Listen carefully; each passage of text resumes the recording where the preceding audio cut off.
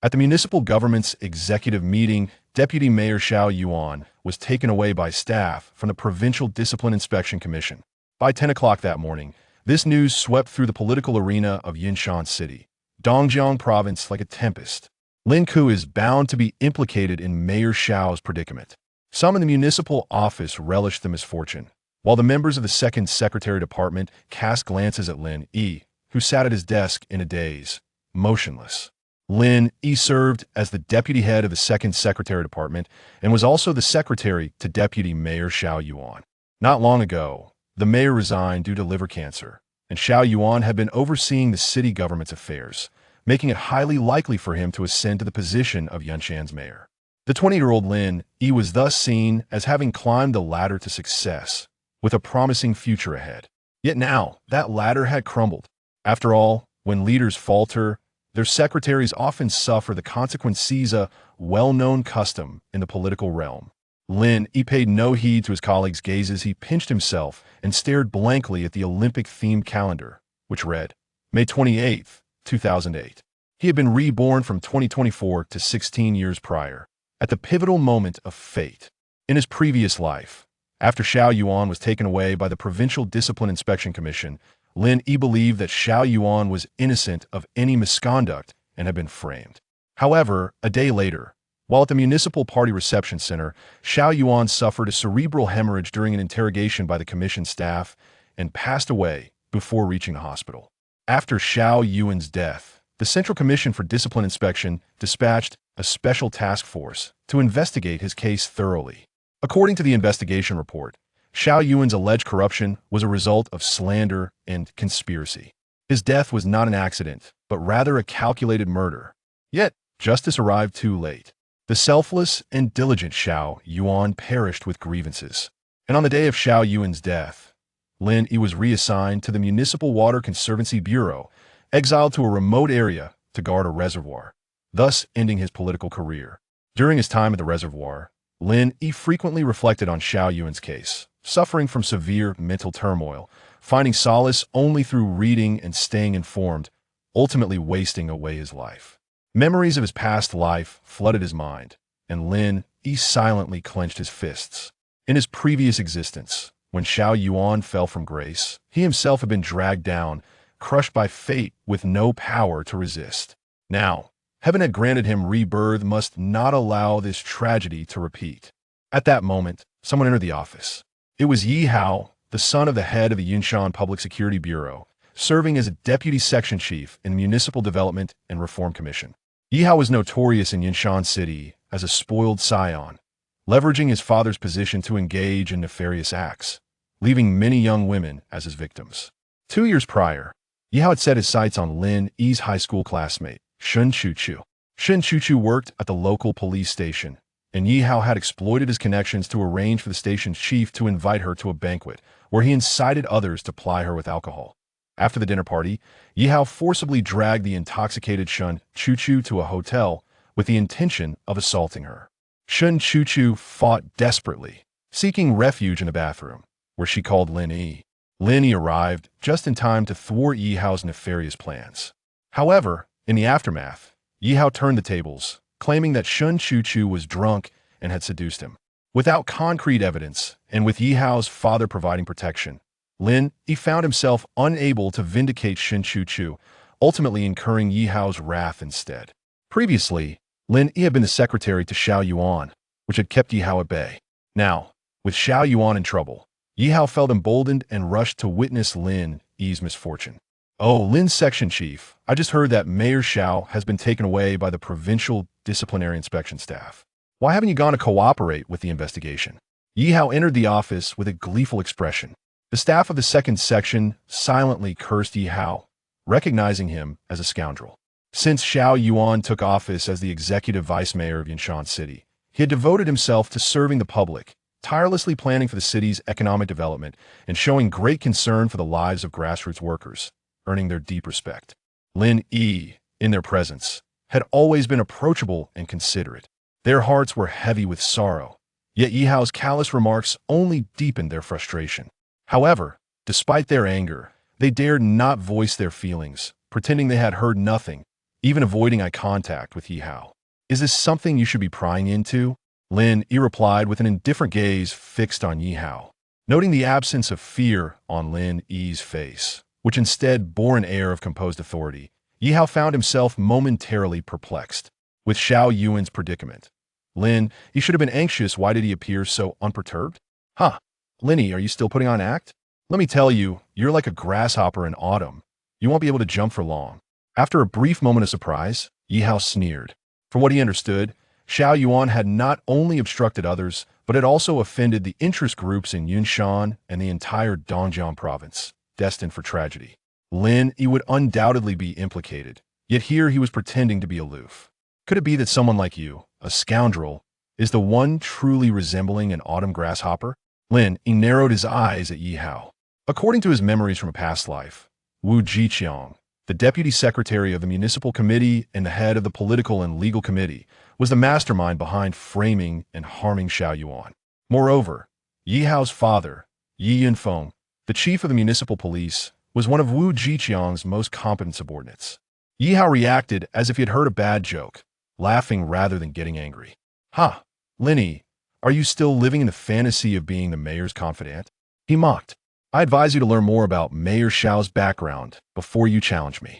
Lin Yi replied coldly. He aimed to create confusion to buy time for rescuing Xiao Yuan. Xiao Yuan possessed a powerful background, though it remained unknown to the public due to special circumstances. After Xiao Yuan's death, the central authority issued a directive. The case of Xiao Yuan would be thoroughly investigated, and no matter who was involved, there would be no leniency. This marked the beginning of the nationwide anti-corruption storm in Dongjiang. Who is the pillar of support for Mayor Xiao? Upon hearing Lin Yi's words once more, both Yi Hao and the personnel from the second secretary's office were taken aback. They instinctively turned their gazes towards Lin Yi, eager to unveil the mystery he had alluded to. However, Lin Yi directed his attention towards the entrance of the office. According to his recollection, the personnel from the Provincial Discipline Inspection Commission were about to arrive. His previous statements served as both a warning to Yi Hao and a message for the officials waiting outside. As Lin Yi's voice faded, Director Wang from the first supervision room of the Municipal Discipline Inspection Commission appeared at the office door, accompanied by two middle-aged men. The trio had overheard Lin Yi's earlier remark, their eyes filled with astonishment and uncertainty as they regarded him. Comrade Lin Yi, these two gentlemen are leaders from the Provincial Discipline Inspection Commission. They wish to discuss certain matters with you. Director Wang was the first to regain his composure, articulating their purpose. One of the Provincial Commission staff members added, Comrade Lin Yi, please accompany us. Understood, leaders, Lin Yi replied with a calm demeanor, then rose to approach the three men. Lin Yi, rest assured I will take care of your girlfriend. As Lin Yi brushed past Yi Hao, the latter snapped back to reality, turning his back to the commission officials, whispering with a sinister grin. After initially being taken aback, Yi Hao believed Lin Yi was merely posturing, attempting to appear formidable. Moreover, even if Lin Yi's claims held truth, Yi Hao doubted that the support behind Xiao Yuan was more formidable than that of the influential figure in the province, the one who called the shots for the Dongjiang gang. Lin Yi halted, casting a cold glare at Yi Hao. Yi Hao, just wait and see. You vermin and traitors will soon face the judgment of party discipline and national law. Yi Hao's smile instantly vanished, as if he had received a public rebuke from Lin Yi. Yet, Lin Yi chose to disregard Yi Hao, not sparing him a single glance. With an air of calm confidence, he strode purposefully towards the provincial commission officials. This scene left Director Wang and the two staff members bewildered. Typically, when leaders face trouble, their secretaries, even those uninvolved, would be gripped with fear, yet Lin Yi appeared remarkably unperturbed. Was it possible that Xiao Yuan indeed possessed profound connections? At that moment, they recalled Lin Yi's earlier words, their minds swirling with questions. Soon, Lin Yi was escorted downstairs by the two officials and entered a business vehicle en route to the municipal party committee's guest house. Once inside, Lin Yi paid no heed to the scrutinizing gazes of the provincial commission staff, instead reflecting on the specific details of the Xiao Yuan case. According to the investigative report from the previous live's Central Commission for Discipline Inspection, during an inspection in Guangming Town, the party secretary, Wu Yong, had sent 2 boxes of local specialties to Xiao Yuan. Initially, Xiao Yuan was reluctant, but he could not resist the enthusiasm of the grassroots personnel and villagers in Guangmingtown.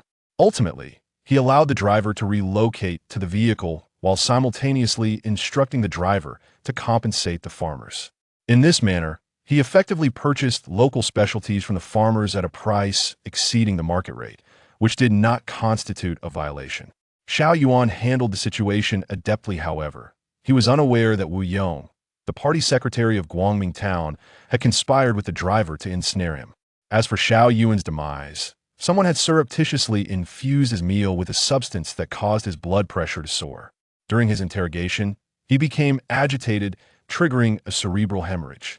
Now, only 24 hours remain since Mayor Xiao's death. I must rescue him first and foremost.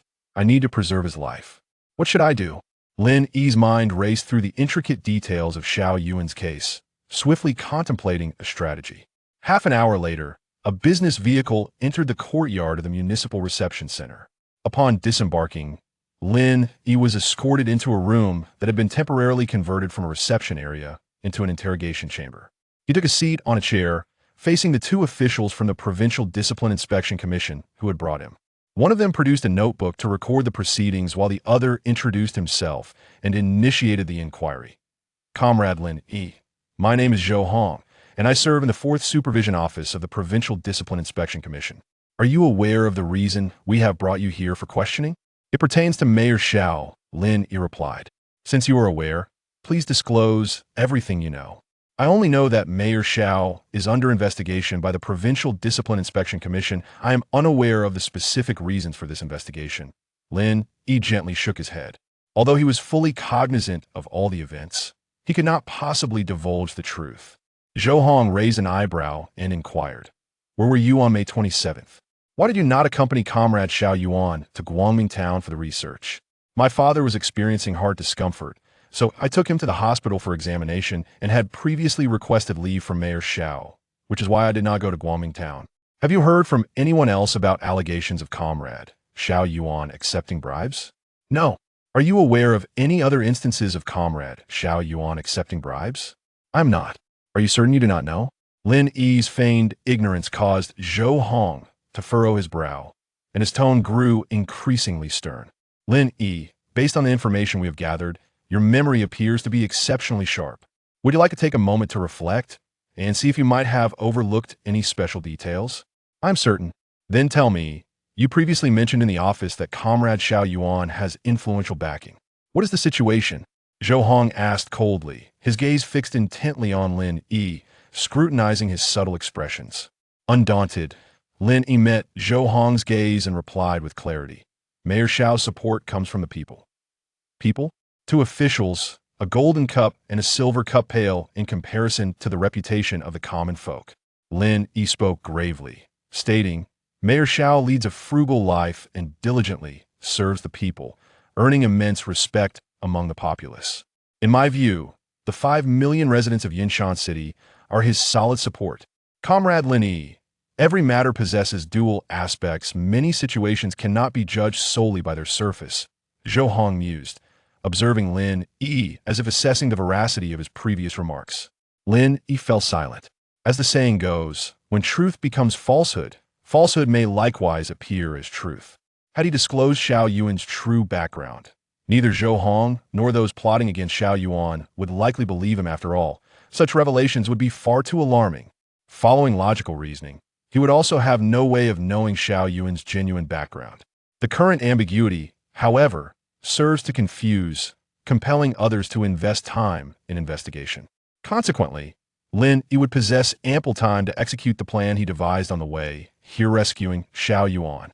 At 3 o'clock in the afternoon, the Provincial Disciplinary Committee's staff concluded their inquiry of Lin Yi. Upon exiting the city committee's guesthouse compound, his phone rang. During the questioning, his mobile had been confiscated by the Provincial Committee staff, and he retrieved it only upon departure. Lin Yi pulled out his phone and was taken aback to see the caller Lu Li. Lu Li was Lin Yi's university classmate, who after graduation worked at the Yunshan City Tax Bureau. After Lin Yi became Xiao Yuan's secretary, Lu Li actively pursued him and became his girlfriend. In his previous life, following the conclusion of the Provincial Committee's inquiry, Lin Yi had also received a call from Lu Li. That was the last conversation he would have with her in that life. On the day Lin Yi was dispatched to the mountains to guard the reservoir, Lu Li sent a text. Lin Yi, you're in the mountains guarding the reservoir while I work at the city tax bureau. We have no bright future together. Let's break up. As these memories surfaced, Lin Yi almost unconsciously pressed the answer button. Lin Yi, I heard that you were taken away by the provincial disciplinary committee for questioning. What's the situation now? Is Mayor Xiao in trouble? Are you implicated? Lu Li's voice quickly emerged from the receiver. This was what she wanted to know, and it was also what her father had instructed her to inquire. Initially, she had no shortage of admirable suitors. Her decision to pursue Lin Yi was prompted by her father's counsel. In her father's words, Xiao Li, our family lacks not in wealth, but in power. You do not comprehend the significance of 34-year-old Xiao Yuan serving as the executive vice mayor. You greatly underestimate Lin Yi's potential.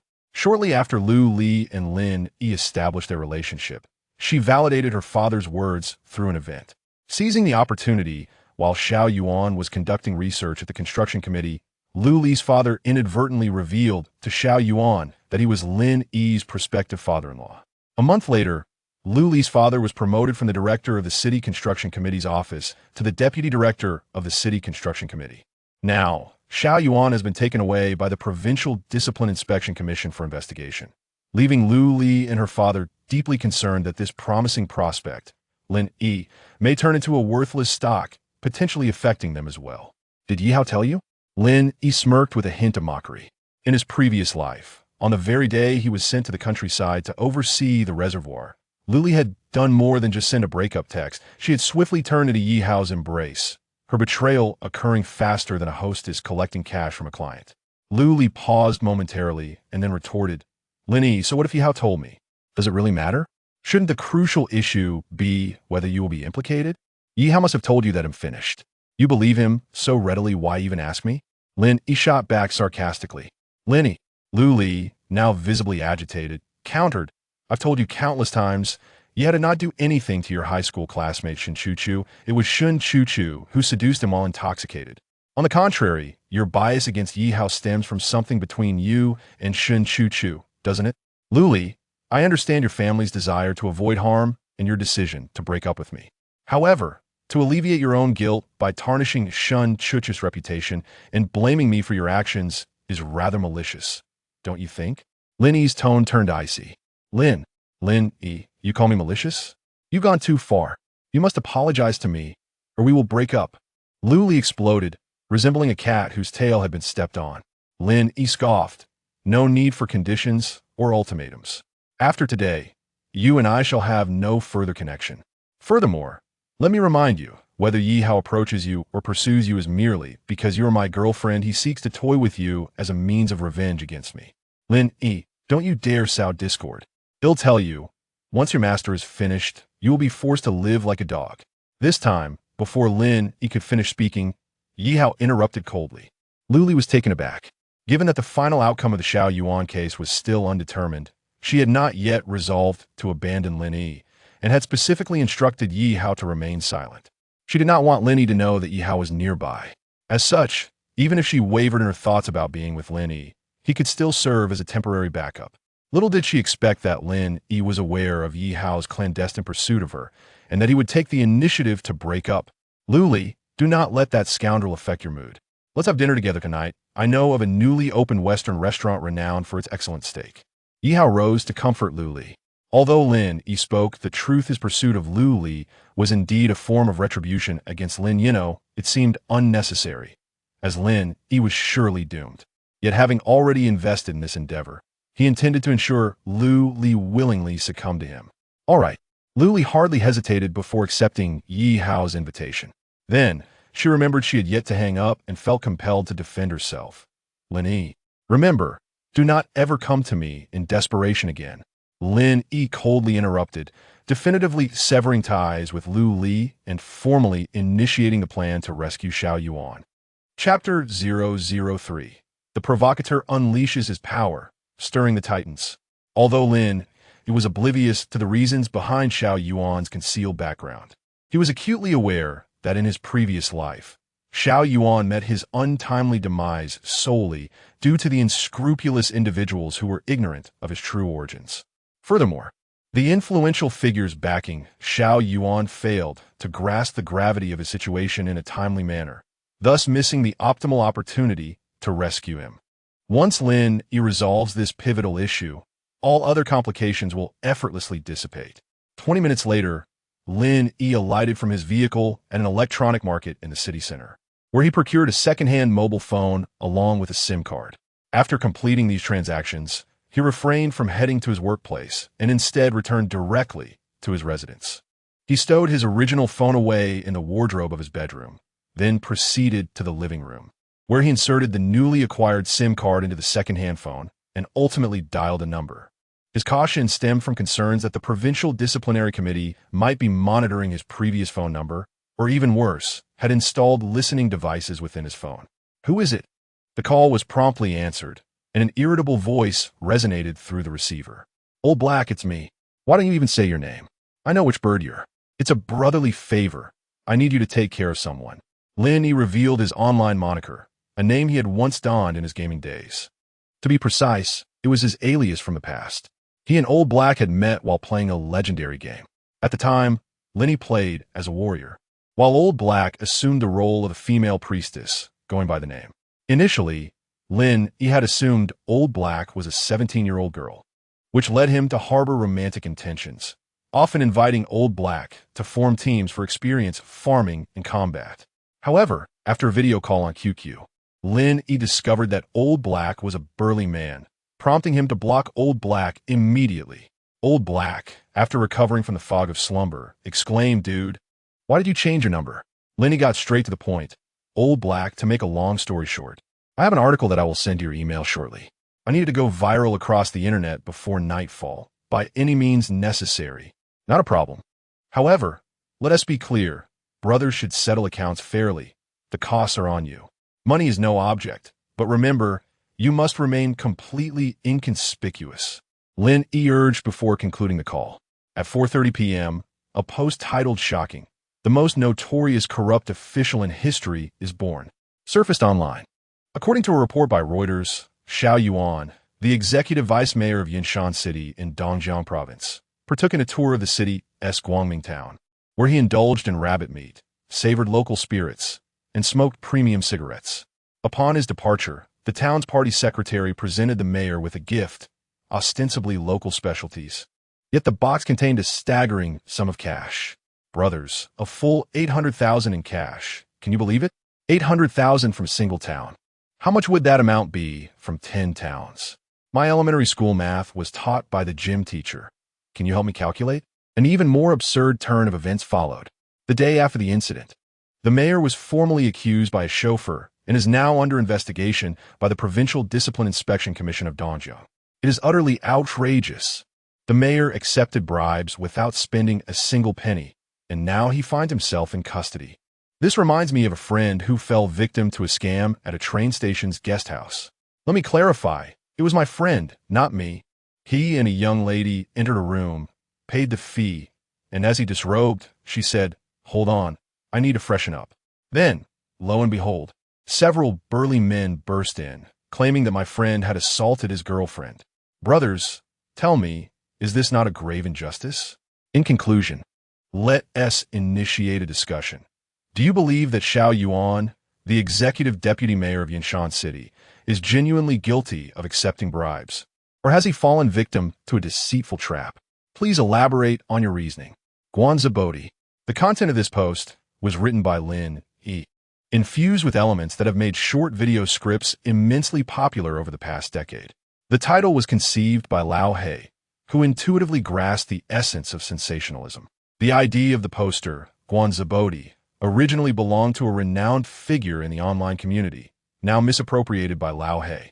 After the post was published, Lin Yi opened his computer, closely monitoring its virality across the internet. By 5 o'clock, merely half an hour had passed, and the post ignited discussions across various online forums and communities like a spark spreading into a wildfire. Even several major portal websites featured related reports. In stark contrast to the unanimous condemnation of corrupt officials on various online forums, Comments on the major portals included defenses for Xiao Yuan, which quickly became trending discussions. I am from Yunshan. I know Mayor Xiao Yuan.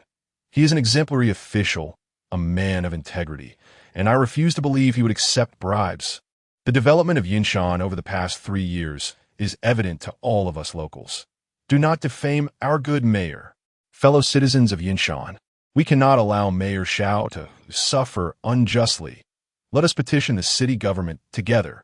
As Lin Yi read these spontaneous comments from the citizens of Yunshan, the image of Xiao Yuan surfaced in his mind. His ability to become Xiao Yuan's secretary stemmed from his keen writing skills and excellent memory. Once, during an inspection, when asked for pertinent data, while others were left dumbfounded, Lin Yi answered promptly and earned Xiao Yuan's admiration.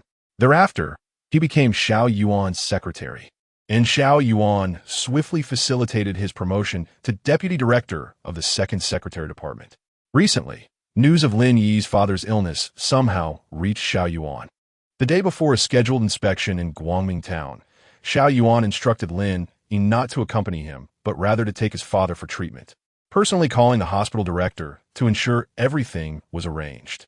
Mayor Xiao, some say that good people do not live long, while the wicked endure for centuries. However, I believe that leaders like you, who are genuinely virtuous, ought to remain safe. Reflecting on Xiao Yuan's kindness towards him, Lin Yi felt a swell of emotion. Yet his resolve only strengthened. He stood up, stepped away from the computer, and walked to the balcony. Outside the window, the sun dipped low in the west, casting shadows as darkness began to envelop the earth. Have you witnessed the influential figure behind Mayor Xiao? Lin Yi stood on the balcony, gazing in the direction of the municipal reception center, murmuring to himself. The Jiangnan Provincial Party Committee building. Secretary, the executive vice mayor of Yunshan City in Dongjiang Province. Xiao Yuan, whom you instructed me to keep an eye on, has encountered a significant incident, which has sparked considerable public discourse online. The secretary handed a report to Su Hongrui, the secretary of the Jiangnan Provincial Committee.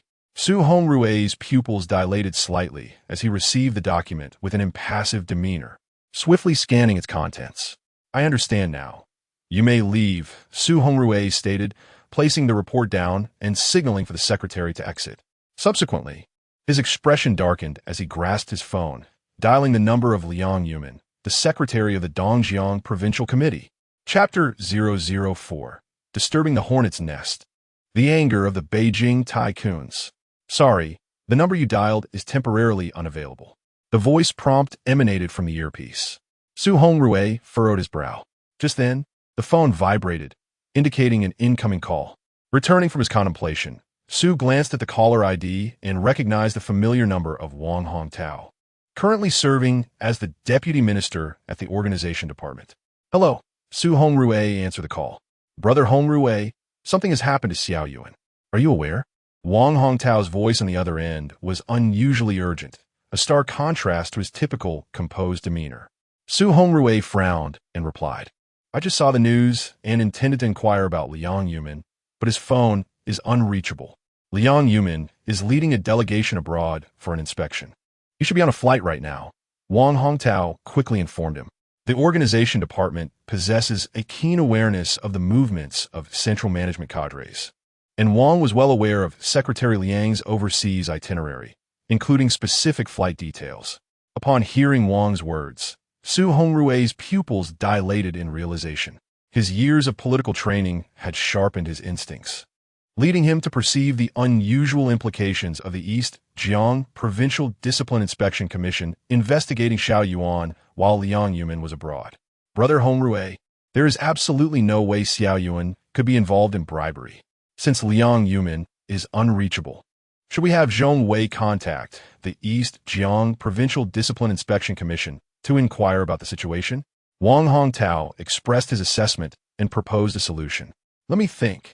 Su Hongrui replied, withholding his opinion and ending the call. Soon, his phone vibrated again. This time, the caller was Zhong Wei, as mentioned by Wang Hongtao. Brother Hongrui, what is the situation regarding Xiao Yuan? The vice secretary of the Central Commission for Discipline Inspection, Zhong Wei, inquired as soon as the call connected. Su Hongrui responded gravely. I just attempted to reach Liang Yumin, but his line is busy. Hong Tao mentioned that Liang is leading a delegation abroad and is currently on a plane. Therefore, I have yet to ascertain the details. Should I reach out to Yin Hai, the secretary of the East Jiang Provincial Discipline Inspection Commission? Zhong Wei suggested proactively. Su Hongrui frowned slightly. Is that appropriate? What is inappropriate about it? Given the significant public discourse surrounding Xiao Yuan's situation online, it is entirely normal for the Central Commission for Discipline Inspection to inquire and gather information. In fact, it would be reasonable for them to supervise the case under the pretext of public opinion. I'm not implying that, Su clarified. Are you concerned about Xiao Yuan's feelings? Yes. Zhong Wei conceded. Xiao Yuan has a strong character. He has always preferred not to rely on us and dislikes our interference in his work. Moreover, if this were a standard investigation, Xiao Yuan would undoubtedly be in the clear. Brother Hongrui, you mentioned it is a standard investigation. What if it is not? Zhong Wei countered. In my view, the East Jiang Provincial Discipline Inspection Commission investigating Xiao Yuan while Liang Yuman is absent is highly unusual. The identity of Xiao Yuan, including Liang Yuman, remains unknown to anyone in the entire Dongjiang province. An elderly lady called. I shall return her call shortly. Wang Hongtao was interrupted mid-sentence by Su Hongrui, who had noticed his mother's incoming call. Swiftly, Su Hongrui ended the call with Wang Hongtao and returned the call to his mother. Hongrui, I have just heard that Xiao Yuan accepted a bribe of 800,000 and has been taken away for investigation by the Dongjiang Provincial Discipline Inspection Commission. Has the situation been clarified? Is he released now? The matriarch of the Su family bombarded him with 3 questions. Mother, I am currently looking into this matter. Su Hongrui attempted to explain, but the elderly lady cut him off angrily, asserting with a resolute tone. You tell Liang Yuman in Dongjiang that if Xiao Yuan suffers injustice due to slander and anything happens to him, he should never set foot in the capital again. Beep. Beep. After delivering her ultimatum, the Su matriarch abruptly hung up the phone. Su Hongrui sighed, but recalling his mother's ominous words, he furrowed his brow and swiftly redialed Zhong Wei. Zhong Wei, the matriarch is furious. Follow your previous advice and personally inquire with the Dongjiang Provincial Discipline Inspection Commission to ascertain the facts. Brother Hongrui, since the matriarch is already angry, merely asking might not suffice. I must lead a team down there. Zhong Wei decisively responded, his demeanor chilling. Are they daring to bully my nephew? Have they consulted our families? Su Hongrui refrained from further comments. After concluding his call with Zhong Wei, he received 2 more calls, both inquiring about Xiao Yuan's situation. A recent post online had stirred up a hornet's nest, inciting the ire of all those concerned for Xiao Yuan. Meanwhile, Zhong Wei, the deputy secretary of the Central Commission for Discipline Inspection, immediately contacted Yin Hai, the secretary of the Dongjiang Provincial Discipline Inspection Commission, after finishing his call with Su Hongrui. Hello, Secretary Zhong.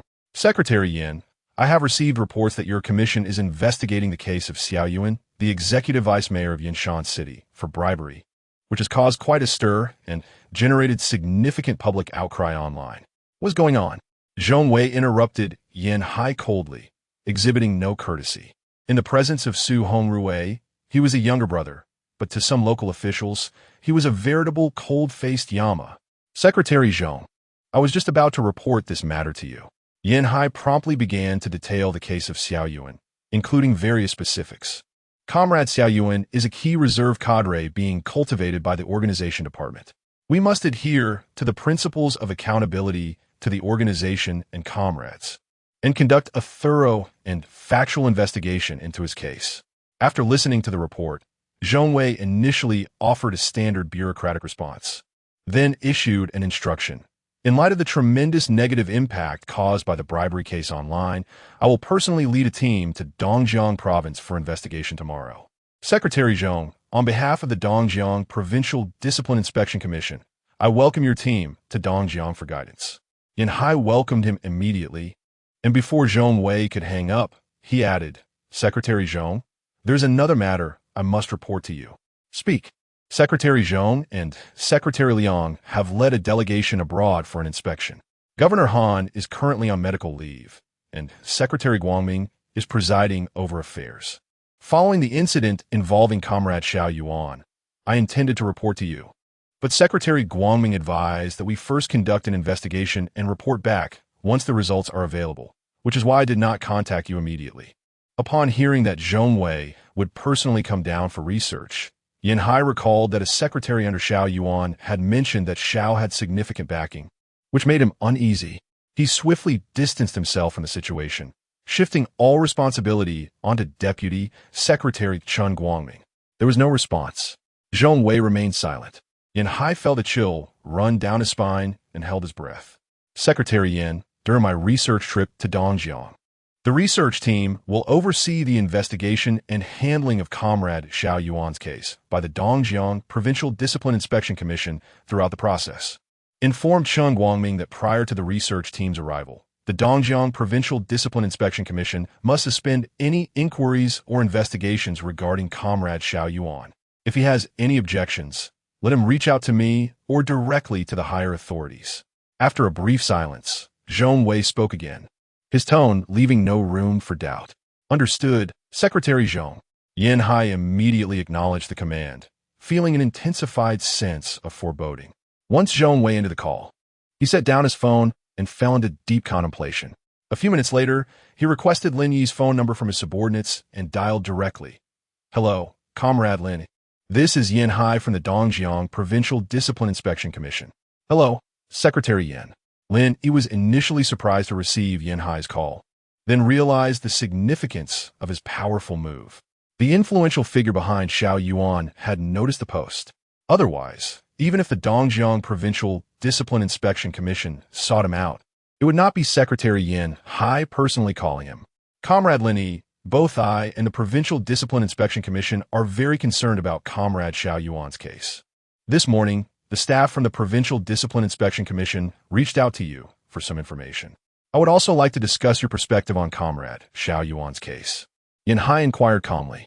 Lin Yi replied with conviction, Secretary Yin, I was not in Guangming town that day, so I am not clear on specifics.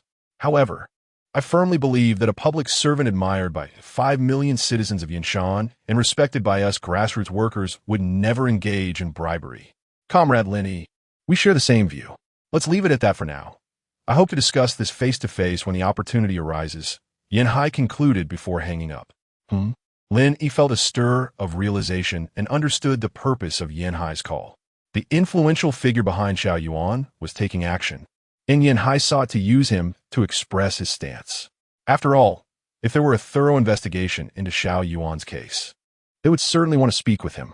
With this thought racing through his mind, Lin Yi felt a surge of triumph and murmured to himself, now, even if you had 10 times the audacity, would you still dare to touch Mayor Xiao? Chapter 005, Get Out. Lin Yi was convinced that since the Provincial Discipline Inspection Secretary, Yin Hai had already acquired some information and was anxious enough to call him. Those who intended to take action against Xiao Yuan were undoubtedly terrified. In the Yunshan Municipal Committee, the Deputy Secretary and Secretary of the Political and Legal Affairs Committee, Wu Jiqiang, had just learned that a research team from the Central Commission for Discipline Inspection was coming to Dongjiang and would oversee the investigation and handling of Xiao Yuan's case by the Dongjiang Provincial Discipline Inspection Commission. He felt a shiver run down his spine. Knock, knock, at that moment. A knock on the office door interrupted his thoughts. Wu Jiqiang composed himself. Come in. A young woman entered, closing the door behind her. She greeted Wu Jiqiang, but refrained from using his title or any formal address.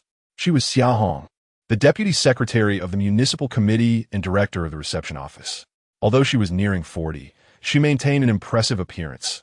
Her skin was supple and smooth, her figure curvaceous, and she had a flair for fashion.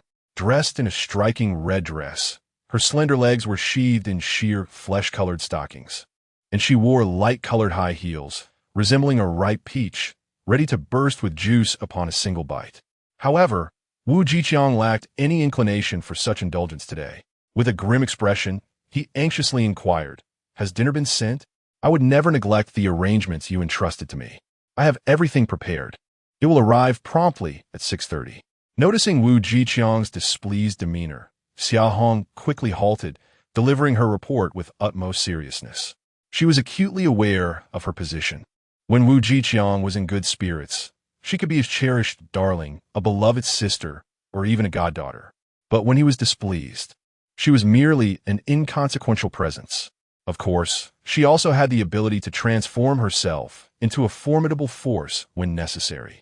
Upon hearing Xia Hong's words, Wu Jiqiang glanced at his watch, realizing it was only just 6 o'clock, and he let out a long sigh of relief. He instructed, "Cancel the dinner. Do not inquire further, just execute it." "Understood, Secretary Jiqiang." Xia Hong promptly acknowledged the command and exited the office, her earlier charming smile replaced by an unmistakable expression of panic. For Wu Jiqiang, the dinner in question was a special meal prepared for Xiao Yuan at the Municipal Committee's guest house. His abrupt decision to cancel the special dinner signified a change in plans. Seeing Xia Hong leave, Wu Jiqiang immediately dialed the phone number of Yi Yinfeng, the director of the Municipal Public Security Bureau. "Yi Yinfeng, what are you doing? Why hasn't that online post been deleted in a timely manner?" "Secretary Jiqiang, by the time we discovered that post, it had already spread widely.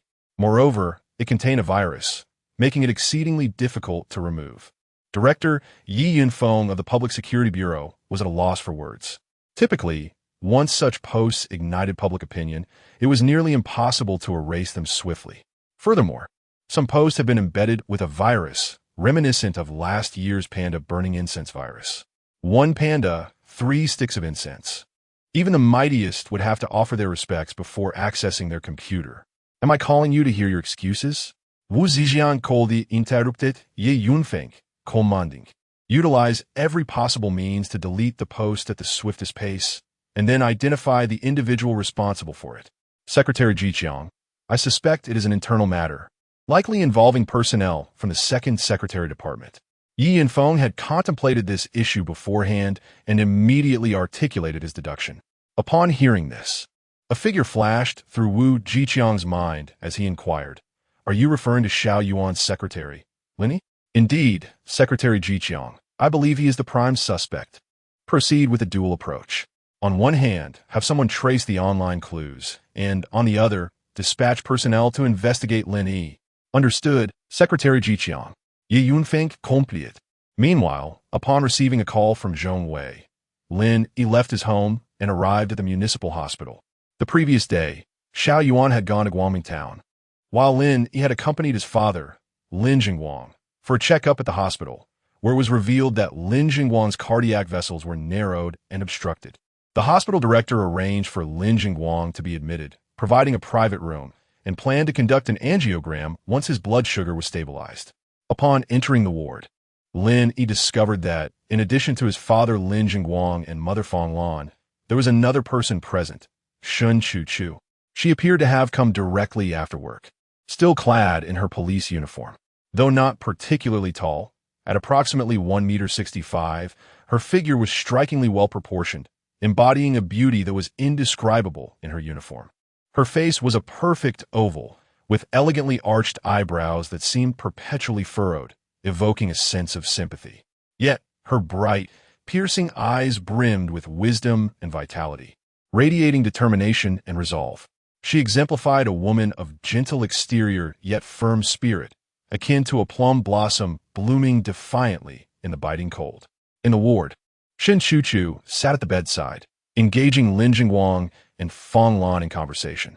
Upon Lin Yi's entrance, the trio ceased their chatter. Shen Chuchu stood up with a hint of tension, fixating her gaze on Lin Yi as if attempting to discern something from his demeanor. "Father, mother." Lin Yi greeted Lin Jingguang and Fong Lan before turning to the visibly anxious Shen Chuchu, asking, "Chuchu, what brings you here?" "Chuchu has been visiting daily to chat with your father and me." While Luli has been notably absent, Fong Lan interjected before Shen Chuchu could respond. Although Lu Li was Lin Yi's girlfriend, Fong Lan harbored a poor impression of her, deeming Lu Li overly materialistic and unsuitable for marriage. Conversely, Shen Chuchu's gentle, kind, and virtuous nature made her the ideal daughter-in-law in Fong Lan's eyes. I always ask Annie beforehand, and knowing Lu Li is not here, I decided to come," Shen Chuchu explained softly, her head bowed like a child caught in wrongdoing.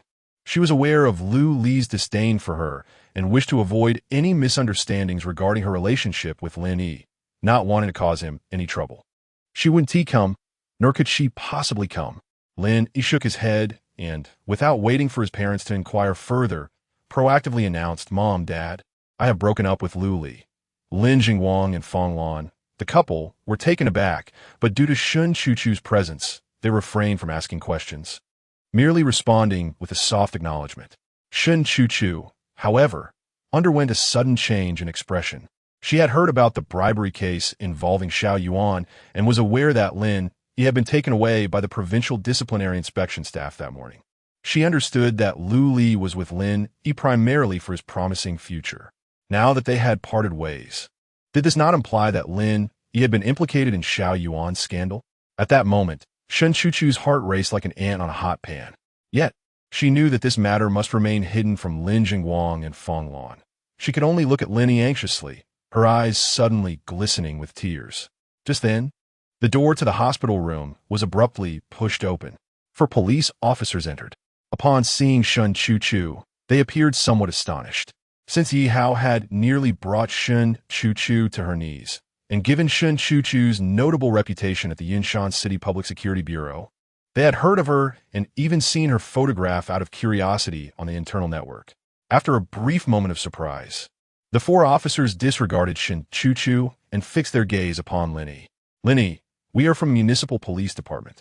Someone has been maliciously spreading rumors online regarding the bribery case of Deputy Mayor Xiao Yuan, and we require your cooperation in our investigation," the leading officer declared, introducing himself coldly. In the past, even if he were aware of the conflict between Lin Yi and Yi Hao, or if he were acting under the orders of Director Yi Yanfeng, he would not have dared to be so insolent in front of Lin Yi. However, times had changed.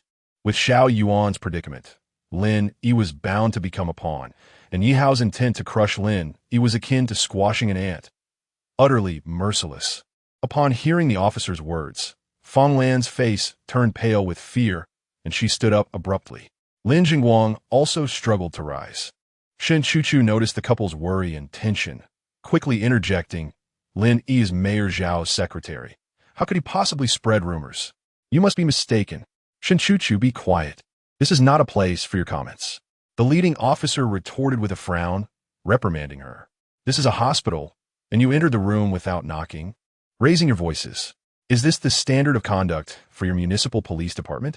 Lin Yi furrowed his brow, speaking coldly. "Moreover, do you possess any relevant documentation to request my cooperation in this investigation?"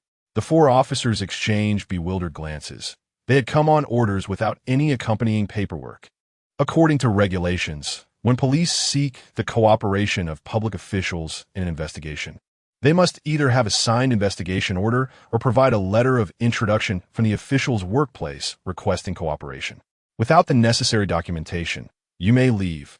Lin Yi's gaze swept over the 4 officers, his voice icy.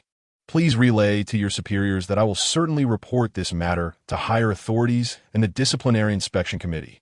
Despite being reduced to a mere pawn, how could Lin Yi still project such confidence? Was the fate of Mayor Zhao's scandal still not sealed? Confronted by Lin Yi's assertive demeanor, the 4 police officers were momentarily taken aback, their minds suddenly beset by a sense of unease. Chapter 006. The slap came too quickly. Due to the absence of relevant paperwork and Lin Yi's assertive demeanor, the 4 policemen exchanged glances and left in defeat. Lin Zhengung, Fang Lan, and Shun Chuchu watched Lin with expressions of deep concern. "Father, Mother Chuchu, please do not worry. I am perfectly fine," Lin Yi reassured them, sensing their anxiety without waiting for their inquiries. Fang Lan, still feeling uneasy, asked Xiao Yi, "Are you truly all right? Why do you still question him when he has declared he is fine?" Lin Jingwang interjected with a glare at Fang Lan. He had faith in Lin Yi. If, by any chance, Lin Yi were indeed in trouble, their worry would not provide any assistance. "Mother, I assure you, I am really fine." Lin Yi smiled gently, then turned to Shun Chuchu, saying, "Chuchu, thank you for accompanying my parents these past few days." "It is nothing to be thankful for." Shun Chuchu instinctively shook her head, appearing hesitant to speak further. "Chuchu, it is getting late. You should return to rest. Allow me to see you out," Lin Yi suggested, aware of Shun Chuchu's concern for him and wanting to speak with her privately. Okay.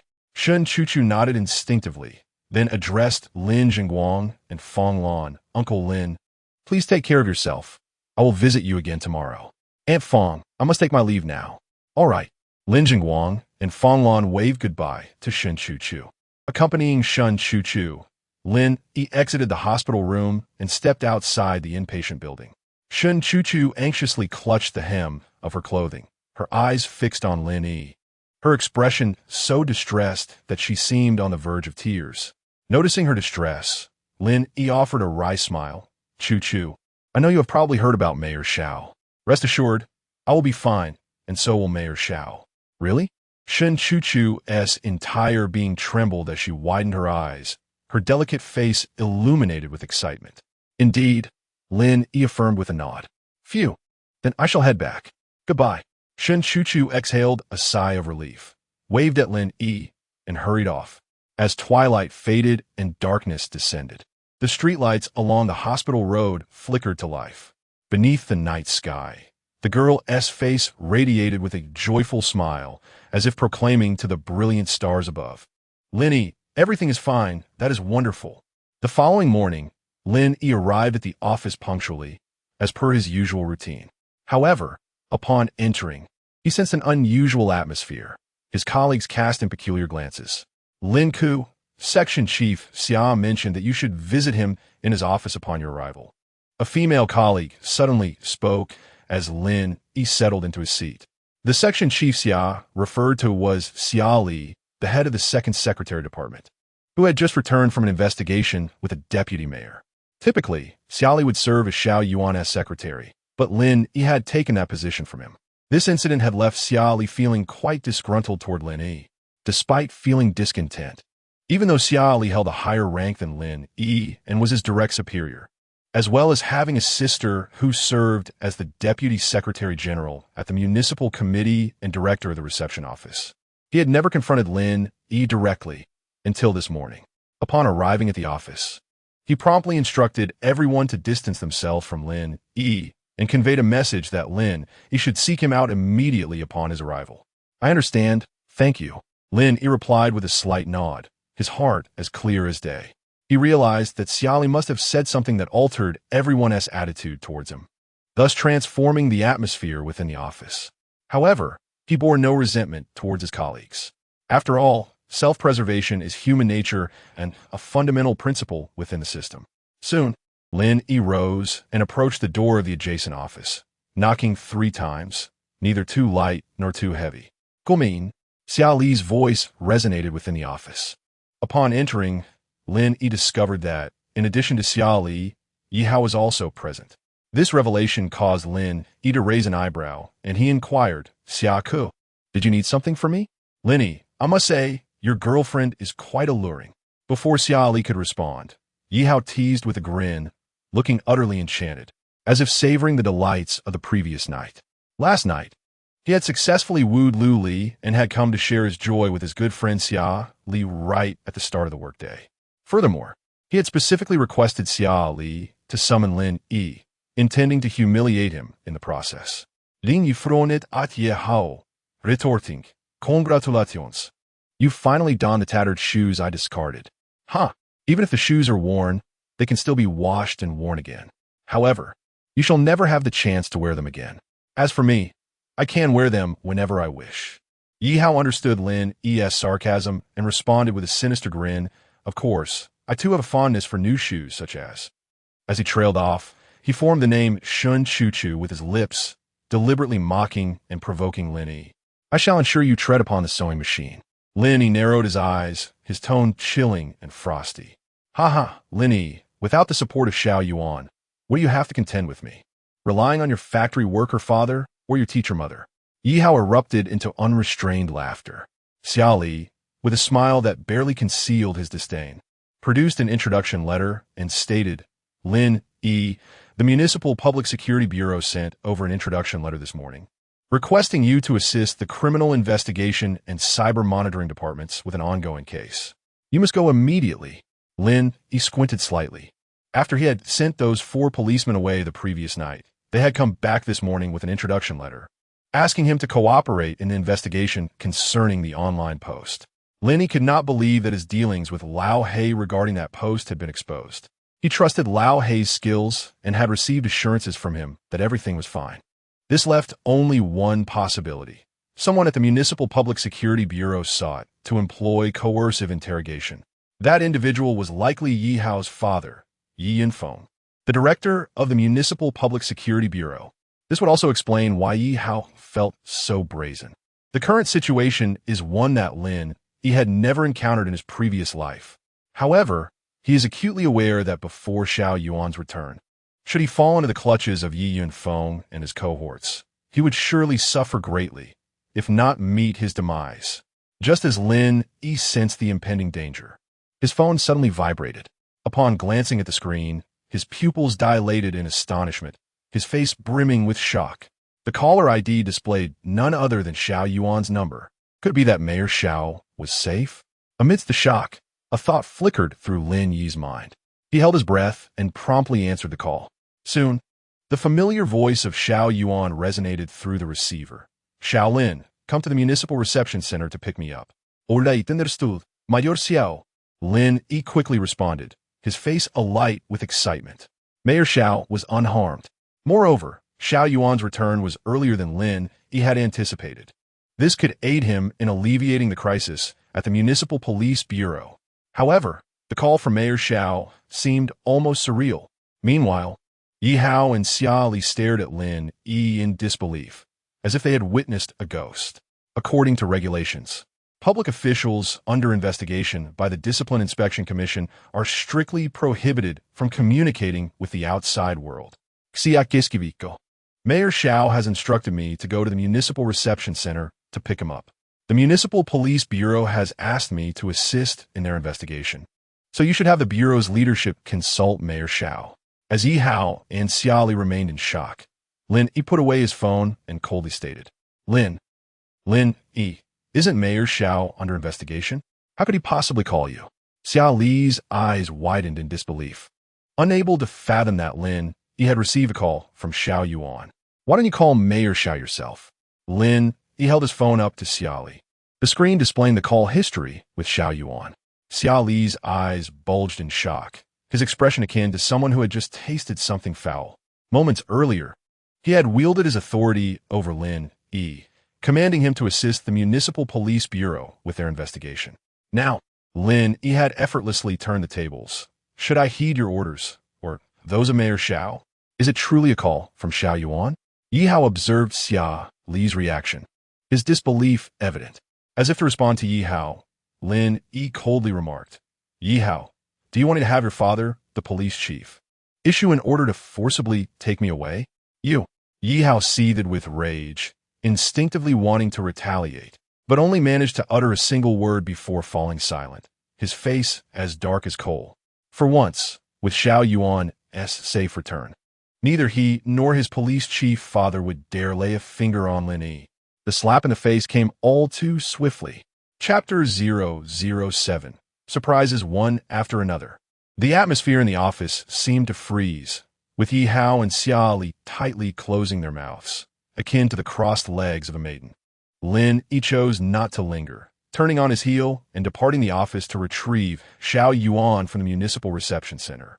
Half an hour later, Lin Yi arrived at the reception center in a Passat bearing the license plate Yunshan No. 4, instructing the driver to await his return while he ascended the stairs alone. Upon reaching the suite at the reception center, he found the door ajar, revealing Xiao Yuan engaged in conversation with a woman in the living room. Xiao Yuan, wearing a pair of glasses, appeared rosy-cheeked and in good spirits, exuding an air of scholarly elegance. Upon seeing Xiao Yuan, Lin Yi let out a long sigh of relief, his heart racing with excitement. According to the timeline of his previous life, Xiao Yuan had already been drugged at this juncture and would soon suffer a cerebral hemorrhage, departing this world within hours. Moreover, Lin Yi was to be reassigned to the Municipal Water Conservancy Bureau in a remote area to oversee a reservoir that afternoon. Now, everything had changed. Lin Yi had altered the course of events, setting the wheels of his own destiny in motion. Xiao Lin, come in, Xiao Yuan called out, smiling and gesturing for him to enter. Lin Ku has arrived, he continued, as the woman accompanying Xiao Yuan also stood to greet him. Xiao, Deputy Secretary of the Municipal Committee and Director of the Reception Office, she introduced herself, dressed in a striking red dress paired with light-colored high heels. Her face adorned with exquisite makeup, radiating a captivating charm. Mayor Xiao, Director Xia, Lin Yi regained his composure and politely greeted them as he stepped into the room. Mayor Xiao, please continue your discussion with Lin Ku. I shall wait downstairs, Xia Hong said with a smile, casting a gaze at Xiao Yuan that conveyed both respect and admiration. Thank you for your hard work, Director Xia. Xiao Yuan nodded slightly in acknowledgement. Xia Hong offered Lin Yi a subtle smile before elegantly swaying her hips and striding out. Upon reaching the door, she paused to thoughtfully close it behind Lin Yi and Xiao Yuan. What a masterful performance. Witnessing this scene, Lin Yi could not help but scoff inwardly. In his previous life, following Xiao Yuan's death, Xia Hong was the first individual taken away by the Central Commission for Discipline Inspection. She had orchestrated the staff at the Municipal Reception Center to poison Xiao Yuan's meals, making her one of the principal culprits behind his demise. Mayor Xiao, are you all right? Lin Yi inquired after hearing the retreating footsteps of Xia Hong and the door click shut. Xiao Yuan gently shook his head. I am fine. Last night, Wu Yong, the party secretary of Guangming Town, and his driver turned themselves into the Municipal Discipline Inspection Commission, confessing to falsely accusing me of bribery. The organization has concluded its investigation into me. Has the scent of danger prompted them to sacrifice a pawn? Lin Yi pondered. Xiao Lin, are you aware of the online post concerning me? Just as Lin Yi was lost in thought, Xiao Yuan suddenly posed the question. After the Provincial Discipline Inspection Commission concluded its investigation, Xiao Yuan had reclaimed his mobile phone and received a call from Zhong Wei, the Deputy Secretary of the Central Commission for Discipline Inspection, learning of some underlying truths. Had it not been for Zhong Wei personally contacting Yanhai, the Secretary of the Discipline Inspection Commission of Dongjiang Province, expressing his intention to lead a team for an investigative visit regarding his case, the investigation by the Provincial Commission would not have concluded so swiftly. Both Zhong Wei and other senior officials became aware of his predicament solely due to a post that had gone viral online. Mayor Xiao, I was the one who arranged for that post to be published. Lin Yi interjected. You arranged for its publication? Xiao Yuan was momentarily taken aback, then sighed deeply. Xiao Lin, from a personal standpoint, I am immensely grateful for all that you have done for me. However, from a broader perspective, your actions were misguided. This post will undoubtedly cast a negative shadow on the political landscape and urban image of Yunshan. Mayor Xiao, the situation was urgent. Lin Yi began to explain. Yet, before he could finish, Xiao Yuan interrupted. Xiao Lin, you must trust that I would never accept bribes and believe that the organization would not wrongfully accuse me. Mayor Xiao, I have faith in the organization. Initially, I intended to await the results of your investigation in silence. But a particular matter has compelled me to change my mind. Lin Yi inhaled deeply, resolved to reveal the harsh truth to Xiao Yuan. What matter? Xiao Yuan inquired. I have received information that staff members at the Municipal Party Committee's guest house planned to drug you during your dinner last night. Lin Yi articulated each word with clarity. Upon hearing Lin Yi's statement, Xiao Yuan was struck silent for several seconds, taken aback by the sudden revelation. Xiao Lin, where did you hear this? Are you certain? Xiao Yuan regained his composure, his expression turning gravely serious. He was dedicated to serving the public and considering the greater good. Yet he was well versed in the intricacies of power struggles. Otherwise, he would not have attained the position of executive vice mayor of a prefecture-level city at the age of 34. He understood who was framing him and recognized their motives. Yet he could scarcely believe that someone would dare to recklessly violate established protocols and tread upon political taboos. Mayor Xiao, I am certain. That individual is Su Xiulian from the Municipal Party Committee's guest house, Lin Yi affirmed, even specifying the name. According to his recollections from a previous life, the day Summer Hong was taken for investigation by the Central Commission for Discipline Inspection, Su Xiulian had voluntarily confessed. Su Xiulian was a contractual worker at the guest house, lacking formal employment status, and her salary was considerably inferior to that of her officially employed colleagues. In her quest for formalization, Su Xiulian chose to take a risk. Aiding Summer Hong, by introducing a substance that would spike Xiao Yuan's blood pressure during his dinner. Xiao Yuan fell silent once more. He understood Lin Yi well enough to know that he would never speak lightly of such matters. He also trusted Lin Yi, both on a personal level and from a standpoint of vested interests. Lin Yi had no reason to deceive him. Moreover, the truth of such a situation could be easily verified. I apologize, Xiao Lin. I misjudged you. After a moment of silence, Xiao Yuan stood and offered his apology. Initially, he believed Lin Yi's arrangement of that post was superfluous, but now it seemed nothing less than a timely aid amidst adversity. Had it not been for Lin Yi's post that drew the attention of the elders behind him, intervening in his case, he might have been in grave danger. Lin Yi quickly shook his head and replied, Mayor Xiao, you exaggerate. Thank you, Xiao Lin. Xiao Yuan stepped forward and firmly patted Lin Yi on the shoulder, expressing his gratitude once more. However, this time, the gratitude bore significance entirely distinct from the previous one. Lin Yi had saved his life. Mayor Xiao, it is my duty. You are an exemplary leader and a commendable public servant. The development plan you propose for Yunshan and your new vision for progress will benefit the 5 million citizens of Yunshan. If anything were to happen to you, it would not only be a loss for the people of Yunshan, but also for the entire Dongjiang region, Lin Yi declared with unwavering determination. In previous years, Yunshan's pillar industries were coal mining and its associated supply chains. In 2007, during the global commodities super bull market, Yunshan thrived, witnessing remarkable GDP growth. However, after the mayor of Yunshan was diagnosed with liver cancer and Xiao Yuan temporarily took over the municipal government, he perceived that the small private coal mines in Yunshan operated unsafely, leading to frequent accidents and causing severe ecological damage. Thus, he proposed their closure. Concurrently, he argued that the commodity market was merely a fleeting phenomenon and unsustainable, necessitating an economic transformation for Yunshan. Initially, Lin Yi suspected that someone was attempting to usurp the mayoral position, orchestrating a plot against him. However, it became evident that he had disturbed the interests of an entire faction in Yunshan. Under Lin Yi's subtle hint, Xiao Yuan quickly clarified his thoughts and discerned the truth of the matter, his expression turning notably grave. Mayor Xiao, it is not merely Yunshan. You have offended the entire interest group of Dongjiang province. This thought crossed Lin Yi's mind, yet he refrained from voicing it. Logically, Lin Yi should have had no knowledge of such intricacies.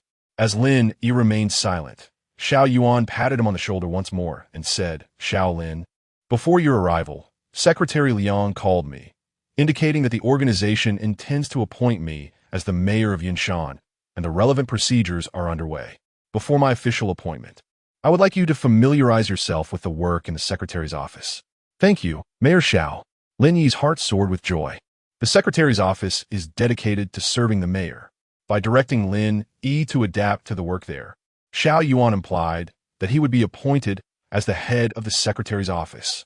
At the age of 28, being the chief secretary to the mayor is an unparalleled advancement, even within the entirety of Dongjiang province. This was a stark contrast to Lin Yi's experiences in his previous life. However, just as Lin Yi felt overwhelmed by the swift arrival of happiness, Xiao Yuan astonished him once more, stating, Xiao Lin, from now on, you shall be my sworn brother. In non-official settings, there's no need to address me by my title. Simply call me brother. It feels more affectionate. Lin Yi stared blankly at Xiao Yuan, his mind buzzing. Being Xiao Yuan's sworn brother is a title far more illustrious than that of chief secretary. He was utterly dazed by the succession of delightful surprises. Chapter 008, Mayor Xiao returns. As Lin Yi accompanied Xiao Yuan downstairs, Xia Hong, accompanied by the manager of the municipal reception center, had been waiting for some time. Director Xia, there is no need for such formality.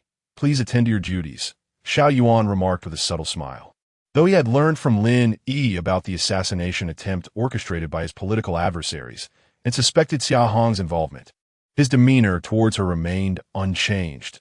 His emotions were perfectly composed. This was an essential skill for anyone within the bureaucracy, and Xiao Yuan had mastered it long ago.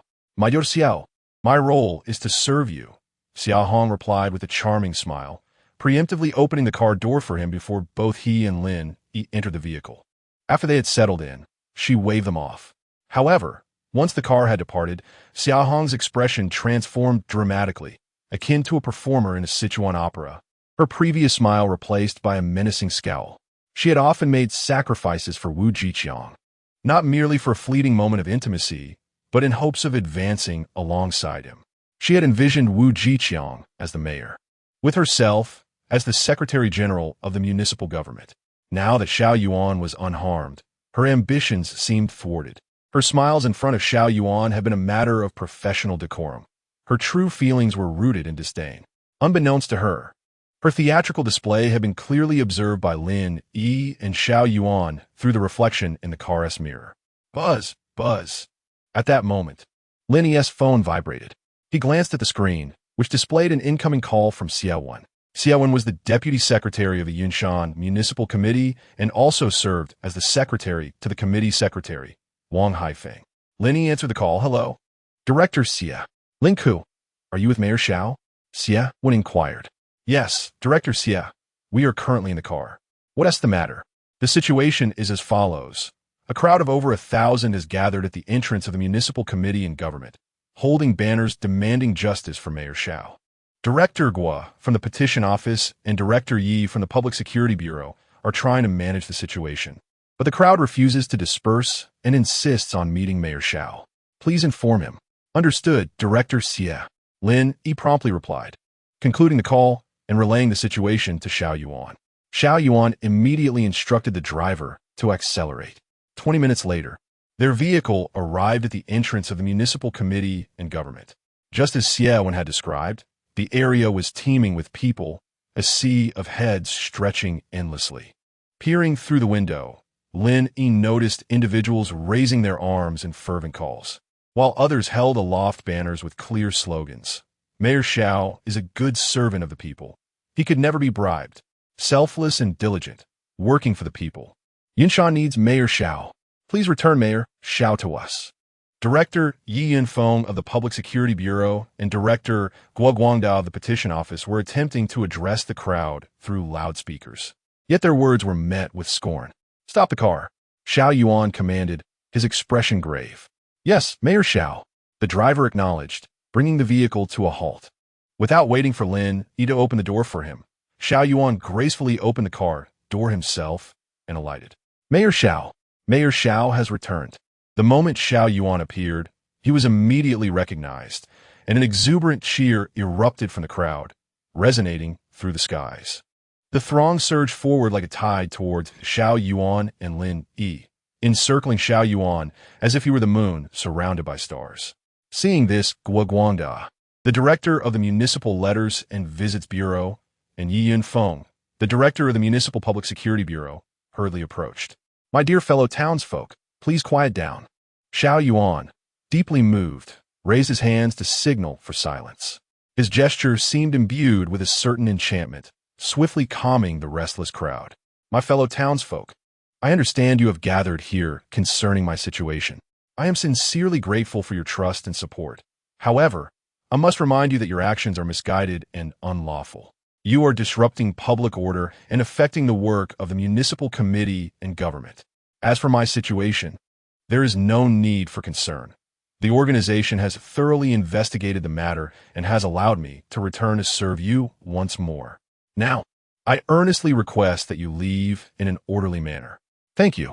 Xiao Yuan's voice was resolute and resonant, ensuring that every individual heard him clearly. After his words, he bowed deeply to the crowd that had come to advocate for him. All right, we shall heed Mayor Zhao's words. Everyone, please disperse. Instantly, some of the crowd responded to Xiao Yuan's call. Gradually, the throng began to disperse, leaving in an orderly fashion.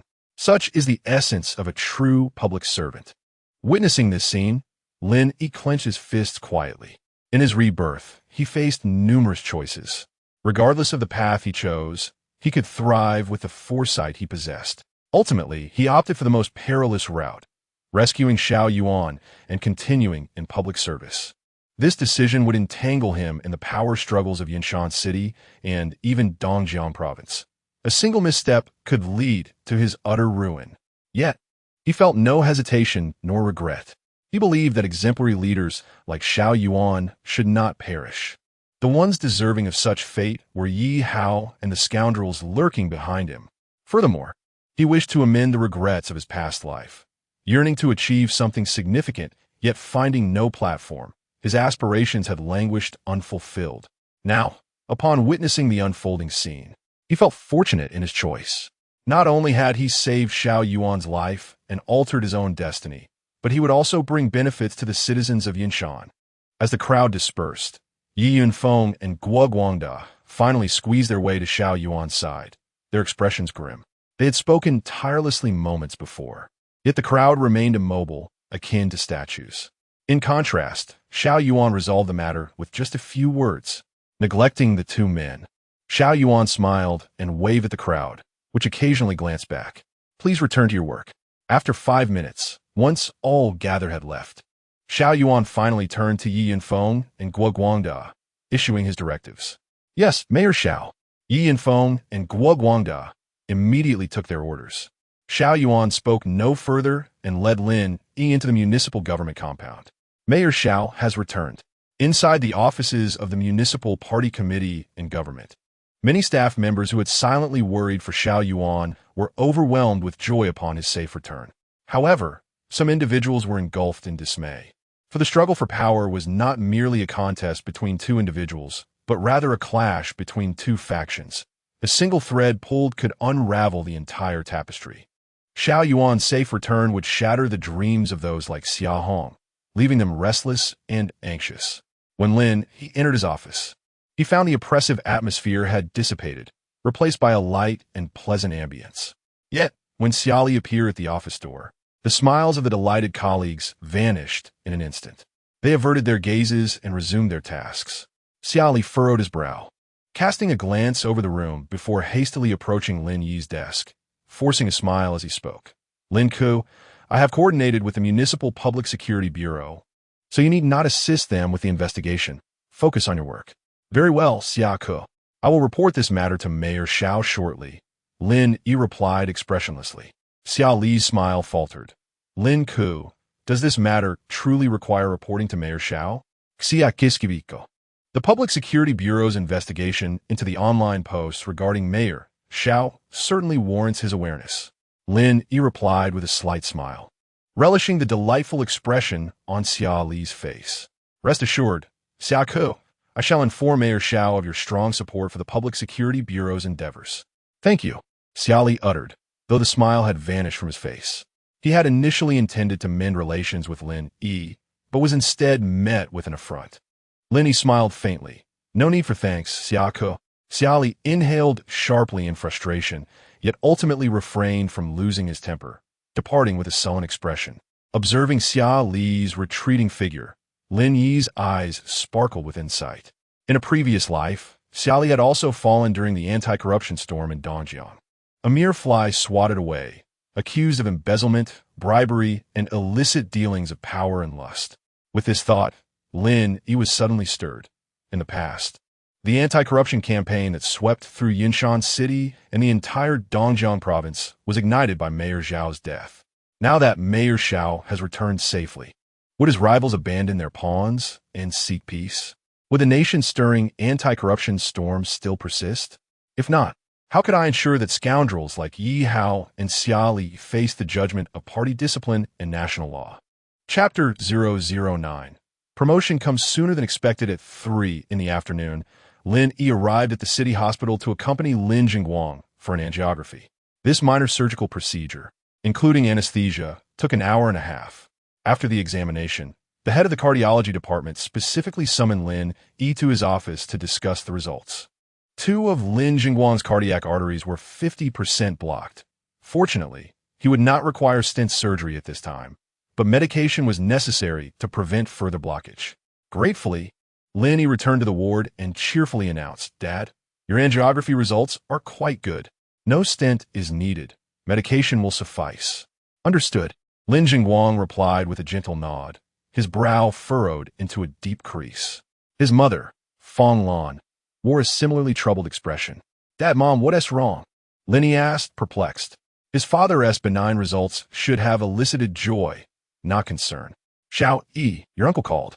He informed me that your superior has been placed under investigation for bribery, and you might be implicated. There is a significant chance you could lose your job or even face imprisonment. Fang Lan's eyes were red with worry as tears slipped down her cheeks. Xiao Yi, please tell us the truth. Is it true that you are implicated? Lin Jingwang also looked at Lin Yi with deep concern. Lin Yi suddenly realized the gravity of the situation. His uncle, Fang Li, served as the deputy director at the hospital in Qinghe County, a subsidiary of Yunshan City, and had heard some rumors before informing his mother. Just then, as Lin Yi prepared to clarify, his phone vibrated. He pulled it out and saw that it was a call from Zhang Rui, the Secretary General of the city government. Zhang Rui was the chief administrator of the city government and Lin Yi's direct superior. Hello, Secretary General, Lin Yi answered promptly. Xiao Lin, I heard from Mayor Xiao that you are at the hospital. How is your father doing? Zhang Rui inquired warmly, his tone laced with concern. Thank you for your concern. Secretary General, my father has completed the examination. His cardiac arteries have some blockage, but it is not serious.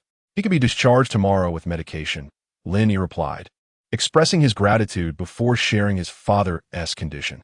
He then proactively asked, Is there anything you need from me, Secretary General? Lin Yi, the office of the city government has convened a meeting and decided to appoint you as the head of the first section of the Secretariat. Congratulations, Zhang Rui announced. Thank you, Secretary General, Lin Yi stammered, momentarily taken aback. Although he had heard about this arrangement from Xiao Yuan that morning, he had not anticipated such a swift confirmation. Xiao Lin, there is no need for thanks. This is a result of your own diligence. Your steady work ethic and calm demeanor in challenging situations have not gone unnoticed by the leadership, Zhang Rui remarked with a smile. However, as the head of the first section, you will still need to continue assisting Mayor Xiao, which will increase your responsibilities. You must work even harder.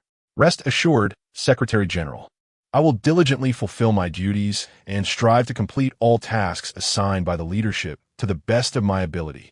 Very well, then. Please extend my regards to your father and wish him a swift recovery. Thank you, Secretary General. Lin Yi expressed his gratitude once more before concluding the call. Xiao Yi, have you been promoted to section chief? Fang Lan inquired eagerly upon seeing Lin Yi set down his phone. Lin Jingwang also sat up, brimming with excitement. They had both gathered the gist of the conversation. Yes, just now. The Secretary General of the municipal government called to inform me that I am to be elevated to the position of section chief in the Secretariat, concurrently serving as secretary to Mayor Xiao, Lin Yi affirmed with a nod. He had initially intended to explain the situation regarding Xiao Yuan to his parents, and Zhang Rui's call had fortuitously alleviated their concerns. My little Yi is truly remarkable. Fang Lan quivered with excitement. Just moments ago, she had been anxious over Lin Yi's safety due to Fang Li's remarks, but in the blink of an eye, not only was Lin Yi unharmed, he was also being promoted to section chief. How could she not be ecstatic? Lin Jingwang was hardly less affected. The corners of his mouth curled slightly, a sensation more difficult to suppress than the weight of an AK-47. Nevertheless, he endeavored to maintain the composure befitting a father, stating earnestly, Xiao Yi, this promotion is indeed a commendable achievement worthy of celebration. However, with this new role comes greater responsibility. You must exert even more effort. Understood, Dad. Lin Yi replied with a smile. As a railway worker, his father, like many of his generation, possessed limited formal education, yet he upheld principles, a moral compass, and a strong sense of duty, often employing a stern approach to parenting. Such fathers typically offered more admonition than encouragement, fearing that their children might become arrogant. But when in the company of colleagues or relatives, they would proudly proclaim, my son, daughter, Mom, Dad, although my promotion has been approved by the committee, it is yet to be formally announced. There will be a public notice in the coming days. According to personnel regulations, this information must remain confidential. Therefore, you must keep it a secret. Otherwise, it could trouble the Secretary General and adversely affect my promotion. Lin Yi emphasized with urgency. All right. Okay. Lin Jingwang and Fang Lan had already concocted plans to boast to their colleagues, but upon hearing Lin Yi's words, they felt a sudden jolt of realization and nodded vigorously. Then, Fong Lan recalled something and asked, Xiao Yi, did Luli break up with you because your leader was in trouble? Did she believe you would be implicated? Mom, that's all in the past, Lin Yi replied. If Luli were to learn that not only has Xiao Yi remained unscathed, but has also been promoted to section chief, she would undoubtedly be filled with regret. Lin Jingwang scoffed coldly. He bore no concern for Luli, who had not even shown her face during his hospitalization. However, he harbored resentment towards Luli for her decision to end their relationship immediately after Xiao Yuan's predicament. At the West Bank restaurant, a newly opened establishment in Yunshan, business was thriving. In 2008, following China's entry into the World Trade Organization, the economy soared, and many began to seek out Western lifestyles and cultures. Fast food chains such as KFC, Daiko's, Pizza Hut, alongside cafes and Western restaurants, became symbols of this trend. Following their rendezvous the previous afternoon, Luli and Yi Hao met again at the West Bank restaurant for lunch. Luli left work an hour early, arriving at their booth in anticipation of Yi Hao. However, Yi Hao arrived late and appeared quite unwell. Has the investigation result of Mayor Zhao's case been released? Just as Yi Hao settled into his seat, Luli eagerly inquired. She had yet to inform her parents about her separation from Lin Yi and her subsequent embrace of Yi Hao, for she understood that her father, Lu Guoquan, would remain steadfast in his hopes for Lin Yi. Her plan was to introduce Yi Hao to her parents only after the conclusion of Xiao Yuan's case, ensuring Lin Yi's certain downfall, believing that by then, her parents would not only refrain from reproaching her, but would commend her foresight. I will wait for one more minute, perhaps the next moment. Before Yi Hao could respond, Lu Li's phone rang. Her device, the trendy Nokia N95, played a ringtone of the song Wait a Minute. It's my father's call. I'll step outside to answer. Lu Li glanced at the caller ID before addressing Yi Hao and then rose to take the call outside. Xiaoli, where are you? Upon answering, Lu Guoquan, deputy director of the construction committee, was the first to inquire. Lu Li hesitated before responding, Dad. I'm dining with friends at the West Bank restaurant. What is the matter? Stop eating and come back quickly. Your mother and I are taking you to the city hospital to visit Lin Yi's father. Lu Guoquan exclaimed excitedly. Just moments ago, he had received a call from the director of the Municipal Construction Committee, who informed him that Lin Yi was about to be promoted to the head of the secretary section, extending his congratulations. Lu Li promptly rejected the idea, Dad. You know Mayor Xiao is in trouble. Lin Yi will undoubtedly be implicated. It's inappropriate for us to visit his father right now.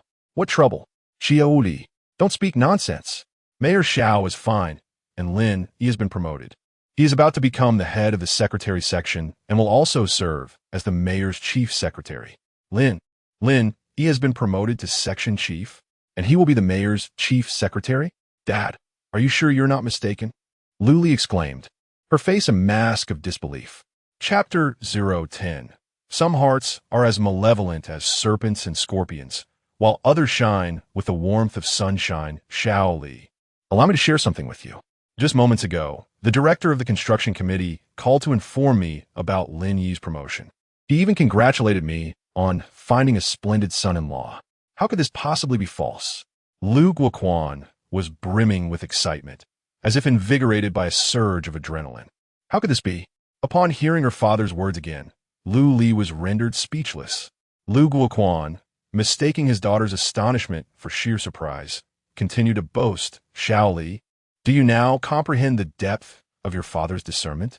At just 28, he holds a position of a department head and serves as the secretary to the mayor. Marrying a man of such caliber will grant you a lifetime of unbounded wealth and splendor. Dad, I will call you back shortly. Lu Li felt as though her heart were bleeding. She hastily interrupted Lu Guoquan, hung up the phone, and dashed into the West Bank restaurant. Rushing breathlessly to Yi Hao's side, her face a mask of panic. Yi Hao, my father has called, saying that Mayor Xiao is fine, and Lin Yi has been promoted to head of the secretary division and the mayor's secretary. Why did you deceive me? Did I deceive you? You were the one who approached me, remember? Yi Hao retorted with a cold laugh, extinguishing his cigarette before rising to leave. Initially, upon learning of Lin Yi's situation, he had been agitated and sought Lu Li to vent his frustrations. However, now that Lu Li was aware of Lin Yi's promotion, cooperation from her was entirely out of the question. Why should I believe his fabrications? Lu Li gazed at Yi Hao's retreating figure, filled with regret. If I wait just one more minute, perhaps the next moment. The response to Lu Li's thoughts was the ringing of her mobile phone. She glanced at the caller ID, seeing it was her father, Lu Guoquan. After a moment's hesitation, she decided to answer. Liu Li, your mother and I are heading to the supermarket to buy gifts. Then we will pick you up from the West Bank restaurant to visit Lin Yi's father at the hospital. Lu Wuchuan's voice came through the receiver. Dad, we cannot go to the hospital anymore. Lu Li spoke with a quivering voice. Lu Guoquan paused. Why not? I broke up with Lin Yi yesterday. Xiao Li, please do not frighten me. Lu Guoquan felt a wave of dizziness wash over him. I was deceived by that scoundrel Yi Hao. Lu Li summoned her courage to reveal her relationship with Yi Hao, placing all the blame on him. Are you out of your mind? I told you that until the situation with Mayor Xiao is resolved, your attitude towards Lin Yi must remain unchanged. Instead, you turned and got involved with Yi Hao. You must know that he is notorious as a playboy in Yunshan. Lu Guoquan, infuriated, felt his blood pressure surge, as though he might require hospitalization himself. Dad, I thought. Do not thought me. Come back immediately and accompany your mother and me to the hospital to apologize to Lin Yi and reconcile with him. Lu Guoquan interrupted, exasperated. Lu Li was taken aback before responding, Dad, when I broke up with Lin Yi on the phone yesterday, Yi Hao was right there beside me. And Lin Yi heard him speak. Moreover, I was with Yi Hao last night. How could Lin Yi possibly want to reconcile with me? As long as you keep this matter from Lin Yi and sincerely apologize to him, there remains a glimmer of hope. Lu Guoquan felt a pang of anxiety and calmly offered his advice. Lu Li's mother, not wishing to be left behind, shouted from the other end of the line. Xiao Li, your father is right. Men are won over with flattery. As long as you manage to cheer him up, what is there to fear about reconciling? Once you are back together and you conceive his child, marrying for the sake of the baby will render the past insignificant. That a valid point. Lu Li's eyes brightened. Dad, Mom, wait for me at home. I'm heading back now to freshen up and change my clothes. Then we will go to the hospital. Lu Li spoke quickly, her earlier regret evaporating. She felt that by lowering her stance and charming Lin Yi, reconciliation was surely within reach. At the municipal hospital, Shen Chuchu rode her electric bike and arrived at the entrance of the internal medicine ward. After parking her bike, she grabbed 2 lunchboxes and hastily entered the ward building, arriving at Lin Jingguang's room. With both hands occupied, she gently bumped her forehead against the door 3 times. Moments later, Lin Yi opened the door and stood frozen upon seeing Shen Chuchu holding 2 multi-layered lunchboxes. I called your aunt this afternoon, and she said you were in the hospital.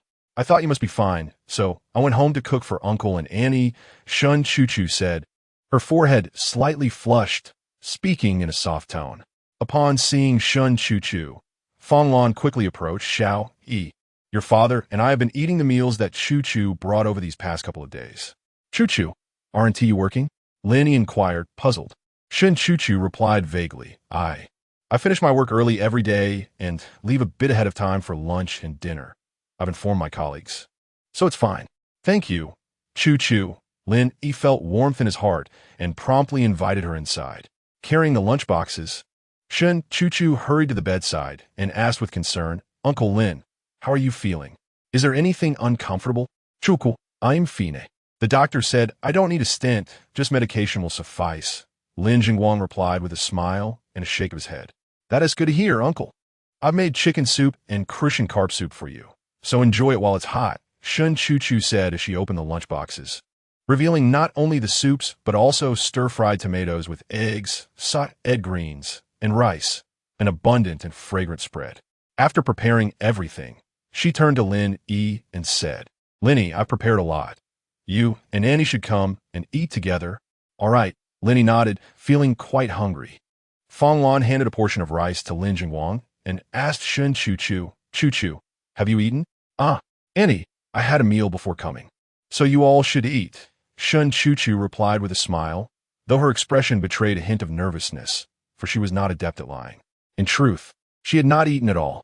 Each day, after preparing the meals, she hurried to the hospital, fearing the food would cool, and would sit beside Lin Jingguang and Fanglan, waiting until they finished before heading home. Upon returning home, She would reheat the remnants of the meal in the pot and eat alone. This had been her routine for the past few days. Lin Yi and Lin Jingguang, along with Fong Lan, were oblivious to the gentle and kind-hearted Shun Chuchu's deceit, believing she had indeed eaten, thus paying her no further heed. Sitting not far away, Shun Chuchu observed Lin Yi devouring his food with great enthusiasm, and her heart swelled with joy, even as she discreetly swallowed her own saliva. She too felt hunger pangs. How she longed to share a meal with them. Had she known, she would have brought 3 lunchboxes. Such thoughts raced through her mind. Knock, knock, knock. Moments later, after Lin Yi and the others finished their meal, a knock echoed at the door of the ward. Following 3 gentle raps, the door swung open. Lu Li, carrying gifts and accompanied by her parents, appeared at the entrance of the ward. Shin Chuchu, what are you doing here? Who allowed you to come? Upon entering and spotting Shin Chuchu, Lu Li felt as though something that belonged to her had been stolen, and she immediately confronted her with anger. Get out! Met Lu Li's outburst with a cold retort. Lin Yi rose, positioning himself beside Shin Chuchu, casting a disdainful glare at Lu Li, as if he were shooing away a bothersome fly. Chapter 011. Through your ignorance, you have missed a fortune. Lin Yi's words struck Lu Li like a bucket of icy water, awakening her from her furious state. He had already severed ties with her. Today, she had come to seek forgiveness and reconciliation with Lin Yi. How could she dare to rage and question Shun Chuchu before him? Xiao Li. Miss Shun is a classmate of Xiao Yi. She is here to visit Xiao Yi's father. What is so peculiar about that? Lu Guoquan swiftly interjected, chastising Lu Li.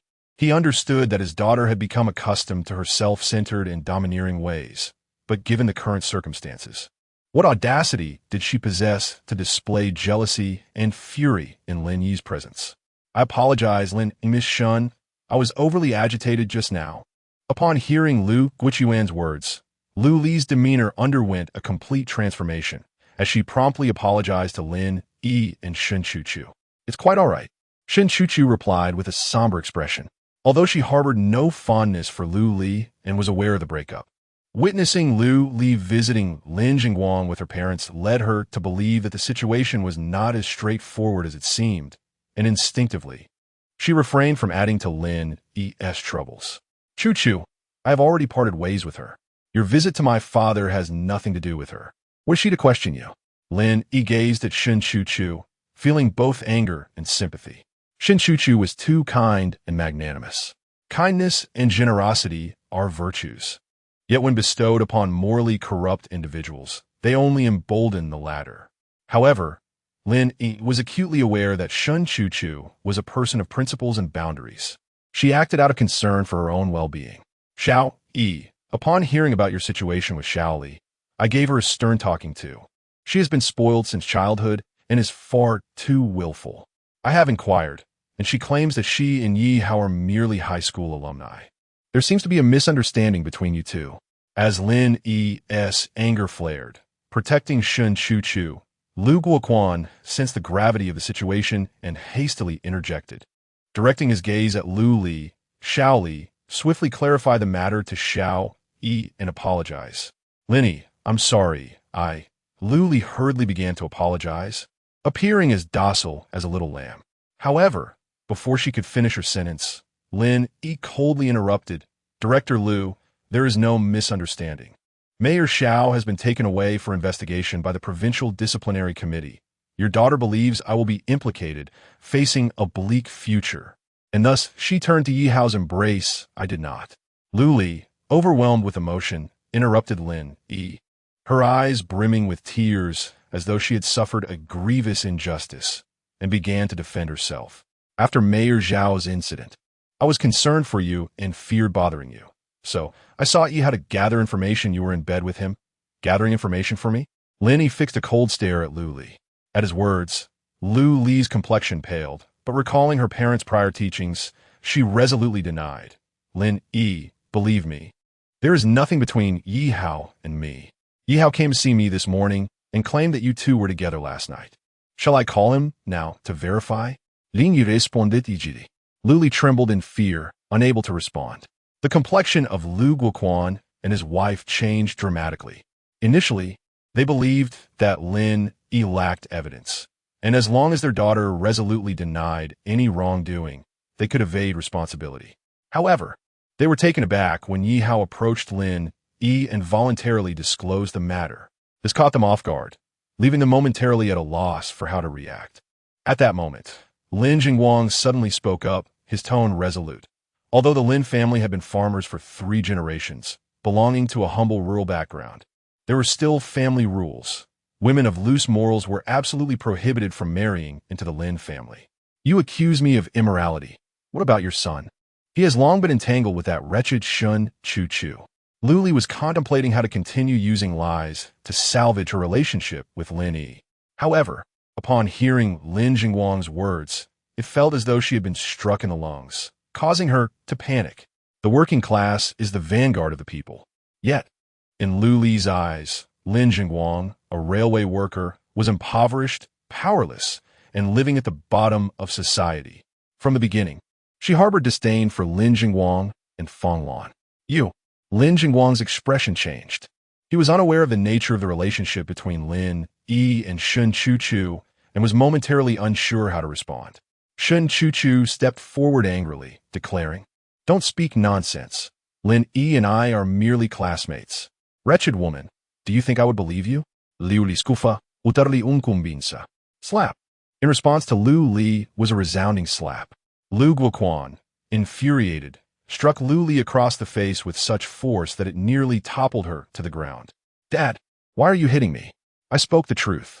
Lu Li, unsteady and seeing stars, instinctively covered her face, feeling utterly wronged. "Shut your mouth," Lu Guoquan bellowed, hastily silencing Lu Li, wishing he could tear her lips apart. He then anxiously apologized to Lin. "I'm sorry, Lin Ke. I was unaware of my daughter's disgraceful actions beforehand, which is why my wife and I brought her to the hospital. I apologize for the trouble caused to you and your parents. Lu Li, I warn you, if you dare to insult or bully Chu again, I will make you regret it." Lin Yi coldly warned Lu Li, ignoring Lu Guoquan. "Yes, Lin Ke. I will take her away right now." Lu Guoquan nodded submissively, then seized Lu Li's arm, dragging her away like a lifeless dog. As the Lu family departed, the hospital room fell silent, the atmosphere becoming somewhat awkward. Shun Chu lowered her head, preparing to tidy up the lunchboxes used by Lin Yi's family. Lin Jingwang and Feng Lan exchanged glances, wishing to speak but unsure how to begin. "Chu, remember, do not compromise yourself for my sake in the future," Lin Yi interjected, blocking Shun Chu's path. I understand," Shun Chu responded, momentarily stunned before realizing something, her cheeks flushing crimson. She lowered her head, shy and anxious, nodding softly, her voice barely audible, akin to a mosquito's buzz. Meanwhile, Lu Li was being dragged out of the hospital ward by Lu Guoquan like a slaughtered pig, exclaiming, "Dad, you're hurting me." Having already exited, "Why are you still pulling on Shaoli?" Lu Li's mother frowned, casting a sharp glance at Lu Guoquan, then gently caressed Lu Li's swollen face, asking, "Shaoli, is your face all right?" Lu Guoquan, in a fit of exasperation, retorted, "You've embarrassed Shao Li completely." Lu Li's mother defended her, saying, "Setting aside Shao Li's situation, what about Lin Yi? In my opinion, Shao Li is not wrong. Lin Yi must be involved with that Shun Chu. Otherwise, why would Shun Chu bring food to the hospital?" Indeed, Lu Li felt her mother had pinpointed the crux of the matter and quickly agreed. "You all have the intellect of pigs." Lu Guoquan, his blood pressure rising in fury, trembled as he exclaimed, "At this juncture, does that even matter? Lin Yi has made up his mind. He will not reconcile with Shaoli. So what if he doesn't reconcile? I can find a good husband elsewhere." Lu Li, feeling provoked, interjected directly. A 28-year-old section chief, the mayor's secretary. How many such individuals can you find in the entire Dongjiang province?" Lu Guoquan, his face turning pale with anger, chastised, "Even if there are others of comparable stature, do you think they would look your way? Let us say you wish to find someone of equal standing. Do you believe their family values you for who you are? Or because you have a father who is a deputy director of the construction committee?" Lu Li was rendered speechless. Lu Li's mother also recognized Lu Guoquan's intent and ceased her support. You seem to forget how I became the deputy director of the construction committee. Lu Wuchuan's ire escalated, his finger nearly jabbing Lu Li's face as he warned, even if you do not end up with Lin Yi, you cannot afford to offend him. With his current status and position, if he hold a grudge, I want to even mention the prospect of a promotion. Whether you can retain your current position is uncertain. Dad, has he grown that formidable? Lu Li's eyes widened. She was aware of the power of authority, yet remained somewhat oblivious to the intricacies of the political realm. I can assure you, with his role as the mayor's secretary, all the secretaries, county heads, district heads, and directors of various bureaus in Yunshan County must show him respect. Respect, do you understand? And this may merely be the beginning of his illustrious career. Due to your ignorance and recklessness, you have squandered immense wealth. And the Lu family will miss out on a golden opportunity. As Lu Guoquan spoke, he felt as though his heart were bleeding, wishing he could strangle Lu Li. Lu Li appeared bewildered. At that moment, she did not grasp the significance of the immense wealth Lu Guoquan alluded to. In the near future, as Lin Yi rapidly ascended the ranks, she would come to realize her folly, filled with regret. Chapter 012 Prelude to Self-Destruction. The following morning at 11 o'clock, Lin Yi completed the discharge formalities for Lin Jingwang. The hospital director, accompanied by the head of the department, escorted the Lin family outside the inpatient building, leaving Lin Jingwang and Feng Lan somewhat astonished. After bidding farewell to the hospital director and others, Feng Lan, with a hint of confusion, remarked, "By the way, Xiao Yi, Chu mentioned she would come over this morning, but why hasn't she arrived yet?" Lin Jingwang shot a glare at Feng Lan, retorting, "Chu has her own job. She cannot revolve her life around us." He continued, "What I mean is, that girl is always meticulous. Even if she cannot come, she would certainly inform us." Feng Lan shook her head, expressing her thoughts. "Dad, Mom, I will call Chu," Lin Yi said, sensing something amiss. He retrieved his phone and dialed Shun Chu's number, only to find that after 3 attempts, there was no answer. Meanwhile, Shun Chu had been taken to the Criminal Investigation Division of the Yunshan City Police Bureau, confined within an interrogation room. That morning, shortly after arriving at her workplace, she was taken away by personnel from the Criminal Investigation Division under the pretext of an investigation and was now undergoing questioning. Yi Hao lounged in the office of Zhang Biao, the head of the Criminal Investigation Division, a cigarette dangling from his lips, his feet unceremoniously propped on a coffee table, while he fiddled with Shun Chu's mobile phone. "Yi Xiao." Shun Chu remains tight-lipped and says nothing. "What shall we do next?" Zhang Biao inquired of Yi Hao. Xiao Yuan's safe return had thwarted Wu Jiqian's plans, inciting the wrath of the Dongjiang gang, represented by Wu Jiqian. The true instigator behind all this turmoil was the individual who had posted the information.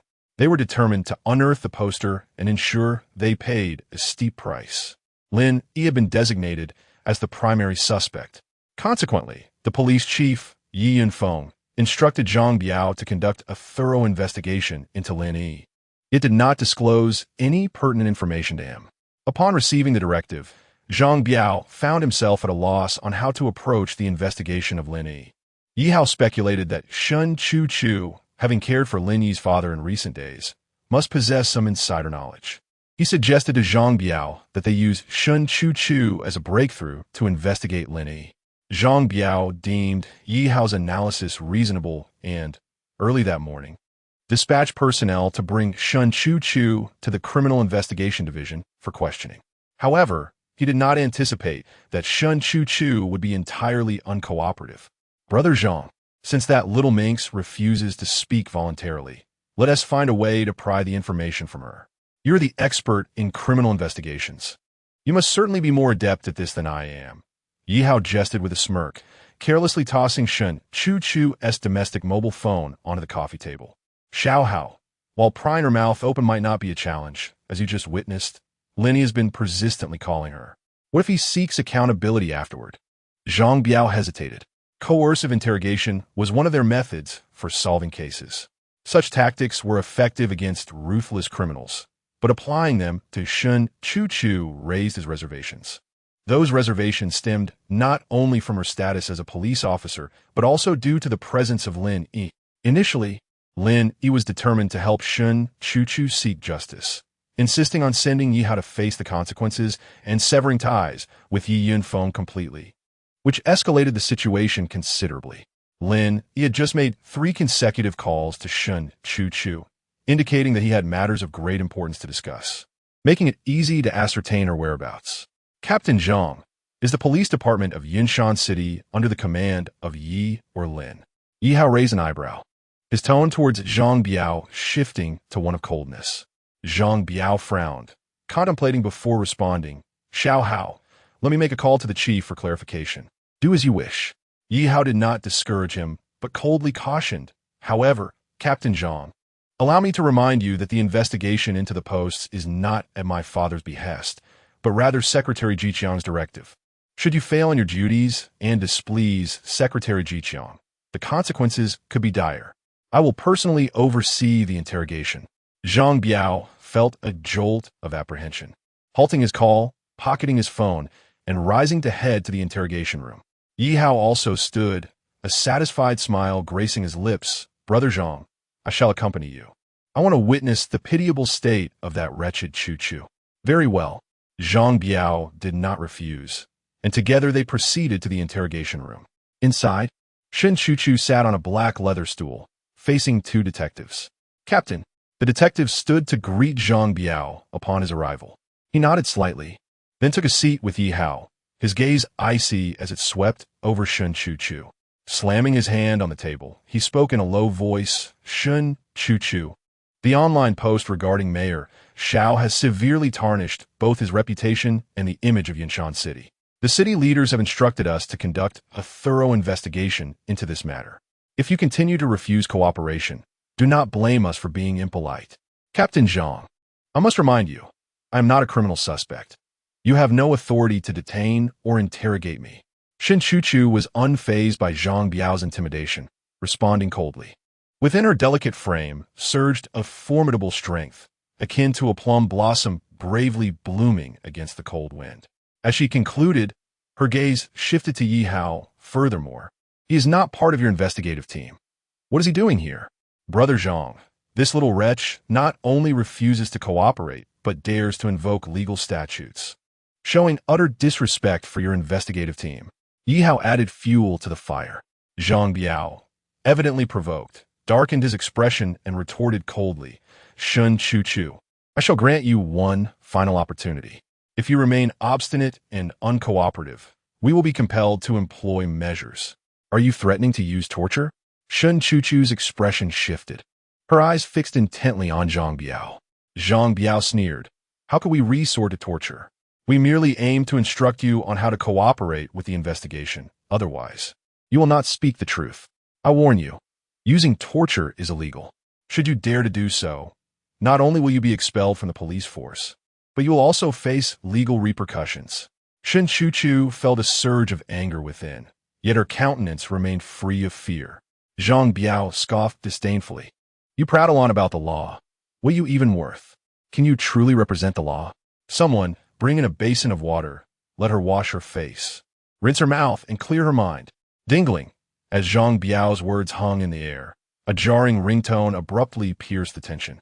Zhang Biao raised an eyebrow and pulled out his phone, only to find that it was a call from Lin Yi. This revelation caused his expression to shift dramatically. After a moment's contemplation, he exchanged a glance with Yi Hao, then rose to head towards the door.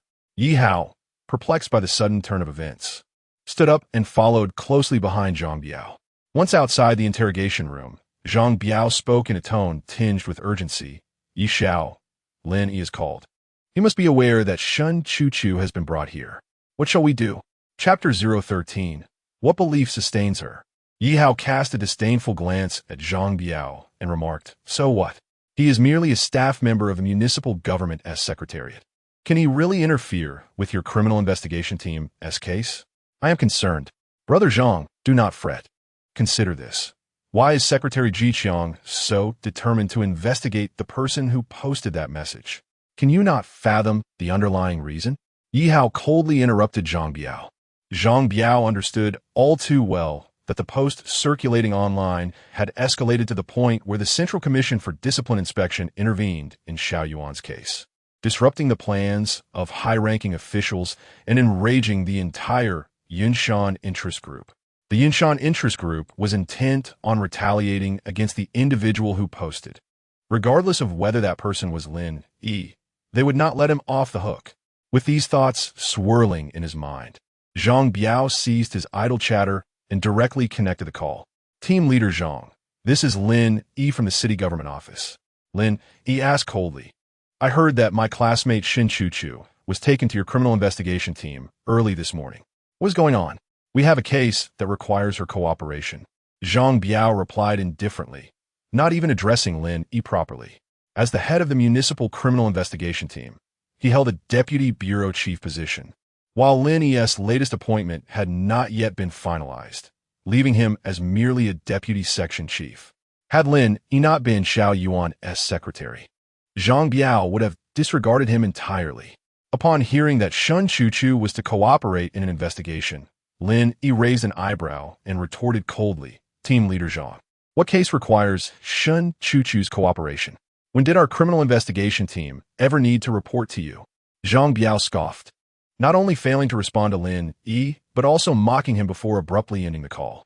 Having been reminded by Yi Hao, he was now resolute in taking action against Shun Chu. After all, he was a man of Yi and Feng, who in turn was aligned with Wu Jiqiang. Being part of this camp, he could only charge forward with determination. Lin Yi's expression darkened as he redialed Zhang Biao's number, only to have it rejected. He then attempted to reach the director of the Municipal Public Security Bureau, Yi Feng, but was similarly rebuffed. Clenching his teeth, he called Xiao Yuan for assistance, only to find that Xiao Yuan's phone was turned off. Seeing no way to contact Xiao Yuan, Lin Yi immediately set off for the criminal investigation team. After Zhang Biao rejected Lin Yi's call, he and Yi Hao re-entered the interrogation room. Inside, a police officer placed a basin of water before Shun Chu on her chair. Another officer stood beside her, brandishing handcuffs. Observing this, Zhang Biao coldly issued an order, commence. Yes, team leader. The two officers acknowledged in unison, and one of them promptly placed handcuffs on Shun Chu. What you're doing is illegal. Shun Chu struggled violently, shouting in agony, but her voice was swiftly stifled. One officer pressed her head into the basin filled with cold water. In an instant, she was deprived of breath, choking on the water, feeling a severe discomfort in her chest. Despite this, she refused to relent, clenching her teeth tightly, choosing to fight to the bitter end. Regardless of the circumstances, she would not divulge a single fragment of information regarding Lin Yi. A minute passed. Shin Chu felt as though her lungs were about to burst. Her body trembled uncontrollably, and her hands flailed helplessly, unable to break free. Suddenly, just as she was on the verge of suffocating and losing consciousness, the detective yanked her head from the water. Cough, gasp. Shin Chu regained her senses, violently coughing while desperately inhaling air. Tears and mucus streamed down her face, her hair dampened, rendering her appearance utterly tragic. You little wretch, is it worth enduring such torment for Lin Yi? Just honestly relay everything he confided in you. At that moment, Yi Hao sneered, applying pressure on Shin Chu. If you have the capability, kill me. Otherwise, once I am free, I will certainly report you all by name, ensuring your imprisonment. Shin Chu remained defiant, her gaze fixed intently on Yi Hao and the others, as if to imprint their faces in her memory. Is reporting useful? Who can prove everything we have done to you? Rest assured, we will leave no trace. As for your escape, haha, if you refuse to truthfully answer our questions, you shall not leave this room. Zhang Biao chuckled mockingly, then issued another command. Since her mind is still unclear, let us give her a taste of fresh air. Yes, Captain. Two detectives complied, moving Shun Chu beneath the air conditioner. After completing this task, they activated the air conditioning, setting it to the coldest temperature. Soon, a biting chill emanated from the unit, enveloping Shun Chu's damp head. Instantly, she felt as if her skull were being pierced by needles, pain coursing through her body, contorting her facial features in agony. Observing Shun Chu's suffering, Yi Hao felt an inexplicable thrill, sneering once more. How does it feel, little wretch? Quite refreshing, isn't it? Would you like to end this torment? There was no response. Shun Chu clamped her mouth shut, gritting her teeth, enduring the torment with silent fortitude. This scene caused both Yi Hao and Zhang Biao to frown, and even stirred emotions in the other two detectives. In their recollections, many suspects subjected to such methods succumbed under the pressure. Yet Shin Chu remained resolute. Brother Zhang, since this little wretch is so resilient, let us switch to warm air and grant her a moment of relief. Seeing Shun Chu's unwavering spirit, Yi Hao's expression darkened as he suggested, switch to warm air. Zhang Biao hesitated for a moment, but ultimately accepted Yi Hao's proposal. Although he understood that alternating between cold and warm air could potentially harm Shun Chu's brain nerves, he felt there was no turning back. He had to fulfill the task assigned by his superiors, as long as the leadership was pleased, even if complications arose. He could rely on their protection. As the air conditioner shifted from cold to warm, Shun Chu's blood pressure surged rapidly, her head feeling as if it would explode. Little wretch, as long as you are willing to speak, we will cease this torment. Upon witnessing the situation, Yi Hao understood that Shun Chu had reached the limits of her endurance, and once more he sought to manipulate her with his words. Yet, she remained unresponsive. Her expression grew increasingly dazed, and her gaze began to wander. She resembled a flickering candle in the wind, on the verge of extinguishment. Am I to perish? She silently questioned herself, the image of Lin Yi surfacing in her mind. Lin Yi, I may never see you again. You must take care of yourself. You know, every time you speak to me, I feel a surge of anxiety, as if my heart might leap from my chest. This must be affection, right? Lin Yi, I cherish you. It has been this way since high school. How I long to express these feelings to you in person, but alas, the opportunity has slipped away. I must depart. Yet, I do not fear. I merely feel a profound sadness. Why do the virtuous not live long, while calamity endures through the ages? Lin Yi, when you rise to prominence, please do not allow the wicked to prevail, will you? Shun Chu poured her heart out. As the image of Lin Yi gradually faded, becoming increasingly indistinct, she endeavored to grasp his silhouette, but her eyelids felt heavy, as if engaged in a battle, ready to close at any moment. Meanwhile, Lin Yi hurriedly arrived at the precinct of Municipal Public Security Bureau's Criminal Investigation Unit in a taxi. Chapter 014. You truly have the audacity. As the afternoon shift commenced, Lin Yi made several attempts to contact Shin Chu, but to no avail. Consequently, he reached out to the police station where she was employed, only to discover that she had been taken away by the Municipal Criminal Investigation Unit earlier that morning. This revelation intensified his growing unease, prompting him to swiftly acquire the contact number for the head of the Criminal Investigation Unit, Zhang Biao. During his conversation with Zhang Biao, Lin Yi ascertained that Shun Chu was indeed at the Criminal Investigation Unit, compelling him to rush over without delay. Upon his arrival at the office building of the Criminal Investigation Unit, Lin Yi spotted Yi Hao's Audi A4 parked in the yard, causing his expression to shift dramatically. His initial apprehension about Shun Chu's safety was further validated by the presence of Yi Hao's vehicle. Without hesitation, Lin Yi dashed into the building, ascending to the third floor, where he arrived at Zhang Biao's office door and knocked forcefully. The sound reverberated through the corridor, yet the office remained eerily silent. Frowning, Lin Yi took out his phone, preparing to call Zhang Biao once more. At that moment, a police officer emerged from an adjacent office and inquired, "Who are you looking for?" "I am Lin Yi, secretary to Mayor Xiao. I need to speak with the captain, Zhang Biao," he replied, lowering his phone and speaking in a serious tone. The officer hesitated for a moment before responding, "Please hold on. The captain is in the interrogation room.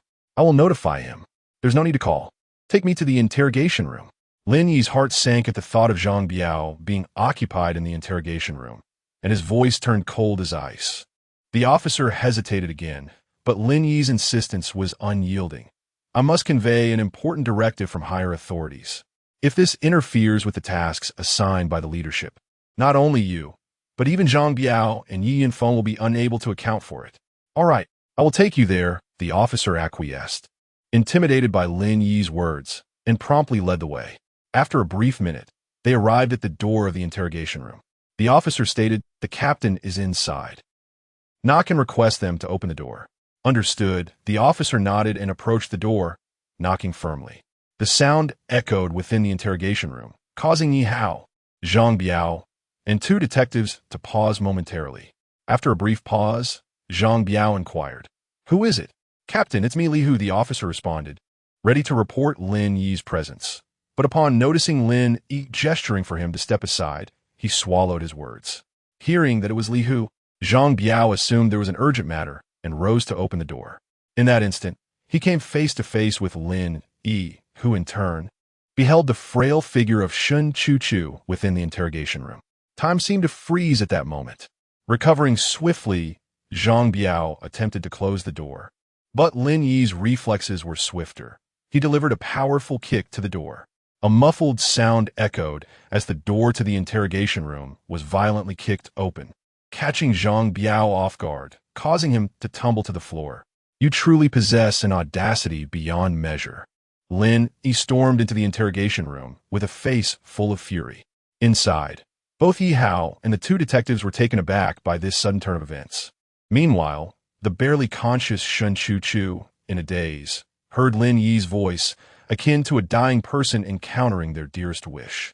Her last thread of resolve crumbled, and she collapsed, her body weakly falling backward. "Chu," Lin Yi bellowed, rushing to Shun Chu's side with utmost urgency, supporting her frail form. There was no response. Shun Chu's complexion was pale, her eyes tightly shut, lips tinged with purple, utterly motionless and devoid of consciousness. A jolt surged through Lin Yi's heart as he instinctively pinched Shun Chu's philtrum, desperate to awaken her. His efforts were in vain.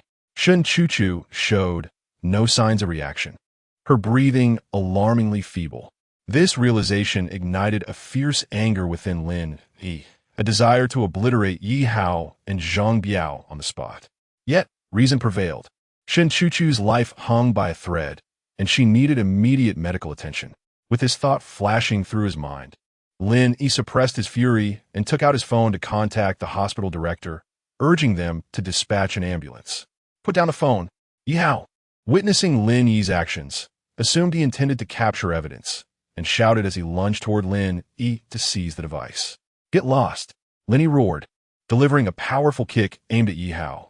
With a thud, Yi Hao was sent crashing to the ground, clutching his abdomen in pain, curling up like a cooked shrimp. Yet, he still shouted anxiously, "Don't let him take pictures. Confiscate his phone." Zhang Biao sensed the impending danger and hastily scrambled to his feet, signaling his subordinates. "Yes, Captain."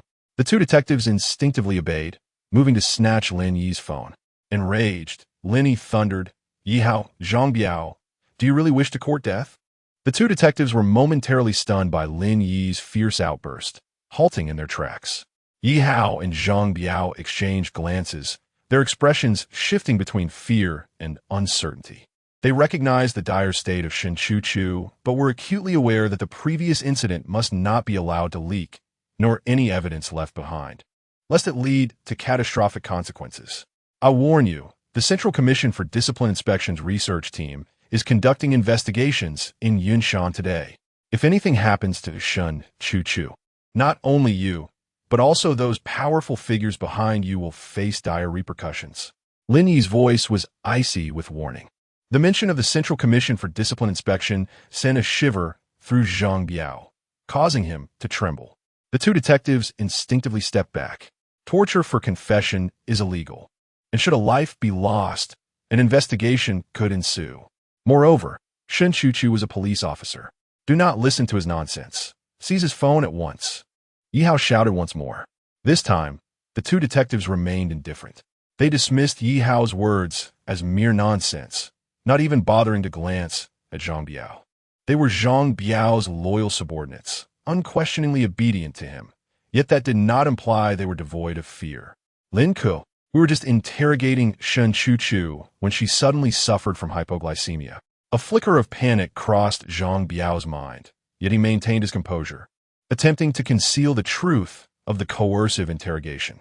Lin Yi disregarded Zhang Biao and directly dialed the phone number of the hospital director, Luo Bin. "Director Luo, this is Lin Yi.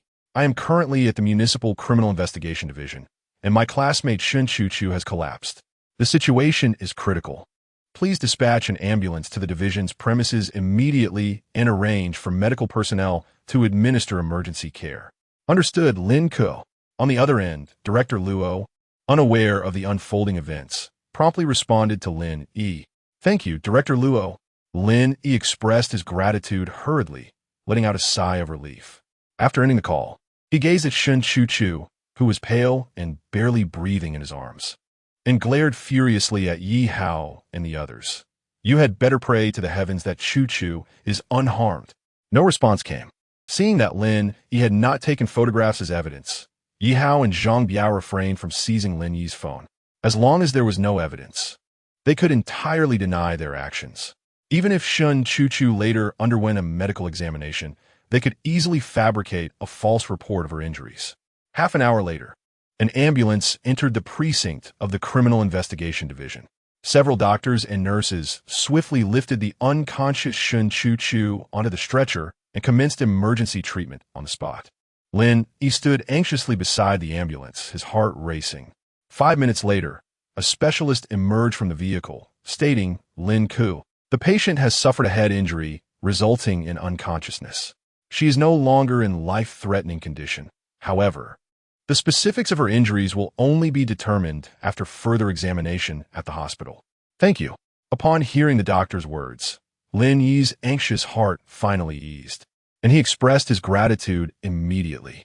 Simultaneously, Zhang Biao also breathed a sigh of relief and hurried over to continue concealing their prior misdeeds. Lin Yi, please do not misunderstand. Shun Chu is our colleague. We merely question her about a few matters. I assure you, I will ensure that you beasts are sent to prison. Lin Yi coldly interrupted, his tone resolute and unwavering. Chapter 015. Villains can only reign for a time, not for eternity. Having spoken, Lin Yi turned and boarded the ambulance. Although the doctor assured him that Shun Chu was out of danger, he felt compelled to accompany her to the hospital for a thorough examination to ascertain the extent of her injuries. Afterward, he would seek retribution against the vile creatures Yi Hao and Zhang Biao. Captain, what should we do? The two detectives, startled by Lin Yi's words, looked at Zhang Biao with apprehension. Zhang Biao, with a stern countenance, replied, What is there to panic about? Did he say he would use torture to extract a confession? Is there any evidence? Remember, regardless of who inquires, you must state that it was merely a routine inquiry and that no other methods were employed. Understood, Captain. The detectives complied, though unease lingered in their hearts.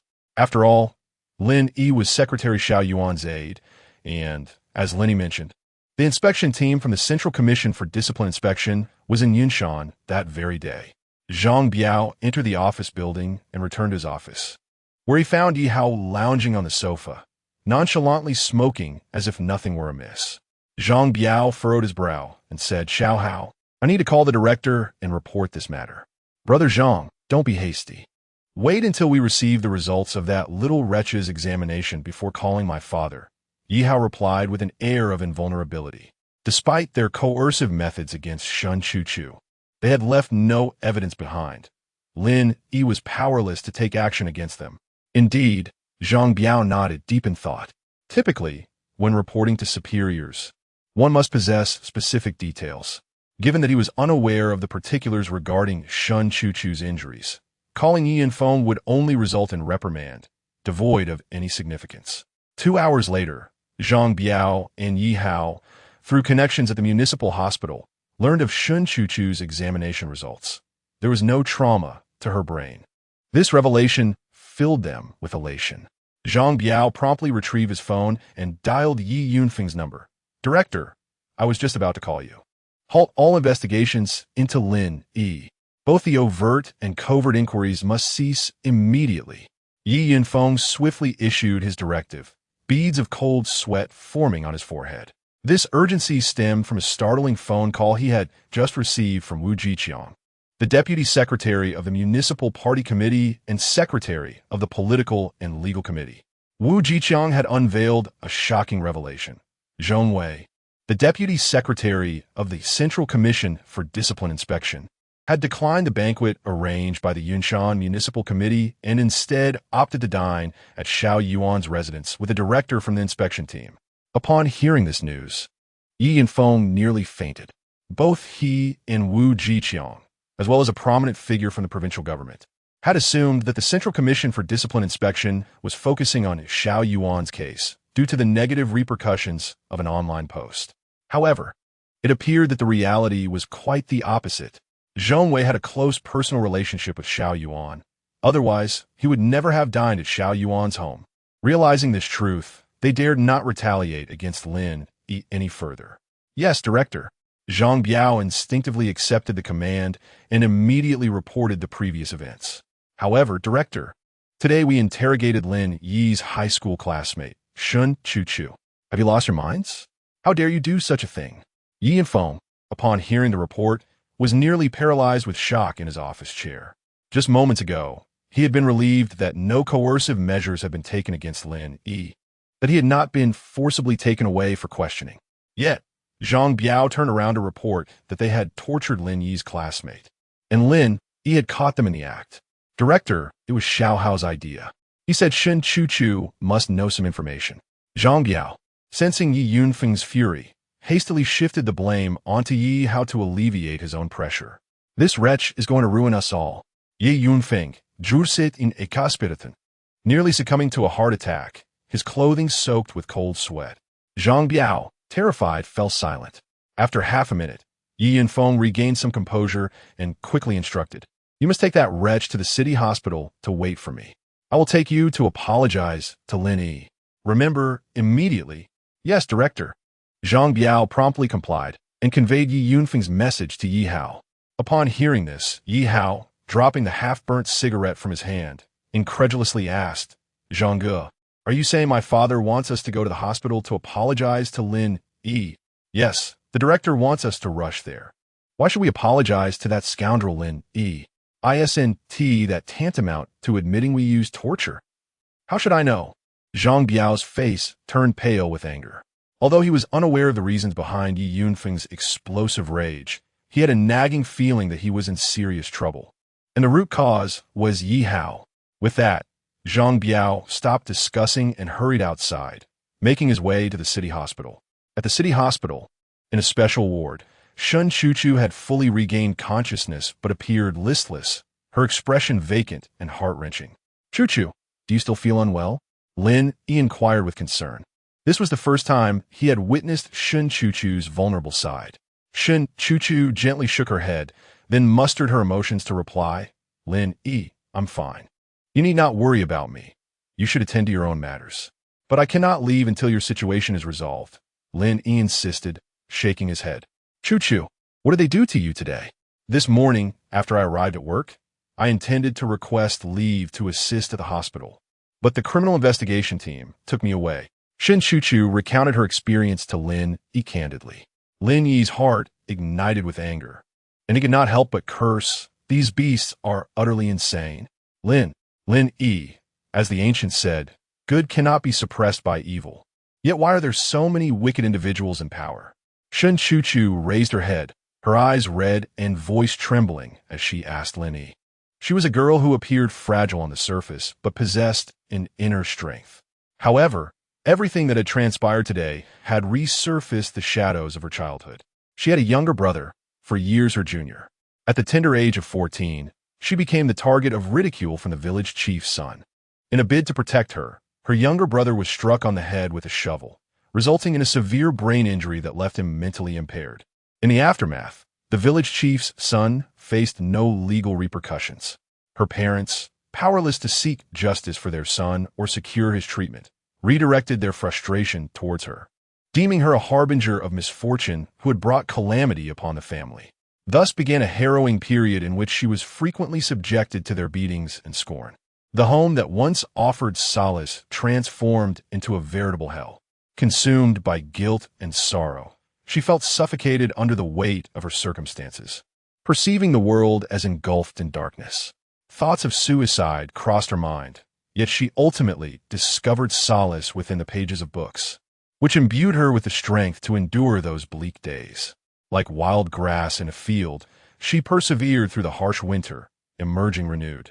She resolved to attend university and become a police officer, striving to punish wrongdoers and protect the innocent. Her aspirations culminated in her acceptance into the finest police academy, where she became a police officer. However, she soon realized that she was utterly incapable of fulfilling her once fervent ambitions, and even bringing the village chief's son to justice proved unattainable. Today, as she endured torture and coercion at the hands of Zhang Biao and others, her faith crumbled. In the wake of this collapse, she found herself unafraid of death, her only concern being Lin Yi, hoping that he would one day rise to a position of power to champion the cause of the virtuous.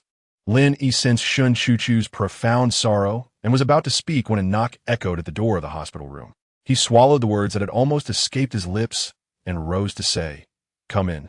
With a creak, the door swung open, revealing Yi Yunfeng accompanied by Yi Hao and Zhang Biao, bearing flowers and fruit as they entered.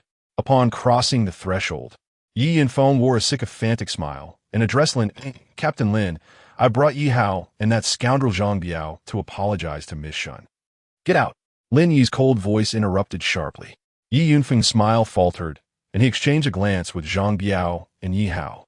Zhang Biao, understanding the cue, stepped forward hastily, saying, "Captain Lin, the situation is not as you perceive. Our inquiries regarding Miss Shun were merely routine. Admittedly, our methods were inappropriate and caused her harm, for which we sincerely apologize. We are truly sorry, Miss Shun." He directed his gaze towards Shun Chuchu as he spoke. Yi Hao kept his head down, trailing behind Zhang Biao in silence. Shun Chuchu looked on in confusion, bewildered by the unfolding drama. Seizing the opportunity, Yi Yunfeng continued, "Captain Lin, I have thoroughly reprimanded these two imbeciles and addressed the improper methods employed by the two officers. Furthermore, during our bureau's party meeting, we discussed the deployment of young cadres and highlighted Chuchu's potential. The consensus among our team members is that placing her in the precinct is a misallocation of talent. We intend to transfer her to the bureau's political department and promote her to a deputy section chief. What do you think?" As he concluded, Yi Yunfeng wore a smile that was more of a mask than a reflection of genuine sentiment. Throughout the exchange, they never acknowledged their use of torture against Shun Chuchu, instead framing their actions as mere methodological errors, while subtly hinting to Lin Yi that there was no evidence to support her claims. They habitually allow the ordinary officers below to bear the brunt and face punishment. Ultimately, he mentioned the transfer and promotion of the deputy section as a form of compensation for Shun Chuchu. Apologies, reparations, and remedies were all present. Yet justice and fairness were conspicuously absent. In the next moment, before Lin Yi could express his stance, Shun Chuchu, filled with emotion, declared, "Lin Yi, I disagree. I want to file a formal complaint against them." "Chuchu, do you remember the question you just asked me?" Lin Yi disregarded Yi Yunfeng and approached the bedside, taking Shun Chuchu's trembling hand with solemnity, stating, "The ancients were not mistaken. Evil cannot triumph over righteousness. Malefactors may hold sway temporarily, but they cannot dominate eternally."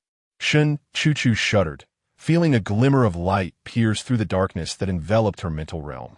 Meanwhile, Yi Yunfeng sensed the gravity of the situation and hastily interjected, "Lin Ku, please do not be angry. We can discuss this matter." "Mayor Xiao, I have something of utmost importance to report to you." Lin Yi dialed Xiao Yuan's number, indirectly responding to Yi Yunfeng. "There is nothing to discuss." Chapter 016. Meeting the envoy on the other end of the line, Xiao Yuan was busy in the kitchen. Upon receiving Lin Yi's call, he remarked, "Xiao Yi, I was just about to call you. Come to my home for dinner. We can discuss matters when you arrive." "All right, Mayor Xiao. I'll head over to your place right now." Lin Yi promptly replied. This was disastrous. Yi Yunfeng had been pondering how to placate Lin Yi. But upon hearing that Lin Yi was going to Xiao Yuan's home, his vision darkened, and he nearly collapsed. "Chuchu needs to rest. You may leave," Lin Yi coldly commanded, dismissing Yi Yunfeng and his companions. Unwilling to concede, Yi Yunfeng made a final attempt. "Lin Ke, leave." Lin Yi's sharp interjection cut him off. With the last shred of hope for peace extinguished, Yi Yunfeng could only depart with Yi Hao and Zhang Biao from the ward. Watching the three depart, Lin Yi turned to Shin Chu and reassured her, Chu, I'm going to Mayor Zhao's home for a while, and I will come back to see you later. Additionally, if they continue to harass you, do not hesitate to call me. Okay. Shin Chu nodded gently, a glimmer of light returning to her previously dim eyes. Though she was uncertain of Lin Yi's intentions, his words rekindled a sense of hope in her shattered spirit. Without further ado, Lin Yi briskly exited the ward and made his way to Xiao Yuan's residence. Outside the hospital building, Yi Yunfeng and his companions had yet to leave. Noticing Lin Yi's rapid departure, Zhang Biao expressed his unease. Director, what if he reports this to Mayor Xiao? We have left no evidence. Why should we fear? My father has come to apologize on our behalf, yet that Lin fellow is unwilling to let it go. He truly has some audacity. Yi Hao replied nonchalantly, still nursing a grudge over Lin Yi's earlier dismissal of them. However, before Yi Hao could finish his thought, Yi Yunfeng, trembling with rage, struck Yi Hao across the face. Slap! The sound was loud and resounding. The force of the blow, fueled by Yi Yunfeng's fury, nearly sent Yi Hao sprawling to the ground. Staggering, Yi Hao clutched his swollen face, confused and aggrieved. Dad, why did you hit me? I spoke the truth. That Lin fellow is overstepping his bounds. I should have throttled you, you brainless fool. Yi Yunfeng scolded, exasperated. Yi Hao, indignant, retorted, even if he reports to Xiao Yuan, what difference will it make?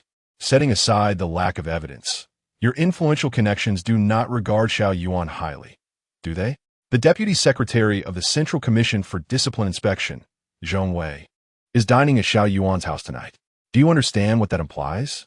If Zhong Wei learns of today's events, what do you think will transpire? Yi Yunfeng gritted his teeth as he revealed the truth behind his actions. His reason for bringing Yi Hao and Zhang Biao to the hospital to apologize to Lin Yi and Shin Chu was his fear that this incident would reach the investigative team of the Central Commission for Discipline Inspection. Now, with Lin Yi heading to Xiao Yuan's home, he could report the matter in person. Half an hour later, Lin Yi arrived at the Municipal Party Committee's residential compound. Xiao Yuan resides in Villa Number 4. Although it is referred to as a villa, it is merely an old two-story building accompanied by a small courtyard. The person who opened the door for Lin Yi was not Xiao Yuan, but rather a middle-aged man, approximately in his 40s, of modest height, with a somewhat stern expression and sharp gaze that conveyed an aura of authority without the need for anger. Lin Yi had never encountered this middle-aged man before, yet he recalled his identity from memory. Fu Ming, the director of a certain supervisory office within the Central Commission for Discipline Inspection.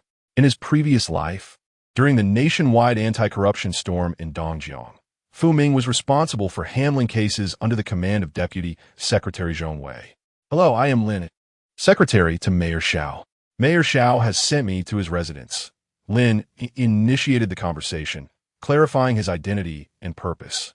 Upon hearing Lin Yi's words, Fu Ming's serious demeanor softened slightly, and he smiled, saying, Ah, it's you, Lin. Please come in. Mayor Xiao is currently in the kitchen. Thank you. Lin Yi replied courteously. Fu Ming waved his hand with a smile. No need for formalities, Lin. I'm a friend of Mayor Xiao. We are all on the same side here. Lin Yi chuckled lightly, refraining from responding. His curiosity piqued. If Fu Ming was at Xiao Yuan's home, was Zhong Wei also present? Soon enough, Lin Yi received his answer. Upon entering, he discovered a man in his 50s seated in the living room, Zhong Wei. He bore a striking resemblance to the photographs Lin Yi had seen in his previous life. Unlike Fu Ming, who emanated an imposing presence, Zhong Wei appeared unremarkable at first glance, exuding an aura akin to a dull sword lacking a visible edge. While Lin Yi was assessing Zhong Wei, the latter was quietly observing him in return. Zhong Wei's gaze was not sharp but rather calm and unassuming, yet it seemed to penetrate all facades, reaching deep into one's soul. Faced with Zhong Wei's scrutiny, Lin Yi maintained his composure, donning a polite smile. His demeanor elicited a flicker of appreciation in Zhong Wei's eyes. At that moment, Xiao Yuan emerged from the kitchen, apron tied around his waist, and introduced, Lin, you're here. Allow me to introduce you. This is Secretary Zhong from the Central Commission for Discipline Inspection, and Fu Gu is the director of the supervisory office. Secretary Zhong, Director Fu, Lin Yi greeted respectfully. Xiao Yuan continued, Lin, today is not a formal occasion, so there is no need to address titles. You can call Zhong uncle and Fugu, just like me. Xiao Yuan. This young man appears quite promising, with an air of youthful vigor. You found a treasure. Zhong Wei remarked with a smile. Secretary Zhong, you flatter me. It is my honor and good fortune to serve as secretary to Mayor Xiao, Lin Yi humbly replied. Although Xiao Yuan had advised against using titles, Lin Yi chose not to overstep boundaries by addressing Zhong Wei as uncle. As the conversation concluded, Lin Yi approached Xiao Yuan and said, Mayor Xiao, may I assist you with the cooking? Lin, it's a rare occasion for Mayor Xiao to cook. Let him enjoy it. Come, join me for a game of chess. Zhong Wei interjected before Xiao Yuan could respond, gesturing towards the chessboard before him and inquiring. You know how to play chess, right? Secretary Zhong, I do know how to play chess, Lin Yi replied. Lin Yi, upon hearing Zhong Wei's words and noticing Xiao Yuan's slight nod in his direction, promptly responded. Xiao Lin, go and play chess with Uncle Zhong. Do not show any mercy, and it would be best to defeat him thoroughly. Xiao Yuan chuckled, giving Lin Yi's shoulder a friendly pat before retreating to the kitchen. Lin Yi then seated himself opposite Zhong Wei, aware that the latter's intentions extended beyond mere leisure. Indeed, not long into the game, Zhong Wei casually inquired Xiao Lin, I heard that you were the one who arranged for that online post about Xiao Yuan? Yes, Secretary Zhong, Lin Yi affirmed without hesitation. Holding a pawn, Zhong Wei hesitated, casting a meaningful glance at Lin Yi. You believe that Xiao Yuan was framed for bribery, yet given your position, there are numerous avenues through which you could assist him, such as reporting the matter to higher disciplinary authorities. Why then did you choose to act in that manner? Secretary Zhong, there are two reasons. Lin Yi met Zhong Wei's gaze with composure. Firstly, I inadvertently learned that someone intended to poison Mayor Xiao, putting his life in jeopardy. This was an urgent situation. Secondly, the only higher disciplinary body I could approach is the Provincial Disciplinary Committee, but they are precisely the ones investigating Mayor Zhao's case. As his secretary, I have also been summoned for questioning to cooperate with the investigation. I am uncertain whether the staff at the Provincial Disciplinary Committee would believe my account. In a crisis, time equates to life, and I could not gamble with Mayor Zhao's safety. So, you opted for a grassroots approach, relying on public support for Xiao Yuan to compel the higher disciplinary authorities to pay attention to this case. Zhong Wei pondered thoughtfully. Lin Yi nodded in affirmation. Yes, Secretary Zhong. To put it differently, could it not be said that you harbor distrust towards the organization? Zhong Wei, still toying with the pawn in his hand, posed another incisive question. This time, his inquiry was particularly sharp, his smile fading, his gaze piercing like a dagger aimed directly at Lin Yi's heart. Not at all. Lin Yi resolutely shook his head and articulated clearly, Secretary Zhong, the organization serves the people established by their choice. The people are the foundation of the organization and truly its masters. Trusting the people's choice is tantamount to trusting the organization. Xiao Lin, that is a commendable sentiment. Our party indeed exists to serve the people. Zhong Wei nodded slightly before continuing with his probing. Then let me rephrase my question. Do you distrust the East River Provincial Disciplinary Committee or even the East River Provincial Party Committee? Chapter 017, Brother Xiao. I wish to join the investigation team. Lin Yi was taken aback. He had not anticipated that Zhong Wei would pose such a direct question. Unbeknownst to him, his presence here tonight was orchestrated by Zhong Wei. Zhong Wei had instructed Xiao Yuan to summon Lin Yi for a face-to-face discussion. Firstly, Zhong Wei was aware of Xiao Yuan's recognition of Lin Yi as a sworn brother and wished to ascertain Lin Yi's character, thereby safeguarding Xiao Yuan's judgment. If Lin Yi possessed commendable integrity and exceptional ability, they, the older generation, would have no objections to Xiao Yuan's choice. However, should Lin Yi exhibit any moral shortcomings or lean towards opportunism, regardless of his capabilities, they would advise Xiao Yuan to reconsider his affiliation with Lin Yi, merely seeking an appropriate opportunity to reciprocate Lin Yi's kindness.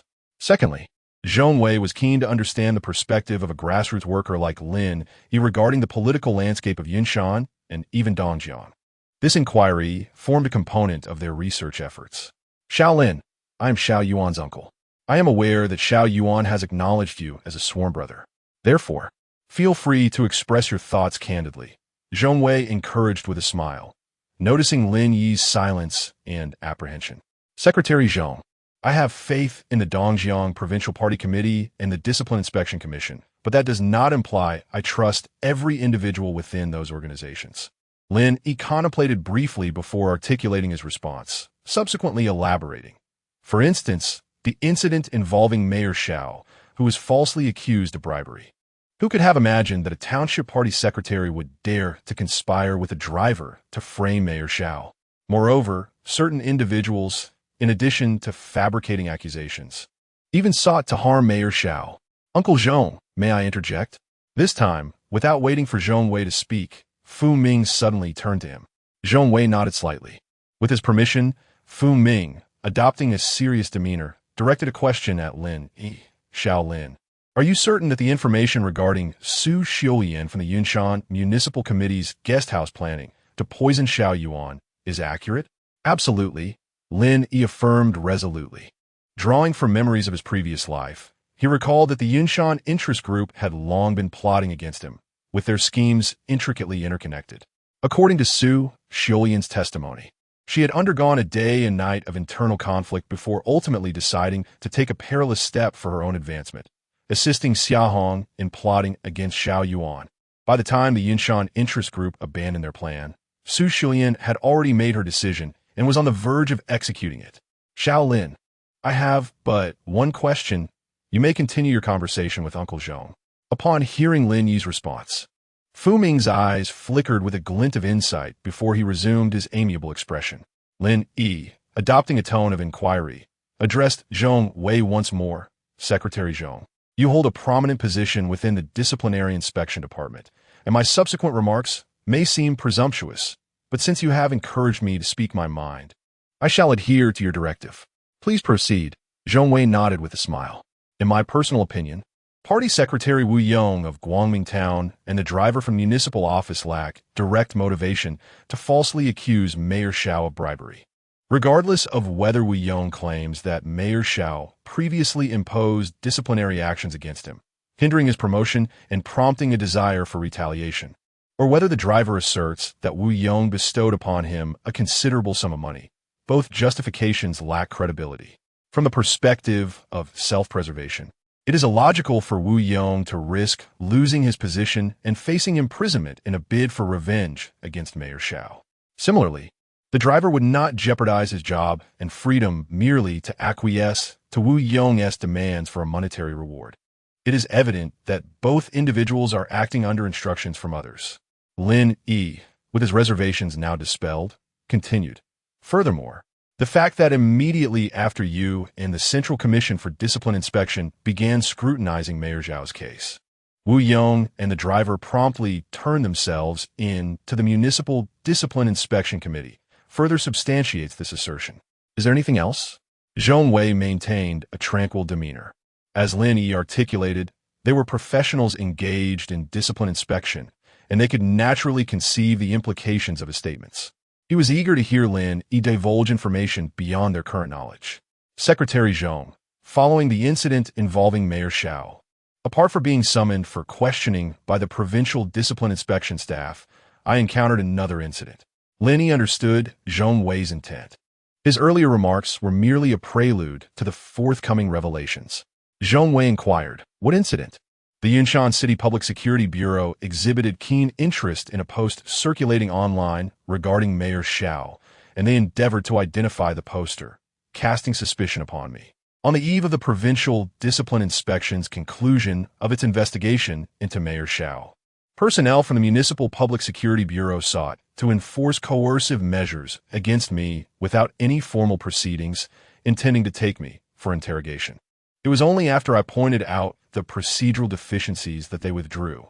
However, the following day, the Public Security Bureau sent an introductory letter to my direct superior, requesting my participation in the investigation. Oh, Zhong Wei's pupils dilated slightly, and he remarked, Shaolin, coercive measures in interrogation differ fundamentally from cooperating with an investigation and being questioned. Are you certain of which category applies? They intended to interrogate me. The notion of cooperation was merely a pretext. Do you possess any evidence? due to the provincial discipline inspection's abrupt cessation of its inquiry into Mayor Xiao. They refrained from directly interrogating me, yet they did subject my classmate, Shun Chu-Chu, to such treatment. Lin Yi recounted to Zhong Wei the incident involving Shun Chu-Chu being forcibly taken to the Criminal Investigation Division for interrogation, where she was subjected to torture for confession. How dare they employ torture on a police officer? Do the personnel of the Yunshan City Criminal Investigation Division still recognize the law? As Lin Yi's words resonated, Fu Ming was filled with both shock and fury. Zhong Wei's expression darkened. Concurrently, Xiao Yuan emerged from the kitchen, his face grave as he queried, "Xiao Lin, is everything you just stated true?" Xiao Yuan had been listening intently to Lin Yi and Zhong Wei's discourse while preparing a meal. Lin Yi affirmed, "Mayor Xiao, when I called you, I was in Shun Chu-Chu's hospital room. I mentioned on the phone that I had important information to report to you, which pertains to this matter." At that moment, aside from Shun Chu-Chu, Yi Yanfeng was also present with his son Yi Hao, along with Zhang Biao, the head of the Municipal Criminal Investigation Division, attempting to mediate the situation. With Lin Yi's confirmation, Xiao Yuan was poised to speak, but Zhong Wei interjected with a wave of his hand. "Xiao Lin, please continue.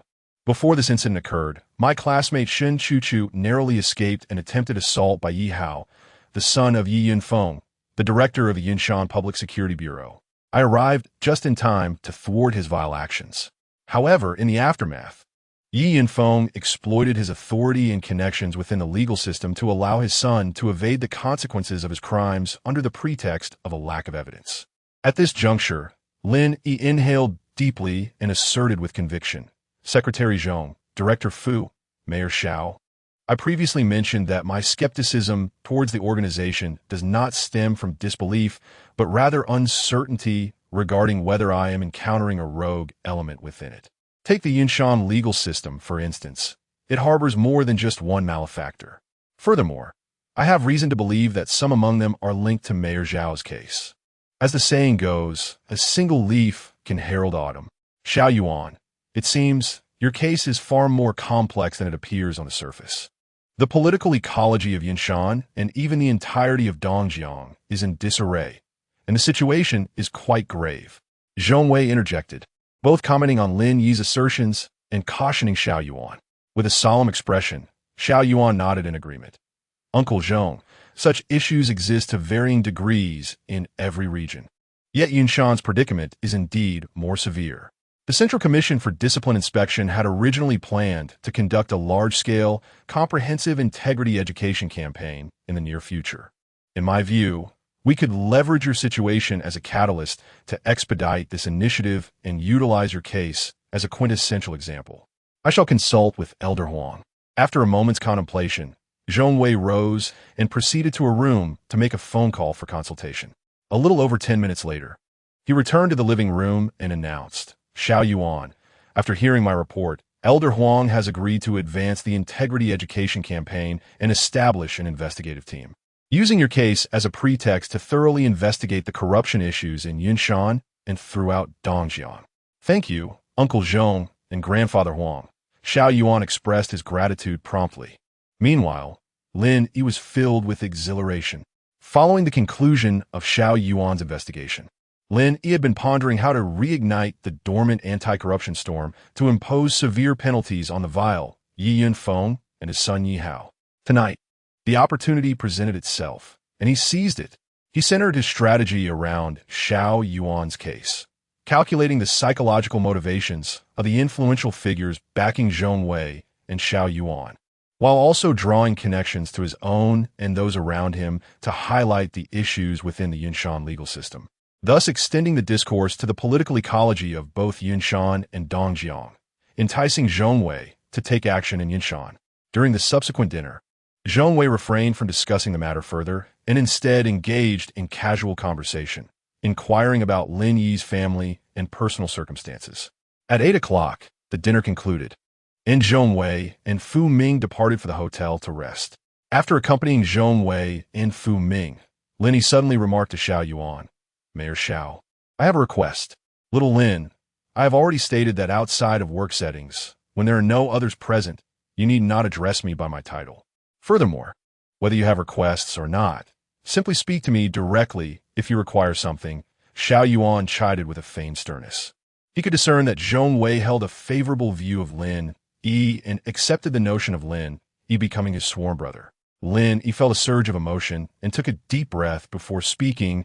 Xiao Ge, based on the information I've gathered, the upper-level disciplinary inspection department forms investigation teams by selecting local officials, correct? Indeed, came the reply. I wish to be transferred to the investigation team. Lin Yi's declaration was astonishing. Are you trying to stand up for your classmate? Xiao Yuan pondered, sensing Lin Yi's intentions, and smiled wryly. Rest assured, Xiao Yi. Uncle Zhong mentioned that Brother Fu will lead the investigation team.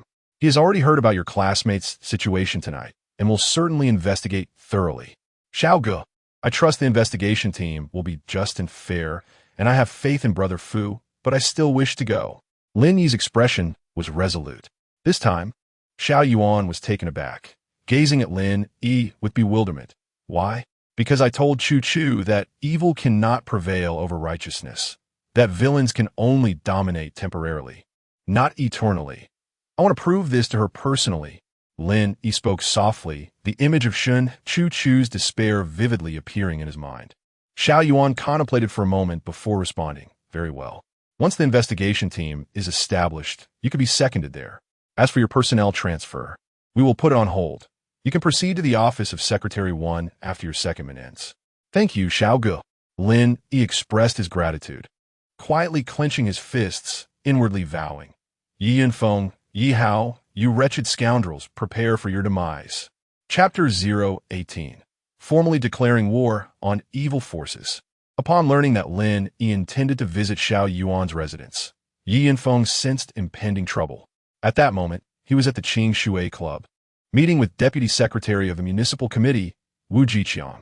Secretary Jiqiang, since Zhong Wei is Xiao Yuan's supporter, his presence in Yunshan this time clearly aims to bolster Xiao Yuan's standing.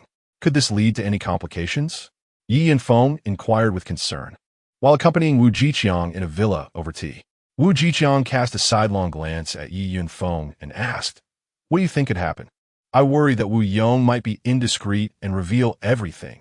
Yi Yunfeng replied, setting down his teacup.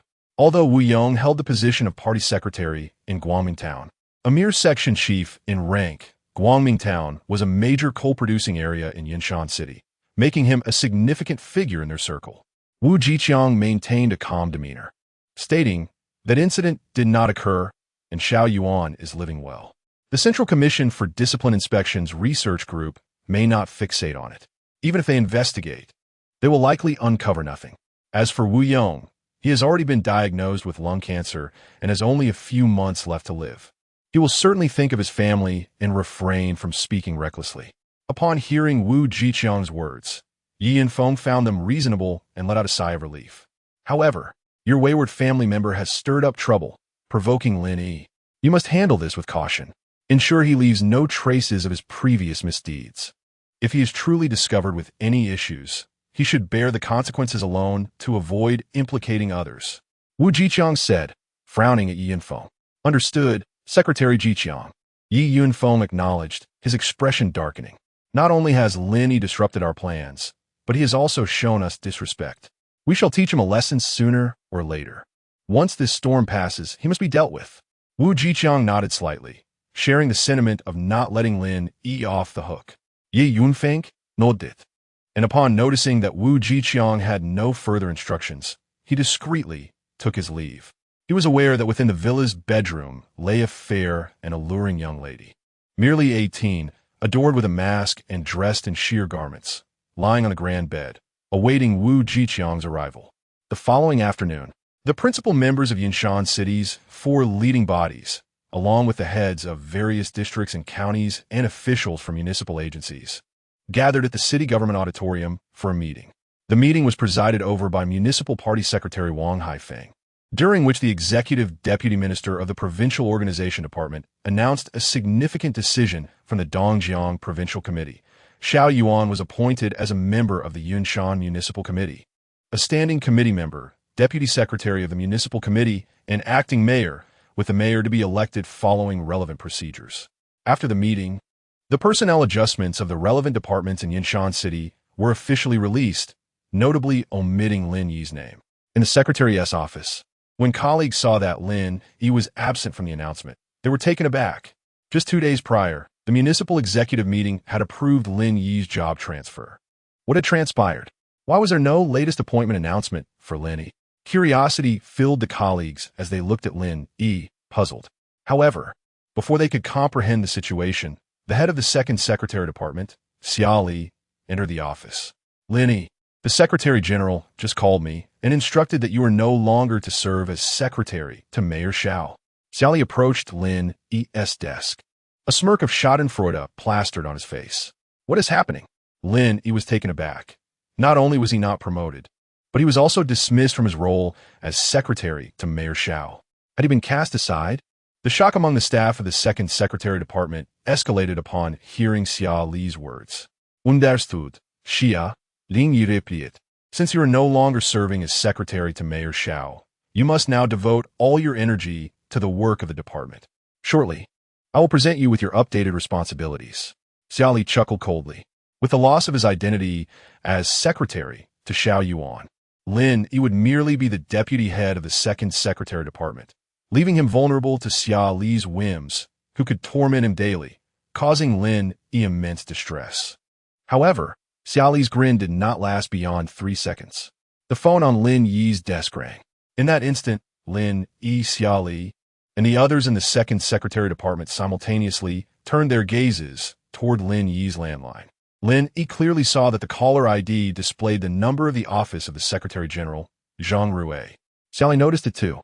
This revelation rendered him momentarily stunned, and then, before Lin Yi could react, he snatched up the receiver.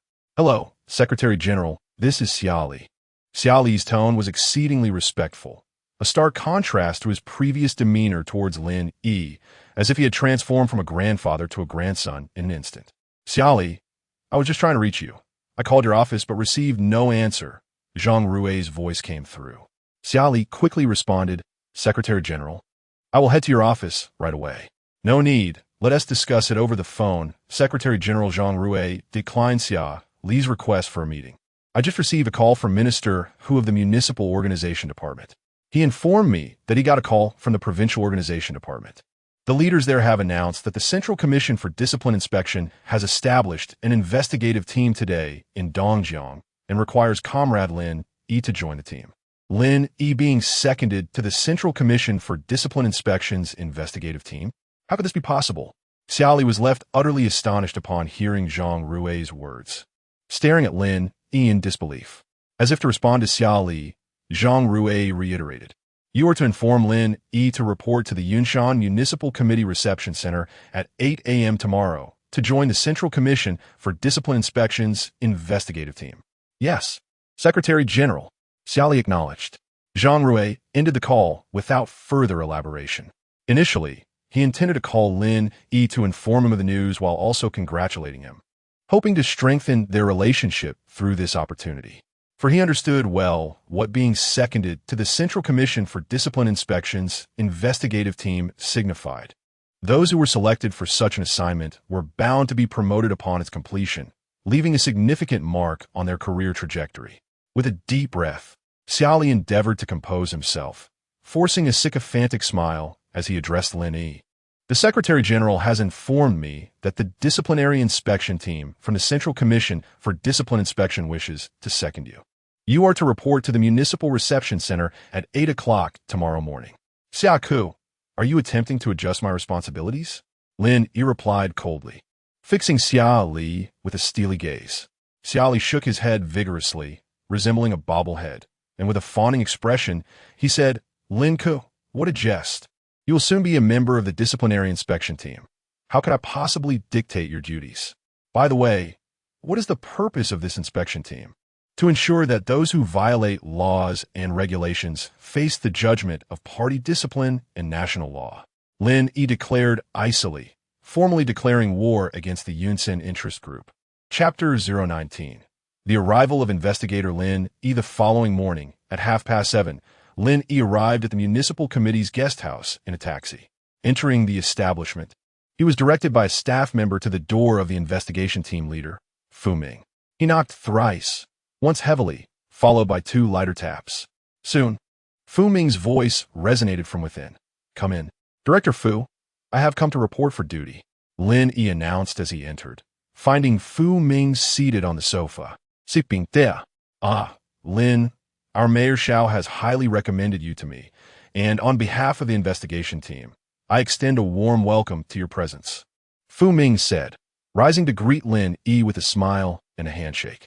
During Lin Yi's conversation with Zhong Wei the previous evening, Fu Ming had been present and had formed a favorable impression of him. "Thank you, Director Fu," Lin Yi replied gratefully. "There's no need for such formality, Lin. Our investigation team is in need of someone well-versed in local matters to provide us with insights and suggestions. Your involvement will indeed assist us in addressing this need. If anyone ought to express gratitude, it is I on behalf of the investigation team," Fu Ming remarked, smiling as he released Lin Yi's hand. He did not perceive Lin Yi's inclusion as a boon to the investigation team. Rather, he understood it as Xiao Yuan's attempt to assist Lin Yi in enhancing his career. Fu Ming's agreement to include Lin Yi was primarily a gesture of goodwill towards Xiao Yuan. "Director Fu, what specific responsibilities will I undertake?" Lin Yi inquired, discerning Fu Ming's underlying sentiments. Yet, he acknowledged that such thoughts were natural from Fu Ming's perspective, given his background in secretarial work, which bore little relation to disciplinary inspection. He chose not to elaborate, but resolved to demonstrate through action that he was not merely seeking to embellish his credentials. He intended to ensure that the scoundrels of the Yunshan interest group faced justice. The investigation team convened a founding meeting in Sherman the day prior, and a work meeting was scheduled for 8 o'clock that morning to discuss the investigation's plans and allocate responsibilities. At 8 o'clock, Lin Yi accompanied Fu Ming to the meeting room, where the rest of the team had gathered. Aside from Lin Yi and Fu Ming, the group comprised a total of 14 members. Upon entering, Lin Yi could acutely sense the collective gaze of the assembly fixating upon him, some eyes scrutinizing, others filled with skepticism, and a few tinged with disdain. Unfazed by the scrutiny, Lin Yi took his seat resolutely. "Ladies and gentlemen, this is our investigation team's sole cadre, seconded from Yunshan." Fu Ming observed the peculiar glances directed at Lin Yi and promptly introduced him to the group. Upon concluding his introduction, he turned to Lin Yi, saying, "Lin Yi, please introduce yourself to everyone." "Greetings, esteemed leaders. I am Lin Yi, currently employed at the Yunshan Municipal Office. It is an honor to join this investigation team and to learn from each of you," Lin Yi replied, standing to provide a concise and humble introduction. "Lin Yi, this individual is Jiang Hai, the Deputy Director of the Cadre Supervision Bureau of the Organization Department." After Lin Yi took his seat, Fu Ming introduced the members of the investigation team in succession. The leadership of the investigation team consists of 1 chief and 2 deputies, aside from Jiang Hai, the Deputy Director of the Cadre Supervision Bureau. The other deputy leader is Chun Rui, the Deputy Chief Prosecutor of the 3rd Prosecution Division of the Supreme People's Procuratorate. Including Lin Yi, the remaining members are investigation specialists hailing from the Organization Department, the Supreme People's Procuratorate, the Dongjiang Provincial Discipline Inspection Commission, the Organization Department, the Procuratorate, the Court, the Public Security Department, and the Audit Department. After the introductions, Fu Ming led the applause, and the others followed suit. Yet they held Lin Yi in little regard. Fu Ming had witnessed Lin Yi conversing with Zhong Wei, the Deputy Secretary of the Central Commission for Discipline Inspection, and was aware of Lin Yi's capabilities. Thus, he believed Lin Yi was merely seeking to enhance his credentials. How could the other members of the investigation team think differently? Lin Yi could distinctly sense the disdainful glances directed toward him by the 2 young individuals flanking him. Their contempt was evident from the moment they first laid eyes on him. The 2 were Lu Liang from the Supreme People's Procuratorate and Shi Xiaorui from the Dongjiang Provincial Procuratorate. Now, let us convene today's work meeting. There are 2 items on today's agenda. First, we will discuss and formulate a plan for this investigation. Second, we will assign responsibilities among the members. Once the applause subsided, Fu Ming commenced the meeting, starting with the first agenda item. He encouraged everyone to share their thoughts and ideas, while reminding them to keep their contributions within a 10-minute limit. "Director Fu, Allow me to set the stage, Lu Yang interjected, eager to make an impression.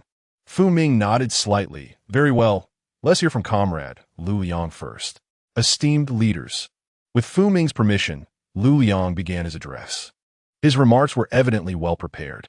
He possessed a comprehensive understanding of the case involving Xiao Yuan, who had been falsely accused, and proposed a strategy focusing on Wu Yong, the party secretary of Guangming Town, and Xia Yuan, a driver from the municipal government office. He emphasized interrogation techniques for Wu Yong, showcasing his professional acumen. Comrade Lin Yi, please share your thoughts. As Lu Yang concluded, Fu Ming called upon Lin Yi to speak. You are the only local cadre from Yunshan in our work group, and you have served as secretary to Comrade Xiao Yuan. You should possess a clearer understanding of the Xiao Yuan case and the situation in Yunshan than any of us present. Certainly, Director Fu. Lin Yi nodded in response. Then, under the attentive gazes of his colleagues, he maintained a composed demeanor as he addressed them. Esteemed leaders, I lack experience in disciplinary inspection work, so I will share only my personal views. If there are any inaccuracies, I welcome your corrections and critiques. I was unable to attend the founding conference of the investigation team yesterday, so I'm not entirely clear on the objectives of our work. However, I personally believe that uncovering the truth behind the Xiao Yuan case is merely the prelude to our visit to Yunshan. The true purpose of our investigation team is to identify the issues within the political ecology of Yunshan and Dongjiang through the Xiao Yuan case, to investigate and penalize the corrupt individuals, to supervise local rectifications, and to warn other cadres, thereby preventing the recurrence of such problems. Lin Yi posed momentarily, and an air of peculiarity enveloped the venue. The three leaders, including Fu Ming, furrowed their brows slightly. Others held pens but refrained from taking notes, deeming Lin Yi's words devoid of any significance worthy of recording. After all, he was merely a grassroots official, incapable of articulating his thoughts effectively. Lu Yang from the Supreme Procuratorate and Shi Xiaowei from the Dongjiang Provincial Procuratorate regarded Lin Yi with a hint of mockery, for his previous remarks had been overly grandiose. Such statements were meant for leaders. What folly for a mere deputy section chief to echo their sentiments. Had he lost his senses? Observing the disdain in their gazes, Lin Yi decided to abandon his previous restraint and began to speak with remarkable eloquence, captivating the audience. Chapter 020. This young man doesn't seem to be here for personal gain. In my personal view, the political ecology of Yunshan harbors two significant issues. Firstly, within the cadre team of Yunshan, there exists a troubling tendency towards nepotism and corruption. Since our nation's accession to the World Trade Organization, we have witnessed rapid economic growth over recent years, greatly enhancing the material living standards of the populace. However, this prosperity has simultaneously widened the chasm between the affluent and the impoverished, giving rise to a burgeoning hedonism that has cultivated fertile ground for corruption, with collusion between officials and businessmen becoming increasingly rampant. Over the past 2 to 3 years, the global commodity market has experienced a bull run, with mineral resource prices soaring. Yunshan serves as a crucial mineral hub for both the East River region and the nation at large, with the mining industry acting as the economic backbone of the city. Numerous coal mines, iron mines, and rare metal mines, the landscape, some of which are privately operated.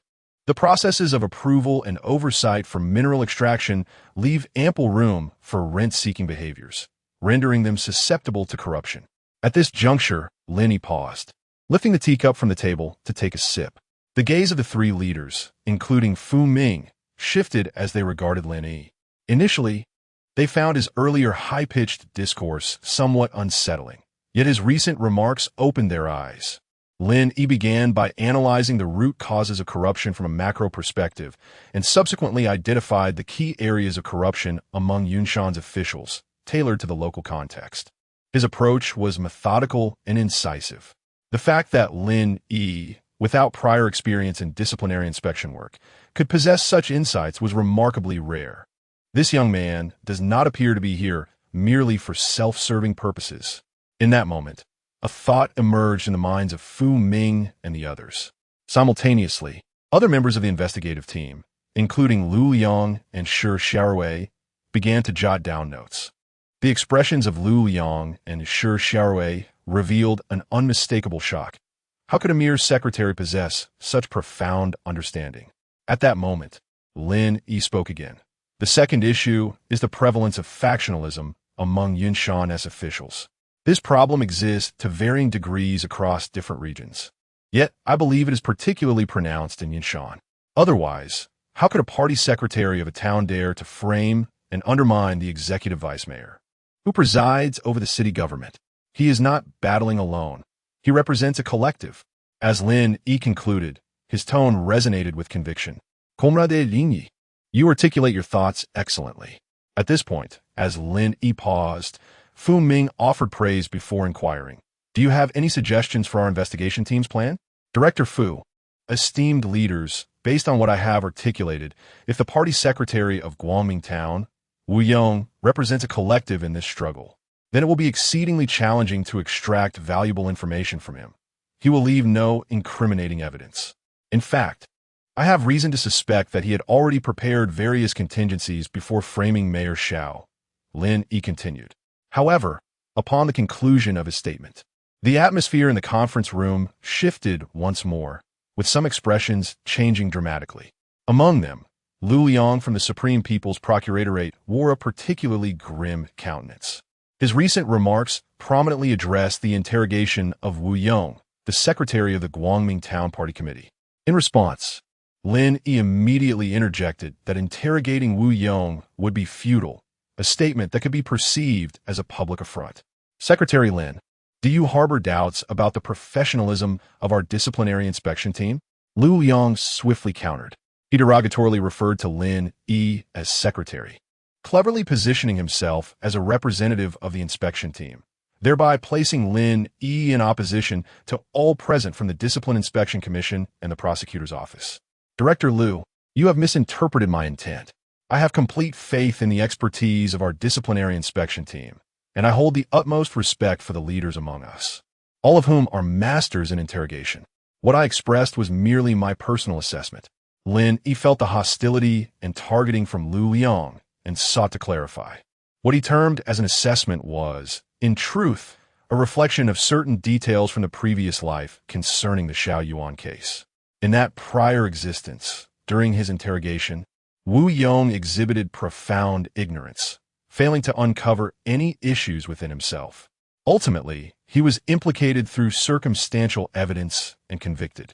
Comrade Lu Liang, if you possess alternative opinions or insights, please reserve them until Comrade Lin Yi has concluded his remarks, Fu Ming said, furrowing his brow at Lu Liang with evident dissatisfaction.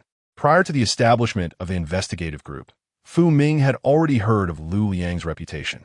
A graduate with a master's degree from Huaxia University of Political Science and Law, Lu Liang's ascent to the Supreme People's Procuratorate was not solely due to his capabilities, but rather because he had married into the prestigious He family of the capital, effectively achieving a significant social leap. Fu Ming was aware of Lu Liang's background, having heard more than once that Lu, who hailed from humble beginnings, had developed an air of superiority after marrying into the He family and securing a position at the highest procuratorial authority, particularly looking down upon others from similar backgrounds. Understood.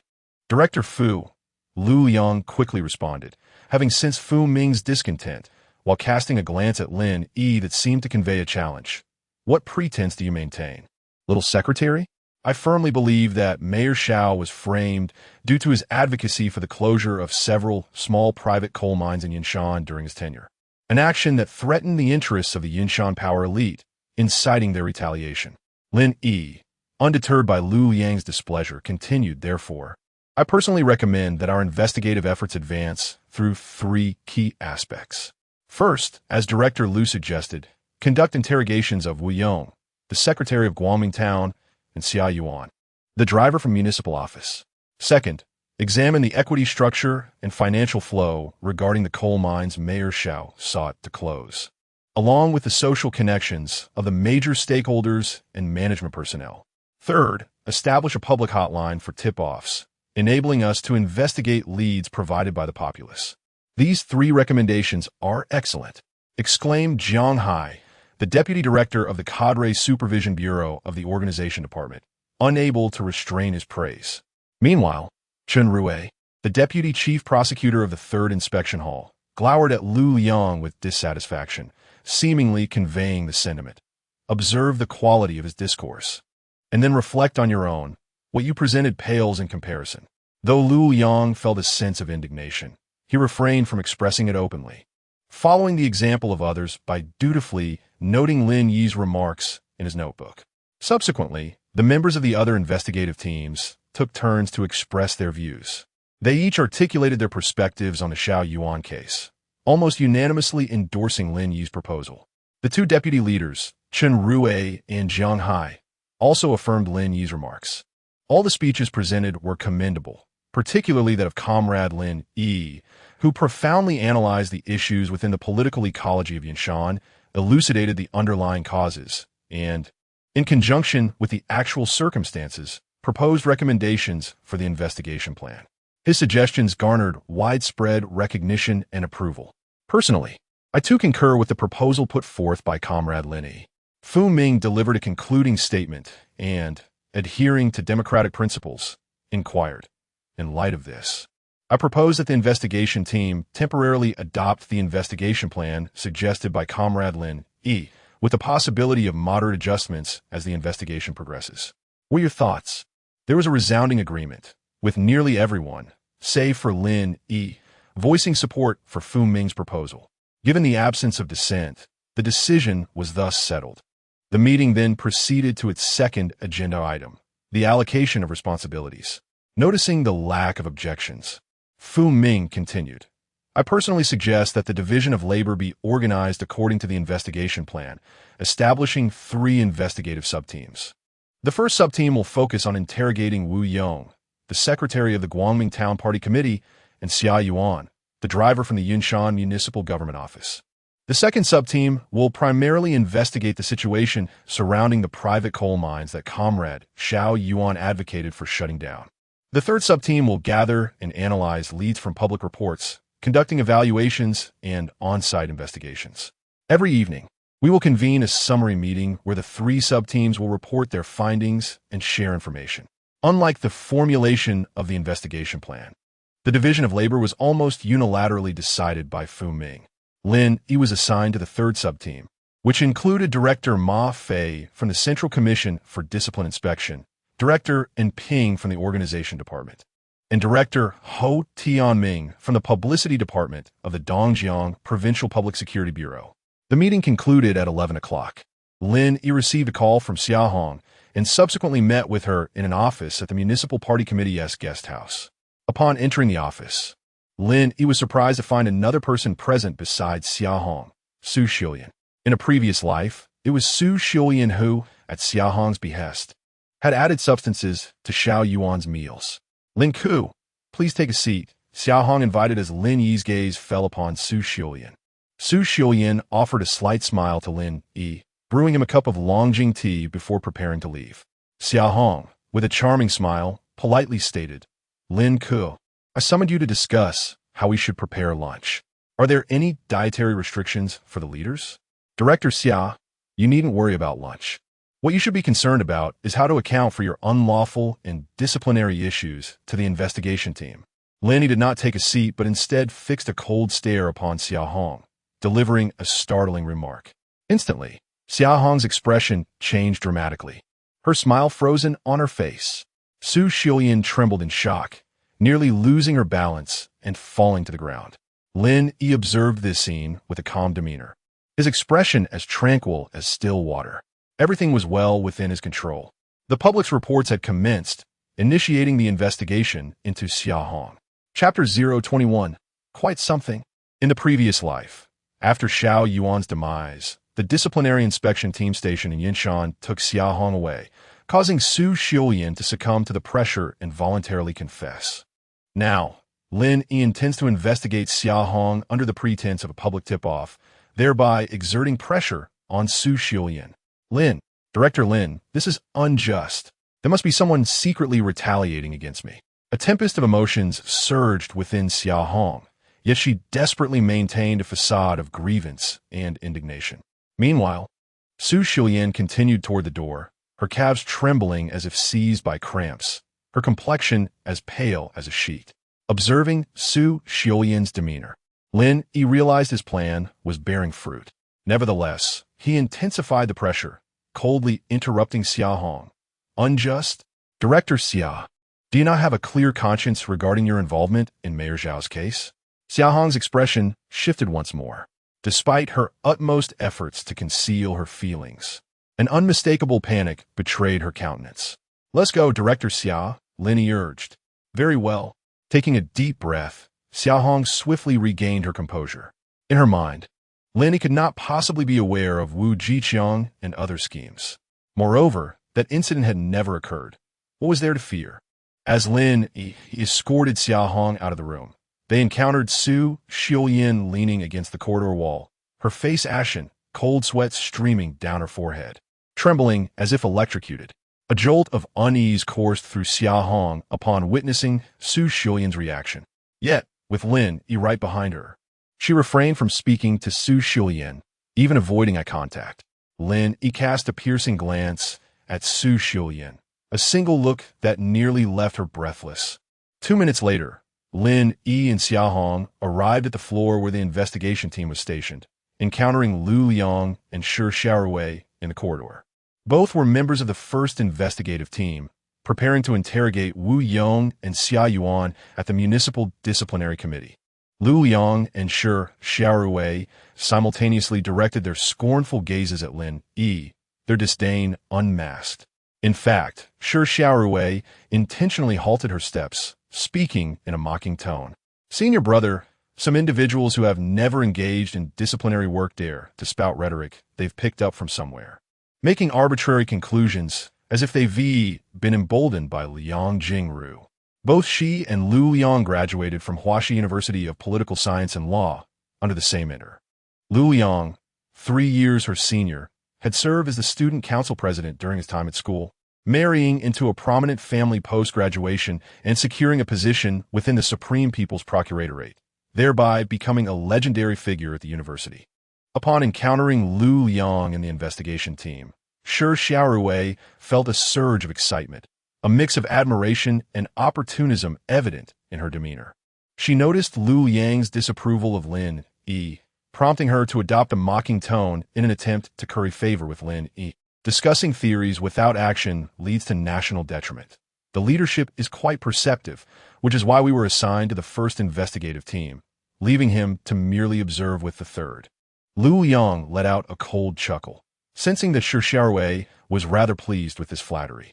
Lin Yi furrowed his brow, casting a glance at the two before noticing Director Ho Tianming of the Publicity Department of the East River Provincial Public Security Bureau stepping out from a room, prompting him to disregard the two further. Director Ho, I have received reports from the public regarding Deputy Secretary of the Municipal Committee and Director of the Reception Office, Xia Hong, who is suspected of violating laws and regulations. Therefore, I have brought her here for investigation. Lin, he stated as he approached Ho Tianming with Xia Hong in tow. He had heard of Ho Tianming's esteemed reputation since he first started his career, known as the Yunshan detective. Ho had previously served as the captain of the criminal investigation team at the Yunshan City Police Bureau and as the deputy director of the Municipal Public Security Bureau, solving numerous cases and earning significant renown in the East River police community.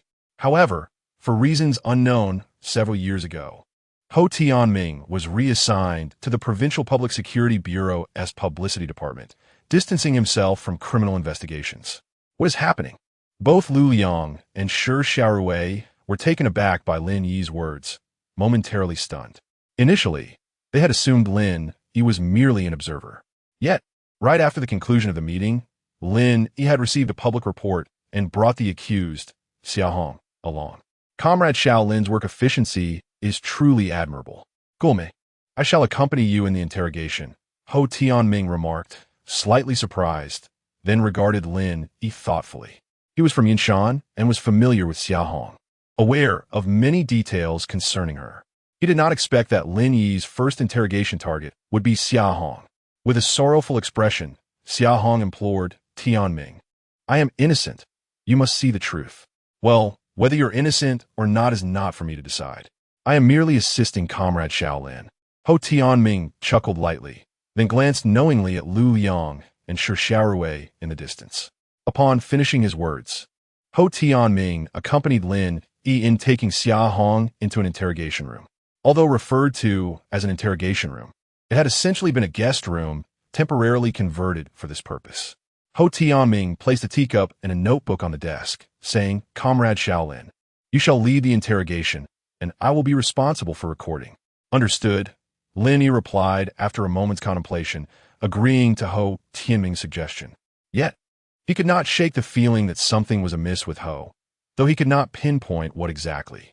"Tianming, I am being deliberately framed." Xia Hong sat across from Lin Yi and Ho Tianming, once more pleading her case. Lin Yi interrupted coldly, "Xia Hong, you are currently under investigation by the Central Commission for Discipline Inspection. Director Ho is an investigator from the commission. Please be mindful of your address."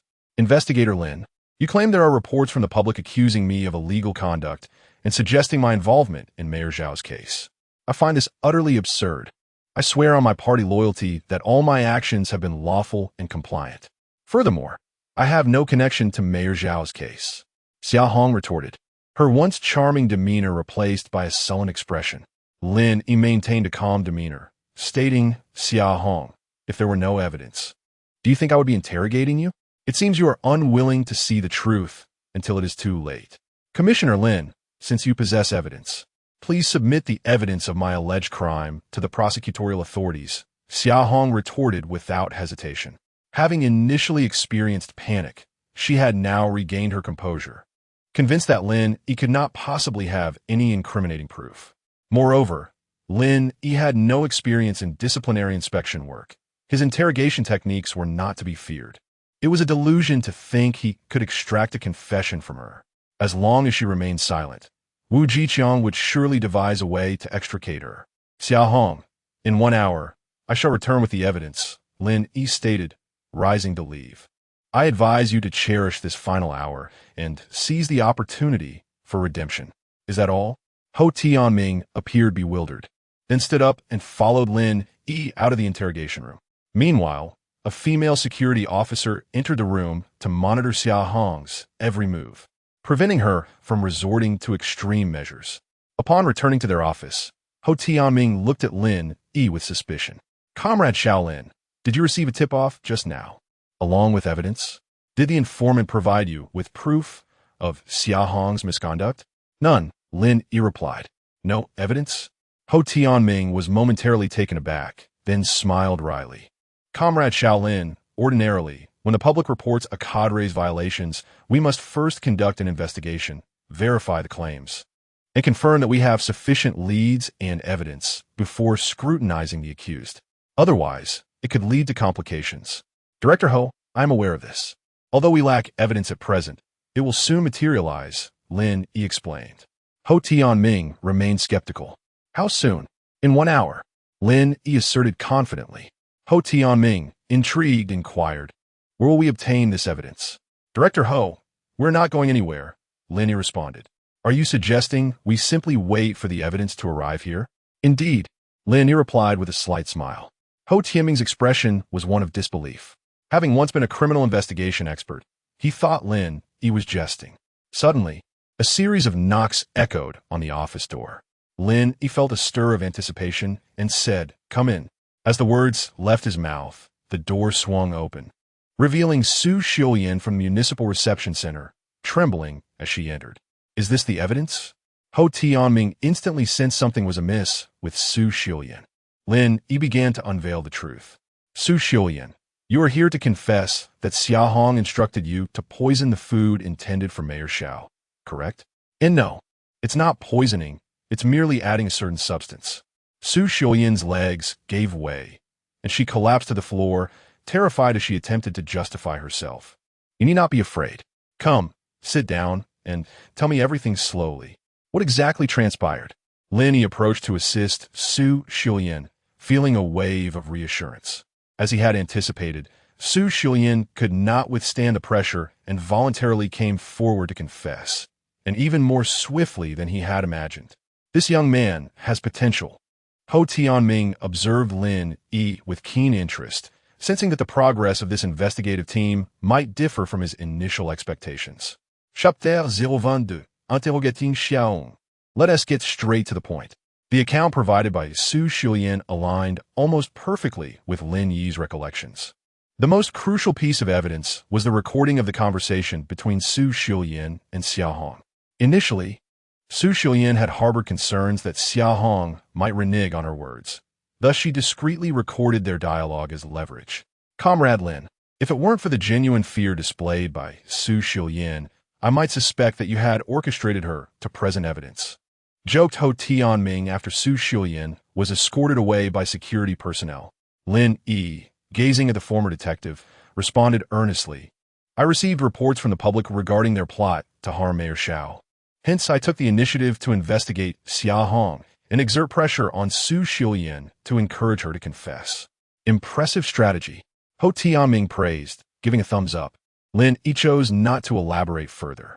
Together with Ho Tianming, he returned to the interrogation room with the evidence provided by Su Xiuyan.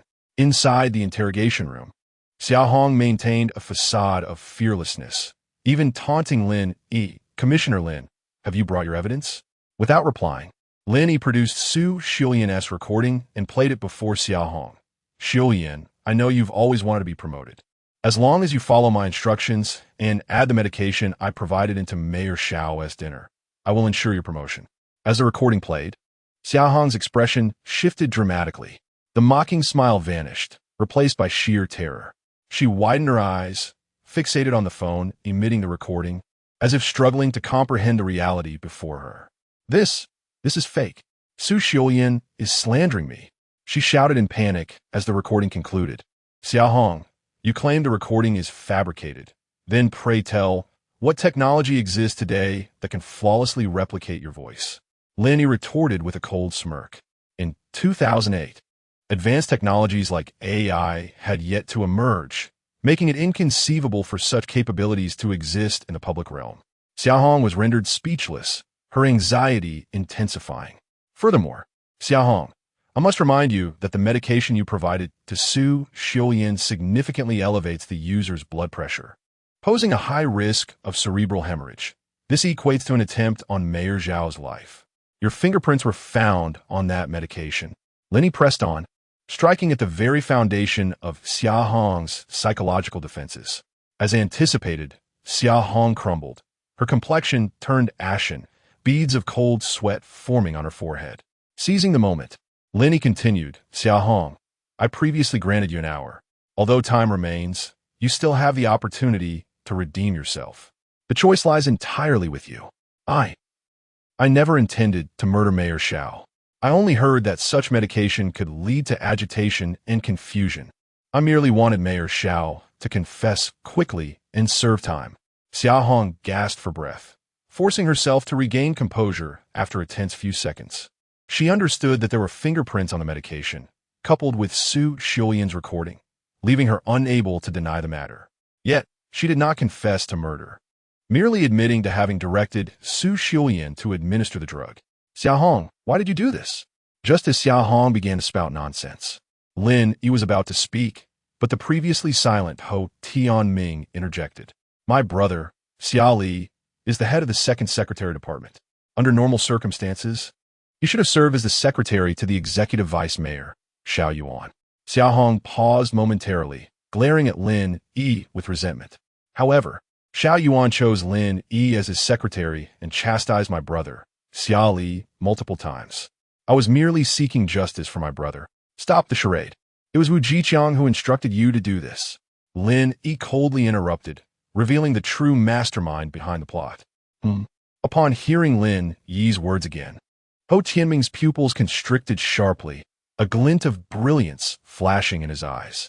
Xiaohong's body trembled violently, instinctively shaking her head. No, it can't be. Xiaohong, you are acutely aware that the evidence is irrefutable. You cannot deny it. Yet, you believe that as long as you do not implicate Wu Jiqiang, he will certainly find a way to rescue you. Even if he cannot save you, he could orchestrate a means for you to serve a shorter prison sentence. Simultaneously, you trust that he will consider your relationship and take care of your family, Perhaps promoting your brother, Xiaoli, right? Lin Yi observed Xia Hong with an impassive expression and spoke slowly. Xia Hong appeared as though her innermost thoughts were laid bare, staring at Lin Yi in disbelief. How does he know about my relationship with Wu Jiqiang? How can he perceive my thoughts? As if to respond to Xia Hong's silent inquiry, Lin Yi continued, Firstly, I can unequivocally inform you that the investigation team's primary target is Wu Jiqiang, and they have already gathered evidence of his illegal activities. Impossible, Xia Hong instinctively countered, yet the panic on her face was undeniably palpable. Lin Yi pressed on without pause. Secondly, do you think he cares for you? Huh, you are merely one among his many women, and certainly the least favored. Upon hearing Lin Yi's words, Xia Hong visibly exhibited emotional turmoil, her chest rising and falling with agitation. You wish to marry him, to bear his children, yet he has refused. What you do not realize is that there are 2 other women who have already borne him children. Moreover, his illicit earnings are all under the names of those 2 women. Witnessing this scene, Lin Yi intensified his remarks, and all those years you spent devoted to him.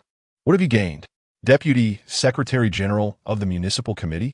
Director of the Reception Bureau? With your capabilities, you could have ascended through normal promotions, couldn't you? You mustn't speak such nonsense. Xia Hong's mental state shattered completely, her emotions becoming exceedingly agitated. She refused to believe everything Lin Yi had asserted. On the contrary, she believed Wu Jiqiang had genuine feelings for her. Because of this trust, she still withheld information regarding Wu Jiqiang. If you are unwilling to take responsibility for your crimes, that is of no consequence. Trust me, soon enough, without me having to ask you, you will voluntarily disclose everything you know. Lin Yi discerned that Xia Hong was harboring fantasies and chose not to pursue further interrogation. Having said that, he rose and departed. What scheme could that lad be concocting now? Ho Tianming pondered, promptly getting up to follow Lin Yi out of the interrogation room. Comrade Shaolin, I am quite intrigued. What approach do you possess that could compel Xia Hong to voluntarily divulge information? Upon returning to the office, Ho Tianming inquired with curiosity. Director Ho, while I am uncertain why you approach the work of the investigation team with such a casual demeanor, I have faith that the once-renowned detective of Yunshan, a legendary figure in the law enforcement community of Dongjiang, is a commendable officer of the people and a trustworthy comrade. Lin Yi gazed intently at Ho Tianming, responding evasively. Ho Tianming's expression shifted slightly, yet he quickly resumed his nonchalant demeanor, replying, Comrade Shaolin, I am merely a bit curious. If it is inconvenient for you to share, then so be it.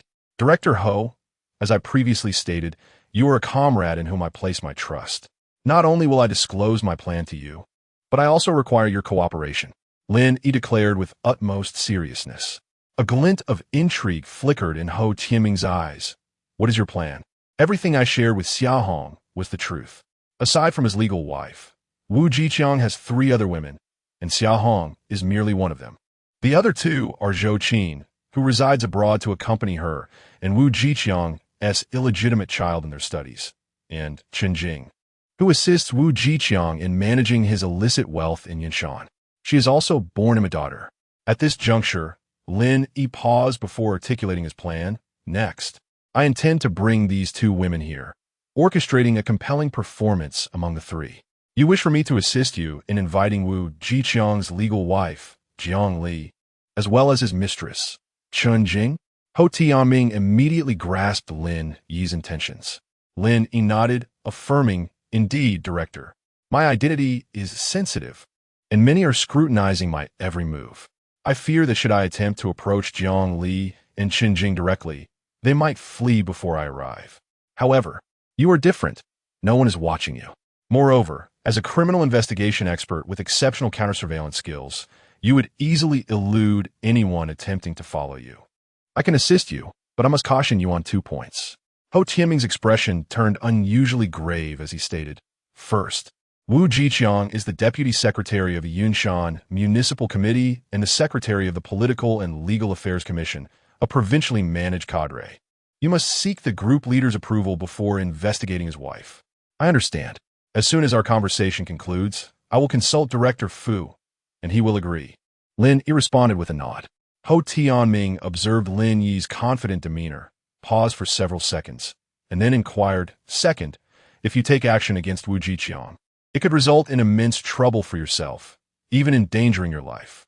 Are you certain you wish to proceed?" "Certain." Lin Yi's answer was resolute, delivered with unyielding conviction. Chapter 023. Three women in a play. Ho Tianming acted swiftly. Within the hour, he had summoned Wu Jiqiang's legitimate wife, Jiang Li, and his mistress, Chun Jing, to the municipal party committee's guest house, assigning them to separate interrogation rooms. Lin Yi chose to meet with Jiang Li first, as his memories from his previous life indicated that she was the first among Wu Jiqiang's women to confess some of his criminal activities. Upon entering the interrogation room, Lin Yi was struck by the sight of Jiang Li clad in a black dress, seated on a chair, her expression revealing a hint of tension and unease. "Hello, Professor Jiang. I am Lin Yi, formerly the secretary to Mayor Xiao, and I am currently seconded to the Central Commission for Discipline Inspections investigation team." He introduced himself, and Ho Tianming, who sat opposite her. Jiang Li regarded Lin Yi with a mixture of recognition and confusion. "Director Lin, I know who you are, but I fail to comprehend why you have brought me here. Wu Jiqiang is suspected of murdering Mayor Xiao, and we need to verify some details with you." Lin Yi replied coolly. Jiang Li's countenance changed dramatically, and she exclaimed, Wu Jiqiang murdered Mayor Xiao? How could he possibly do such a thing?" Without answering her, Lin Yi played a segment of Xia Hong's interrogation, selectively showcasing her admissions. Upon seeing Xia Hong, Jiang Li's expression shifted again, her contempt barely concealed. She was aware of Xia Hong and her relationship with Wu Jiqiang. "Professor Jiang, I presume you are not unfamiliar with Xia Hong. She is Wu Jiqiang's mistress, the one who has disrupted your family," Lin Yi remarked, observing Jiang Li's reaction closely. "You have seen the interrogation footage. Xia Hong has confessed everything. Wu Jiqiang framed Mayor Xiao for bribery and instructed Xia Hong to drug him in his meals, intending to harm him. We currently possess all the evidence, but wish to further discuss other matters with you. I have warned him time and again that Xia Hong is a vixen who would lead to his downfall, yet he refused to listen." Jiang Li's composure shattered. Her voice choked with emotion, her words rife with animosity towards Xia Hong. This revelation surprised Ho Tianming, who had not anticipated such an easy interrogation of Jiang Li. Lin Yi, however, was not taken aback, for his memories from his previous life indicated that Wu Jiqiang and Jiang Li's marriage had long been a mere facade. Divorce was Jiang Li's bottom line. She could not relinquish her status. As the wife of the deputy mayor, she commanded respect in any gathering within Yunshan. Moreover, she had utilized this position to facilitate numerous matters for her family, with several of her relatives' job placements being directly or indirectly resolved by Wu Jiqiang.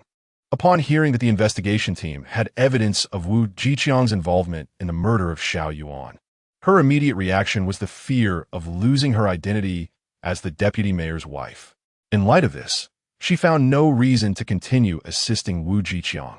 Jiang Li candidly confessed to Wu Jiqiang's relationships with Xia Hong, Chun Jing, and Zhou Qin, while expressing her outrage that Chun Jing was managing Wu Jiqiang's assets. Due to this matter, she has had several heated arguments with Wu Jiqiang. Comrade Xiaolin, the interrogation of Jiang Li was surprisingly straightforward. Did you anticipate this in advance? After concluding the interrogation of Jiang Li, Ho Tianming could not help but exclaim. Lin Yi, maintaining a calm demeanor, responded, Jiang Li is Wu Jiqiang's legitimate wife. Ordinarily, she should enjoy all the benefits that come with Wu Jiqiang's promotion, yet in reality, she receives the least among these women. Her mindset has been severely imbalanced, harboring resentment towards Wu Jiqiang and the other three women, yet unable to let go of the allure of fame and fortune. Now that she realizes she can no longer rely on Wu Jiqiang for such gains, how could she allow others to thrive? Comrade Xiaolin, if I had not reviewed your background and discovered your lack of experience in discipline inspection, I would suspect you to be an expert in the field, Ho Tianming remarked appreciatively. Before inquiring, shall we proceed to interrogate Chun Jing or Xia Hong next? Lin Yi gave Ho Tianming a sidelong glance. Although he was uncertain why Ho Tianming insisted on playing the subordinate role, he could discern that Ho Tianming was feigning ignorance. He was indeed a cunning character, adept at concealing his true nature. Subsequently, Lin Yi and Ho Tianming entered the interrogation room where Chun Jing was located. Director Lin, why has your investigative team brought me here? I am not an official. I am merely a small businessman. Upon seeing Lin Yi, Chun Jing took the initiative. Lin Yi smiled. Ms. Chun, you are far too modest. Assisting Wu Jiqiang in managing assets. You are quite the renowned businessman in Yunshan. How can you dismiss it as merely small-scale trade? Director Lin, such words are reckless. I am just friends with Secretary Jiqiang. My business is entirely legitimate. Chun Jing's heart raced, a flicker of panic crossing her face, but she quickly regained her composure. Lin Yi smirked derisively. Can friends have children? I truly envy your type of friendship. Director, what do you mean? Even if you are with the investigative team, you cannot speak carelessly. I have been married, and my child belongs to my ex-husband. It has nothing to do with Secretary Jiqiang. Enough of the charade. Lin Yi, uninterested in further banter, directly presented segments of Jiang Li's interrogation. Chun Jing appeared as if struck by a blow, her expression shifting repeatedly, ultimately maintaining a facade of calm as she attempted to refute. This is Professor Jiang Li, Secretary Jiqiang's wife. She knows nothing and has misunderstood my relationship with Secretary Jiqiang. We only share a pure friendship. Jiang Li knows far more than you do. For instance, she is aware of Zhou Qin, while you're not. Lin Yi interjected, observing Chun Jing's performance. Chun Jing trembled, a flash of anger flickering in her eyes, yet she remained silent. Let me enlighten you. Zhou Qin, like you, is one of Wu Jiqiang's mistresses, but she enjoys a far more lavish lifestyle than you. You're tasked with managing Wu Jiqiang's assets, tirelessly working without respite. Consequently, the money you toiled to launder has been transferred abroad, landing in Zhou Qin's hands. Zhou Qin is now reveling abroad with the funds you painstakingly cleaned. Alongside her and Wu Jiqiang's son. May I assume that you earn a living while she is as beautiful as a flower? What audacity this fellow possesses with his incessant flirtations.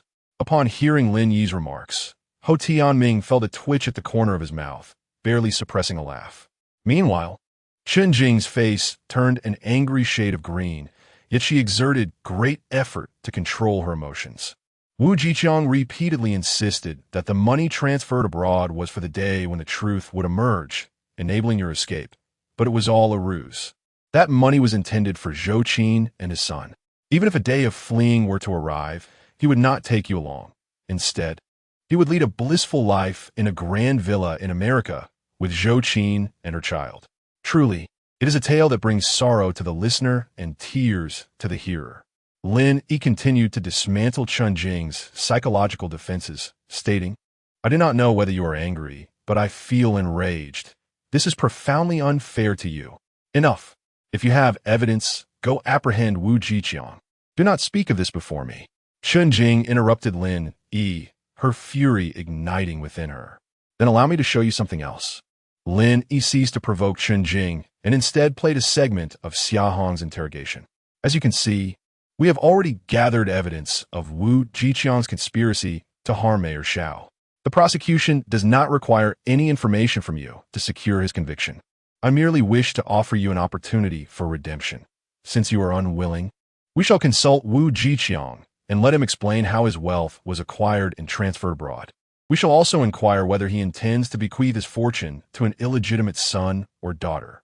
Upon finishing his statement, Lin Yi rose to depart. However, his final words struck Chun Jing's most vulnerable spot like a sharp dagger. Her composure shattered completely, and she hastily called out to Lin Yi, wait. Lin Yi halted, gazing at Chun Jing in silence. With gritted teeth, she declared, if you agree to one condition, I will divulge everything I know. What condition? Bring that wretched woman back. I cannot allow her to live in peace. Chun Jing's face was filled with venomous hatred. The matter concerning Zhou Qin pierced through Chun Jing's very core. She felt like a mere pawn in Wu Jiqiang's game for all these years. Whenever he required her assistance, she was at his beck and call. Very well. Lin Yi nodded slightly, exchanging a knowing glance with Ho Tianming, and began to take notes. An hour later, Lin Yi and Ho Tianming reappeared in the interrogation room where Xia Hong was held. This time, upon entering, Lin Yi uttered not a word, but directly played a segment of Jiang Li and Chun Jing's interrogation. Wu Jiqiang is utterly despicable. He bestows all favors upon other women and fathers children with them, while I am left to undertake illegal tasks. May he meet a wretched fate. As Xiao Hong watched, her composure unraveled, and she erupted in tears and fury. Lin Yi paid her no heed and prepared to leave. Director Lin, it was Wu Jiqiang who instructed me to arrange for someone to poison Xiao Yuan's meals. I am also aware of the complete scheme devised to frame and poison Xiao Yuan. I tell you, I will disclose everything. Xiao Hong, incited to madness, transformed into a nuclear bomb aimed at Wu Jiqiang, seeking to bring mutual destruction, and proactively began to relay the issues to Lin Yi. All of this wholly corroborated Lin Yi's initial prophecy.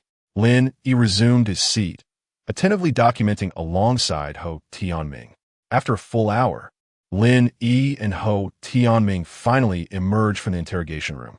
Ho Tianming gave Lin Yi a thumbs up, exclaiming, "Comrade Shaolin," with 3 women on stage. Today's performance was truly spectacular.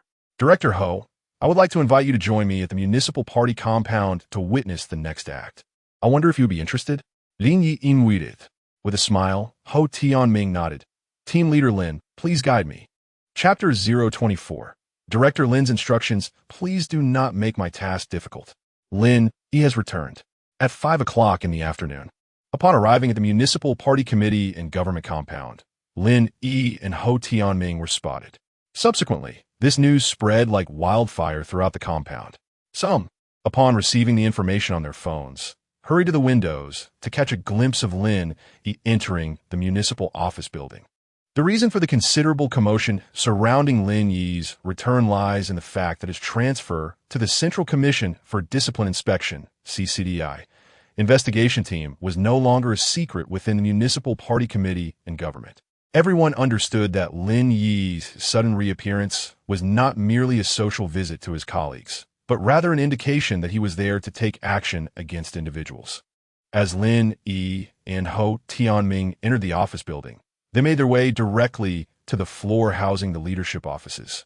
The two then parted ways.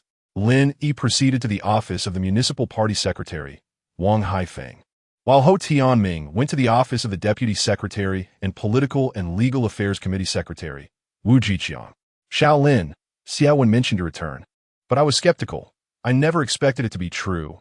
Wang Haifeng greeted Lin Yi in his office, exuding a friendly demeanor. Secretary, I appreciate you taking the time to meet with me amidst your busy schedule.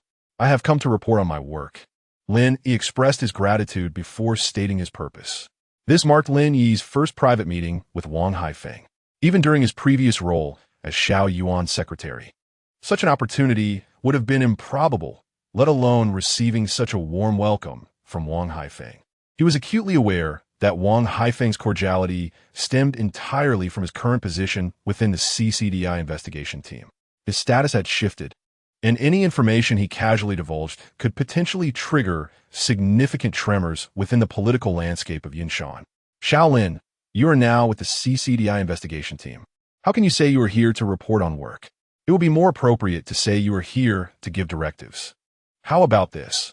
I will summon Mayor Xiao to join us, and we can all hear your instructions together. Wang Haifeng jested, though his smile had lost its earlier warmth. He realized that the investigation team was poised to take decisive action, particularly against significant figures. Lin Yi was here to confer with him. The municipal party secretary, Wang Haifeng, wished to keep the situation under wraps, minimizing the number of people involved, as any fallout could also affect him. After all, he was the head of Yunshan. If the team performed poorly, he bore the responsibility as their leader. Thus, he intended to call Xiao Yuan over, hoping Lin Yi would consider Xiao Yuan's standing and collaborate to mitigate the repercussions. 2 minutes later, Xiao Yuan arrived at the office. Upon seeing Lin Yi, he displayed no surprise, having already heard of Lin Yi's presence in the municipal compound. Secretary, you summoned me. Xiao Yuan initiated the conversation, greeting Wang Haifeng before nodding slightly to Lin Yi, indicating that Lin Yi need not speak. Mayor Xiao, Commissioner Lin Yi represents the CCDI investigation team and has important matters to discuss with us. Wang Haifeng articulated the reason for calling Xiao Yuan. In his address for Lin, he shifted accordingly. In professional settings, titles are used as a sign of respect. This respect is bestowed upon the investigative team by him and the Yunshan Municipal Committee, and it is also a tribute to Lin Yi, the investigator. The secretary and the mayor are indeed in agreement. Lin Yi elucidated the matter concerning Wu Jiqiang, maintaining an attitude of neither servility nor arrogance throughout the entire process. Wu Jiqiang actually attempted to poison and harm Mayor Xiao. Wang Haifeng was taken aback upon hearing this revelation. As the secretary of Yunshan, he was well aware of the rivalry between Wu Jiqiang and Xiao Yuan. Yet, he had never anticipated that Wu Jiqiang would so recklessly cross the line and brazenly flout the rules. Xiao Yuan was equally astonished.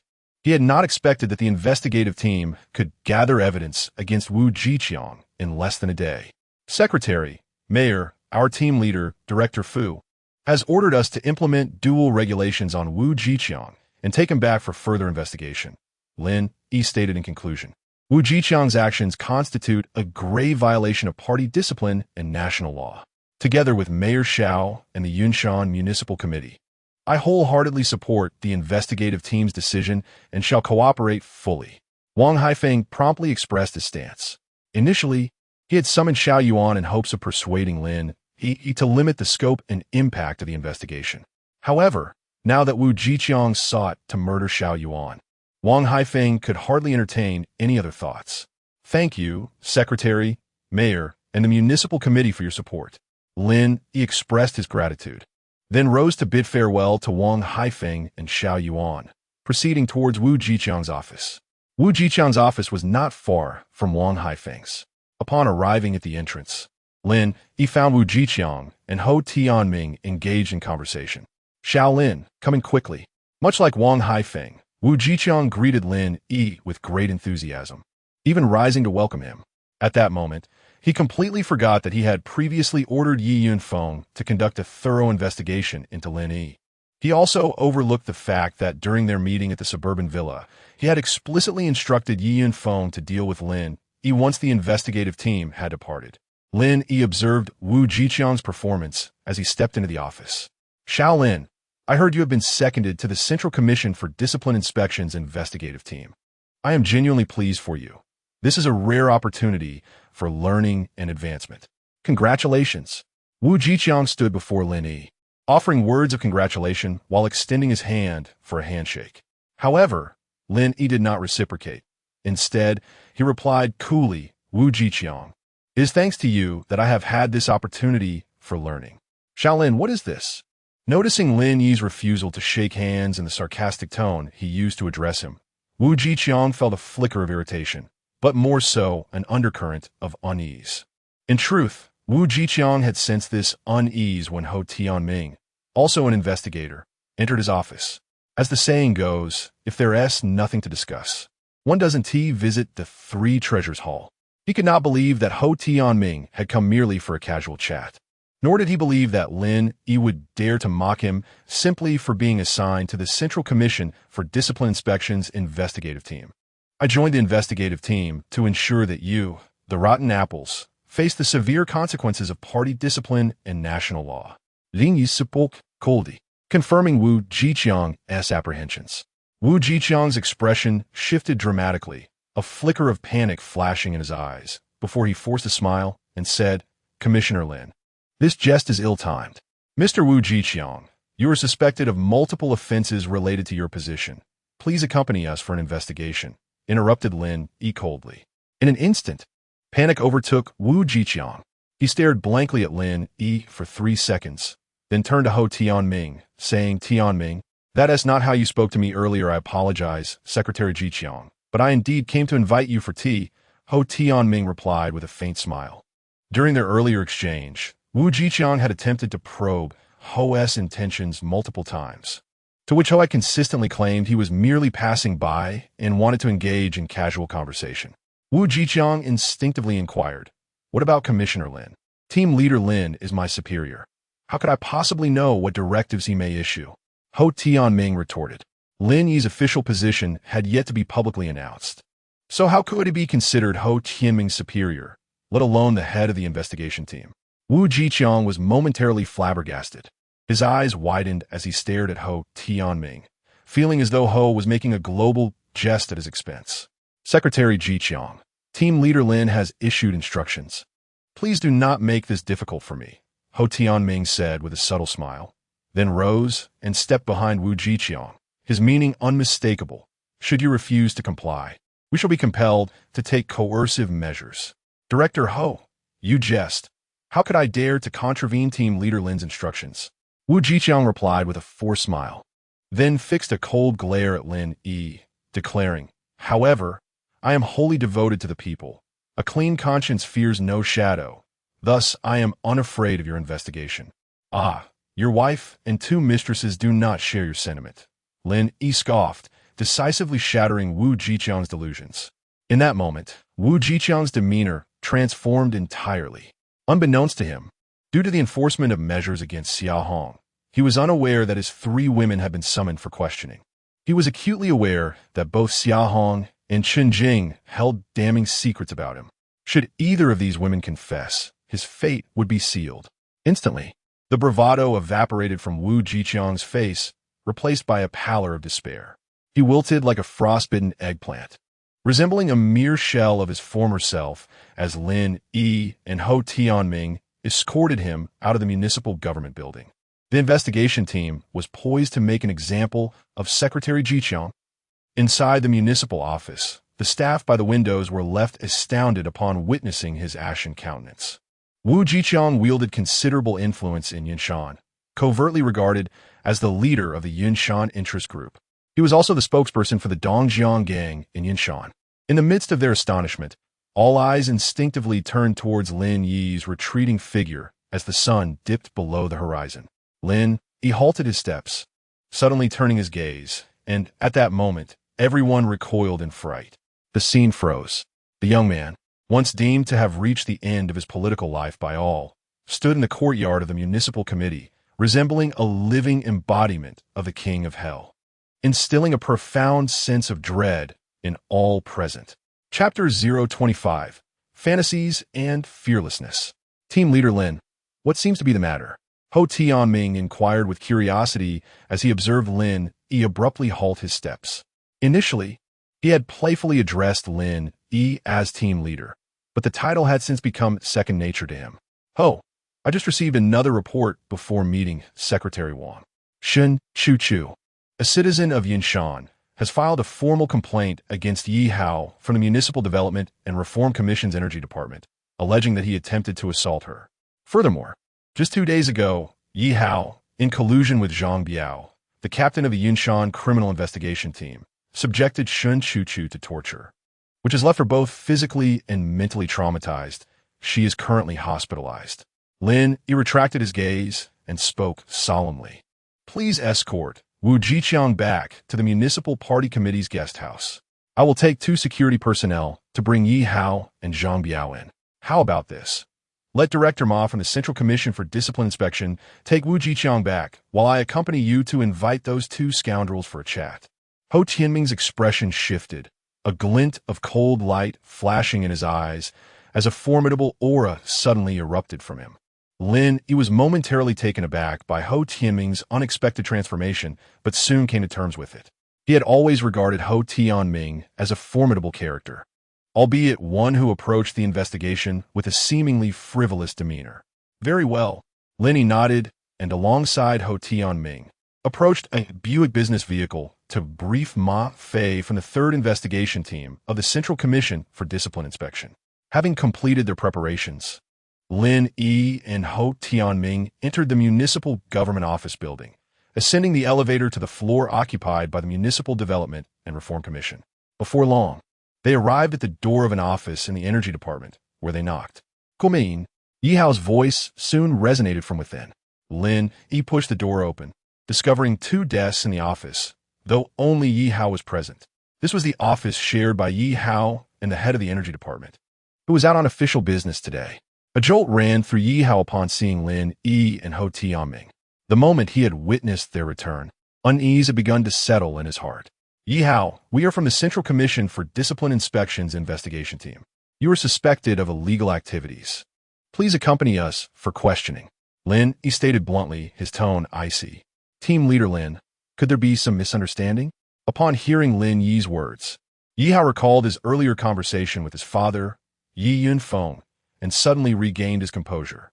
Throughout his career, Yi Hao had been hindered by his incompetence, loose lips, and unreliability, which had led his father to exclude him from any significant matters. His only major flaw had been his inability to control his desires, leading to several predicaments. However, Yi Yunfeng had assured him in their recent call that all traces of those incidents had been thoroughly eradicated. Even if Lin Yi sought to take action against him, there would be no evidence to substantiate any claims. This was the foundation of his confidence in facing Lin Yi. Why all the unnecessary chatter? Ho Tianming frowned and reprimanded Yi Hao. As the former captain of the Yunshan Criminal Investigation Team and deputy director of the Public Security Bureau, he not only recognized Yi Hao, but had also heard of his heinous deeds. Director Ho, how imposing you are, Yi Hao sneered. Ho Tianming and Yi Yunfeng initially served as deputy directors simultaneously, but after failing to secure the position of director, Ho was reassigned as the head of the publicity department at the Provincial Public Security Bureau. Yi Hao was aware of this situation and recalled his father Yi Yunfeng's commentary. In the bureaucratic realm, success hinges not on ability, but on connections. Lacking a solid backing and perpetually opposing the leadership, how could Ho compete for the position of director? As a result, Yi Hao held Ho in low regard and even looked down upon him. Lin Yi's expression turned icy as he warned, Yi Hao, if you do not cooperate with the investigation, we will be compelled to take coercive measures. Yi Hao, emboldened, retorted, I am willing to accept your investigation. But should you fail to uncover anything, I will report you for abusing your power to retaliate against me. Lin Yi merely smiled coldly and said nothing further. Minutes later, Yi Hao followed Lin Yi and Ho Tianming to the municipal government building. Justice would eventually be served. The scoundrel Yi Hao was due for retribution. Those within the municipal party and government offices who had been peering out from the windows were not shocked to see Yi Hao being taken away. Instead, they felt a sense of relief. They were all somewhat aware of the immoral deeds Yi Hao had committed. In full view of the public, Yi Hao swaggered toward a Buick van belonging to the investigation team, exuding arrogance. The vehicle started, not heading back to the municipal reception center, but rather to the Criminal Investigation Division of the city's Public Security Bureau. Half an hour later, the car entered the precinct of the Criminal Investigation Division. Zhang Biao, the head of the division, appeared to have anticipated Lin Yi and Ho Tianming's arrival. As he was waiting in the courtyard, Master, Lin Ko, what brings you here? Zhang Biao greeted as Lin Yi and Ho Tianming disembarked. Master? Lin Yi was momentarily taken aback. He knew that Ho Tianming had once been the head of the Criminal Investigation Division and deputy director of the Public Security Bureau in Yunshan City. But he was unaware of the master-disciple relationship between Ho and Zhang. I have long severed our master-disciple ties. As Lin Yi pondered, Ho Tianming coldly interjected. As for the purpose of my visit with Team Leader Lin, are you not aware of your own actions? Team Leader Lin? Zhang Biao looked perplexedly at Lin Yi before saying, I understand. You are here regarding your classmate, Shen Chuchu. It was truly a misunderstanding. We did not torture her. Ho, since he was once your disciple, I'll leave the matter in your hands. Lin Yi interrupted Zhang Biao, turning to Ho Tianming. Very well. Ho Tianming nodded, swiftly stepping forward to seize Zhang Biao's right arm, pivoting to bring him down to the ground and promptly confiscating his sidearm. This series of actions was executed with remarkable fluidity and swiftness, leaving not even Lin Yi or Zhang Biao time to react. Zhang Biao cried out in agony, Master, silence. You are unworthy to address me as such. Ho Tianming coldly interrupted, then proceeded to escort Zhang Biao into the vehicle. He ordered Lin Yi to sit in the passenger seat while he took the second row, personally guarding Zhang Biao to prevent any desperate actions. Zhang Biao offered no resistance.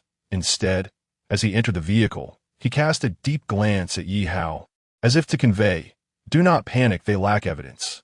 Captain Zhang, Lin Yi is abusing his power, leveraging his temporary assignment to the investigation team to retaliate against us. Once the inquiry concludes, We shall jointly file a formal complaint against him. Yi Hao, reassured by Yi Yunfeng's phone call, felt no anxiety upon witnessing Zhang Biao's silent signal. His arrogance only intensified. Zhang Biao found himself at a loss for words. His intention was to caution Yi Hao against revealing too much out of fear. Instead, Yi Hao, in his navette, continued to challenge Lin Yi openly, effectively provoking the investigation team. What course of action would he take? Meanwhile, Ho Tianming observed Lin Yi's upright posture, a slight frown creasing his brow. Logic dictated that since both Yi Hao and Zhang Biao exhibited such unwarranted confidence, they must have made adequate preparations. Given his understanding of Yi Yunfeng, he surmised that with his cunning, all traces would be obliterated, leaving no evidence behind. In such circumstances, persuading Yi Hao to confess was certainly no simple task. Harboring no illusions, Lin Yi declared coldly, "I voluntarily request to join the investigation team, determined to personally ensure that you two wretches are imprisoned." Erasing evidence? Drawing from the memories of my past life, I can uncover the truth that will leave Yi Hao and Zhang Biao questioning their very existence. Chapter 26. How did he know my secret? As Lin Yi and Ho Tianming escorted Yi Hao and Zhang Biao back to the Municipal Party Committee's guest house, they arrived just in time for dinner. "Leader Lin, it's time for dinner. Let's eat first and then interrogate them," Ho Tianming reminded him after they alighted from the vehicle. "Very well, Director Ho," Lin Yi nodded in acknowledgement. Originally, he had intended to conduct the interrogation of Yi Hao and Zhang Biao immediately, but Ho Tianming's words prompted him to reconsider. Regardless of his own hunger, the regulations dictated that the investigation team must provide dinner for Yi Hao and Zhang Biao. Upon entering the cafeteria, Lin Yi and Ho Tianming found that the other members of the investigation team were already dining. The moment they stepped inside, all eyes, including that of the team leader Fu Ming, turned toward them. Among the leaders present, Fu Ming, Chen Rui, and Jiang Hai displayed expressions of admiration, while the other team members were filled with respect, for they were aware that Lin Yi and Ho Tianming had successfully apprehended Wu Jiqiang, the Deputy Secretary of the Municipal Party Committee and the Secretary of the Political and Legal Affairs Committee, in less than half a day, setting a formidable precedent for the investigation team's efforts. Although Wu Jiqiang had yet to confess, ample evidence had been provided by his wife and two mistresses, making his eventual admission of guilt merely a matter of time. In a corner of the cafeteria sat Lu Liang from the Supreme People's Procuratorate and Shi Xiaorui from the Provincial Procuratorate. Their gazes toward Lin Yi were devoid of admiration, instead brimming with envy. "Tianming, Shaolin, you've worked hard. Hurry and eat," Fu Ming said with a smile. His words, though lacking overt praise, carried an implicit commendation. "Director Fu, I merely assisted Comrade Shaolin. The true effort came from him," Ho Tianming replied with a grin. Fu Ming and the others were momentarily taken aback by Ho Tianming's statement. They had assumed that the third investigation team's swift capture of Wu Jiqiang was due to Ho Tianming's prior groundwork, delivering a decisive blow to Wu Jiqiang. After all, Ho Tianming had previously served as the captain of the Yunshan Criminal Investigation Team and later as the deputy director of the Public Security Bureau, making him well acquainted with both Wu Jiqiang and the situation in Yunshan. Moreover, Ho Tianming had not been promoted to the head of the Yunshan Public Security Bureau solely due to Wu Jiqiang's opposition, as the latter held significant influence during the appointment process. "Brother, why do I feel that Ho Tianming is intentionally attributing the credit to Lin Yi?" Shi Xiaorui muttered quietly upon hearing Ho Tianming's words. "Is that even question?" Lu Yang replied in a hushed tone, his words laced with jealousy. "P.S. just a secretary who has never engaged in disciplinary work. What does he understand?" "It seems Lin Yi's connections are quite substantial," Lu Yang remarked, revealing that his backing was none other than Xiao Yuan. Noticing the gleam of gossip in Shi Xiaorui's eyes, he refrained from disclosing Xiao Yuan's true identity and instead smirked, diverting the conversation back to Lin Yi, who had just brought Yi Hao from the Yunshan Development and Reform Commission to the guest house.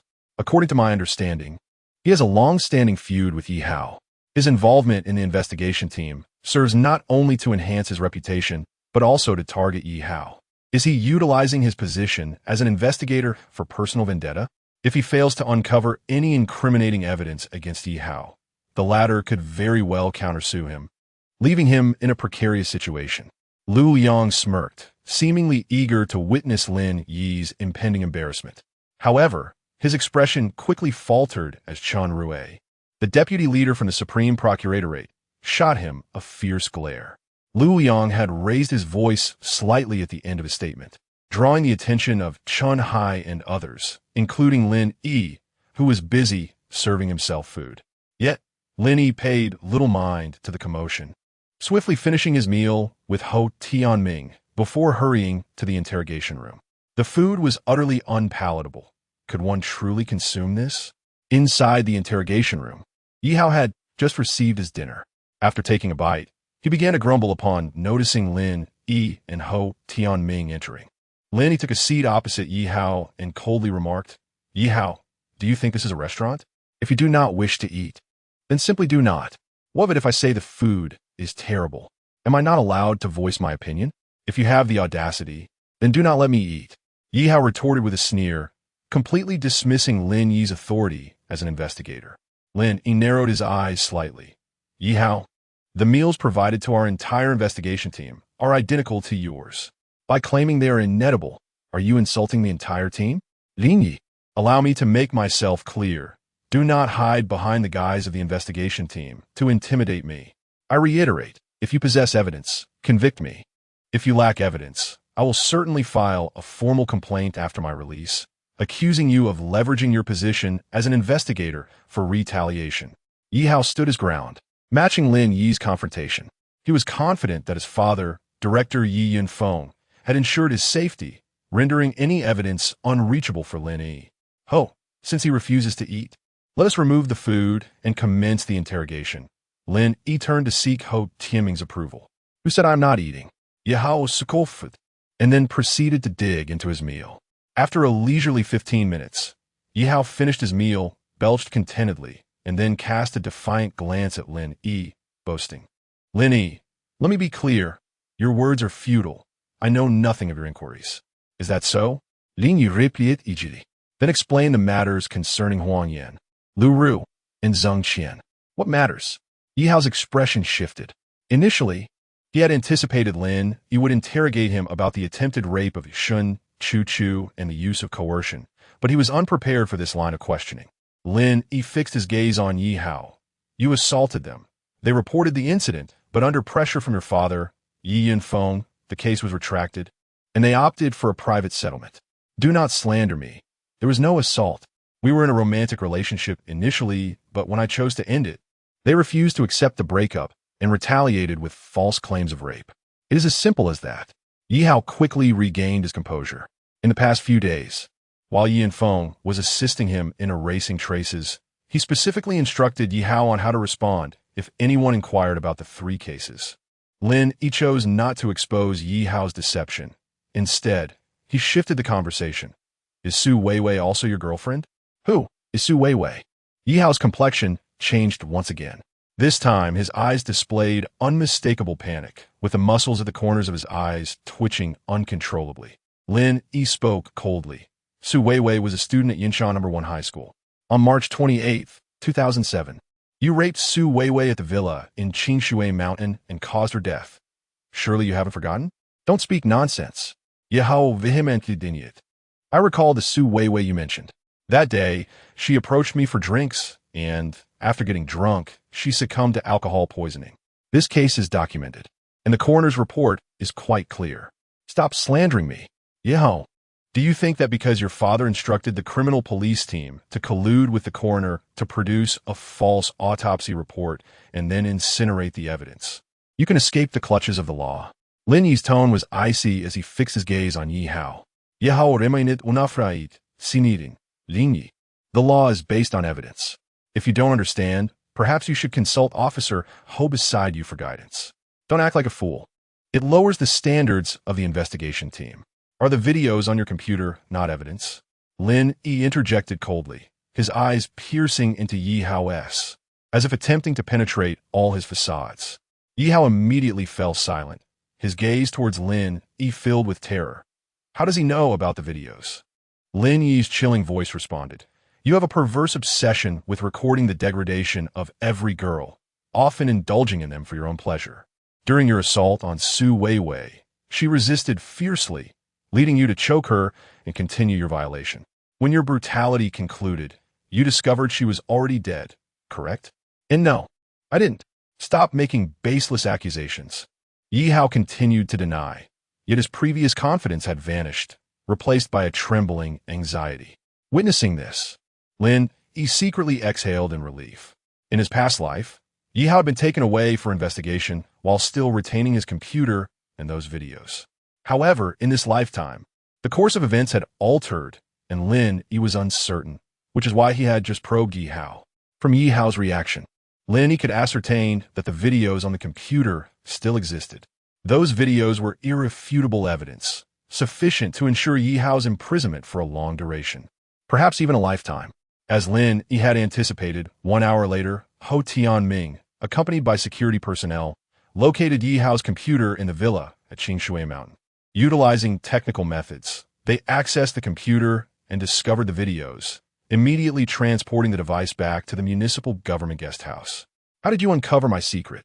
Upon seeing his computer and the videos contained within, Yi Hao's face turned pale and he was drenched in sweat. He widened his eyes, gazing at Lin Yi with sheer terror, convinced that Lin Yi was a devil. After all, how could he possibly know the secrets of the video? Ho Tianming also stared at Lin Yi in astonishment. From Wu Jiqiang's 3 women to Yi Hao, before Lin Yi, these individuals bore no secrets, as if he had opened the eyes of heaven. This was utterly uncanny. Chapter 27. How can we endure such investigations? Yi Hao, as revealed through the video, while perpetrating the heinous crime of rape, caused the untimely demise of Su Weiwei. You have intentionally killed Su Weiwei. Lin Yi, discerning the shock in both Yi Hao and Ho Tianming, chose not to unveil the truth but continued the interrogation. A jolt of fear coursed through Yi Hao, who instinctively denied the accusation. No, that is not true. What is it then? Lin Yi's cold gaze bore down on Yi Hao, exuding an overwhelming sense of pressure. Yi Hao's complexion paled. Beads of cold sweat trickled down as he opened his mouth, yet no words emerged. Yi Hao, I must remind you, Wu Jiqiang, the Deputy Secretary of the Yunshan Municipal Committee and Secretary of the Political and Legal Affairs Commission, is currently under investigation. Your father, the police chief, is like a clay Buddha crossing the river. He cannot save himself, let alone you. Lin Yi, recognizing a flicker of hope within Yi Hao, stated icily. Yi Hao was struck with a profound shock, the panic in his eyes unmistakable. Although he was unaware of the exact misdeeds committed by Yi Yunfeng and Wu Jiqiang, he understood that Yi Yunfeng was Wu Jiqiang's closest confidant. Should Wu Jiqiang falter, Yi Yunfeng would undoubtedly face the consequences. Seizing the moment, Lin Yi pressed on. Yi Hao, the distinctions between intentional homicide and involuntary manslaughter are stark. If you do not voluntarily confess, you may ultimately be charged with intentional murder. I did not intend to kill her. It was an accident. Yi Hao, as if awakening from a dream, instinctively sought to defend himself, yet immediately regretted his words. His response was tantamount to an admission of guilt in the murder of Su Weiwei. Yi Hao, relinquish your fantasies and confess willingly. Team Leader Lin is thoroughly aware of the events surrounding this case and possesses relevant evidence. He merely seeks to verify with you. If you refuse to cooperate, not only will involuntary manslaughter likely be classified as intentional murder, but you will also bear responsibility for others. The cumulative charges will ensure you face severe consequences. At that moment, Ho Tianming also chimed in, using a combination of coaxing and intimidation. However, Yi Hao trembled uncontrollably, nearly losing control of himself. For Lin, he was fully aware of the secrets contained within the video and possessed other compelling evidence. I will confess everything. In a state of sheer terror, Yi Hao's psychological defenses shattered completely.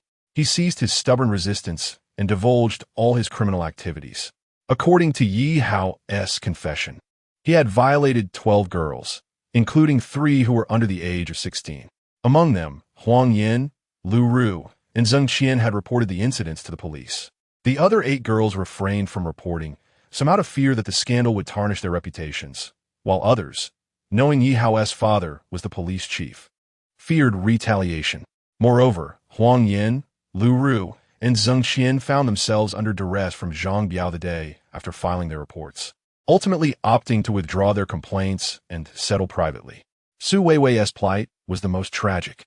During her struggle against Yi Hao's assault, she was ultimately strangled to death. Yi Yinfeng orchestrated the cover-up of Su Weiwei's case, while Zhang Biao dealt with the aftermath. Following Yi Yunfeng's directives, Zhang Biao had a forensic expert produce a falsified autopsy report and subsequently arranged for Su Weiwei's body to be cremated at a funeral home. Su Weiwei's family, not even having seen her remains, were only presented with a forged autopsy report in an urn. A blossoming young girl has thus departed from this world, wronged and unresolved. Uncle Ho, I have confessed everything. Is there a chance for leniency? I did not intend to kill Su Weiwei. Surely, I won't be sentenced to death? After his confession, Yi Hao instinctively turned to Ho Tianming and inquired. Ho Tianming replied coldly, "Firstly, I am not your uncle, so refrain from such unfounded address. Secondly, have you not mocked Captain Lin for his ignorance of the law? If that is the case, you must be well versed in it yourself. Why ask me? Rest assured, Yi Hao, I shall exert every effort to ensure you face the consequences, at the very least, to spend a lifetime in prison." Lin Yi's eyes narrowed, his tone as frigid as ice. Although the existing evidence indicated that Yi Hao's act of strangling Su Weiwei amounted to involuntary manslaughter, the numerous crimes he had committed against many young women could lead to the possibility of a death sentence. Thud! Upon hearing Lin Yi's words, Yi Hao collapsed to the ground, drenched as if pulled from water. Lin Yi, I was wrong. I should not have provoked your classmate, nor should I have dared to challenge you. I beg for your mercy. In his terror, Yi Hao crawled before Lin Yi, pleading for his life. At that moment, he had shed all the dignity and pride of the once esteemed young Master Yi, resembling a dying dog desperately grasping for survival, hoping for Lin Yi's clemency. As he uttered his words, he cast aside his former arrogance, repeatedly bowing in apology, the sound echoing louder than the respectful rituals of Qingming. Lin Yi chose to ignore him and stood to leave. Yi Hao instinctively clutched Lin Yi's leg, lamenting, "Lin Yi, I implore you. Get lost." Lin Yi delivered a kick, wishing he could execute Yi Hao on the spot. Even though he was aware from his past life of the many girls Yi Hao had wronged, the gruesome details ignited a fury within him. Ho Tianming followed Lin Yi out of the interrogation room, commenting, "Individuals like Yi Hao, relying on their family's power, commit heinous acts and bully others. Once their backing is gone, they cower like dogs. Those who depend on their parents to wreak havoc upon society ultimately drag their parents down with them." Lin Yi wholeheartedly agreed. In the future, both the infamous My Dad Isley gang and the notorious young Master Zhou from a certain province would serve as prime examples of such folly. After a brief exchange, Lin Yi and Ho Tianming proceeded to the interrogation room where Zhang Biao was located. "Director Lin, I swear, I did not torture Shin Chu to extract a confession." Upon seeing Lin Yi and Ho Tianming, Zhang Biao spoke up, eager to prove his innocence. Throughout, he had shared the same belief as Yi Hao, thinking Lin Yi was investigating their alleged torture of Shin Chu. "Zhang Biao, Yi Hao has confessed to all his crimes. Your shadow looms over every case. Are you still pretending to be oblivious?" Lin Yi interrupted Zhang Biao coldly. "Yi Hao confessed? Impossible. Director Yi has already cleaned up his mess, leaving no evidence behind. I have no reason to confess." Upon hearing Lin Yi's words, Zhang Biao was initially taken aback, but soon regained his composure and replied, "Lin Ku, I do not comprehend what you are saying." Lin Yi retorted, "Then widen your eyes and perk up your ears, observe closely and listen attentively." Without further ado, he proceeded to play a segment of Yi Hao's interrogation. At first, Zhang Biao remained audacious, but it was not long before panic overtook him, his complexion paling until it resembled ash. Witnessing this scene, Lin Yi halted the video and coldly inquired, "Zhang Biao, speak up. What have you done in those cases?" No response came. Zhang Biao shut his eyes, cursing inwardly. Why did that fool Yi Hao leave a video? And why let outsiders know this secret? If you wish to throw your life away, Do not drag me down with you. At that moment, he wished he could rush next door and plunge a knife into Yi Hao. Zhang Biao, we once shared a mentor-student relationship. Though I no longer acknowledge you as my disciple, I still wish to offer you a warning. If you ever wish to see your wife, children, and parents again, it would be prudent to confess willingly, detailing all criminal acts, in hopes of earning a chance for redemption. Seeing this, Ho Tianming coldly interjected, Master, I will confess. I shall disclose everything. Zhang Biao awoke from his stupor, akin to a drowning man grasping at a final lifeline. Thereafter, he truthfully recounted how he had repeatedly assisted Yi Hao in concealing crimes and erasing evidence, as instructed by Yi Yinfeng. Ho Chu, I will approach Director Fu to request the implementation of dual regulations against Yi Yinfeng. Lin Yi closed his notepad and turned to Ho Tianming. No sooner had he spoken than the door to the interrogation room was abruptly pushed open. Ma Fei from the Central Commission for Discipline Inspection strode in, asking, Ho Chu, Lin Ku, have you completed the interrogation? The summary meeting for today is about to commence. Ma Chu, we have just finished. Based on the confessions of Yi Hao and Zhang Biao, we have gathered evidence of criminal activity involving the director of the Yunshan City Public Security Bureau, Yi Yinfeng. We are about to consult Director Fu regarding the dual regulations. Lin Yi stood to report. Ma Fei, the true leader of the third investigation team, was taken aback.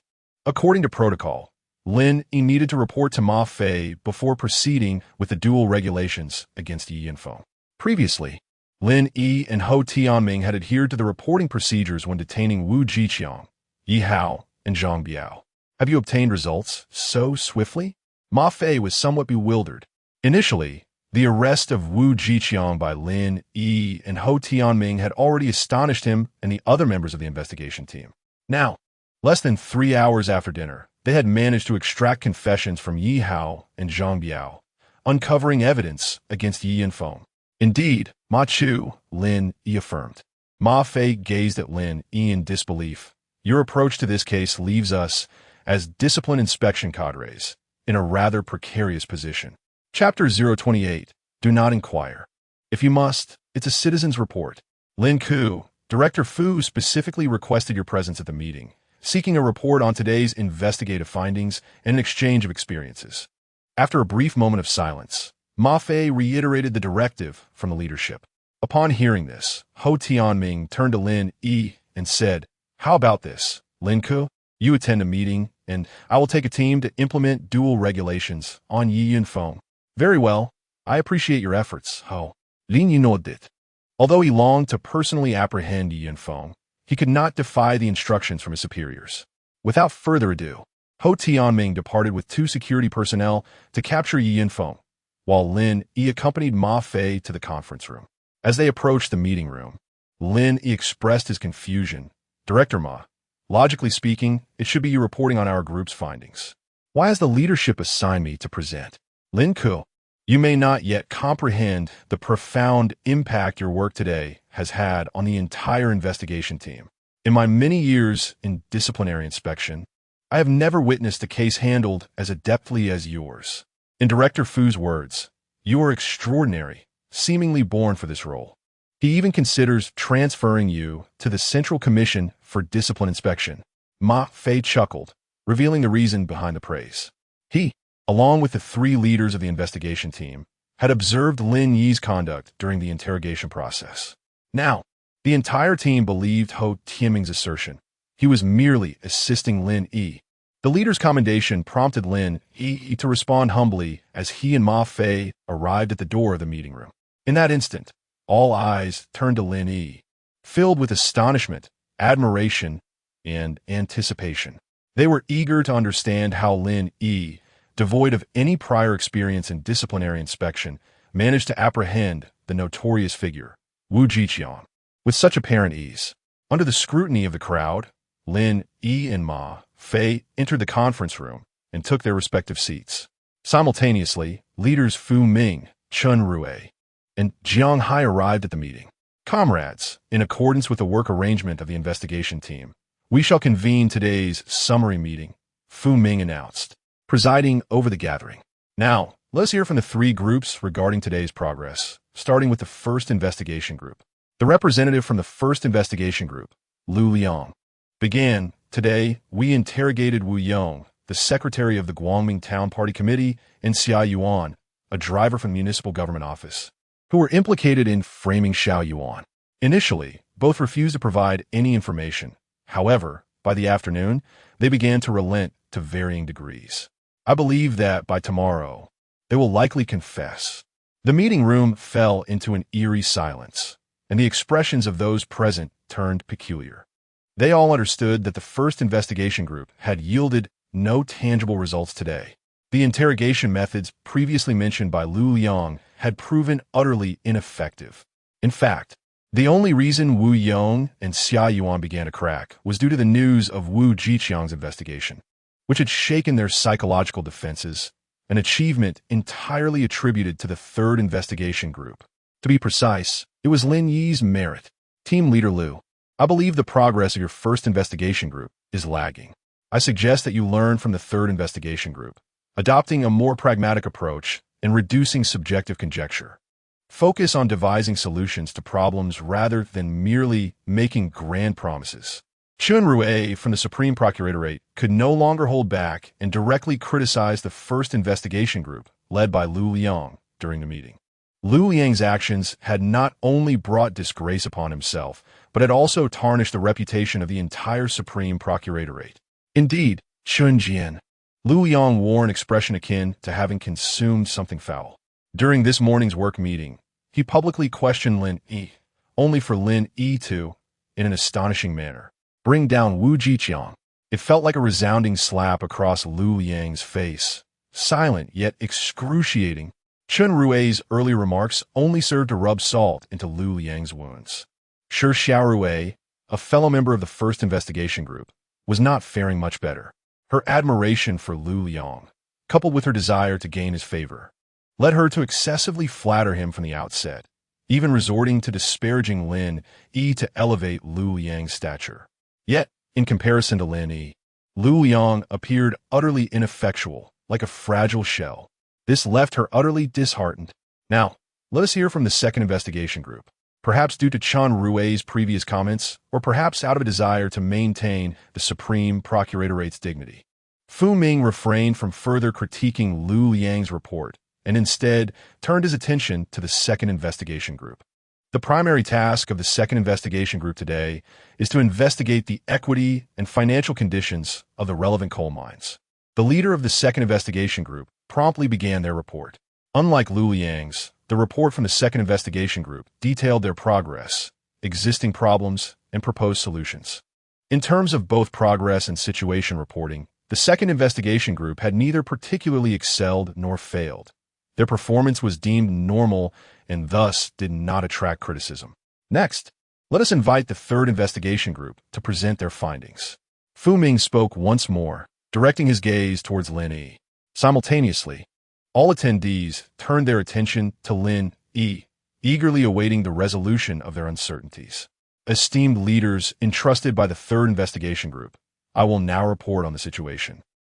Under the scrutinizing gaze of the audience, Lin Yi calmly delivered his report. The content included investigations and interrogations of Wu Jiqiang, Yi Hao, and Zhang Biao, and also mentioned the measures taken against Yi Yunfeng by Ho Tianming. Comrade Lin Yi, both Director Fu and Prosecutor Chun, as well as I, have reviewed the segments of your interrogation from today. Frankly, we are greatly astonished and equally perplexed. After Lin Yi concluded his report, Zhang Hai, the deputy leader, could not contain his curiosity and inquired, "We are quite intrigued. How did you come to possess such incriminating evidence against the subjects of your interrogation? Furthermore, how did you utilize this evidence to dismantle their psychological defenses with such swift efficacy?" Esteemed leaders, there are two primary reasons. First, prior to joining the investigation group, I served as the secretary to Mayor Xiao. Mayor Xiao is deeply revered by the citizens of Yunshan. The public, trusting me due to their affection for him, provided me with pertinent clues and evidence regarding corrupt individuals.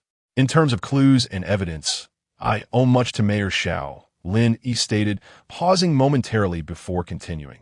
Secondly, Director Ho, once a legendary detective in Yunshan and a celebrated figure in the Dongjiang police force, possesses profound insights into human nature and extensive interrogation experience. The success of the interrogations can largely be attributed to Director Ho's adept leadership. The meeting room fell silent once more, as none anticipated Lin would so selflessly attribute all credit to others.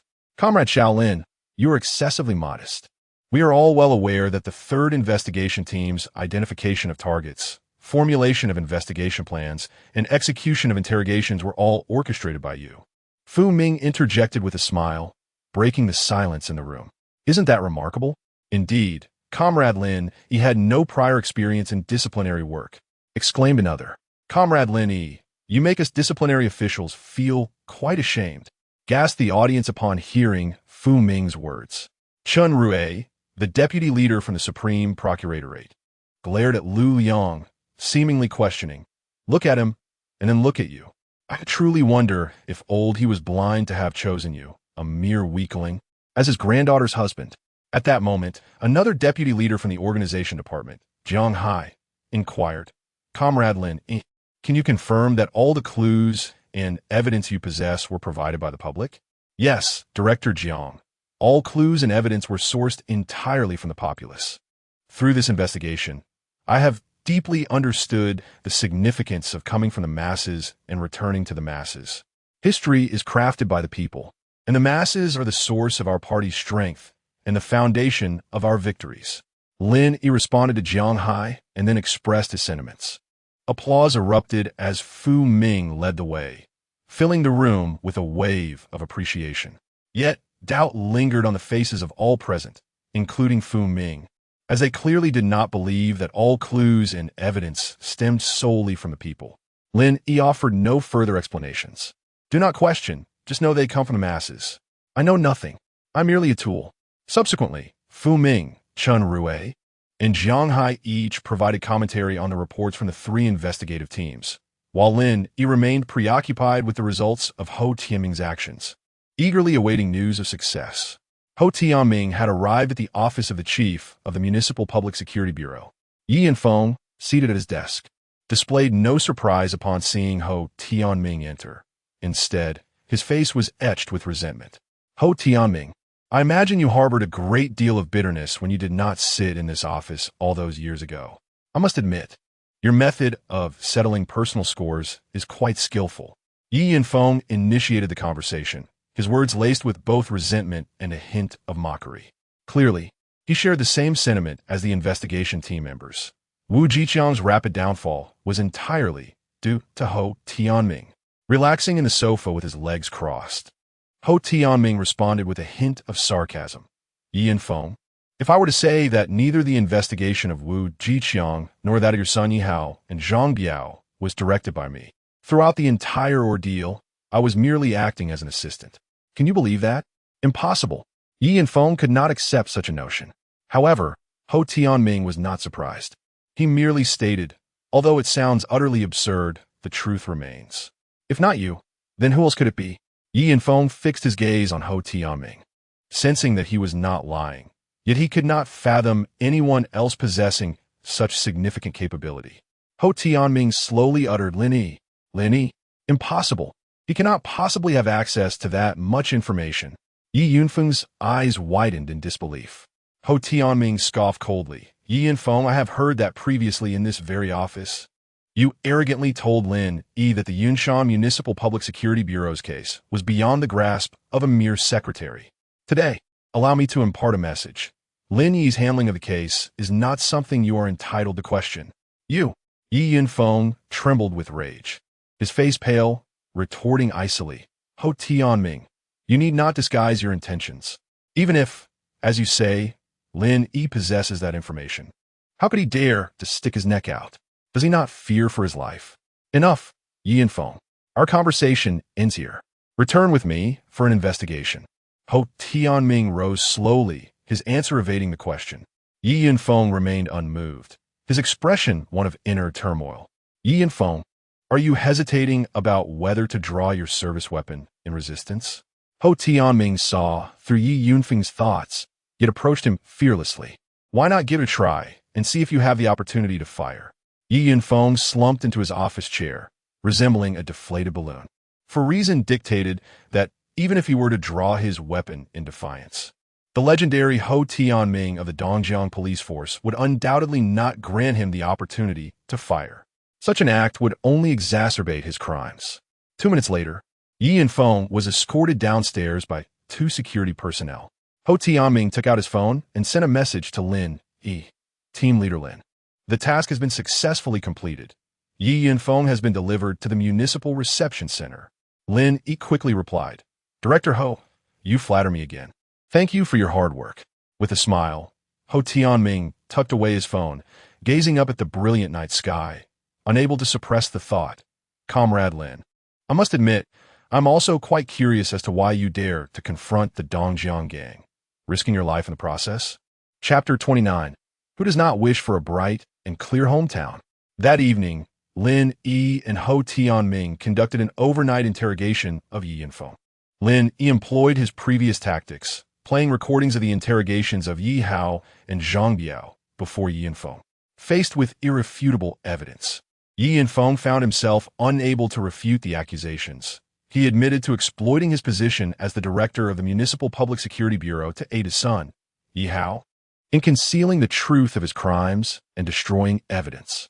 He repeatedly emphasized that this was all his own idea, asserting that Yi Hao had no involvement. However, when it came to other matters, Yi Yunfeng remained tight-lipped. Understanding that he was destined to face severe consequences, he endeavored to shoulder the blame himself, attempting to secure a lighter sentence for the wretched Yi Hao, truly a devoted father. The next morning, Lin Yi arrived at the office, expressing his derision. Ho Tianming's expression was complex as he remarked, Yi Yunfeng's descent into this path was largely influenced by Yi Hao. Having lost his father at a young age, Yi Yunfeng was raised by his mother and became a devoted son. His mother doted on Yi Hao to an excessive degree, indulging him to the point where Yi Hao grew up undisciplined. In a desperate attempt to save Yi Hao, Yi Yunfeng took that fateful step, leaving no way back. Ho, I sense that you're privy to many details, some of which could significantly aid our investigation. Yet, you seem reluctant to disclose those secrets. Why is that? Lin Yi inquired curiously as Ho Tianming unveiled a lesser-known side of Yi Yunfeng. Ho Tianming replied cryptically, Leader Lin, everyone harbors secrets, do you not as well? Just then, the phone in the office rang unexpectedly. Lin Yi, momentarily distracted from the earlier conversation, glanced at the caller ID and saw it was from the investigation team's office. He picked up the receiver. Hello, this is Lin Yi. Lin Ku, 2 citizens wish to meet you, claiming they have crucial leads to share with the investigation team. Very well, please ask them to come to my office. Lin Yi was slightly taken aback. This marked the first genuine citizen report, piquing his curiosity about who they might be and whom they intended to report. 1 minute later, the answer arrived. The visitors were a mother and son. The mother, in her 50s with a head of white hair, appeared frail, walking unsteadily with the aid of her son. The son, tall and robust, donned a police uniform that should have radiated vigor, yet his handsome face was marred by a palpable gloom, as if overshadowed by a dark cloud. Upon seeing this mother and son, Lin Yi was taken aback, for they were Su Weiwei's mother and brother. Hello, Officer Lin, I am Su Lu, an officer from the Municipal Public Security Bureau, and this is my mother, Zhang Huifeng. While Lin Yi was momentarily stunned, Su Lu directed his gaze towards him and introduced himself. I know you. You are Su Weiwei's family. Please come in. Lin Yi quickly rose to invite Zhang Huifeng and Su Lu into the room. Why you know us? Su Lu asked in surprise, his steps hesitating as he momentarily withdrew, his expression shifting to one of uncertainty. Lin Yi meticulously observed the details and remarked, during our investigation over the past 2 days, we came across your sister's case. Upon hearing Lin Yi's words, Su Li's expression became increasingly hesitant. Noticing this, Lin Yi subtly inferred the situation and inquired, You must be here to report Yi Hao from the Municipal Development and Reform Commission, correct? Chief Lin, I have heard that both Yi Hao and his father, the head of our city's Public Security Bureau, Yi Yunfeng, have been taken away by the investigation team for questioning. Is this true?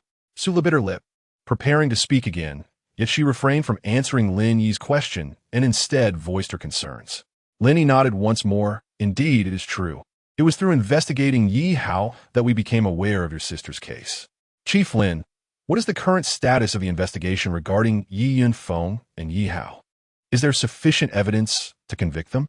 Sula continued to ask. With a grave expression, Lin Yi responded, due to the confidentiality regulations of our investigation team, I cannot disclose the specifics regarding the cases of Yi Yunfeng and Yi Hao. However, I assure you that they will be subjected to the judgment of party discipline and the law. Hearing Lin Yi's words again, Sula became somewhat agitated. Please continue, she urged. Lin Yi interrupted her, inviting Zhang Huifeng and Su Lu into the office, pouring 2 cups of water for them. Thank you, Chief Lin.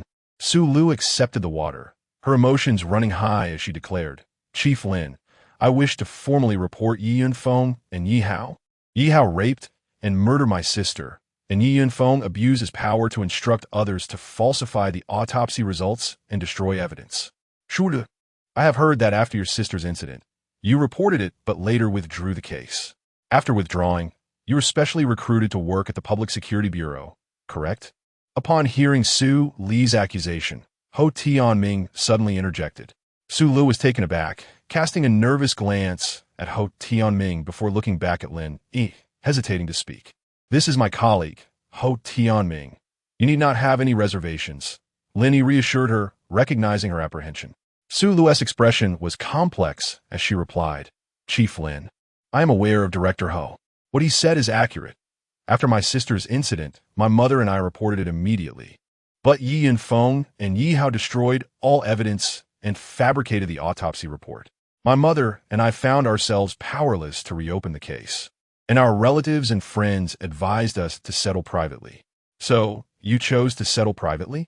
Lin Yi inquired. Chief Lin, my sister died unjustly, and my mother has wept herself blind over this matter. How could I possibly agree to a private settlement? I did not pursue the case outwardly. Rather, I used my connection with Yi Yunfeng to secure a position at the Municipal Public Security Bureau, not for compensation, but because I aimed to utilize my identity as a police officer to secretly investigate and gather evidence. I sought every possible way to collect evidence, but to no avail. And instead, I was accused of profiting from my sister's tragic fate. At this juncture, Su Lu paused momentarily, her eyes instantly reddening.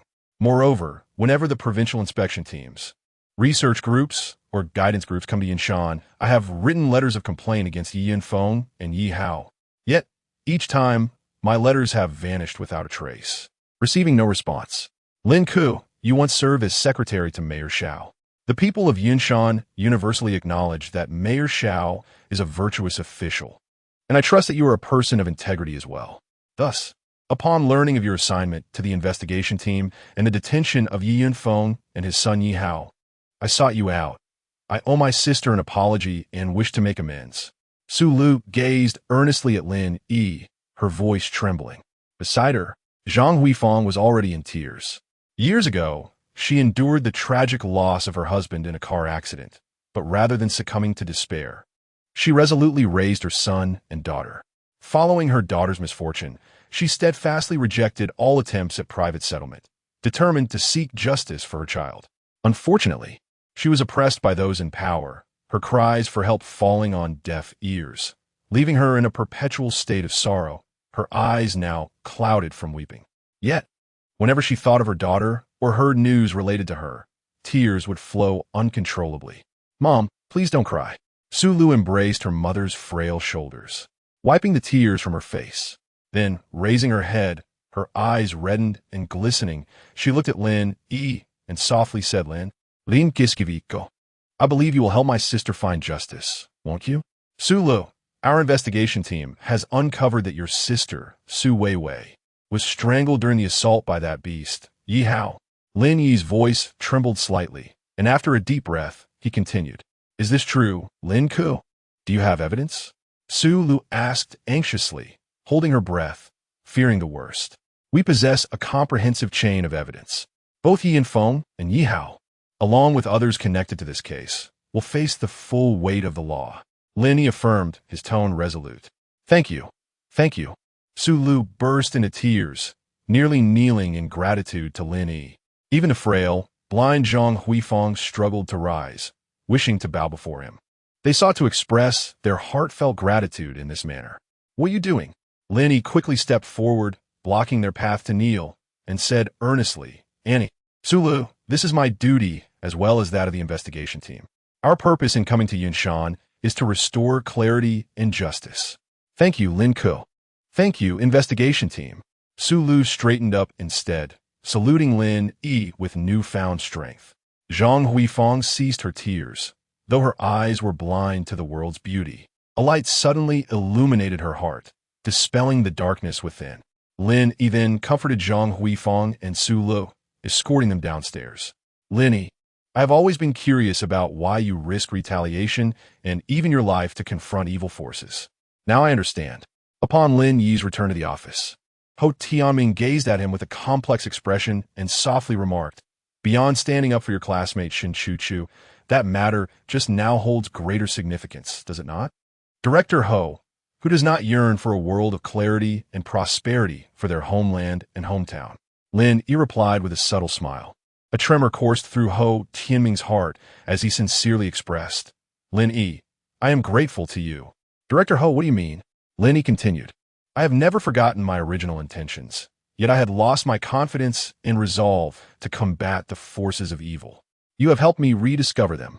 As he spoke, the man once revered as the Cloud Mountain detective and a legend within the Dongjiang police force saluted Lin Yi in homage. Chapter 30. Is he serious? At 10 in the morning, Lin Yi arrived at Yunshan City Hospital. Today marked the day of Shun Chu-Chu's discharge, and Lin Yi had taken a day off to assist her with the necessary procedures. In the ward, Shun Chu-Chu had changed out of her hospital gown and donned a police uniform, standing by the window, lost in thought as she gazed at the blooming flowers outside. "Lin Yi, you're here," Shun Chu-Chu exclaimed, turning around quickly upon hearing the door open. Upon seeing Lin Yi, a radiant smile blossomed on her delicate face, akin to the vibrant flowers outside. Lin Yi closed the door and smiled back, saying, "I was too busy yesterday to visit. How is your recovery? If you're not feeling well yet, there's no rush to leave." "I'm fine now," Shun Chu-Chu replied, her heart swelling with sweetness at Lin Yi's concern. She lowered her head, shyly responding, then inquired, "How is your work in the investigation team? Are you adapting?" "Quite well."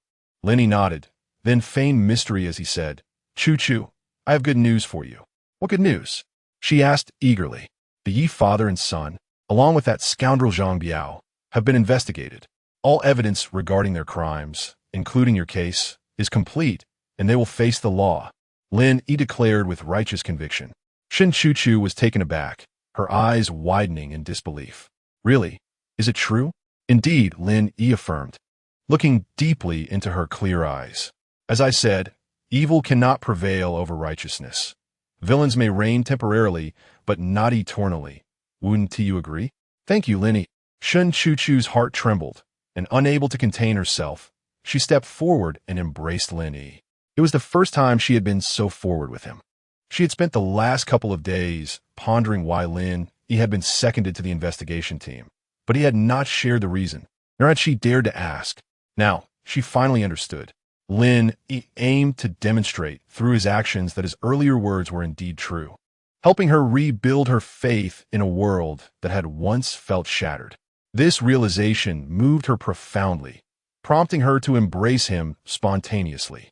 Lin Yi was slightly taken aback by her unusual boldness, but chose to overlook it, feeling joyful that Shin Chu-Chu had regained her hope. Knock, knock. Just then, a knock sounded at the ward door. Shin Chu-Chu felt as if she had been electrocuted, instantly breaking away from Lin Yi's embrace. She turned around, her face flushed crimson, her heart racing as if it might leap from her throat. Seeing her flustered demeanor, Lin Yi couldn't help but chuckle before turning to open the door. Soon, he opened the ward door to find the hospital director accompanied by several individuals standing at the entrance.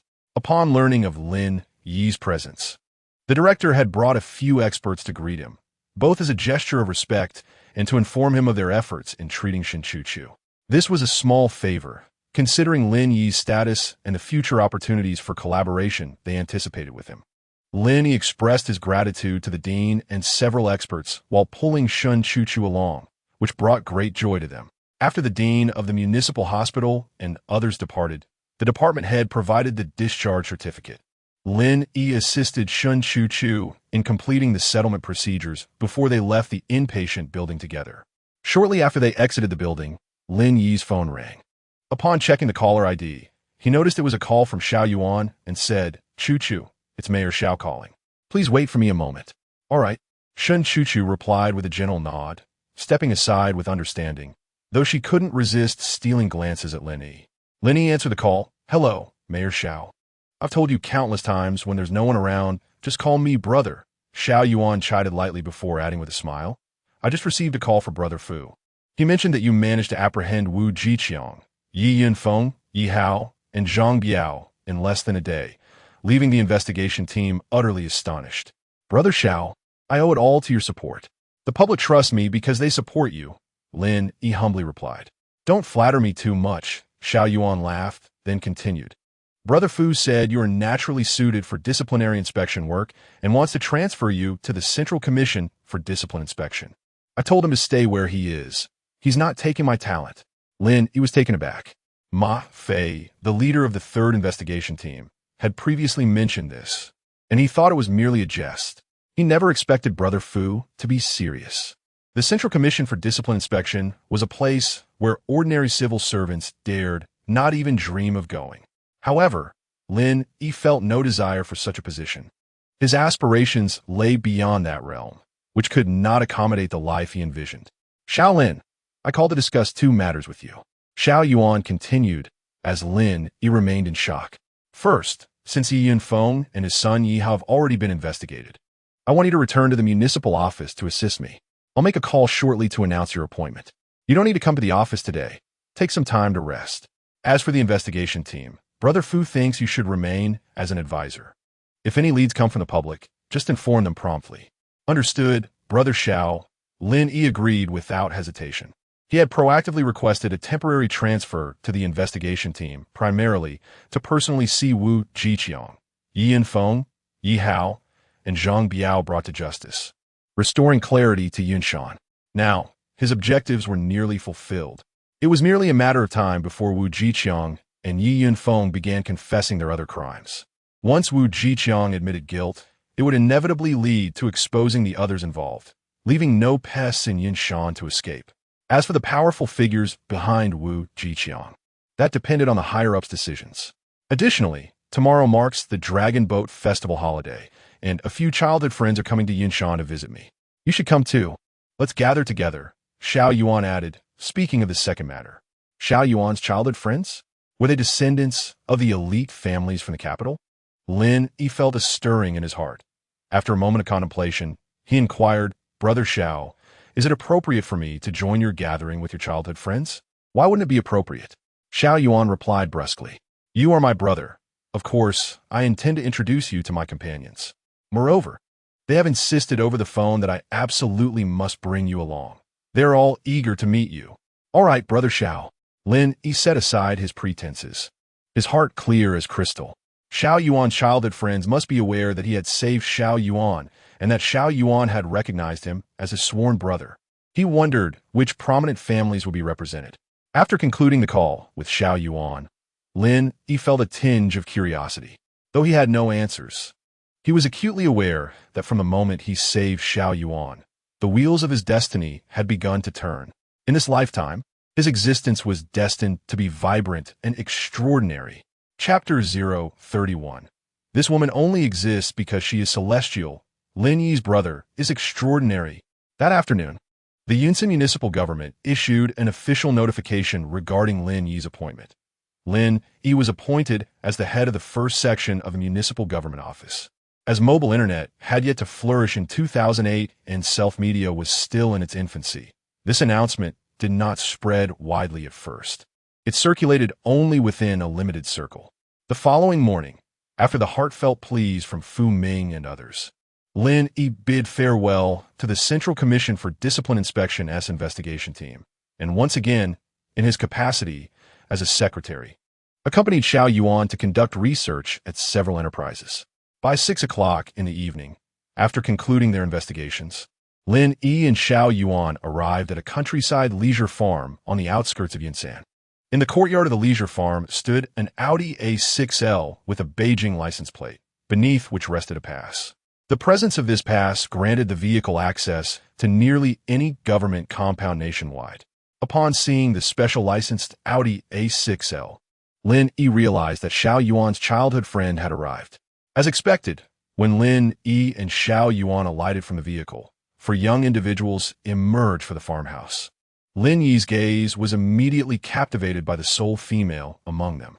She possessed a quintessential oval face, a petite cherry blossom mouth, a well-defined nose, and large eyes that sparkled like two precious gems set in her sockets.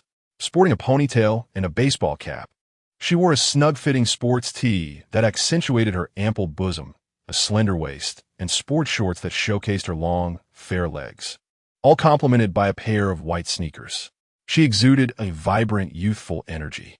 In terms of beauty and physique, she was on par with the most celebrated actresses, yet bore a rare air of nobility, a refinement cultivated from a privileged upbringing. This woman exists only because she is celestial. How often does one encounter such grace? Lin mused internally. The woman before him was the most exquisite he had ever seen in both his past and present lives. Without exception, amidst his admiration, Lin suddenly realized that the woman was gazing at him with a look of astonishment, confusion, and undeniable excitement. What was happening? Lin felt a tinge of bewilderment. Brother Xiao. At that moment, three young men approached Xiao Yuan, and the woman snapped back to reality, following them closely. Apologies for keeping you waiting. Xiao Yuan smiled apologetically, then paused to introduce Lin Yi, saying, "This is the Lin Yi you have been eagerly anticipating." As his words fell, Xiao Yuan took the initiative to introduce the four individuals. He first pointed to the beautiful woman, declaring, "Lin Yi, this is my sister Su Shiming, known as the most beautiful woman in the capital, currently working at the Guangming Daily. Her father is the secretary of the Jiangnan Provincial Committee. Hello, Lin Yi. I have long heard of your esteemed name. Today, I finally have the pleasure of meeting you," Su Shiming said, stepping forward to shake Lin Yi's hand. Her expression had returned to normal, yet her gaze remained fixated on Lin Yi's face. "Su journalist, it is a pleasure to meet you," Lin Yi replied, grasping Su Shiming's delicate hand, feeling as though it were as soft as a feather. "Today is a private gathering, and we shall refrain from discussing titles and professions. Let us simply regard each other as siblings," Xiao Yuan reminded Lin Yi upon hearing his words. Lin Yi released Su Shiming's hand and nodded, "Understood, Brother Xiao." Chen Zhan, serving in the 38th Army. Zhong Xiaola, employed at the National Broadcasting Administration. My uncle is Zhong Wei, and he holds you in high regard. Wang Xiang, working at the National Development and Reform Commission. Uncle Zhong and Brother Fu Ming mentioned that you possess remarkable insights into the economy. We should have a thorough discussion today. Subsequently, before Xiao Yuan could speak, the remaining three young men proactively introduced themselves. Lin Yi shook hands with each of them, his emotions tumultuous. Indeed, even with the memories of his previous life, he sensed that those he was to meet today hailed from prestigious families. However, upon learning of Su Shiming and the others' backgrounds, he found himself somewhat astonished, for there are distinctions even among the affluent. One significant indicator is whether the elder of the family, upon passing, is featured on the evening news. The elders of the Su, Chun, Zhong, and Wang families all enjoy this privilege, categorizing them as top-tier nobility. After becoming acquainted with Su Shiming and the others, Lin Yi followed Xiao Yuan to the largest private room in the farmstay. The servers began to bring out dishes, all homely yet crafted from premium ingredients. The chicken was free-range, the fish freshly caught from the river, and the vegetables homegrown, emphasizing a commitment to purity and sustainability. Brother Xiao, may I inquire about your experience as mayor? Su Shiming asked with a smile. Her professional curiosity peaked after a few rounds of drinks and dishes. The burden is heavy, and the pressure is immense, Xiao Yuan replied with a wry smile. The American financial crisis has significantly impacted our economy. Yunshan is a resource-heavy city, and the effects have been particularly severe. Currently, There are numerous issues regarding economic development and people's livelihoods that necessitate resolution. Indeed, I have interviewed numerous experts and scholars in the economic field, all of whom believe that the American financial crisis will lead to a global economic downturn with substantial repercussions. Susim Gongut Wang Xiang, working at the National Development and Reform Commission, felt a stir of interest and turned to Lin Yi, asking, "Brother Lin Yi, what is your perspective on the American financial crisis? The impact of the American financial crisis on our economy is merely temporary.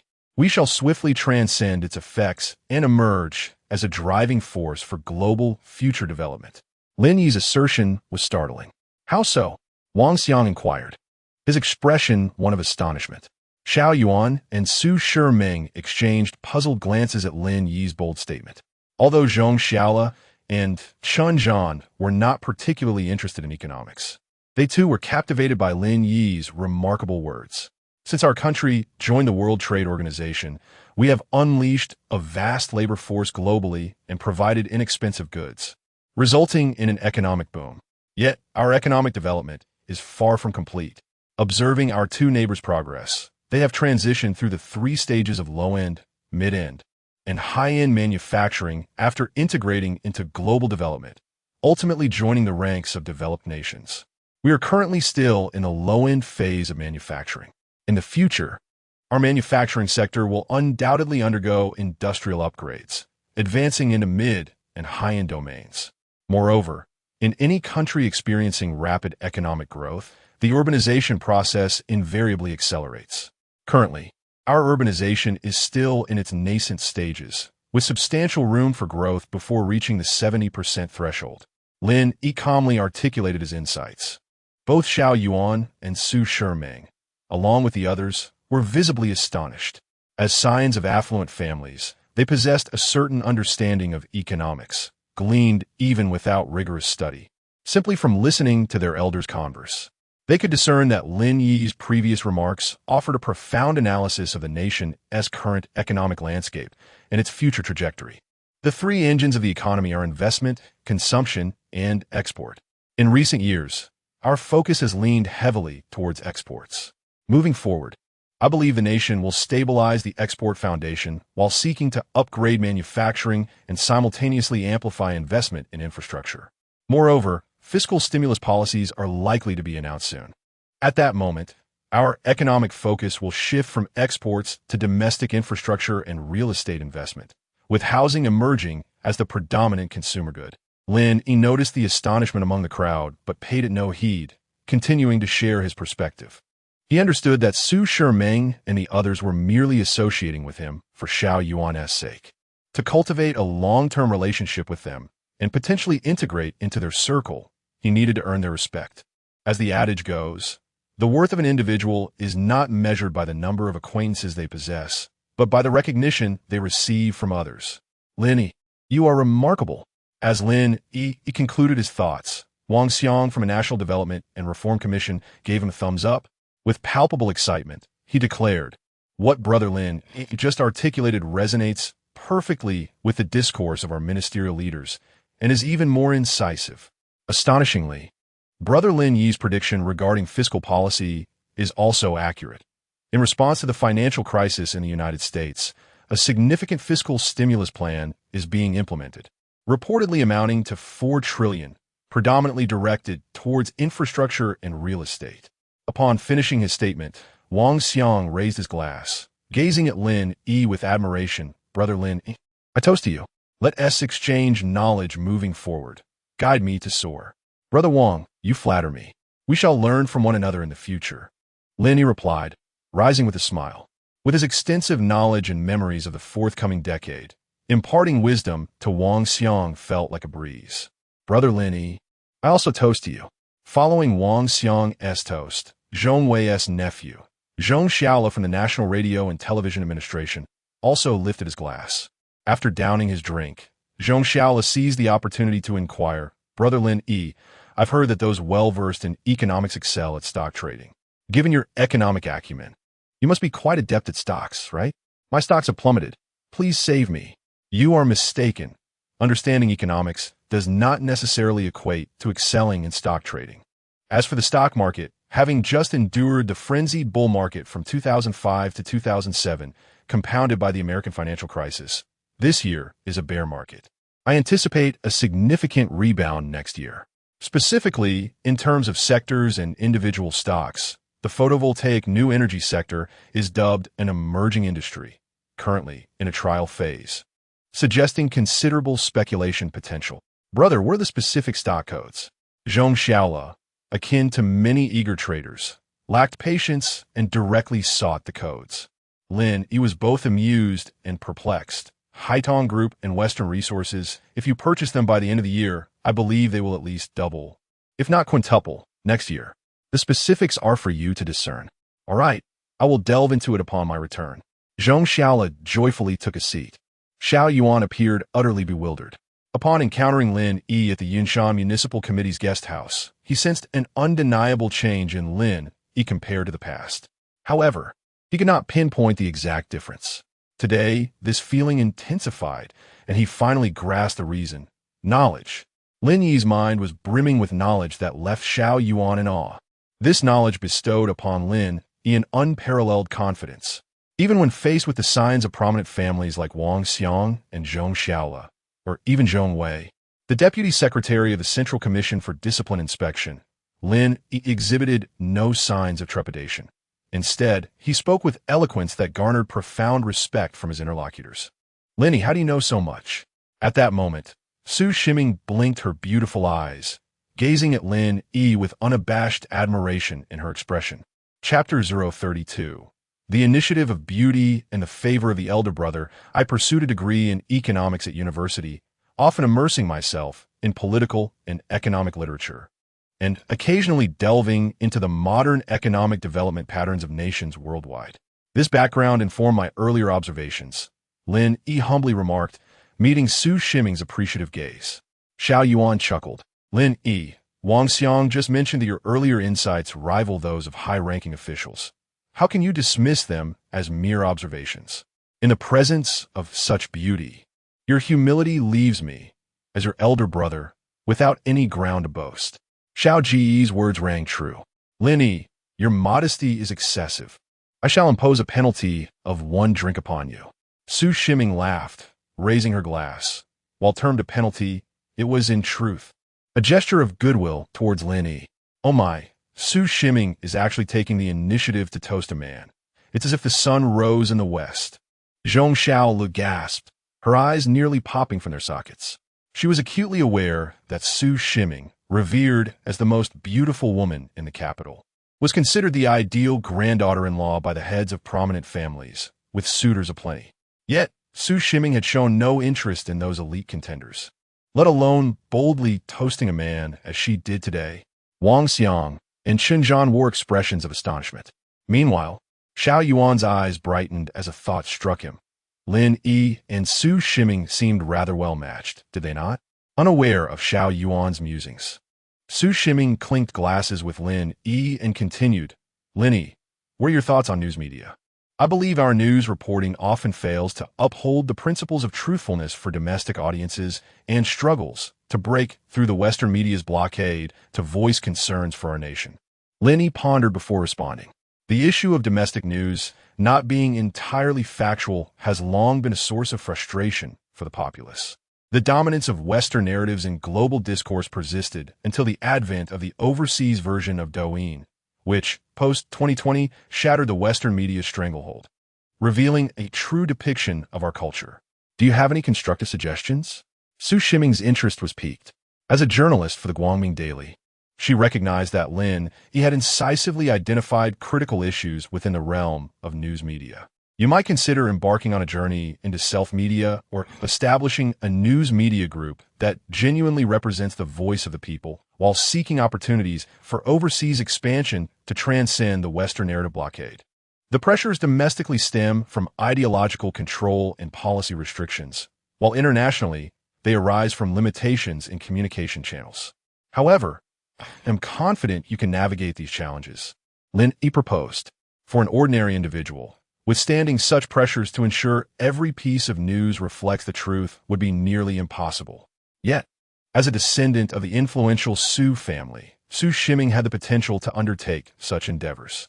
As for overcoming the Western narrative blockade, it would inevitably become feasible as technology advances. Have you not noticed how, after 2023, international influencers are eagerly entering China, capturing videos across the nation, and ardently promoting our culture? Lin Yi, I find your suggestions quite insightful, though there are aspects I have yet to fully comprehend. I shall take the time to reflect on them thoroughly. In this manner, I shall save your number, and should I find myself perplexed later, I may call you. If that is agreeable? Lin Yi appeared to illuminate the aspirations nestled within Su Sherdong's heart, causing her to experience a flutter of emotions, prompting her to request his contact information. Was transpiring. Sherdong is proactively asking a man for his number? If word of this spreads, her suitors might descend into chaos. Witnessing this scene, Xiao Yuan and the others were momentarily taken aback. Very well. Lin Yi smiled and nodded, exchanging contact information with Su Sherdong, Wang Xiang, Zhong Xiaola, and Chun Zhan, initially intending to exchange numbers after dinner, followed suit upon seeing Su Sherdong take the initiative, eagerly saving Lin Yi's number. Originally, the four had come to visit Xiao Yuan in celebration of his election as mayor, but now Lin Yi had supplanted Xiao Yuan, becoming the undeniable focal point of the gathering. By 10 o'clock that evening, as dinner concluded, Lin Yi and Xiao Yuan escorted Su Sherdong and her companions to the entrance of the Yunshan Grand Hotel. Lin Yi, should you find yourself in Yanjing, do let me know. I would be delighted to treat you to a meal. Su Sherdong extended an invitation as they bid farewell. Lin Yi nodded with a smile. Certainly. Farewell. Su Sherdong refrained from further words, elegantly waving goodbye to Lin Yi and Xiao Yuan before entering the hotel with the still bewildered Wang Xiang, Zhong Xiaola, and Chun Zhan. A few minutes later, as Su Sherdong returned to her hotel room and prepared to take a shower, she received a call from her father, Su Hongrui. Sherdong, did you finish dinner with Xiao Yuan? The governor of Jiangnan, Su Hongrui, initiated the conversation, devoid of the imposing demeanor of a high-ranking official, instead embodying the affectionate indulgence of a father. Su Sherdong slipped off her shoes, revealing her delicate, translucent feet, and casually replied, Yes, I just returned to the hotel room. How was your trip to Yunshan? He inquired. Quite interesting, she answered. What do you mean? I encountered someone very intriguing. You aren't referring to that Lin Yi, are you? Su Hongrui's mind instantly conjured Lin Yi's name. Su Sherdong paused in surprise. Dad, you know him? He saved your Xiao Yuan, and in a certain sense, he is a benefactor to our families. How could I possibly be unaware? Su Hongdui Juke Wei Li. Upon learning the truth behind Xiao Yuan's case from Zhong Wei, a chill ran down his spine. Had it not been for Lin Yi, Xiao Yuan could have faced dire consequences, a thought that would haunt him with guilt for a lifetime. Moreover, several prominent families, including the Su family, would find it difficult to face the Xiao family in the future. Dad, let me tell you, before coming to Yunshan, I heard Zhong Xiao mention that Uncle Zhong held Lin Yi in high regard. At that time, I was quite curious about how Xiao Yuan's secretary could garner such praise. Su Sherdong exclaimed excitedly. However, upon meeting Lin Yi, I discovered he exceeded Uncle Zhong's commendations. In fact, I believe, in terms of knowledge and insight into the economic realm, no one among the younger generation in Huaxia can surpass him. Is that truly the case? Su Hongrui was taken aback. He was well aware that his daughter, influenced by him since childhood, possessed a profound understanding of political and economic matters. Having conducted interviews with the titans of the domestic economic sphere multiple times due to her professional endeavors. In this scenario, Su Shiming's previous commendation of Lin Yi could be described as soaring to the heavens. Dad, why would I deceive you? If you don't believe me, you can inquire with Wang Xiang. To quote him, Lin Yi's insights into the economic sector are on par with those of the leaders of the National Development and Reform Commission. Su Shiming pouted, clearly displeased. Of course I believe you. How could I not? Su Hongrui, imagining his daughter's indignant expression, found the situation both amusing and exasperating, and then remarked, It seems I must make time to meet this young man. Dad, when I parted ways with Xiao Yuan just now, I invited Lin Yi to the capital. When he comes to Beijing, I'll bring him home so you can have a chat with him. Su Shiming quickly added, All right. Su Hongrui instinctively responded, only to suddenly realize something amiss. What do you mean by bringing him home? Su Shiming set down her phone, resting her chin in her hands, lost in thought for a moment before picking up her phone again to send a message.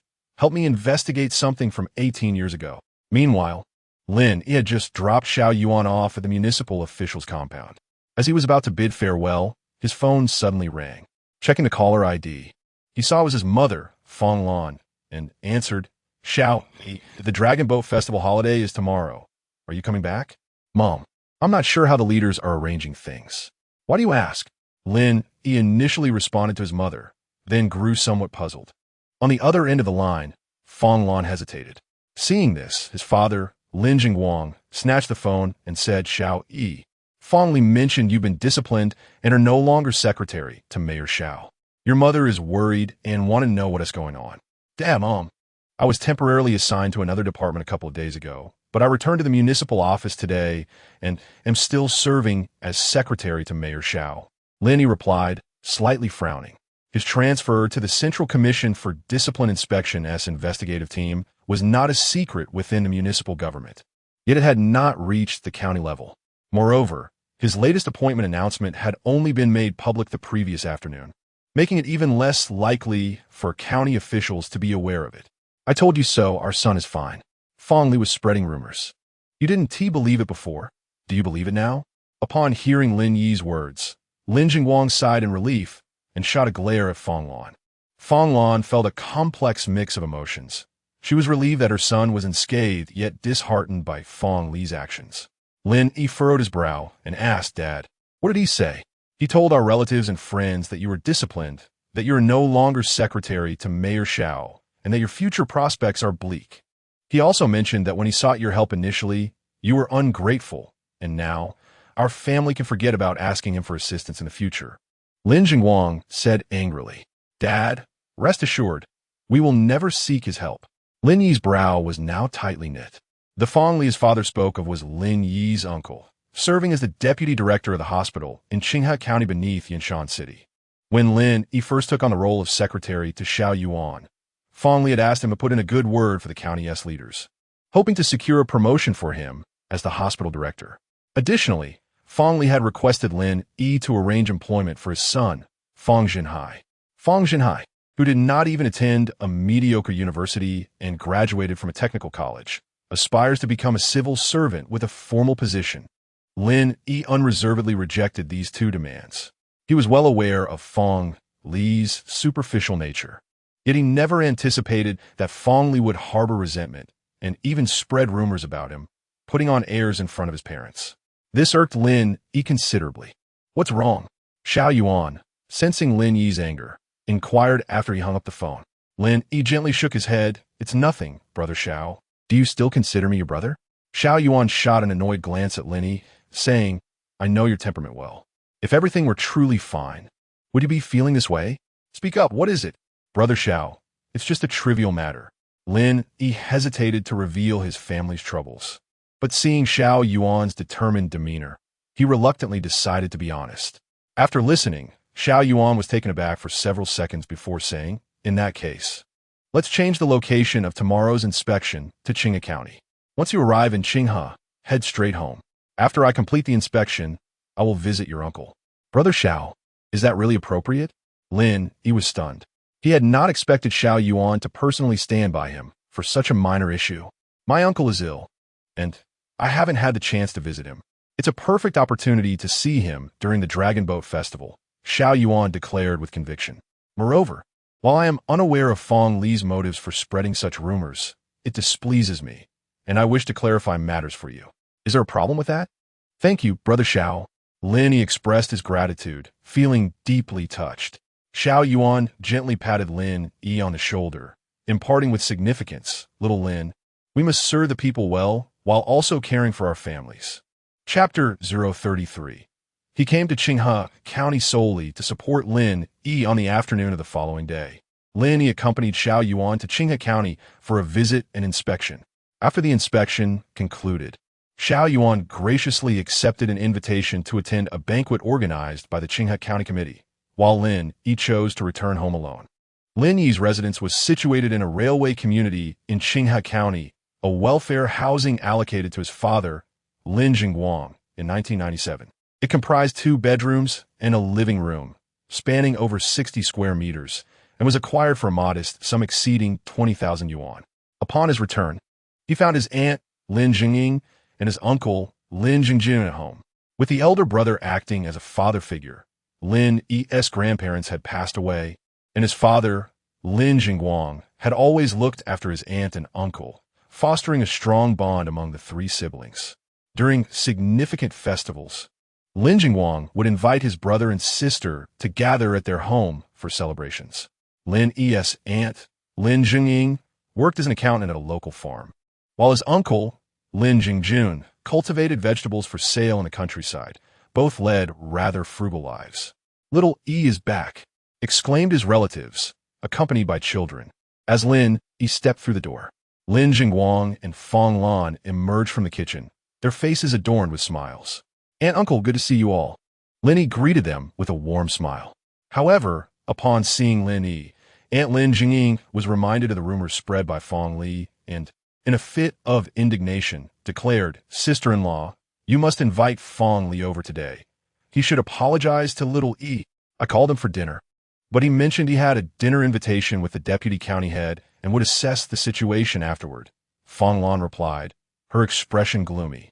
Having overheard her son discuss work matters over the phone, she had taken the liberty to invite Fong Li for dinner, hoping to clarify the situation at the table. To her dismay, Fong Li was reluctant to come.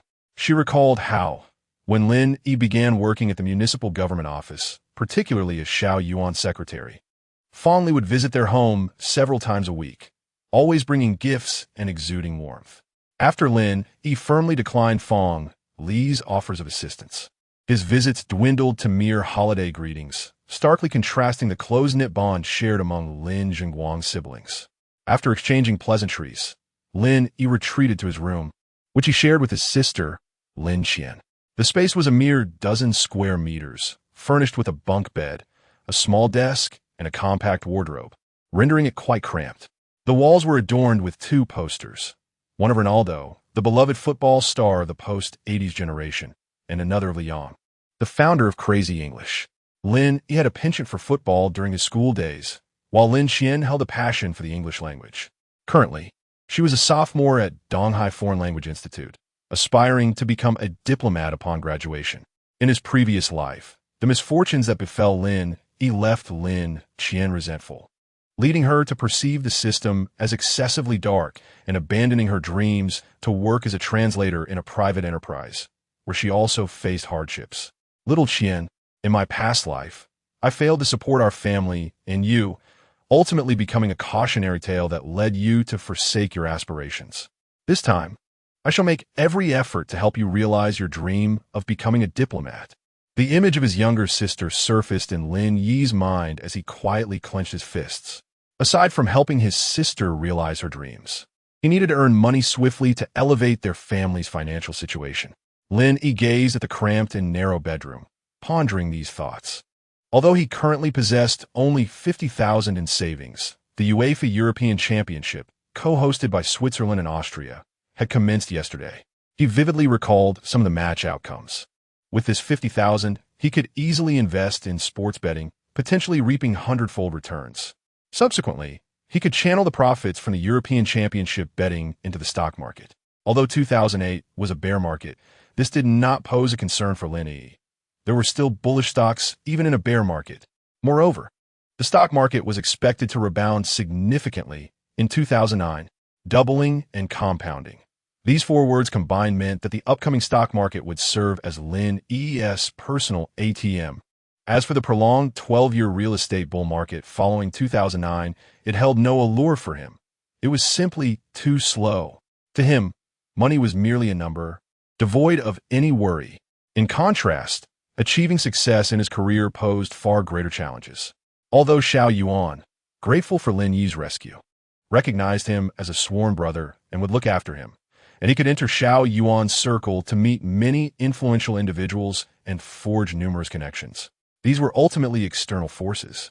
One must forge their own path. If Lin Yi wished to advance in his career, he would have to rely on himself. Lin Yi then reflected on his own work, his mind remarkably clear.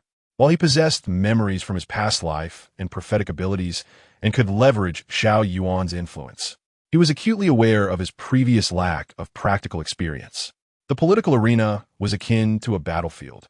Wealth, beauty, social intricacies, and power struggles resembled a minefield. One misstep could lead to ruin. Xiao Yuan from his past life served as a prime example. Even with such a formidable background, he had faltered. At that moment, Xiao Yuan was in the largest private room of the Qinghe Grand Hotel, enjoying a banquet hosted by the Qinghe County Committee team, including the county secretary and the county mayor, with all local committee members present. Meanwhile, in another private room, Feng Li, the deputy director of Qinghe County Hospital, was hosting Deputy County Mayor Liu Dehai, who oversaw medical and health affairs, accompanied by Jin Hui, the head of the county's health bureau. Additionally, 2 pharmaceutical representatives, both recently married young women of above-average beauty, skillfully adorned and overtly flirtatious, sat close to Liu Dehai, eager to please, much to his delight. After an evening of indulgence, Liu Dehai and Jin Hui had thoroughly enjoyed themselves, while the hospital representatives had tantalized their appetites. Feng Li achieved his objective, resulting in a happy conclusion for all. At 8:30, the banquet concluded, and Feng Li escorted Liu Dehai and Jin Hui out before returning to his vehicle. "Father, how did it go? Did Liu Dehai agree to promote you to the director of the county hospital?" Feng Li's son, Feng Zhenhai, eagerly inquired from the driver's seat. Feng Li smiled with pride. "He nearly reached for those 2 little vixen skirts right in front of me. What do you think?" "Congratulations, Dad."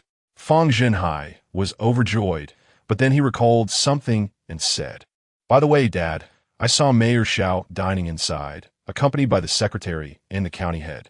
However, I didn't catch a glimpse of Lin Yi. It seems you were right.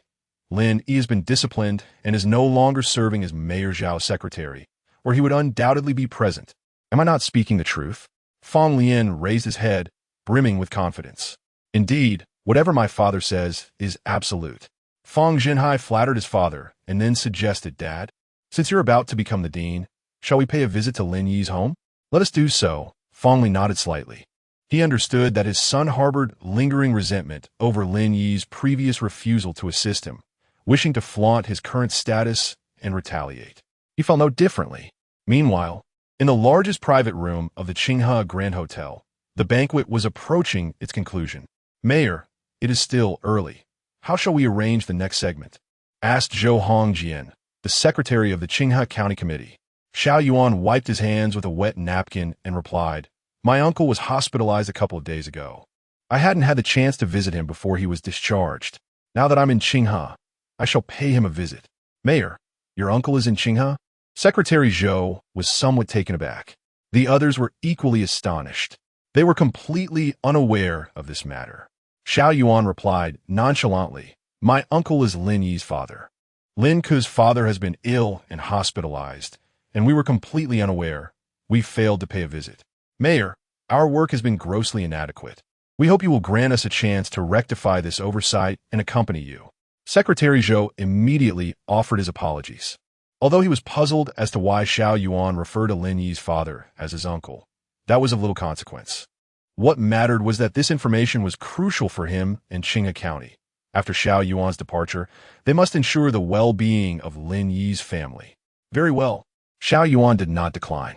He had come to Qinghe specifically to support Lin Yi. Chapter 034. You are completely unwilling to associate with others. At 9 in the evening, the dinner at Lin Yi's home had concluded and the family gathered in the living room, engaged in conversation. Zheng Wang and Feng Li mentioned that he had finished accompanying his superior and was bringing Zhenhai over to visit. They had already arrived downstairs. What could Feng Li possibly mean? Hearing Feng Lan's words, Lin Jingwang, Lin Jingying, and Lin Jingjun all appear perplexed. During Lin Jingwang's hospitalization, Feng Li had not visited him. On the very day Lin Jingwang was discharged, Feng Li also failed to show up. Now, all of a sudden, Feng Li wished to pay a visit? "Mom, I'll go open the door." While Lin Jingwang and the others were lost in thought, Lin Yi rose and proceeded towards the entrance, memories from his previous life surfacing in his mind. In that life, on the day of the Dragon Boat Festival, Lin Yi was influenced by the Xiao Yuan case and was reassigned to the Municipal Water Resources Bureau, sent to the countryside to oversee a reservoir. Upon learning this news, Fong Li came to the house, boasting about his impending promotion to the director of the county hospital, ridiculing and belittling Lin Yi, which ultimately caused Lin Jingguang to suffer a heart attack, necessitating another late-night visit to the county hospital. Fong Li, I advise you and your son to practice kindness. Reflecting on his past experiences, Lin Yi narrowed his eyes slightly. Bang! Bang! Suddenly, the door was pounded upon vigorously. In the next moment, the scene replayed itself. Fong Li's son, Fong Jinhai, stood at the entrance, casting a sidelong glance at Lin Yi, mocking him with a smile. Oh, cousin, you're home too? It seems that without being Secretary Zhao's assistant, you found yourself quite unoccupied, able to return during the holidays. How delightful! Fong Li, with a flushed face and reeking of alcohol, stood by with a leather bag, making no effort to restrain his son. Inside the room, Lin Jingguang and the others were momentarily stunned. They had been pondering why Fong Li and Fong Jinhai had suddenly come to visit Lin Jingguang, only to find that even before entering, they had begun targeting Lin Yi. If you just feasted on filth, do not dare to cross our threshold. Lin Yi spoke coldly, swiftly shutting the door, thereby denying entry to the father and son duo. Damn it! The sudden turn of events left Fong Jinhai bewildered. He cursed angrily and pounded on the door with increased fervor, his voice echoing throughout the corridor. Fong Li stood beside him, his expression darkened. He had invited the vice-county head in charge of health, Lu Dehai, to dinner that evening, who had promised to promote him to the county hospital director. He had intended to flaunt his status at Lin Yi's home, yet found himself unable to even step inside. Xiao Yi, let me handle this. Just as Lin Yi was about to open the door to drive Fong Li and Fong Jinhai away, Fong Lan hurried over. Lin Yi pondered for a moment and chose to remain silent. Although Fong Li's family was far from virtuous, they were, after all, relatives of his mother, and he could not entirely disregard her dignity. Of course, if Fong Li and Fong Jinhai did not temper their behavior once inside, Lin Yi would not hesitate to settle old scores alongside new grievances, reminding them of the many eyes of the Lord of Hell. Sister, what is going on? Are we being denied entry? The door swung open once more, and Fong Li frowned, as if reprimanding his subordinates. Fong Lan's complexion was grim. It's not that Xiao Yi is preventing you from entering. Rather, it's Jinhai's harsh words. What do you mean by my words being harsh? Fong Jinhai glared menacingly at Lin Yi, as if ready to pounce and deliver a beating at any moment. Fong Lan zito angli. Xiao Yi mentioned that he was merely seconded to another department a few days ago and has now returned to municipal office to serve as secretary to Mayor Xiao. Impossible. I just saw the county leaders dining with Mayor Xiao at the Qinghe Grand Hotel. If Lin Yi were truly the mayor's secretary, how could he possibly not be present? Fong Jinhai paused briefly, then looked at Lin Yi with a mocking gaze. Cousin, my apologies. I simply couldn't resist exposing your falsehood. What is going on? The words of Fong Jinhai echoed in the air, prompting both Lin Yi's aunt and uncle, as well as his parents, Lin Jingguang and Fong Lan, to instinctively turn their attention towards him. They had faith in Lin Yi, yet Fong Jinhai's assertions seemed credible, devoid of deceit. Ha, sister. I dined with County Head Lu and Bureau Chief Jean from the Health Department tonight, and neither of them mentioned Lin Yi. If Lin Yi had indeed returned to the municipal office as secretary to Mayor Xiao, how could they possibly be unaware? Fong Li Skufa. During Lin Yi's tenure as secretary to Xiao Yuan, Fong Li often dined with leaders who would mention Lin Yi in his presence, hoping to leverage that connection. Xiao Yi. Upon hearing Fong Li's remarks, Fong Lan began to feel anxious. However, before she could finish her thought, Fong Li interrupted with a cold laugh, ushering Fong Jinhai into the living room. Lin Yi, I've told you before, power has an expiration. Once it lapses, it becomes void. Initially, when you served as secretary to the city leaders, I asked you to signal to the county leaders to promote me to the position of director at the county hospital. What's wrong with that? I became the director, and our family could benefit. Furthermore, I asked you to arrange a job for Xiao Hai, yet you told me to let him take the exam. Huh, if Xiao Hai could pass, would I even need to seek your assistance? Fong Li, you sought Xiao Yi's help, but it's not that he is unwilling. He simply has his own challenges, Lin Jingguang said, his expression darkening. He firmly believed his son was not lying. Simultaneously, he realized that Fong Li and Fong Zhenhai were not here for a family visit, but rather to gloat over what they presumed to be his son's misfortune. Challenges? He has no challenges whatsoever. He simply refuses to assist. Fong Li raturta coldly. Lin Jingguang's face turned pale with anger. He wanted to speak, but was halted by Lin Yi. Lin Yi glared at Fong Li and articulated each word with precision. The director of the county hospital is a deputy department-level position, requiring an assessment by the county party organization department and approval from the standing committee of the county party. I do not possess the influence to secure your promotion merely by making a phone call. As for your son's civil service application, it must go through examination. What's wrong with that?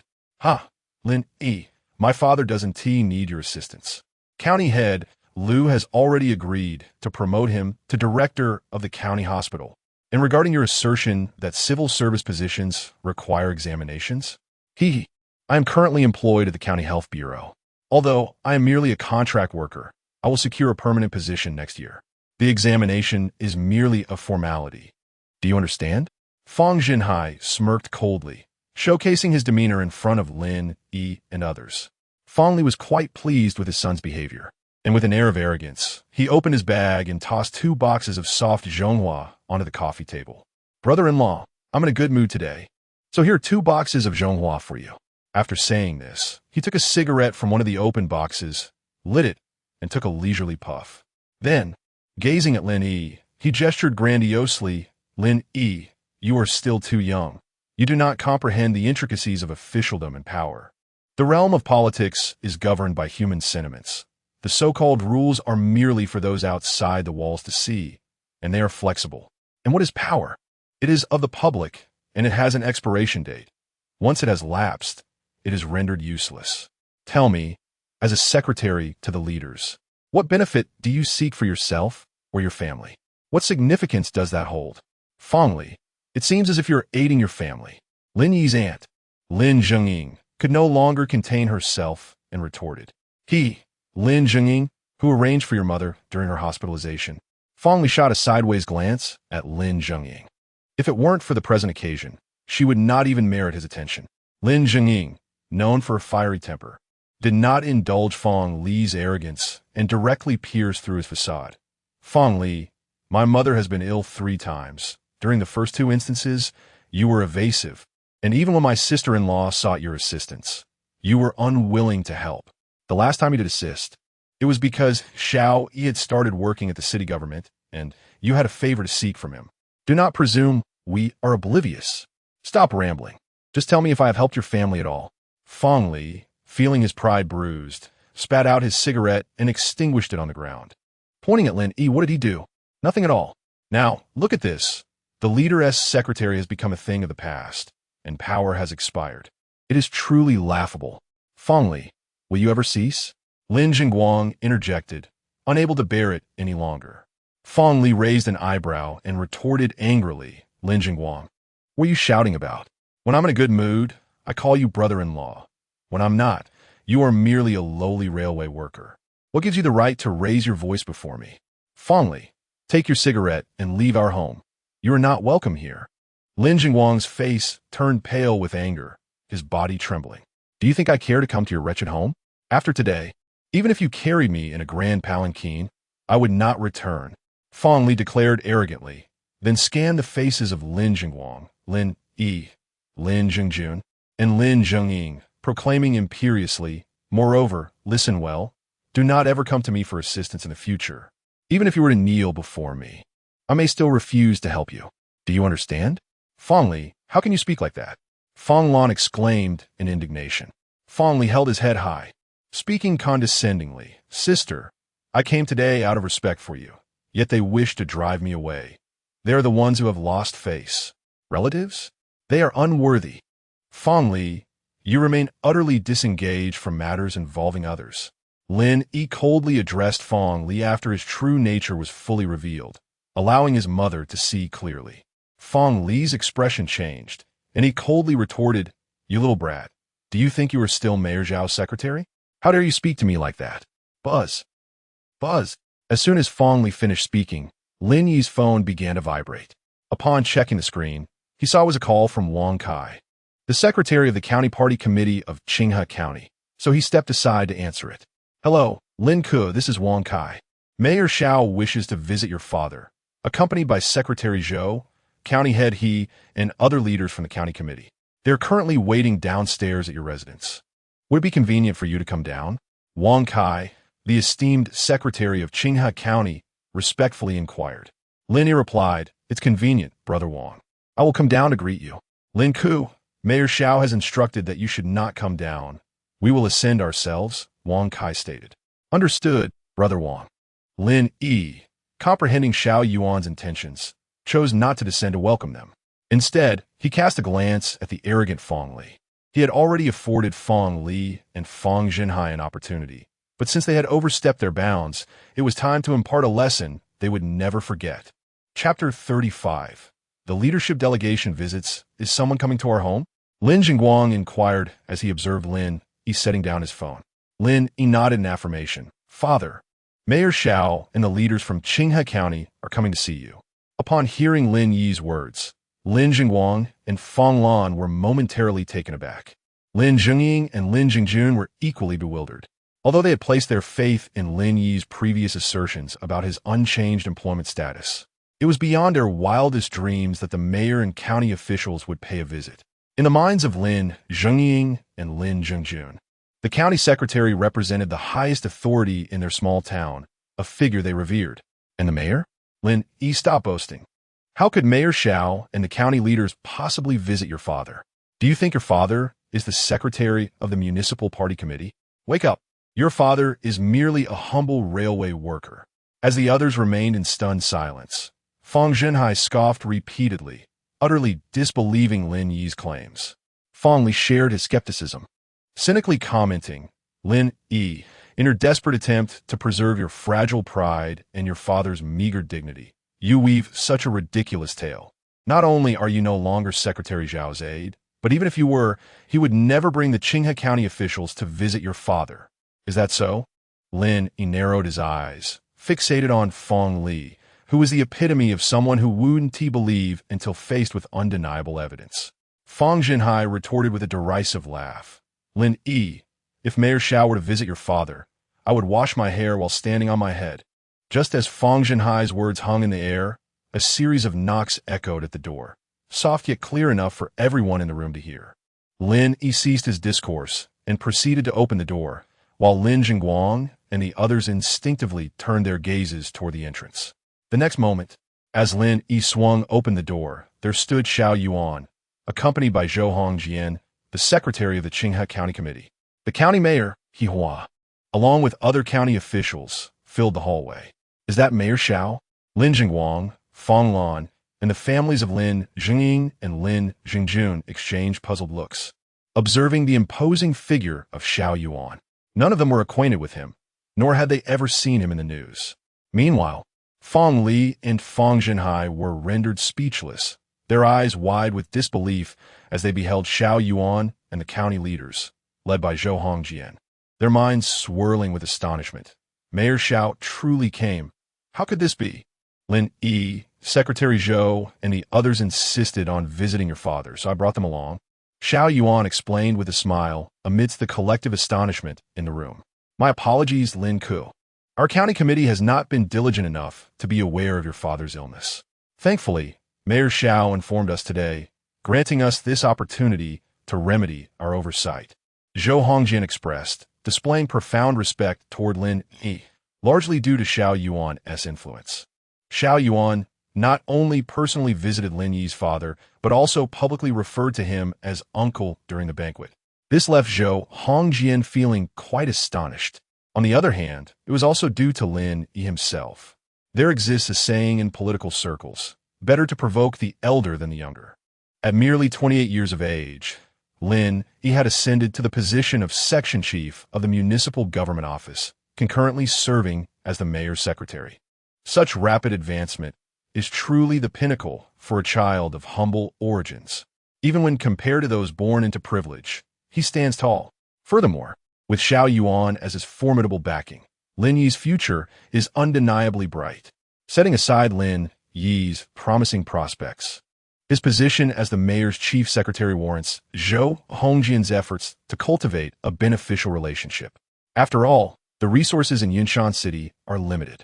The city comprises 3 districts and 5 counties, each grappling with its own challenges and striving for development. The allocation of resources hinges entirely on leadership decisions. Generally speaking, the party secretary acts as the class monitor, overseeing the broader picture and managing the titles of subordinates, while the mayor controls the finances and projects. Should Zhou Hongjian establish a rapport with Lin Yi, he could leverage this connection to foster a relationship with Xiao Yuan, thereby advocating for additional resources for Qinghe County. This is akin to how a vice governor from certain provinces leads a delegation to the capital to secure resources, wherein even when dealing with department heads, one must show due respect. Thank you, Mayor Xiao, Secretary Zhou, County Head He, and esteemed leaders. Please come in, Lin Yi expressed with a smile, stepping aside to gesture them in. Xiao Yuan, accompanied by the others, entered Lin Yi's home. Inside, Lin Jingguang, Fang Lan, Lin Zhengyi, and Lin Jingjun were both excited and anxious. This marked their first encounter with such high-ranking officials. Meanwhile, Fang Li and Fang Junhai stood frozen, as if transformed into wooden statues, utterly stunned. Dad, Mayor Xiao and the county leaders have come to see you. Lin Yi introduced Xiao Yuan and Zhou Hongjian to his father, Lin Jingguang. Thank you, Mayor Xiao, Secretary Zhou, and all esteemed leaders. Lin Jingguang hurried forward, grasping Xiao Yuan's hand with palpable excitement, struggling to articulate his words. Normally, one waits for the leader to extend their hand before shaking, but Lin Jingguang, being merely a worker, was unaware of such formalities. Although he held the position of foreman at his workplace, supervising 20 to 30 individuals and having encountered department-level leaders, Xiao Yuan was the mayor. Moreover, Xiao Yuan had come specifically to visit him. Uncle, I have heard from Lin Yi that your medical results are quite good. There is no need for concern. As long as you take your medication to lower your blood sugar and pay attention to your diet, everything will be fine, Xiao Yuan said with a smile. A jolt of shock coursed through Fang Li and Fang Junhai upon hearing Xiao Yuan's words. The mere fact that Xiao Yuan had visited Lin Jingguang was already astonishing. Yet, the mayor referred to Lin Jingguang as uncle? What was happening? Was it possible that Lin Yi had indeed returned to serve as Xiao Yuan's secretary? Moreover, did the relationship between Xiao Yuan and Lin Yi transcend the ordinary bounds of a leader and his secretary? Lin Yi gazed at Xiao Yuan with gratitude, his heart brimming with emotion. He understood that Xiao Yuan, accompanied by the leaders of Qinghe County, visited his father not only to dispel rumors about him, but also to ensure that the county officials recognized their connection and would care for his parents. As expected, Zhou Hongjian seized the opportunity and quickly remarked, Uncle, you have raised a remarkable son. Lin Ku is a talent from our Qinghe County, and his future is boundless. At this juncture, Zhou Hongjian turned to Lin Yi and said, Lin Ku, as you ascend the ranks and become an influential figure, remember to support the development of your hometown. Secretary Zhou, you flatter me. Please rest assured that revitalizing my hometown is a driving force behind my civil service ambitions and one of my life goals. Given the opportunity, I will certainly contribute to my hometown, Lin Yi humbly replied, indirectly addressing Zhou Hongjian. Lin Ku, I, along with the 800,000 residents of Qinghe County, await your success, Zhou Hongjian said with a smile, then shifted his gaze towards Xiao Yuan, who was the true protagonist of the evening. Xiao Yuan continued to hold Lin Jingguang's hand and inquired, Lin Yi, are these your family members? Mayor Xiao, this is my mother, a teacher at Qinghe County Middle School. This is my Aunt Lin Jing, my Uncle Li Gui, my younger uncle Lin Jingjun, and my Aunt Wang Fang. Lin Yi introduced his family, while signaling his father to release his grip, as it is customary for leaders to shake hands for only 3 to 5 seconds. Prolonged contact could create an awkward situation. Mayor Xiao, Secretary Zhou, esteemed leaders, thank you for visiting little Yi's father. Fang Lan expressed her gratitude. Greetings, Mayor Xiao, Secretary Zhou, and all esteemed leaders. Lin Yi's aunt, uncle, younger uncle, and aunt promptly greeted them as well. Meanwhile, Fong Li and Fong Jinhai, father and son, appeared startled, their faces filled with embarrassment. Lin Yi introduced everyone, but notably omitted the introduction of the Fangs, clearly displeased by the earlier incident. Mayor Xiao, Secretary Zhou, County Head He, and all esteemed leaders, greetings. I am Lin Yi's uncle Fong Li, working at the county hospital. This beside me is my son, Lin Yi's cousin, working at the county health bureau. Amid the awkwardness, Fong Li, putting on a brave face, forced a smile and took the initiative to introduce himself and Fong Junhai to Xiao Yuan and the other leaders. Though he was perplexed as to why Xiao Yuan brought the Qinghe County leadership to visit Lin Jingguang, he had no time to ponder this. He had forgotten the earlier events and was solely focused on leveraging Lin Yi's connections to gain favor with Xiao Yuan, Zhou Hongjian, and the other officials for future advantage. However, before he could approach Xiao Yuan for a handshake, Lin Yi coldly interjected, Fong Li, you are the esteemed deputy director of the county hospital, and my family cannot aspire to your elevated status. To use your words, we are unworthy. Chapter 36. You are so impressive, yet you expect my forgiveness? Lin Yi discerned Fong Li's intentions at a glance. There was no way he would acquiesce to Fong Li's desires. Fong Li's expression shifted dramatically, revealing not only embarrassment, but also a profound sense of trepidation. What was happening? Xiao Yuan pondered thoughtfully. He was aware of the slanders Fong Li cast upon Lin Yi, yet he had not heard Lin Yi speak of any other matters. Meanwhile, the leaders from Qinghe County, including Zhou Hongjian, appeared utterly bewildered. Lin Yi had previously omitted the introduction of Fong Li and Fong Jinhai, which struck them as peculiar. Now, Lin Yi's words only compounded their incredulity. How could a mere deputy director of a county hospital, a mere section-level official, be considered a wealthy relative of Lin Yi? It must be noted that Lin Yi was the section chief of the municipal government secretariat and the mayor's secretary, and he was only 28 years old. Even if Fong Li was unaware of Lin Yi's impending promotion, he should not have instigated a conflict with him. Well done. Simultaneously, Lin Yi's aunt, Lin Zhengying, and uncle, Lin Zhengjun, felt a deep sense of satisfaction. Lin Jingguang also wore a supportive expression. As for Fong Lan, although she wished for her son and brother to avoid a falling out, she could not deny that Fong Li's earlier actions were excessive and thus found herself supporting her son. Xiao Yi, brother-in-law, sister, I apologize. I had too much to drink tonight and spoke out of turn. Fong Li hastily offered his apologies to Lin Yi's family. Oh no, how could someone of your stature ever be at fault? We, the Lin family, cannot bear such an apology. Please, take your son and leave our home. Lin Yi retorted without a hint of mercy, continuing his scorn. Fong Li was the epitome of duplicity, a man who would turn on anyone if it served his interests. He had behaved thus in his previous life and showed no signs of change in this one. The best course of action with such a person was to draw a clear line and cease all relations. Otherwise, future troubles were inevitable. Fong Li did not leave. To be precise, he dared not depart. Lin Yi had not only disavowed him as an uncle, but had also exhibited hostility, which did not escape the notice of Xiao Yuan and the county leaders. If Fong Li failed to resolve this issue, he would not only be unable to curry favor with Xiao Yuan and the leaders, but would also leave a dreadful impression on them. However, before Fong Li could devise a solution, Fong Jinhai could no longer contain himself and interjected, Lin Yi, we are all family. Must you be so harsh? Huh, family? We would not dare to elevate ourselves to your status, especially considering your father's power and influence, which allows him to arrange jobs for you at will, even exempting you from examinations to become a civil servant. Lin Yi had initially hoped that Fong Li and Fong Jinhai would simply depart and that they could all go their separate ways. Yet, Fong Jinhai insisted on provoking the situation, and thus Lin Yi was compelled to indulge Fong Junhai's reckless desires. Fong Jinhai promptly fell silent. 4. Half of his previous claims had been mere bluster.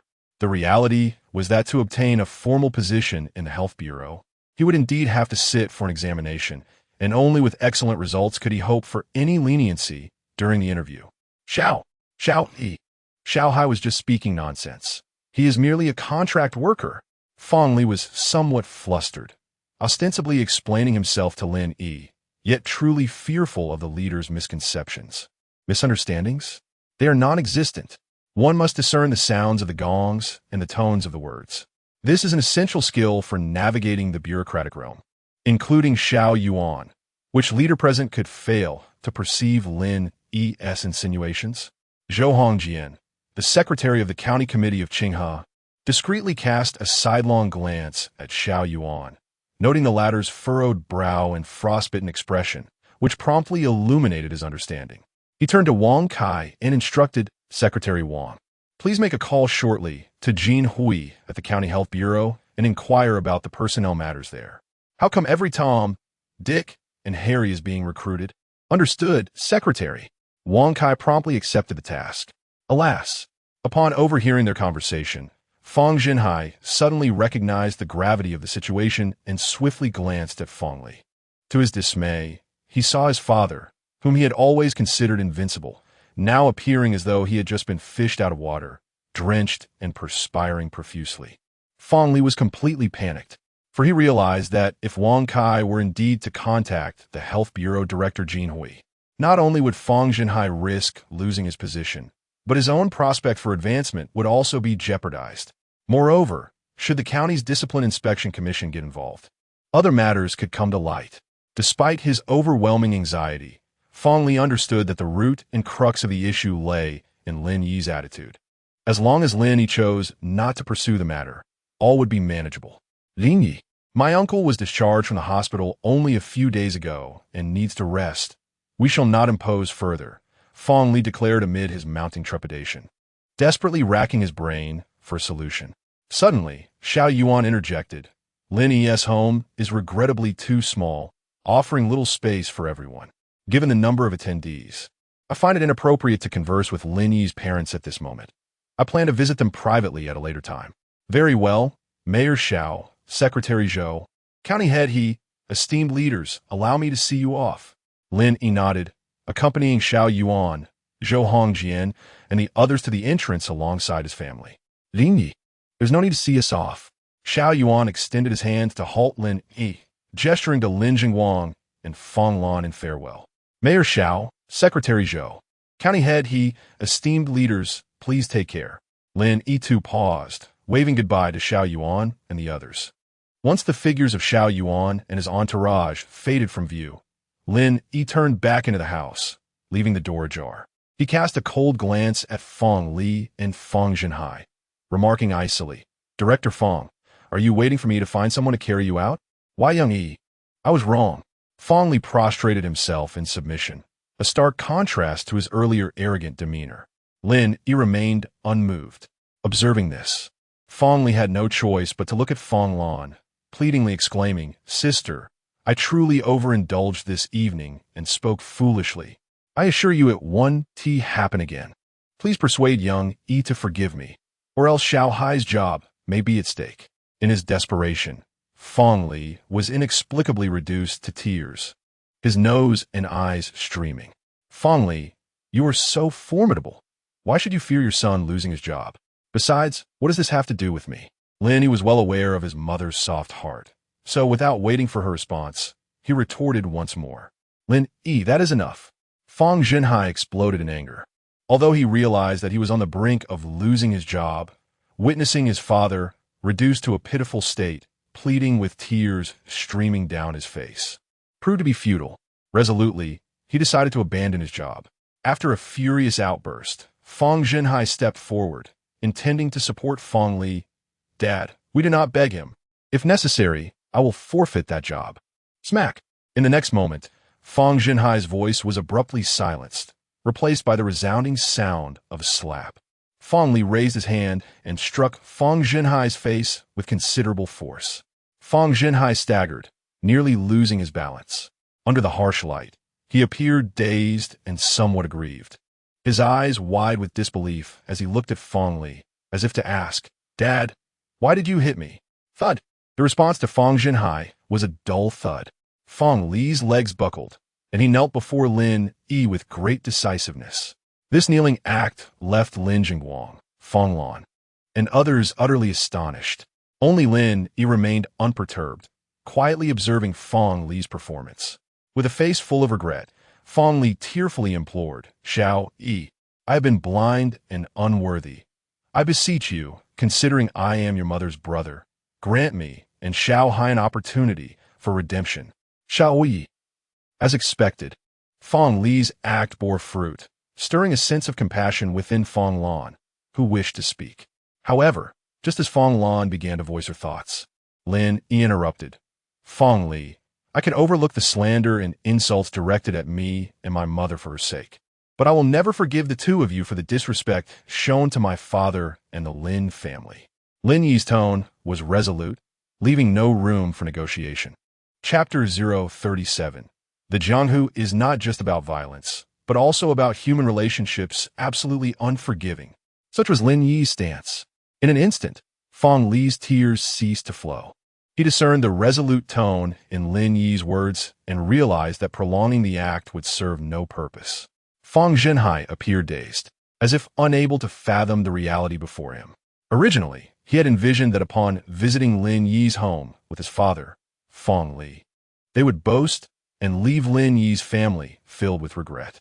However, the current scene saw his father kneeling on the ground, desperately pleading for Lin Yi's forgiveness. And yet Lin Yi remained unyielding. This stark contrast enveloped Fong Zhenhai in a surreal sensation. Brother-in-law, sister, Lin Yi, I am deeply sorry. Fong Li rose and once more apologized to Lin Yi's family. Without waiting for Lin Yi to utter another word, he grasped the dazed Fong Zhenhai and departed. Only after descending the stairs did Fong Zhenhai regain his senses, bewildered as he inquired, Father, what on earth is happening? Did you not say that Lin Yi was not serving as secretary to Mayor Xiao? Why then did Mayor Xiao arrive tonight with county leaders to visit Lin Yi's father? There must have been a miscommunication. Fong Li's expression darkened. He had learned from a recent visit by Xiao Yuan to Qinghe, during which Lin Yi did not accompany him, that Lin Yi had been reassigned. Although Lin Yi's transfer to the Central Commission for Discipline Inspection had caused quite a stir within the municipal government, the investigations into Wu Jiqiang and Yi Yunfeng instilled fear in everyone, rendering them hesitant to discuss or speculate about Lin Yi. Only rumors of his reassignment from the municipal office circulated. This created an information gap for Fong Li. Furthermore, some individuals had tentatively inquired whether Lin Yi had incurred any disciplinary action, leading Fong Li to make an erroneous judgment. Father, what about my job? Upon hearing Fong Li's response, Fong Zhenhai felt a chill run through him, yet still clung to a sense of defiance. However, before he could finish his sentence, Fong Li's phone rang. He retrieved it from his bag and saw it was a call from Jean Hui, the director of the County Health Bureau. He hurriedly answered, Director Jean, Fong Li, tell your son to pack his things and leave tomorrow. He doesn't need to take an exam for a formal position. Our health bureau cannot afford someone of his stature. Before Fong Li could utter a word, he was abruptly interrupted by Jean Hui's furious outburst. Having just received a call from Wang Kai, the county committee secretary, and learned about the earlier incident, Jean Hui was nearly apoplectic with rage. Fong Li's heart sank, and he hurried to explain, Director Jean, this is a misunderstanding. A misunderstanding? Huh, it truly is a misunderstanding. Why do you think County Head Liu and I agreed to dine with you and promised to assist you? Was it not because your nephew is secretary to Mayor Xiao? Yet look at what you've done. Not only have you failed to cultivate a good relationship with your nephew, but you've also managed to offend him. Have you had your head kicked by a donkey? I must have been blind to have chosen such a fool. The more Jean Hui ranted, the more incensed he became, as if he wished to crack open Fong Li's skull to see if it contained concrete. Director Jean, Mayor Xiao did not bring Lin Yi to Qinghe a few days ago, and the county is abuzz with rumors that Lin Yi has been disciplined and is no longer in favor. Fong Li felt utterly hopeless. Jean Hui still did not grant Fong Li the opportunity to finish a single sentence and coldly interrupted. So, you intend to flaunt yourself at your nephew's house? Fong Li, oh Fong Li, your name truly reflects your character, as you are utterly pretentious. Jean Bureau, I was wrong. Once Lin Yi's anger subsides, I will seek his forgiveness. Whether you seek forgiveness or not is your own affair. It bears no consequence for me. However, I must inform you that you could have ascended to the position of director at the county hospital due to your nephew, but because of your actions, you can forget about it for the rest of your life. Upon finishing Lin Yi terminated the call. What a calamity! Fong Li felt darkness envelop him, as a wave of dizziness nearly caused him to collapse. Dad, are you all right? Fong Zhenhai quickly caught Fong Li. Fong Li's body stiffened, his eyes glazed over, murmuring, "It's over, all is lost. That dog Lin Yi not only caused me to lose my job, but now even the prospect of your promotion has vanished. I want him dead." Fong Zhenhai, enraged by the situation, resolved to take revenge on Lin Yi. Startled, Fong Li trembled and shouted, "Stop! Dad, are you seeking death?" Grasping Fong Zhenhai firmly, Fong Li retorted, "Since the information was erroneous, and Lin Yi is still Secretary Xiao's aide, who is particularly valued by him, we must devise every possible means to win Lin Yi's forgiveness. Even if we cannot restore our relationship, we absolutely cannot afford to offend him." Severely impacted, Fong Li did not lose his composure like his son, Fong Zhenhai. He understood that under the current circumstances, their family and Lin Yi had transformed from relatives into strangers. His own promotion was thwarted, and his son had lost his job. However, if Fong Zhenhai sought revenge on Lin Yi, their relationship would shift from familial ties to enmity. At that point, with a mere phone call, Lin Yi could have the County Discipline Inspection Commission investigate Fong Li thoroughly. How could Fong Li withstand such scrutiny, given his frequent dealings with pharmaceutical representatives? Unbeknownst to Lin Yi, Fong Li and Fong Zhenhai had left, and his home was enveloped in an eerie silence. Whether it was Lin Jingguang, Fong Lan, or the families of Lin Jingying and Lin Jingjun, they all remained in a state of shock. They felt as though everything that had just transpired was but a fleeting dream. Soon, the tranquility of the living room was shattered by the ringing of a mobile phone. Lin Jingying's phone chimed. "Hello, Director." Upon glancing at the screen, Lin Jingying recognized the call was from the farm director and promptly answered, greeting him with utmost respect. Before long, a gentle voice emanated from the receiver. "Jingying, I hope I'm not disturbing you?" "Not at all, Director. What can I do for you?" "You should be at your brother's house now, right?" "Yes, Director. I just heard that your brother was hospitalized recently. I plan to visit him tomorrow." Lin Jingying was momentarily bewildered, for the farm director had never met Lin Jingguang. They had never crossed paths. However, before Lin Jingying could collect her thoughts, the farm director's next words nearly caused her to drop her phone in astonishment. "Jingying, just now, Director called me. He mentioned that after years of diligent work on the farm, your professional competence is commendable and your performance has been exceptional. He intends to transfer you to the Bureau's financial department. Congratulations. Once the holiday concludes, you should come to the farm to handle the work handover, and then report to the Bureau." "Thank you, Director." Lin Jingying expressed her gratitude, albeit in a daze. The farm director chuckled softly. "Why thank me? You should be grateful to your nephew." "Well, Jingying, I won't disturb you any longer. We'll leave it at that." "All right, Director," Lin Jingying instinctively replied, then suddenly realized something and quickly glanced at Lin Yi. Noticing his aunt's peculiar demeanor, Lin Yi inquired, "Aunt, what's wrong?" "Xiao Yi." Lin Jingying hastily relayed everything that the farm director had said during the phone call. Upon hearing her words, Lin Jingguang's expression turned serious. "Jingying, you cannot go to the Bureau. It will leave you vulnerable and give others the opportunity to undermine you, which would not be good for you or Xiao Yi." "Father, it's not that serious. Let my aunt go," Lin Yi interjected. He understood that the director of the Qinghe County Agricultural Bureau acted under directive from higher authorities. This was a favor from the county committee leaders, not a significant one, nor against regulations. Thus he saw no reason to reject such goodwill. After all, the world of bureaucracy is much like the realm of the underworld, governed by personal connections. "Xiao Yi, thank you," Lin Jingying said, visibly touched. Lin Jingjun then jokingly remarked, "Had I known our Xiao Yi would achieve so much, I should have studied harder back then and secured a formal job to bask in his glory." "Uncle, your cooking is delightful. Once I earn some money from the Euro Cup, I'll help you open a restaurant specializing in Qinghe's unique dishes. It will surely thrive," Lin Yi declared. He resolved that after making a fortune during the Euro Cup, he would support his uncle in establishing a restaurant. "Xiao Yi, I appreciate your kind intentions, but you must not resort to corruption to help me," Lin Zhengjun quickly declined. Lin Jingguang also sternly cautioned, "Xiao Yi, your uncle is right. You must never engage in bribery or corruption." "Father, Uncle, you're overthinking it. How could I possibly indulge in corruption? Lin Yi smiled wryly, then preemptively clarified before they could inquire further, I have a college classmate who works in finance. He is quite adept at stock trading.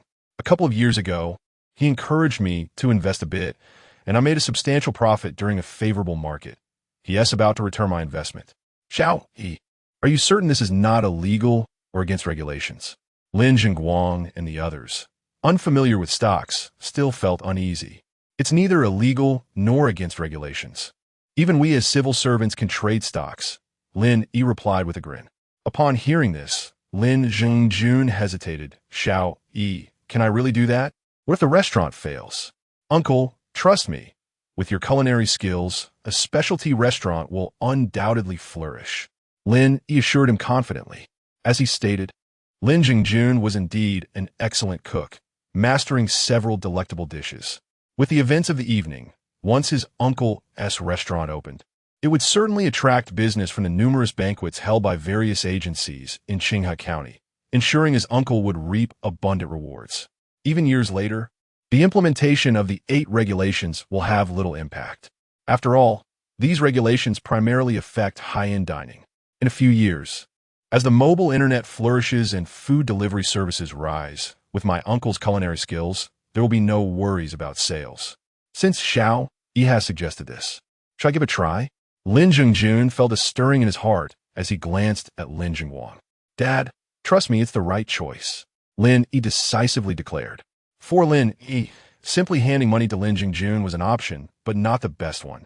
Firstly, teaching someone to fish is more beneficial than merely giving them fish. Secondly, money gained through luck without effort will eventually be lost due to lack of skill. Opening a restaurant is a path Lin Yi has chosen, taking into account his uncle Lin Jingjun's abilities. Since fate has granted him a second chance at life, he will do his utmost to ensure that those around him live well. At the very least, his family should never have to worry about money in the future. Chapter 38. What is the matter with my teacher's title? On the following morning, Xiao Yuan returned to Yunshan City alone, allowing Lin Yi to rest at home for 2 days before resuming work after the holiday. After having breakfast, Lin Yi received a call from Shun Chu. Her voice was as gentle as ever. Lin Yi, have you returned to Qinghe? I'm in Qinghe. What is the matter? A few high school classmates have organized a gathering and invited teacher Tang. She wishes to see you, but felt reluctant to call you herself. Last night, she asked me to inquire if you were in Qinghe and if you had time to attend the reunion. The teacher Tang she mentioned was Lin Yi's high school homeroom teacher, Tang Sujin. Lin Yi credited much of his admission to the School of Economics and Management at Shuima University not only to his own diligence, but also to Tang Sujin's attentive care. She treated him almost as if he were her own child.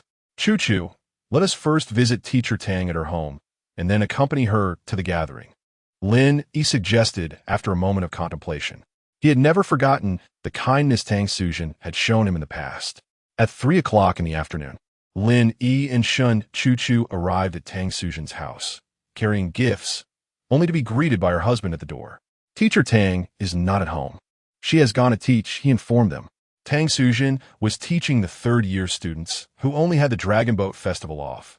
Lin Yi and Shun Chu placed their gifts down and decided to head to the school to find Tang Sujin. There were 2 high schools in Qinghe. The first was the one his mother, Fanglan, worked at, and the other was Qinghe High School. Qinghe High School was a key institution at both the county and city levels, and it was from here that Lin Yi had graduated. That year, he had been the top student in Yunshan City, bringing great pride to Qinghe High School, which was rewarded with 20,000 yuan by the county. At 4 in the afternoon, Lin Yi and Shun Chu arrived at the door of Tang Sujin's office. After knocking and receiving permission, they entered the room. Who are you looking for? You are Lin Yi, an elderly teacher in the office exclaimed upon seeing them. His sentence trailed off as he recognized Lin Yi, and he stood up in surprise. Hello, Teacher Shi, I'm Lin Yi, and this is Shun Chu. Lin Yi greeted with a smile, gesturing towards Shun Chu. Oh my, our top student has returned to his alma mater. What a joyous occasion.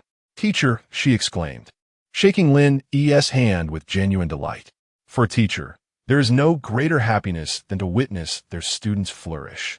Although Lin Yi was not a student of Teacher Shi, he was nonetheless a source of pride for Qinghe High School. Moreover, it was no secret among the teachers at Qinghe High School that Lin Yi had returned to Yunshan to work as a secretary in the municipal government. Lin Yi, still shaking Teacher Shi's hand, inquired, "Teacher Shi, is Teacher Tang in class?" Teacher Tang has finished her class and gone to the principal's office. He summoned her to discuss her title. "Teacher," she replied, a hint of displeasure crossing his face. Teacher Shi, logically, Teacher Tang should have been promoted to senior teacher long ago. Why is it only happening now? Lin Yi, who had worked at the municipal government for several years and possessed exceptional observational skills, noticed the unusual expression on Shi Ming's face and feigned surprise. "Oh, don't mention it," Shi Ming replied indignantly. "Lin Yi, given your position in municipal government, you should be well aware that in today's society, those who can perform are eclipsed by those who can speak, and those who can speak are outdone by those who can offer favors." "Teacher Shi, what do you mean?" Lin Yi inwided. "I share your perspective. Teacher Tang should have been promoted long ago, yet she has not achieved that status even now. This time, it is rumored that her quota has been usurped by someone else, precisely for the reasons I just mentioned." Shi Ming divulged the insider information. At that moment, a voice came from outside the door. "Teacher Shi, please refrain from making unfounded statements." As the voice faded, Tang Sujin entered the office. Upon noticing Lin Yi and Shun Chu Chu, she was momentarily taken aback. Lin Yi, Chu Chu, what brings you here?" "Teacher Tang, you called Chu Chu and expressed that you missed me. We intended to visit you this afternoon, but when you were not at home, we decided to come to the school instead." Lin Yi smiled subtly, choosing not to mention the issue regarding Tang Sujin's professional title. "You could have at least given me a call before coming." Tang Sujin feigned annoyance, her eyes narrowing into crescent shapes as she smiled. Lin Yi's earlier joy at seeing him was further amplified by the presence of Tang Sujin, the homeroom teacher who cherished him like a son. After a brief conversation with Tang Sujin, Lin Yi and Shun Chu Chu pretended to excuse themselves to the restroom and discreetly left the office. A few minutes later, Lin Yi arrived at the office of Principal Yang Xueqiang of Qinghe Middle School and knocked on the door. "Guomein," a commanding voice resonated from within. Lin Yi entered to find Yang Xuejuan seated at his desk, seemingly engrossed in a document, not lifting his head. This was his customary behavior. He was used to having faculty members wait until he finished his tasks before reporting to him. Seeing this, Lin Yi frowned slightly. Principal Yang Xueqiang, though merely a departmental-level cadre, exuded an air of authority that surpassed that of municipal leaders. "Hello, Principal Yang. I am Lin Yi," he stated. "Please wait a moment." Yang Xuejuan replied instinctively, but upon uttering the name, he realized something was amiss. He abruptly looked up, startled, and exclaimed, "Linka, what brings you here?" Yang Xuejuan's expression shifted more rapidly than that of a club hostess when receiving payment. As he spoke, he hastily approached Lin Yi, extending his hands for a handshake. Additionally, he slightly bent forward, lowering his posture, with a smile that conveyed both deference and unease. On one hand, he had mistakenly thought Lin Yi was just another faculty member and had treated him with indifference. On the other hand, he had heard about Mayor Xiao Yuan of Yunshan City visiting Lin Yi's father. "I came to visit Teacher Tang during the Dragon Boat Festival holiday." Invited warmly by Yang Xuejuan, Lin Yi settled onto the couch to elucidate his purpose for returning to his alma mater. "Lin Kiskiviko. Had I known you were searching for Teacher Tang, I would have granted her a day off to accompany you," Yang Xuejuan remarked. The mention of Teacher Tang triggered an involuntary recollection of a prior conversation with Tang Sujin, causing a brief stiffness in Yang's smile. Lin Yi furrowed his brow slightly and replied, "Principal Yang, I have come to visit Teacher Tang. How could I allow her to abandon her duties for my sake?" Indeed, you are correct, Lin Ku," Yang Xuejuan awkwardly conceded, finding himself momentarily at a loss. Accustomed to his authoritarian reign at Qinghe Middle School, he had previously selected only the most charming, sociable, and vivacious teachers to entertain visiting officials. "Principal Yang, I recently heard that Teacher Tang has yet to be promoted to senior teacher." Lin Yi, having discerned Yang Xuejuan's character, chose to forego further pleasantries and addressed the matter directly. "Has Teacher Tang offended someone at the Education Bureau?" "And no," Yang Xuejuan stammered. his blood pressure spiking as he recalled the adage. What one fears most often comes to pass. He shook his head vigorously, offering a vague explanation. Well, you see, Lin Yi, the city allocates very few senior teacher positions to the county each year, and with the limited quotas share between our school and #1 high school, it becomes even more scarce. Teacher Tang possesses exceptional teaching abilities and exemplary ethics, and she should have received her promotion long ago. However, in the past couple of years, we prioritized retiring veteran teachers. But rest assured, this year, it will surely be Teacher Tang's turn. By the end of his statement, Yang Xuejuan felt a chill run down his spine, his shirt damp with anxiety. He could easily foresee the repercussions if Lin Yi dismissed his explanations and chose to escalate the matter to the county party secretary or county mayor. He would undoubtedly find himself ousted from his office by morning. Principal Yang, please do not be anxious. I merely wish to understand the situation. Lin Yi replied with a gentle smile. Moreover, as you know, Teacher Tang is quite sensitive about her reputation. She has not mentioned this issue to me. So, let us consider this conversation as if I had never inquired. Shall we? Yes, of course. Yang Xuejuan nodded vigorously, his mind racing with concern. How could I possibly not be anxious? Lin Yi chose not to linger further, rising to shake Yang Xuejuan's hand before departing his office. Despite recognizing the underlying issues with Yang, Lin Yi's primary objective was to assist Tang Suzhen with her professional title and to avoid complicating matters unnecessarily. Once Lin Yi left, Yang Xuejuan collapsed onto the sofa, utterly drained, and immediately dialed Tang Suzhen's number. A few minutes later, Lin Yi returned to Tang Suzhen's office. Tang Suzhen regarded him with a complex expression and inquired, Lin Yi, did you just visit Principal Yang? Not at all, Teacher Tang. I merely stepped out to the restroom. What is the matter? Lin Yi feigned ignorance. Beside them, Ximing chimed in cheerfully. Lin Yi just now? Principal Yang called Teacher Tang to inform her that this year's senior teacher position is designated for her. Teacher Tang thought you had gone to speak to Principal Yang on her behalf. Teacher Tang, you are the esteemed educator of Qinghe Middle School, possessing unparalleled teaching prowess that results in exceptional Gaokao scores among your students. Is it not only fitting that you receive a senior professional title? Lin Yi stated with utmost seriousness. Tang Suzhen wore a look of skepticism. Shen Chuchu cast a furtive glance at Lin Yi, her heart brimming with joy. Lin Yi, you are truly remarkable. Chapter 39. Were you to deserve my respect? At 6 in the evening, Lin Yi and Shen Chuchu accompanied Tang Suzhen to the Qinghe Grand Hotel.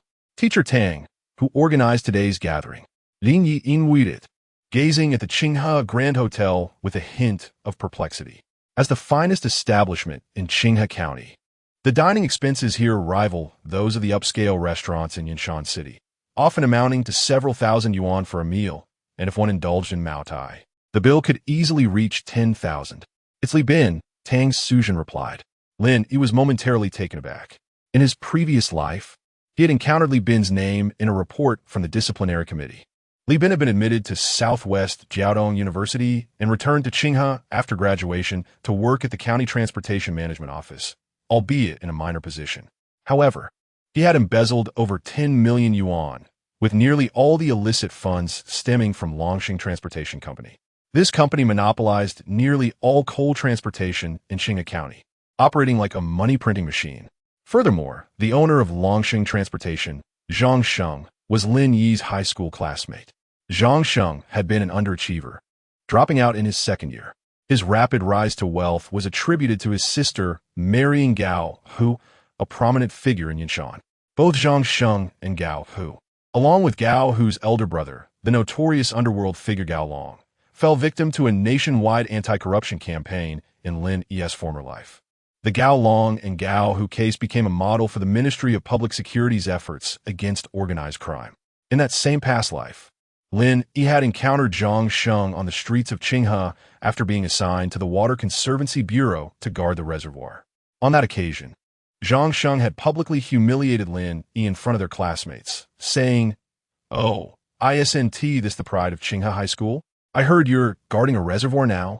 How could the top scholar from Qinghe and an outstanding student from Waterwood University end up in such dire straits? Would you care to join my company?" The salary would certainly be higher than what you earn at the reservoir. As these memories flooded Lin Yi's mind, he followed Tang Sujin to the entrance of the private room. This was the largest private room in Qinghe Hotel, where the county committee members had entertained Xiao Yuan the previous night. Inside, aside from Zhang Sheng and Li Bin, there were over a dozen classmates present, with Zhang Sheng occupying the seat directly facing the entrance. "Welcome, Teacher Tang, and our class beauty, Shun Chu Chu," Zhang Sheng exclaimed, rising to clap his hands in greeting as the door swung open. His enthusiasm prompted the others to join in, and the room erupted in warm applause. "Teacher Tang and classmate Shun Chu Chu, these are for you." At that moment, Li Bin suddenly stepped forward, holding 2 bouquets of fresh flowers, which he presented to Tang Sujin and Shun Chu Chu. Shun Chu Chu was taken aback. "Li Bin, you only need to give flowers to Teacher Tang. Why for me?" "Classmate Shun Chu Chu, these flowers are a gift from President Zhang to you and Teacher Tang. I'm merely the messenger," Li Bin replied with a slight smile. "Moreover, I'm the one who organized tonight's gathering, and President Zhang is treating everyone." Li Bin, when speaking in front of Teacher Tang, refrained from calling him President Zhang. "It's bothersome for her. Just call me Zhang Sheng." Zhang Sheng appears modest, yet he is, in fact, employing irony. His motives for organizing this reunion are twofold. Firstly, to humiliate Tang Sujin. During their school days, Zhang Sheng was notorious for bullying classmates, insulting teachers, and engaging in fights, thus violating numerous school regulations. Despite Tang Sujin's earnest attempts to reform him, Zhang Sheng remained unrepentant, ultimately leading to his expulsion. This has left a lingering resentment in Zhang Sheng's heart. Today, he intends to make Tang Sujin witness firsthand the formidable success he has achieved as a businessman. Secondly, he seeks to win the affection of Shun Chu Chu through his power and wealth. As the class beauty, Shun Chu Chu is admired by many male classmates, Zhang Sheng among them. "Seeing you thrive now brings joy to your teachers," Tang Sujin remarked, sensing the underlying tones in Zhang Sheng's words.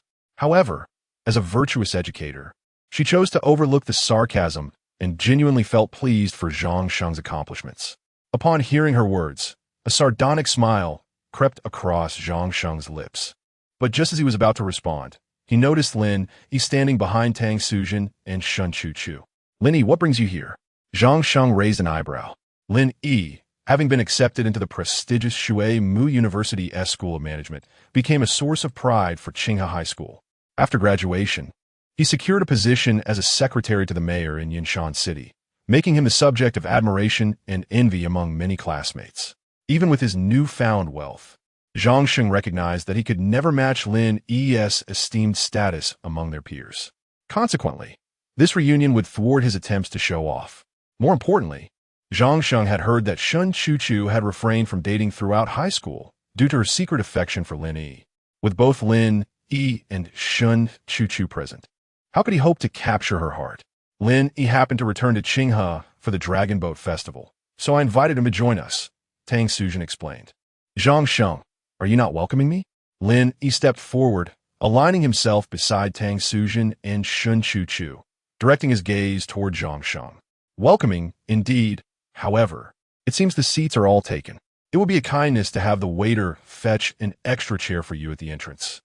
Zhang Sheng replied with a cold smirk. While other classmates admired Lin Yi and aspired to befriend him, Zhang Sheng felt no need for such camaraderie. The presence of his brother-in-law, Gao Hu, rendered Lin Yi insignificant in his eyes, and he deliberately placed Lin Yi at the entrance to humiliate him. That would be troublesome for the waiter.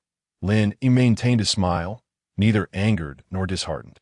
He had overheard Zhang Sheng's veiled insults toward Tang Sujin and noted the inappropriate glances Zhang Sheng cast toward Shun Chu Chu.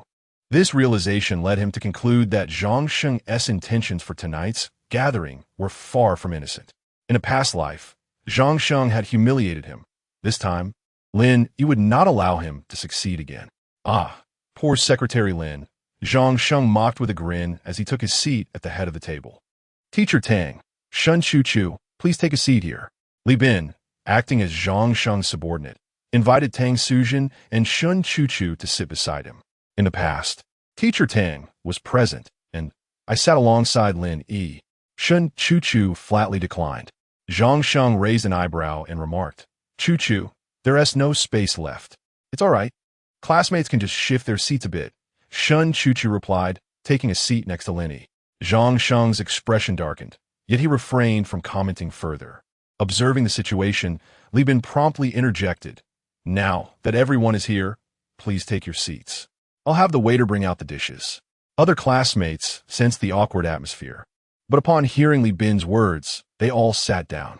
Soon, the waiter began to serve an array of extravagant dishes: abalone, lobster, sashimi, and shark fin, complemented by the specially provided Maotai liquor. Li Bin and Zhang Sheng took turns proposing a toast, then began to toast to Tang Suzhen one by one. Tang Suzhen, having to prepare lessons for the evening, opted for juice, which did not detract from the occasion. "Classmates, we all know that Lin Yi was the top scorer in the college entrance examination in Yunshan City and a source of pride for Qinghe Middle School. After graduation, he even secured a position in the Yunshan City government as secretary to Mayor Xiao, with a promising future ahead.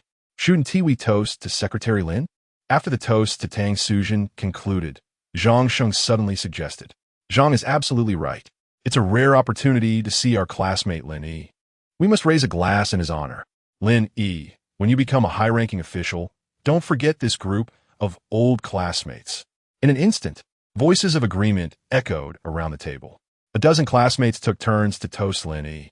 Among them, some recognized Zhang Sheng's intentions to target Lin Yi and deliberately played along, while others genuinely wished to deepen their relationships with Lin Yi, hoping for future favors. "Lin Ku, you're in the city government and serve as the mayor's secretary. You must help me progress." Li Bin raised his glass and approached Lin Yi. "Li Bin, since you have Lin Yi to guide you, just one toast, one tea suffice. You should drink 3 rounds with him." Zhang Sheng interjected again, his tone unyielding, resembling a leader issuing orders. "Then let us drink 3 rounds. Lin Ku, I'll fill your glass." Li Bin understood the unspoken cue and immediately grabbed the bottle to refill Lin Yi's cup. Lin Yi frowned, saying, "Classmate Li Bin, let us treat everyone equally. We shall have just one toast." With that, Lin Yi tilted his head back and took the first drink. "All right," Li Bin conceded. Although aware that Zhang Sheng would likely be displeased, he could not force Lin Yi to drink more and thus drank from his own glass. Observing this exchange, Zhang Sheng's face darkened like coal. Suddenly, he stood up, grabbed a freshly opened bottle of Maotai, and strode directly towards Lin Yi. "Li Bin, you truly lack foresight. Lin Yi is our city's esteemed secretary, who nearly every day assists the leadership in drinking. How could this little bit of alcohol possibly intoxicate him?" Zhang Sheng admonished Li Bin as he walked. Upon reaching Lin Yi, he forced a smile and said, "Lin Yi, you are the pride of our class and the light of Qinghe Middle School. I toast to you with this bottle." "A toast with a bottle?" Upon hearing Zhang Sheng's words, a profound silence enveloped the private room. Except for Lin Yi, everyone appeared taken aback. Amidst the astonishment, Tang Suzhen promptly interjected, "Zhang Sheng, who raises a toast with an entire bottle? Isn't that sheer folly? Teacher Tang, you may not be aware, but in Qinghe, few have the privilege of receiving toast from me. Typically, it is others who toast to me. Whenever I do raise a glass, it commences with an entire bottle," Zhang Sheng proclaimed with an air of arrogance. Lin Yi scoffed, "Zhang Sheng, your bravado is truly more inflated than a case of athlete's foot." Zhang Sheng's expression shifted, and he retorted with ire, "Lin Yi, are you disrespecting me? Who do you think you are to expect my deference?" Lin Yi rose, his gaze icy as he fixed it on Zhang Sheng. Chapter 040. Avoiding unnecessary trouble, Lin Yi remained behind to thwart any potential actions from Zhang Sheng against Tang Suzhen and Shen Chu. However, it was not long before the gathering commenced that he discovered Zhang Sheng had redirected his aggression towards himself. Now emboldened, Zhang Sheng demanded that Lin Yi drink an entire bottle of liquor before the crowd. How could Lin Yi allow Zhang Sheng to overstep his bounds? "Damn you!" Zhang Sheng bellowed, raising the bottle high and aiming it at Lin Yi's head. In that instant, Zhang Sheng was consumed by fury. With his brother-in-law Gao, whose influence, he was accustomed to wielding power in Qinghe and even Yunshan.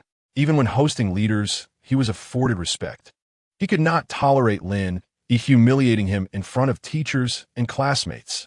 In a split second, Zhang Sheng's explosive outburst took everyone by surprise, leaving Tang Sujin, Shun Chu, and others in a state of shock, unable to intervene in time. Yet, amidst this chaos, Lin Yi remained composed. Without waiting for the bottle to crash down, he swiftly lifted his right foot, delivering a precise kick aimed at Zhang Sheng. With a resounding thud, Lin Yi struck Zhang Sheng in the abdomen. Having been a key striker on the school soccer team from middle school through university, Lin Yi possessed tremendous explosive power. He unleashed all his strength in that kick. Taken completely off guard, Zhang Sheng was knocked to the ground. The bottle he held shattered upon impact, sending shards and liquid scattering across the floor. This unexpected turn of events astonished Zhang Sheng. He had never anticipated that Lin Yi would retaliate so fiercely, sending him sprawling and leaving his head spinning, utterly incapacitated. A cacophony of screams and the clattering of furniture erupted in the aftermath. Some nearby female classmates were so startled they shouted out, while Tang Sujin and others stood up in alarm. Zhang Sheng, simultaneously, Li Bin rushit towards Zhang Sheng. Lin Yi, I'll make you pay for this. The sounds of panicked screams and Li Bin's shouts jolted Zhang Sheng back to reality, prompting him to rise with a roar, clutching a jagged piece of the bottle. Intent on attacking Lin Yi.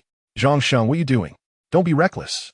Both Shun Chu and Tang Sujin reacted swiftly, urgently attempting to dissuade him. Yet, Lin Yi's response was even quicker. With a sharp crack, just as Zhang Sheng's furious shout escaped his lips, Lin Yi stepped forward, placing his foot firmly on Zhang Sheng's wrist, forcing the broken bottle from his grip. He then pressed his foot against Zhang Sheng's chest, rendering him unable to rise. Zhang Sheng's face turned a deep shade of crimson, exerting every ounce of strength to no avail. Before the crowd's watchful eyes, he was reduced to a defeated dog beneath Lin Yi's foot. Though he had once been a notorious figure in the streets, before becoming Gao Hu's brother-in-law, years of indulgence had left him physically drained, utterly outmatched by Lin Yi. Lin Yi, we're classmates. Please stop. Li Bin rushed to intervene, ostensibly trying to mediate. But in truth, he sought to shift the blame onto Lin Yi. It is evident to all that he was the one who instigated the trouble and initiated the altercation. Lin Yi furrowed his brows and cast a glance at Li Bin, then looked down at Zhang Sheng with a cold demeanor, stating, Zhang Sheng, do not attempt to intimidate me. I am not susceptible to your tactics. Upon finishing his words, Lin Yi withdrew his feet from Zhang Sheng's body. Li Bin hurriedly assisted Zhang Sheng to his feet, asking, Zhang Sheng, are you all right? Get lost, Zhang Sheng retorted, his face flushed with anger, glaring fiercely at Lin Yi and challenging. So you think you're quite the fighter, huh? Zhang Sheng, cease this nonsense. Before Lin Yi could respond, Shun Chu interjected, attempting to quell Zhang Sheng's escalating fury. However, her words only incited him further. With a reddened face and a defiant posture, he shouted, Shun Chu, what do you mean by telling me to stop? He struck me first. Zhang Sheng, we all saw it. You were the one who smashed the bottle at Lin Yi. Just then, Tang Sujin approached. Zhang Sheng glared at her, exclaiming, shut your mouth. I was gracious enough to call you teacher, and you actually think highly of yourself? Tang Sujin's expression shifted dramatically, trembling with indignation. Observing her distress, Lin Yi's anger flared. He stepped forward, his right hand swiftly striking out, claw-like, and grasped Zhang Sheng by the neck. Zhang Sheng, I advise you to show some respect to teacher Tang. Lin Yi warned coldly, forcefully pushing Zhang Sheng to the ground. He then turned to address the others, saying, my apologies, fellow classmates, for this spectacle. He then looked towards Tang Sujin and Shun Chu, saying, Teacher Tang, Chu, let's depart. Certainly. Tang Sujin and Shun Chu replied in unison. Lin Yi said no more and led them away. Lin Yi, you better wait for me. This matter is far from over tonight. Zhang Sheng, seething with rage, realized he was no match for Lin Yi in a one-on-one confrontation. He refrained from further aggression, resorting instead to threats.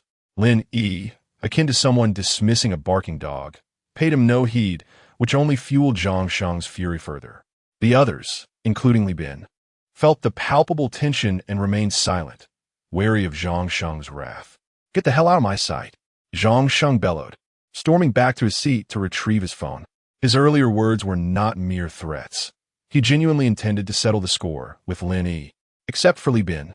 The other students vacated the private room. Zhang Sheng dialed a number, declaring, "I've been attacked. Tell the guys to gear up and arrive at Huaxi Community within 30 minutes. Lin Yi will pay." As the classmates left, they couldn't help but entertain a thought. Being under 30, they were unaware of the immense power Lin Yi held as the mayor's secretary in Yunshan. However, they were all well aware that Zhangsheng's Longsheng Transport Company monopolized coal transportation in Qinghe County, operating with a so-called railway protection team, a group comprising various unsavory individuals.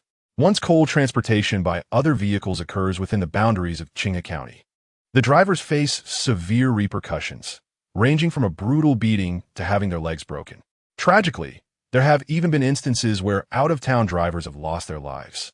Meanwhile, Lin Yi accompanied Tang Sujin and Shun Chu as they exited the Qinghe Grand Hotel, ready to hail a taxi, with plans for Tang Sujin to return home first. With a hint of concern, Tang Sujin inquired, "Lin Yi, although Zhang Sheng has now established a company, I've heard he still associates with the dregs of society. What if he seeks revenge on you?" Just then, Lin Yi's phone chimed, interrupting the moment. Upon checking, he discovered a message from a female classmate.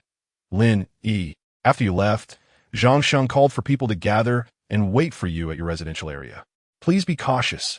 Gratefully, Lin Yi replied to the message. Then, with an air of nonchalance, he smiled at Tang Sujin, saying, "Teacher Tang, we live in a society governed by law. With someone like Chu, a police officer, safeguarding us, we have nothing to fear." Tang Sujin felt a wave of reassurance wash over her at Lin Yi's words. Her understanding of Zhang Sheng's circumstances was limited, and she was unsure just how audacious criminal gangs could become. Shin Chu, however, was well aware. Had it been in the past, she too would have worried for Lin Yi. However, ever since Lin Yi took it upon himself to imprison troublemakers like Yi Yanfeng, Yi Hao, and Zhang Biao, she had cultivated an unwavering trust and admiration for him, believing that if Zhang Sheng attempted to retaliate against Lin Yi, it would be akin to plucking fur from a tiger, an act of folly. As if to validate Shun Chu's assessment, after Lin Yi helped Tang Sujin into the taxi, he retrieved his phone and dialed Wang Kai, the secretary of the Qinghe County Committee. "Brother Wang, a group of idle ruffians has gathered, intending to come to my home and attack me." "Lin Yi, are you joking?" Wang Kai replied astonished. "Who would dare to bring a gang to harm the mayor's secretary?" Lin Yi responded earnestly, "Brother Wang, I am not jesting. I will immediately call County Public Security Bureau Director Lu Ming and have him personally take action." Upon hearing Lin Yi's words, Wang Kai recognized the gravity of the situation and promptly devised a solution. "All right, tell him I will be waiting for him at the entrance of my residential community," Lin Yi said, narrowing his eyes slightly. "Gangsters? Criminal syndicates? Let them experience the might of the people's iron fist." Chapter 041. Zhang Sheng, you are too ruthless. After concluding his call with Wang Kai, Lin Yi instructed Shun Chu to return home in a car, while he hailed a taxi to rush home himself. His intention was to arrive at the entrance of the community ahead of time, so he could resolve the issue there, thereby preventing Zhang Sheng and his unruly companions from troubling his parents and causing them unnecessary worry. Qinghe County is not large. It took Lin Yi merely 10 minutes to travel by taxi from the Qinghe Grand Hotel to the entrance of the community. Upon arrival, Lin Yi did not exit the vehicle. He addressed the driver, "Please stay here and keep the meter running. I am waiting for someone." As he spoke, Lin Yi turned his gaze towards the window, anticipating the arrival of personnel from the county police department. By 8 in the evening, darkness had enveloped the surroundings, and the entrance to the community was relatively deserted, exuding an air of tranquility. Occasionally, the sound of a train passing by on the nearby railway could be heard. A few minutes later, the blaring of police sirens echoed from a distance, and 8 police cars raced to the entrance of Huaxi Community. Simultaneously, Lin Yi's phone rang. He retrieved his phone and noticed an unfamiliar number calling. He answered without hesitation. "Hello, Lin Ko. I am Lu Ming, the chief of the Qinghe County Public Security Bureau. Secretary Wang just contacted me, informing me that someone intends to harm you." I have brought a team to Huashi community. Where are you? Upon hearing Lu Ming's voice through the receiver, Lin Yi replied, I am in a taxi. Wait for me to get out. He then ended the call, handed the driver 100 yuan, and said, Driver, I will step out to speak with the police. Please wait for me here, as I will need a ride back shortly. All right. The driver accepted the money, glancing at the flashing police lights and pondering, are they here to apprehend a criminal? Lin Yi alighted from the taxi and walked toward the leading police car, a Passat adorned with a police badge. Hello, Lin Ku. I am Lu Ming. Before Lin Yi could approach the Passat, the door swung open, and a somewhat portly middle-aged officer stepped out, hastening to meet Lin Yi. Lin Yi shook Lu Ming's hand, saying, Chief Lu, I apologize for the trouble I have caused you. Lin Ku, ensuring the safety of the populace is our duty as police officers. If anyone should apologize, it is I. It is a dereliction of duty on the part of the Qinghe Public Security Bureau that such lawless ruffians would dare to threaten you. Lu Ming expressed contrition before inquiring, By the way, Lin Ku, where's the assailant? The assailant is on the way here. Please rest assured once they arrive, I will ensure their capture. Lu Ming affirmed confidently, while secretly relieved. Throughout the journey, he had been anxious about the potential harm that could befall Lin Yi or his family. If anything were to happen, his tenure as chief of police would likely come to an abrupt end. Now, hearing that the assailant had not yet arrived, the tension in his heart began to dissipate. Chief Lu, when it comes to police investigations, the importance of evidence cannot be overstated. As the saying goes, to catch a thief, one must catch the stolen goods first, Lin Yi reminded him. Lu Ming paused in surprise. Lin Ku, are you suggesting? Please position the police cars at the corner of the road in front of the community and turn off the sirens. Lin Yi turned around and pointed towards the intersection not far ahead, then said, In a moment, when the assailants arrive, I will draw their attention, and you shall apprehend them. Lin Ku, such words put you in grave danger. Lu Ming understood Lin Yi's intention, but deemed it far too perilous. What if Lin Yi, as bait, encountered misfortune? Rest assured, I am swift over 100 meters, Lin Yi replied with a confident smile, patting Lu Ming on the shoulder before turning towards the taxi. Lu Ming hesitated, wanting to voice his concerns, but ultimately said nothing. Instead, he returned to the vehicle, following Lin Yi's instructions. However, out of an abundance of caution, he instructed 3 subordinates, who had not yet donned their police uniforms, to remain at the entrance of the community to ensure Lin Yi's safety. Lin Yi settled into the taxi, awaiting Zhang Sheng to fall into the trap. Minutes later, a Hummer bearing the number 58 and 2 buses arrived at the entrance of Huashi community. Zhang Sheng sat in the back seat of the Hummer, a cigarette dangling from his lips, his expression dark and brooding, as if he wished to rend Lin Yi limb from limb. Unbeknownst to him, Lin Yi had previously joined the Central Commission for Discipline Inspection and personally investigated Wu Jiqiang and Yi Yunfeng. He was only aware that Lin Yi worked in municipal government office as Xiao Yuan's secretary. Moreover, his brother-in-law, Gao Hu, was the local tyrant of Yunshan, while Gao Hu's brother, Gao Long, was the overlord of the entire Dongjiang region, backed by powerful figures from the provincial government. He had even heard Gao Hu mention that Gao Long not only had connections in the province, but also in the capital, reaching all the way to the heavens. Because of these connections, he ruled with impunity in Qinghe, dismissing Lin Yi entirely. As the driver opened the car door, Zhang Sheng tossed the half-smoked cigarette out the window and exited the vehicle. Simultaneously, dozens of burly men emerged from the 2 buses, clad in matching black shirts and trousers, wielding steel pipes, picks, and machetes, exuding an intimidating presence. Onlookers, upon seeing them, fled in terror. The 3 ununiformed police officers paled at the sight. Firstly, they had not anticipated such a large number of assailants. Secondly, they recognized the distinctive Hummer and identified Zhang Sheng, with whom they were not unfamiliar. Over the years, numerous complaints had been filed against Zhang Sheng, and the Qinghe County Public Security Bureau had repeatedly sought to bring him to justice, only to be thwarted by calls from higher-ups, leaving the county police powerless. Let us all enter the community. Today, I shall flay that bastard alive. Zhang Sheng commanded with a wave of his hand, embodying the demeanor of a boss. Just as he was about to lead his men into Huashi community, Lin Yi stepped out of the taxi and coldly remarked, "Zhang Sheng, whose skin do you intend to flay?" Startled by Lin Yi's words, the thugs who were about to follow Zhang Sheng into the community instinctively halted, gazing at Lin Yi with bewilderment, as if to ask, "Who is this fool daring to address Zhang directly? Damn it, I was just looking for you." Zhang Sheng came to a halt, turning to see Lin Yi. Initially taken aback, he then exclaimed with fury, "It's him! Break his legs first." With a sharp command from Zhang Sheng, dozens of henchmen brandished their weapons and surged towards Lin Yi like ravenous wolves. Observing this scene, the three plainclothes policemen instinctively reached for their waists, prepare to draw their guns to thwart the impending assault.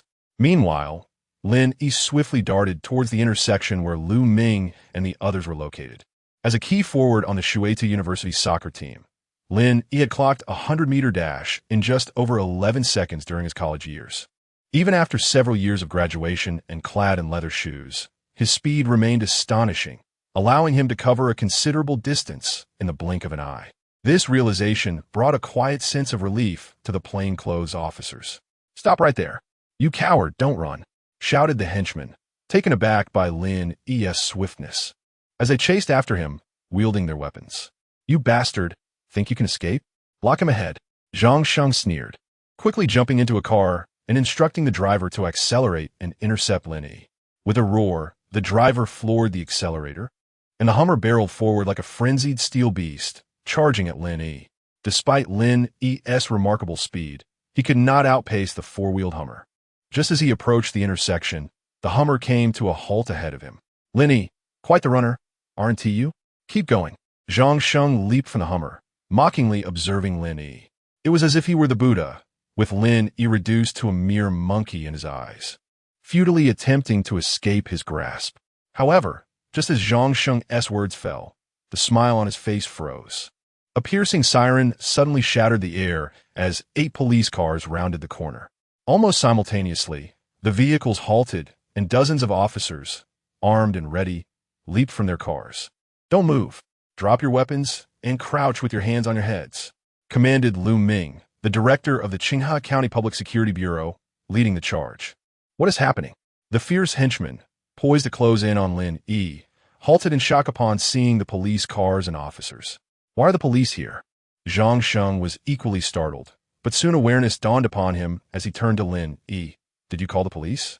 "Zhang Sheng, you organized individuals armed with weapons to assault me, violating Article 234 of the criminal law for intentional injury, Article 293 for provoking trouble, and Article 294 for organizing and leading a criminal syndicate. Your crimes are grave," Lin Yi proclaimed, disregarding the throng of henchmen behind him as he publicly denounced Zhang Sheng's offenses. Chapter 42.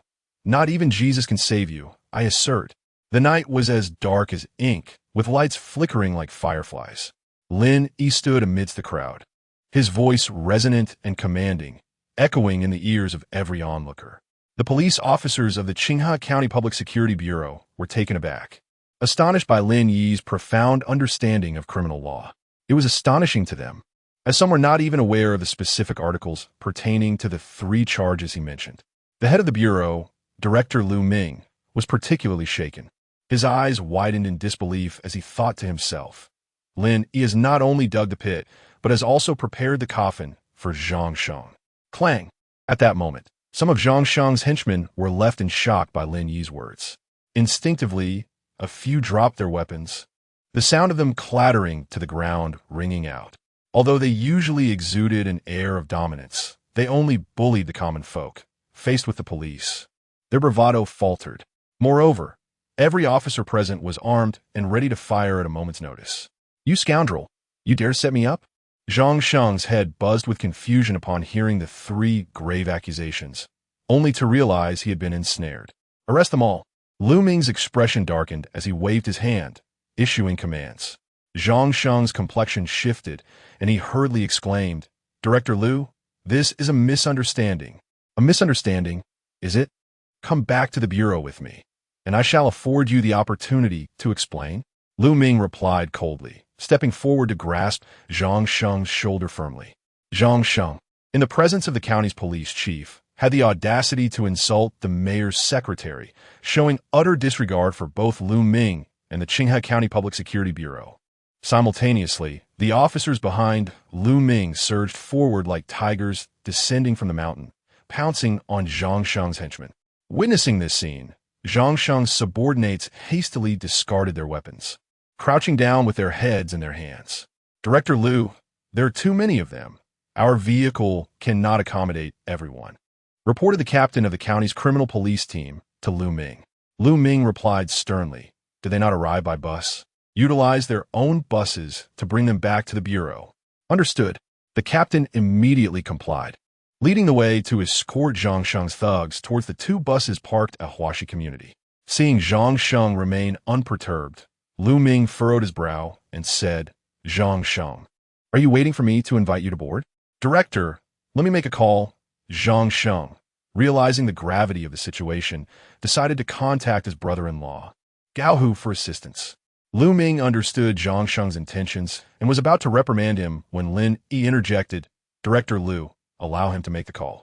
"What is going on?" Lu Ming, taken aback by Lin Yi's words, was momentarily perplexed but nodded in agreement. "Huh, Lin Yi, do you think that just because you serve as a secretary to the leadership, you have become invincible? In Yunshan, there are countless individuals far more formidable than you." Zhang Sheng, interpreting Lin Yi's subtle implication, retorted with a mocking laugh before dialing Gao Hu's number. As the call connected, Zhang Sheng urgently conveyed, "Brother-in-law, Director Lu intends to arrest me." "What? Lu Ming wants to arrest you? Why does he never learn his lesson?" "I called him." On the other end of the line, Gao Hu lay sprawled in the bathtub, a stunning young woman giving him a massage, and he appeared utterly at ease. However, upon hearing Zhang Sheng's words, his expression transformed from comfort to fierce menace in an instant. "Brother-in-law, he is right next to me. Shall I hand the phone to him?" "All right," said Lu Ju. "My brother-in-law wants you to take the call." With Gao Hu's consent, Zhang Sheng promptly passed the phone to Lu Ming, his face radiating confidence. Lu Ming's countenance darkened. After a moment's thought, he took the phone, declaring, "I am Lu Ming, the director of the Qinghai County Public Security Bureau." "Lu Ming, I am aware of your position. There is no need for formalities. I hear you intend to apprehend my brother-in-law." Gao Hu, phone in one hand and cigar in the other, wore a mocking grin. Lu Ming had long sought to deal with Zhang Sheng, yet each attempt had resulted in a scolding from his superiors. Lu Ming replied coldly, "Indeed. May I inquire, what crime has my brother-in-law committed?" "Zhang Sheng." Lu Ming echoed Lin Yi's earlier remarks with reason and evidence. Upon hearing the three charges against Zhang Sheng, Gao Hu rose, phone in hand, stepping out of the bathtub with a sinister smile. "Director Lu, I have a heart condition, so do not frighten me." "Gao Hu, I have no time for idle chatter. I am determined to take Zhang Sheng away today." Lu Ming wished to end the conversation. He could not afford to disappoint Lin Yi. What would it say about a county police chief threatened by Gao Hu, who then released a suspect? He might as well resign and return to his rural hometown to grow sweet potatoes. "Very well, hand the phone to my brother-in-law." Realizing Lu Ming's resolve, Gao Hu ceased his banter. Zhang Sheng took the phone. "Brother-in-law, are there any casualties at the scene?" "No, there was absolutely no altercation." "Damn it. If there was no altercation, is he deliberately seeking trouble by arresting you?" Gao Hu, infuriated, declared, "You get in the car first. I'll find someone to deal with him." "Understood, brother-in-law." Zhang Sheng concluded the call, noticing Gao Hu had no further instructions. He toyed with the phone, casting a mocking glance at Lin Yi, saying, "With such feeble tactics, do you think you can ensnare me? Let me assure you, it is impossible. He lacks the capability. Do you understand?" "Zhang Sheng, is this not enough?" Lu Ming's face turned ashen as he seized Zhang Sheng by the neck. Zhang Sheng's expression hardened as he continued to glare at Lin, brazenly threatening, "You insolent cur, do not fret. Within 24 hours, I shall emerge. When I do, I will definitely seek you out for a heart-to-heart. Lin Ku, rest assured, today, no matter who calls me, I will absolutely not release anyone. Otherwise, I will remove my police cap, shed my uniform, surrender my firearm, and never again utter the word police in my life." Lu Ming, incensed, felt his dignity and the sanctity of the police system trampled upon by Zhang Sheng. "Director Lu, I have always believed that righteousness will prevail over evil. If anyone calls you, simply state that Lin Yi is resolute in ensuring that the wrongdoers face the law. Lin Yi slowly spoke, not only to express his trust in Lu Ming, but also to extend his support. As his words hung in the air, he did not allow Lu Ming to utter another syllable, instead fixing a cold gaze upon Zhang Sheng, enunciating each word with precision. Zhang Sheng, you are destined to face the consequences. Not even Jesus can save you. Mark my words. Ha ha! Zhang Sheng reacted as if he had just heard a darkly humorous jest, laughing unabashedly. Yet Lu Ming felt a shiver run through him, for he sensed the unwavering confidence and resolve in Lin Yi's words. He recalled Lin Yi's efforts in addressing the cases of Wu Jiqiang, Yi Yinfeng, and Zhang Biao. The prospect of the criminal underworld, led by Zhang Sheng, facing the full weight of the law and restoring clarity to a once murky realm, was the fervent desire that burned within Lu Ming's heart. This day had been long awaited. Chapter 043. In Yunshan, no one dares to provoke Lin Yi.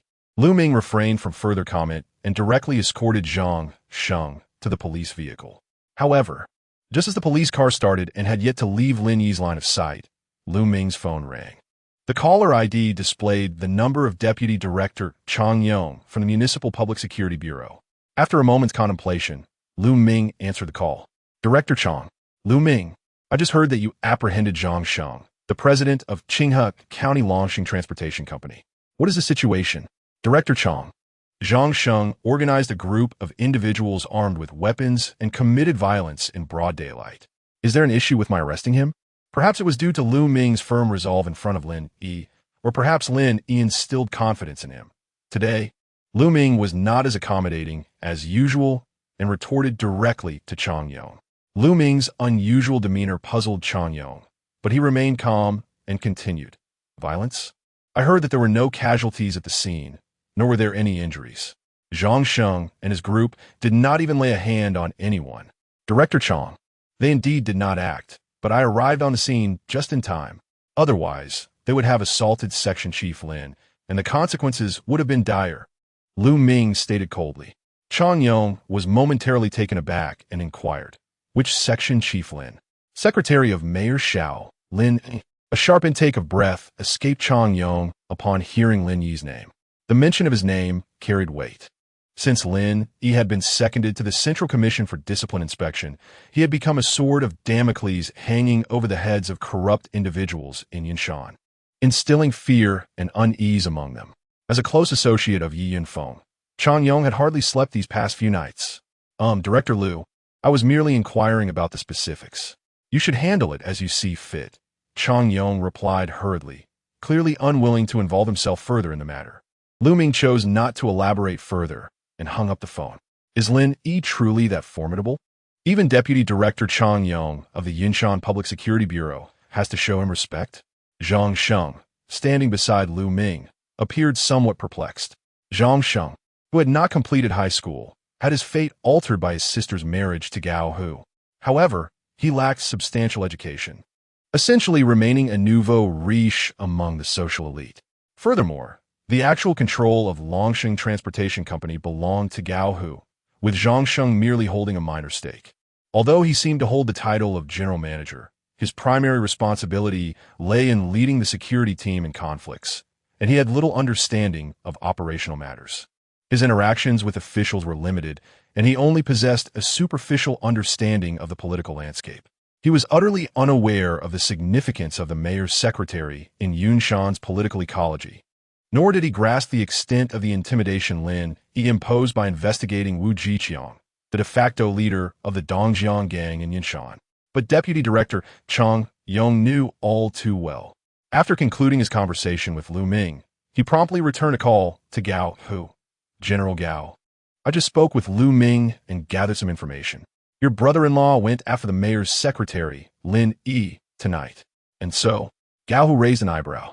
He was aware of Lin Yi and his recent exploits, recognizing that the situation had become somewhat precarious, yet he remained unwaveringly confident. This confidence stemmed from his brother, Gao Long, a standing member of the Provincial Political Consultative Conference and a chairman of the Jianglong Group. With significant political backing from influential figures in the province and support from affluent individuals in the capital, Gao long wielded considerable power in Dongjiang, capable of altering circumstances at will. Mr. Gao, Lin Yi has become somewhat of a living tyrant in Yunshan. Everyone is keeping their distance from him. Given that this matter pertains to him, my words would be utterly futile. Gao Hu exclaimed in frustration before abruptly terminating the call and dialing another number. The recipient was Xue Qingfeng, the deputy mayor responsible for public security, judiciary matters, and petitions in Yunshan. Mr. Gao, it's rather late for a call. Is there something amiss? Xue Qingfeng responded, a hint of unease lacing his tone. Ever since Wu Jiqiang and Yi Yunfeng had been taken away, he had felt a palpable sense of dread, reluctant to engage with Gao Hu more than necessary. Mayor Qingfeng, I need you to assist me with a matter, Gao Hu stated directly, adopting an almost commanding tone, insisting that Xue Qingfeng contact Lu Ming to secure the release of his brother-in-law, Zhang Sheng. However, Gao Hu was abruptly interrupted by Xue Qingfeng. Hold on, Mr. Gao, did you say your brother's associates are targeting Lin Yi? Indeed, Gao Hu affirmed. Oh my Mr. Gao, Lin Yi was previously seconded to the Central Commission for Discipline Inspection, where he investigated and dealt with Secretary Jiqiang and Yi Yunfeng. Are you suggesting that I willingly walk into a trap? Xue Qingfeng exclaimed, his frustration mounting. Were it not for his apprehension of Gao Long, he might have unleashed a torrent of curses. Are you trying to send me to prison? Are you implying that you lack the courage to make this call? Gao Hu retorted, irritation evident in his voice. Xue Qingfeng offered a wry smile. Mr. Gao, I can assure you that it's not just me. At this critical juncture, no one in Yunshan dares to provoke Lin Yi, and certainly, no one would be willing to make that call.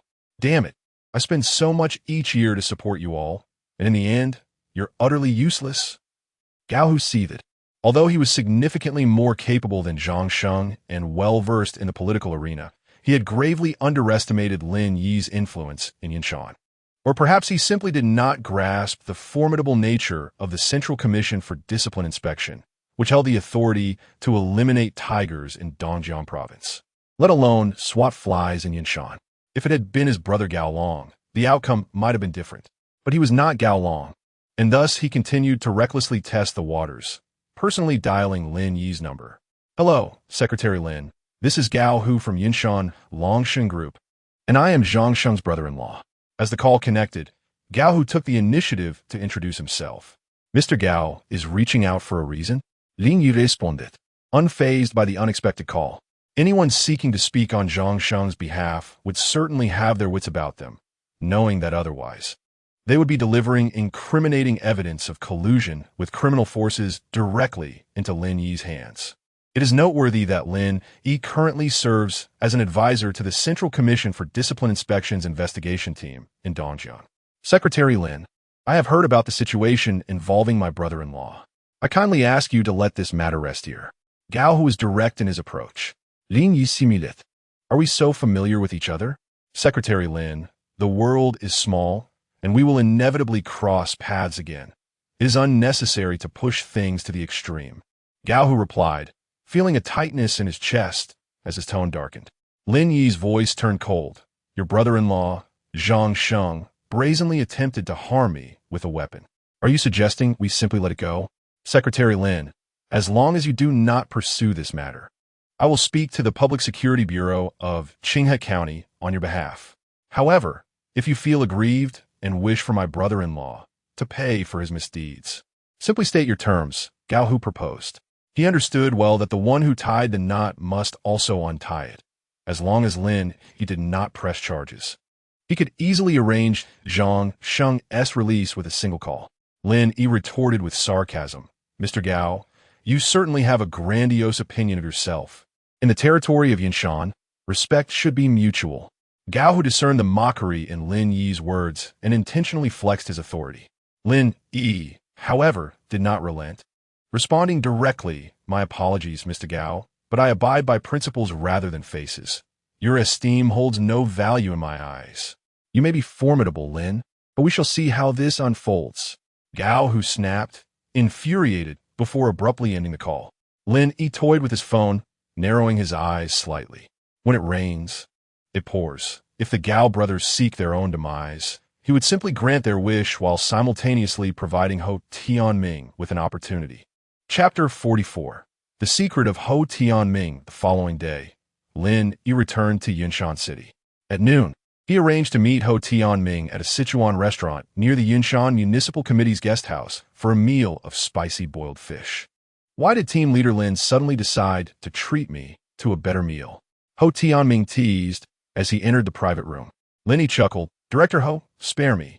The food at the guest house is far superior to this little place. Besides, I'm no longer part of the investigation team. Why are you still teasing me? Who said you're no longer in the investigation team? Director Fu mentioned that you remain a member. To be precise, you are the chief consultant of the investigation team. Ho Tianming corrected him, tossing Lin Yi a pack of Yushi cigarettes. A seasoned smoker, Ho Tianming would go through at least 2 packs a day while working alongside Lin Yi. Though Lin Yi had no smoking habit, he occasionally joined Ho Tianming for a smoke. Consultant Lin, your invitation today must be more than just a meal, right? Ho Tianming lit his cigarette, took a deep puff, and exhaled a smoke ring, speaking meaningfully. Director Ho, do you know something? Lin Yi felt a stir within. Ever since he met Ho Tianming, he sensed there was more to him than met the eye, shrouded in mystery. The day Ho Tianming saluted him, expressing gratitude for restoring his confidence, only reinforced Lin Yi's belief. With a smile, Ho Tianming revealed, Lu Ming, the director of the Qinghe County Public Security Bureau, is my apprentice. What a coincidence! Like a child opening the door for his mother. Lin Yi was momentarily taken aback, then jested. Ho Tianming sighed. Why are you so full of banter? Let us eat fish and talk instead of smoking. Seeing that the fish was nearly cooked, Lin Yi extinguished his cigarette and handed Ho Tianming a pair of chopsticks. After accepting the chopsticks and taking a bite of fish, Ho Tianming continued, You've dealt with Wu Jiqiang and Yi Yunfeng, and you're set on handling Zhangsheng. No one in Yunshan's political circles dares to interfere, but you must be cautious of Zhangsheng's brother-in-law, Gao Hu. I came today specifically because of Gao Hu. To be precise, I'm here regarding the Gao brothers. Lin Yi did not conceal his intentions. Oh! A glimmer of insight flashed in Ho Tianming's eyes as his chopsticks paused mid-air. What do you mean? Director Ho, you should be well aware that the political ecology in Yunshan and even Dongjiang has been tainted largely due to the Gao brothers, Lin Yi hinted. Ho Tianming set down his chopsticks, relit his cigarette, took a deep drag, and then said, I am certainly aware of that. But you also understand that to rectify the political ecology and rigorously investigate corrupt elements, the Gao brothers must be dismantled. Why not suggest this to the investigation team's leaders? Lin Yi too laid down his chopsticks, gazing intently at Ho Tianming. Ho Tianming chuckled self-deprecatingly. Do you think suggesting it to the investigation team leaders would be effective? Why wouldn't it be? Lin Yi countered. Ho Tianming refrained from answering, instead posing another question. The Gao brothers have been wreaking havoc in Dongjiang and Yunshan for so many years without facing consequences. Do you know why? They have powerful backing. Lin Yi replied.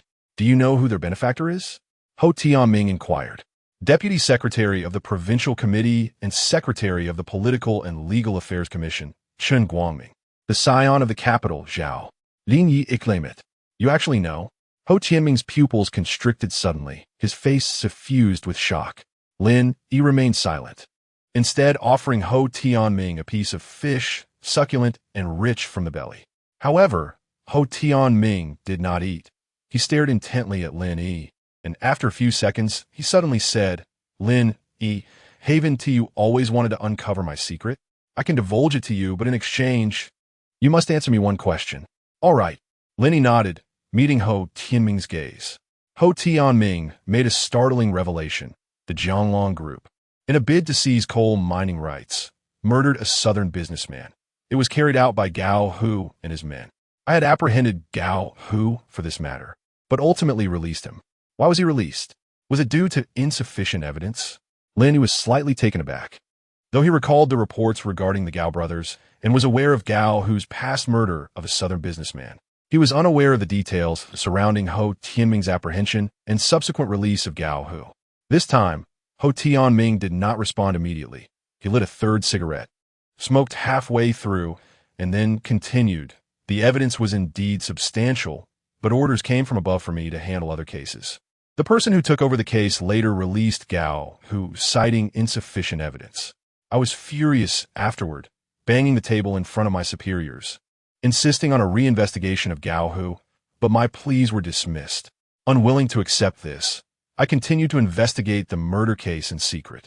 Is this the reason you were reassigned to the Provincial Public Security Department's publicity office?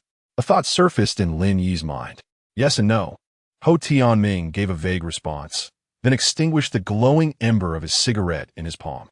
In that moment, Lin Yi distinctly heard the flesh sizzle against the burning tobacco, and he observed Ho Tianming's expression morph into one of sheer ferocity, emanating a terrifying aura. It was the aura of murderous intent. Not long after, my daughter was intoxicated at a bar and subsequently violated by a pack of beasts. After their vile acts, they discarded her on the street. Ho Tianming spoke with his head bowed, his tone somber and voice hoarse. That day was the 24th of the 12th lunar month, a day of minor celebration, and Yunshan was blanketed in heavy snow. My daughter was left frozen, like a snowman, forever departing from this world. On New Year's Eve, her mother prepared a grand feast for me, shared a bottle of wine, then claimed to feel dizzy and went to sleep, never to awaken again. She ingested a bottle of sleeping pills, leaving me a letter with just 2 lines. Tianming, I'm sorry, I miss our daughter. I'm going to join her. Take care of yourself. At this juncture, Ho Tianming's head hung low, his shoulders trembling uncontrollably. I'm sorry, Deputy Ho. Lin Yi felt his heart convulse. Unable to restrain his clenched fists, softly apologizing to Ho Tianming, for he understood that the words Ho Tianming had just uttered were akin to a knife tearing open a festering wound, bleeding profusely. Taking a deep breath, Ho Tianming drew another cigarette from the pack, his hands trembling uncontrollably as he struggled to light it. Observing this, Lin Yi promptly stood up to assist him. As Ho inhaled deeply, consuming the entirety of the cigarette, his emotions gradually stabilized. Ho, is your daughter's incident orchestrated by Gao Hu? Lin Yi inwaited, waiting for Ho Tianming to regain his composure before posing the question. It was indeed Gao Hu who covertly instigated it, yet I lacked definitive evidence. Only those few beasts have been sentenced. On the 7th day of the 1st lunar month, after my wife's burial, I ventured alone to Jianglong Group, intent on avenging my wife and child by eliminating Gao Hu. However, Gao Long was already prepared, having arranged for individuals from the public security system to dine at the Jianglong Group's restaurant, thus thwarting my attempt. As a consequence of that incident, I was reassigned from Yunshan to the Provincial Public Security Department's Publicity Division. You previously asked why I possess knowledge of many matters yet refrained from informing the investigation team. The influence of the Gao brothers is far too extensive. I dare not act impulsively and must patiently await an opportune moment. I am uncertain if this is indeed the opportunity one have been waiting for. Ho Tianming concluded his account, raising his gaze to fixate intently on Lin Yi. His eyes were bloodshot, and in that moment, Lin Yi discerned both anticipation and trepidation within those crimson irises. Then, the man once revered as the foremost detective of Yunshan, a legend within the Dongjiang police force, quivered as he asked, Lin Yi, you possess profound insight into the investigation team's endeavors in Dongjiang and Yunshan, as well as the true background of Mayor Xiao. Speak candidly. Can the investigation team take down the Gao brothers and Chen Guangming? Ho, I stake my very life on this promise. The Gao brothers and their protective umbrella shall face utter annihilation. Lin Yi met Ho Tianming's gaze, speaking slowly yet with unwavering conviction. Chapter 045. The Gao brothers digging their own graves. With a sigh of relief, Ho Tianming felt reassured by Lin Yi's resolute words. With your assurance, Lin Yi, I can rest easy. This afternoon, I will approach Director Fu to propose the establishment of an anti-crime task force within the investigation team to address the Gao brothers. Brother Ho, I have another suggestion. Lin Yi pondered before speaking. What is it? Ho Tianming inquired. Consider seconding my classmate, Shun Chu. She is a police officer and could assist you significantly. Furthermore, she might provide you and the investigation team with valuable leads and evidence from public reports. Excellent. Ho Tianming readily agreed. If the investigation team were to form an anti-crime task force, it was only natural that he would lead it, and he required knowledgeable individuals to support him. Shun Chuchu was a perfect fit. As for the leads and evidence from the public, Ho Tianming was acutely aware that they would undoubtedly originate from Lin Yi, merely conveyed through Shin Chuchu to him and the team. This would facilitate the interrogation process, hastening the Gao brothers' journey to the crematorium. All right, Chief Ho, having discussed the important matters, let us dine, Lin Yi stated.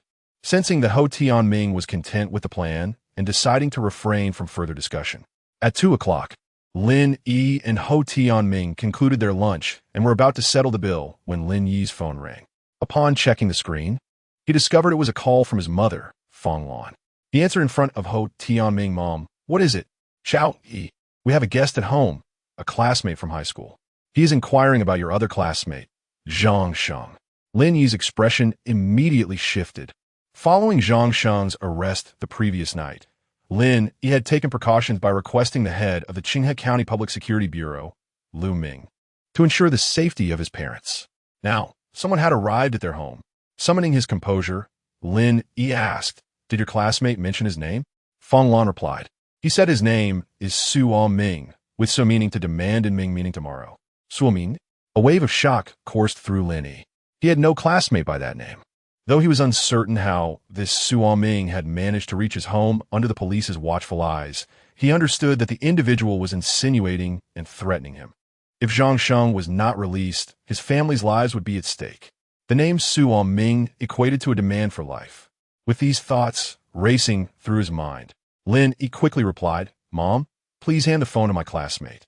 Okay. Fong Lan passed the phone to the young man named Suo Ming. Taking the initiative, Suo Ming cautioned, "Lin Yi, you might want to ask Zhang Sheng's brother-in-law. He could possibly know Zhang Sheng's whereabouts." Lin Yi's voice turned cold as he warned, "I am contacting Gao Hu now. However, I must caution you, should you dare to lay a finger on my parents, you will meet a most gruesome end. Gao Hu and Zhang Sheng will accompany you in your demise." "I await your call," Suo Ming replied, resolved to adhere to Gao Hu's orders. Willing to tread down a treacherous path, Lin Yi strove to maintain his composure. Rather than contacting Gao Hu directly, he first dialed Lu Ming to inquire about the situation at hand. After receiving the call, Lu Ming felt somewhat disoriented and immediately contacted his subordinate to clarify the situation. He then returned the call to Lin Yi, apologizing. "I regret to inform you, Lin Ku, that there are 2 detectives assigned to protect your parents. During their lunch shift change, one of them experienced sudden gastrointestinal distress and was away for several minutes. It was during this interval that Suo Ming likely visited your home." Lin Yi furrowed his brow. "I understand, Director Lu. I apologize, but I will lead a team to apprehend Suo Ming immediately." Lu Ming felt a pang of guilt, wishing to rectify the situation. "Director Lu, this course of action may provoke Suo Ming to take drastic measures against my parents. I will first contact Gao Hu to ascertain his intentions. Please await my call." After a moment of contemplation, Lin Yi made his decision. He scrolled through his call log to find Gao Hu's number and called back. The phone rang for nearly 10 seconds before it connected, and Gao Hu's languid voice emerged from the receiver. "Hello? Who is this?" "It's Lin Yi." "Ah, Secretary Lin, you've taken the initiative to call me. What an unexpected surprise." Gao Hu teased with a mocking tone before continuing without waiting for a response. "The weather is pleasant today. How about we share a cup of tea?" "The venue?" "Villa number 4 at Qingshui Club. You have 30 minutes. Gao Hu stipulated the time and place. If Lin Yi failed to arrive at Villa number 4 within 30 minutes, his parents would be in peril. "I will arrive promptly," Lin Yi responded, ending the call, his eyes blazing with fury. Beside him, Ho Tianming, recognizing the gravity of the situation, quickly interjected, "Lin Yi, 30 minutes is insufficient for the police to respond. Furthermore, Gao Hu has informants within the police force, possibly more than one. The moment the police mobilize, Gao Hu will be alerted. Perhaps we should let Lu Ming lead a rescue operation for your parents?" "Absolutely not, Brother Ho. I cannot gamble with my parents' lives." Lin Yi vehemently rejected Ho Tianming's suggestion. The officers from the Qinghe County Public Security Bureau had already failed once. Who could guarantee they would capture Suo Ming without endangering his parents? "Lin Yi, While action does not ensure your parents' safety, Gao Hu is ruthless and operates without regard for the law. Your own life would also be at risk if you go alone. Ho Tianming pondered, furrowing his brow. What if I accompany you discreetly? Brother Ho, I will go alone. I am confident in ensuring my own safety. The Gao brothers are digging their own graves. Lin Yi had regained his composure entirely. Without hesitation, Lin Yi dialed the number for Fu Ming, the head of the Central Commission for Discipline Inspection stationed in Dongjiang. Director Fu, this is Lin Yi. I have a matter of utmost importance to report and seek your guidance. Lin Yi stated his case directly, detailing Gao Hu's past directives to assassinate Ho Tianming's daughter and the scheme to abduct his parents before outlining his own plan. Upon hearing this, Fu Ming clenched his fists in anger and articulated with deliberate precision, Comrade Lin Yi, in my capacity as the leader of the Central Commission for Discipline Inspections investigation team stationed in Dongjiang, I assure you that our team will exert every effort to support and collaborate with your plan to eradicate the nefarious forces led by the Gao brothers. Thank you. Director Fu, please take care of yourself. I will make arrangements immediately. Fu Ming offered a final piece of advice before hanging up the phone. Lin Yi pocketed his mobile device and turned to Ho Tianming, saying, Brother Ho, Director Fu has approved the plan and is already mobilizing personnel. Lin Yi, stay safe and inform me at the first sign of any changes. Ho Tianming replied earnestly, nodding his head in affirmation. Lin Yi refrained from further conversation and swiftly exited the private room. Ho Tianming silently raised his right arm in salute to Lin Yi's departing figure, a gesture of both gratitude and respect. 20 minutes later, Lin Yi arrived at Longshan Group by taxi. He was escorted into the building by a burly man in black, who led him to the 8th floor and into the chairman's office. Gao Hu appeared just as Lin Yi remembered, portly with a broad face, his neck nearly merging with his head, sporting a buzz cut, and clad in traditional attire that exuded an air of menace. He sat at the tea table in the office's lounge area, one hand clutching a cigar while the other idly toyed with a string of gold prayer beads, flanked by 2 men in black. As Lin Yi entered the office, the gaze of Gao Hu and the 2 men fell upon him, their eyes sharp and predatory, reminiscent of serpents fixated on their prey, an unsettling sight that sent shivers down one's spine. Lin Yi merely cast a fleeting glance at the trio before redirecting his attention to the tea table, where a firearm lay conspicuously displayed. Chapter 046. Venturing into the tiger's den, a battle of wits and courage. This revelation caused Lin Yi's pupils to contract sharply. Yet, there was no trace of fear on his face. He did not even pause in his stride, proceeding directly towards Gao Hu. Witnessing this scene, Gao Hu and the 2 burly men behind him were taken aback. In the past, others had entered the office like Lin Yi, and they were not few in number. Those individuals had faltered at the sight of a firearm, some even soiling themselves in terror. Lin Yi's audacity surpassed their expectations. Mr. Gao, I have brought him, reported the burly man who escorted Lin Yi to the office, bowing respectfully. Leave us. Gao Hu waved his hand, then fixed a grim smile upon Lin Yi, saying, Secretary Lin, there are few who possess the qualifications to enter my office in Yunshan. Then I must be truly honored. Lin Yi retorted with a playful smile, seating himself directly opposite Gao Hu without waiting for an invitation. This action once again astonished Gao Hu. The 2 men behind Gao Hu glared menacingly at Lin Yi while subtly reaching for their waistbands.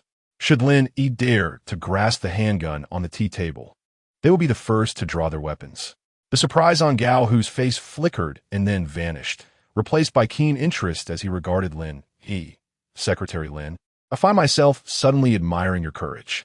Such boldness is rare in the political arena. Does one need audacity merely to drink tea here?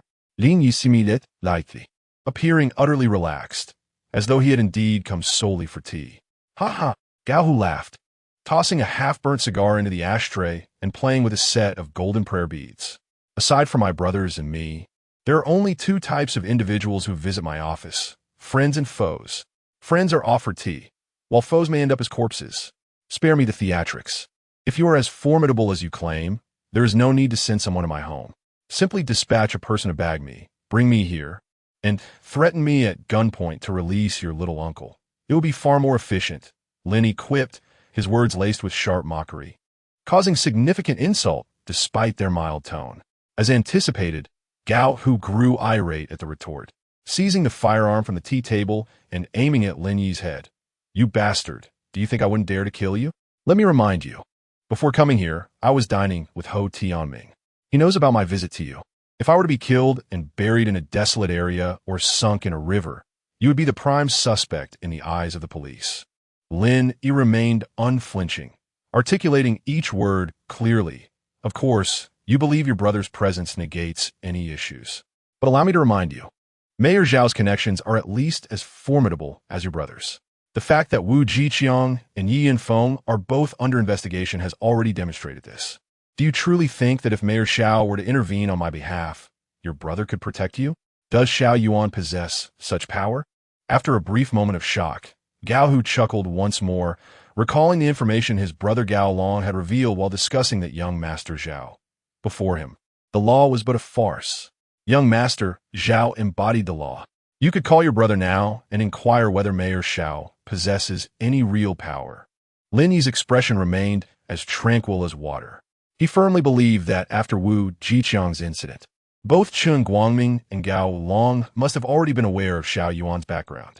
At the very least, they understood which families in the capital were exerting influence. Gao Hu's smile faltered. Throughout this entire affair, he had not confided in his brother Gao Long firstly. He felt embarrassed, having dominated Yunshan for so many years.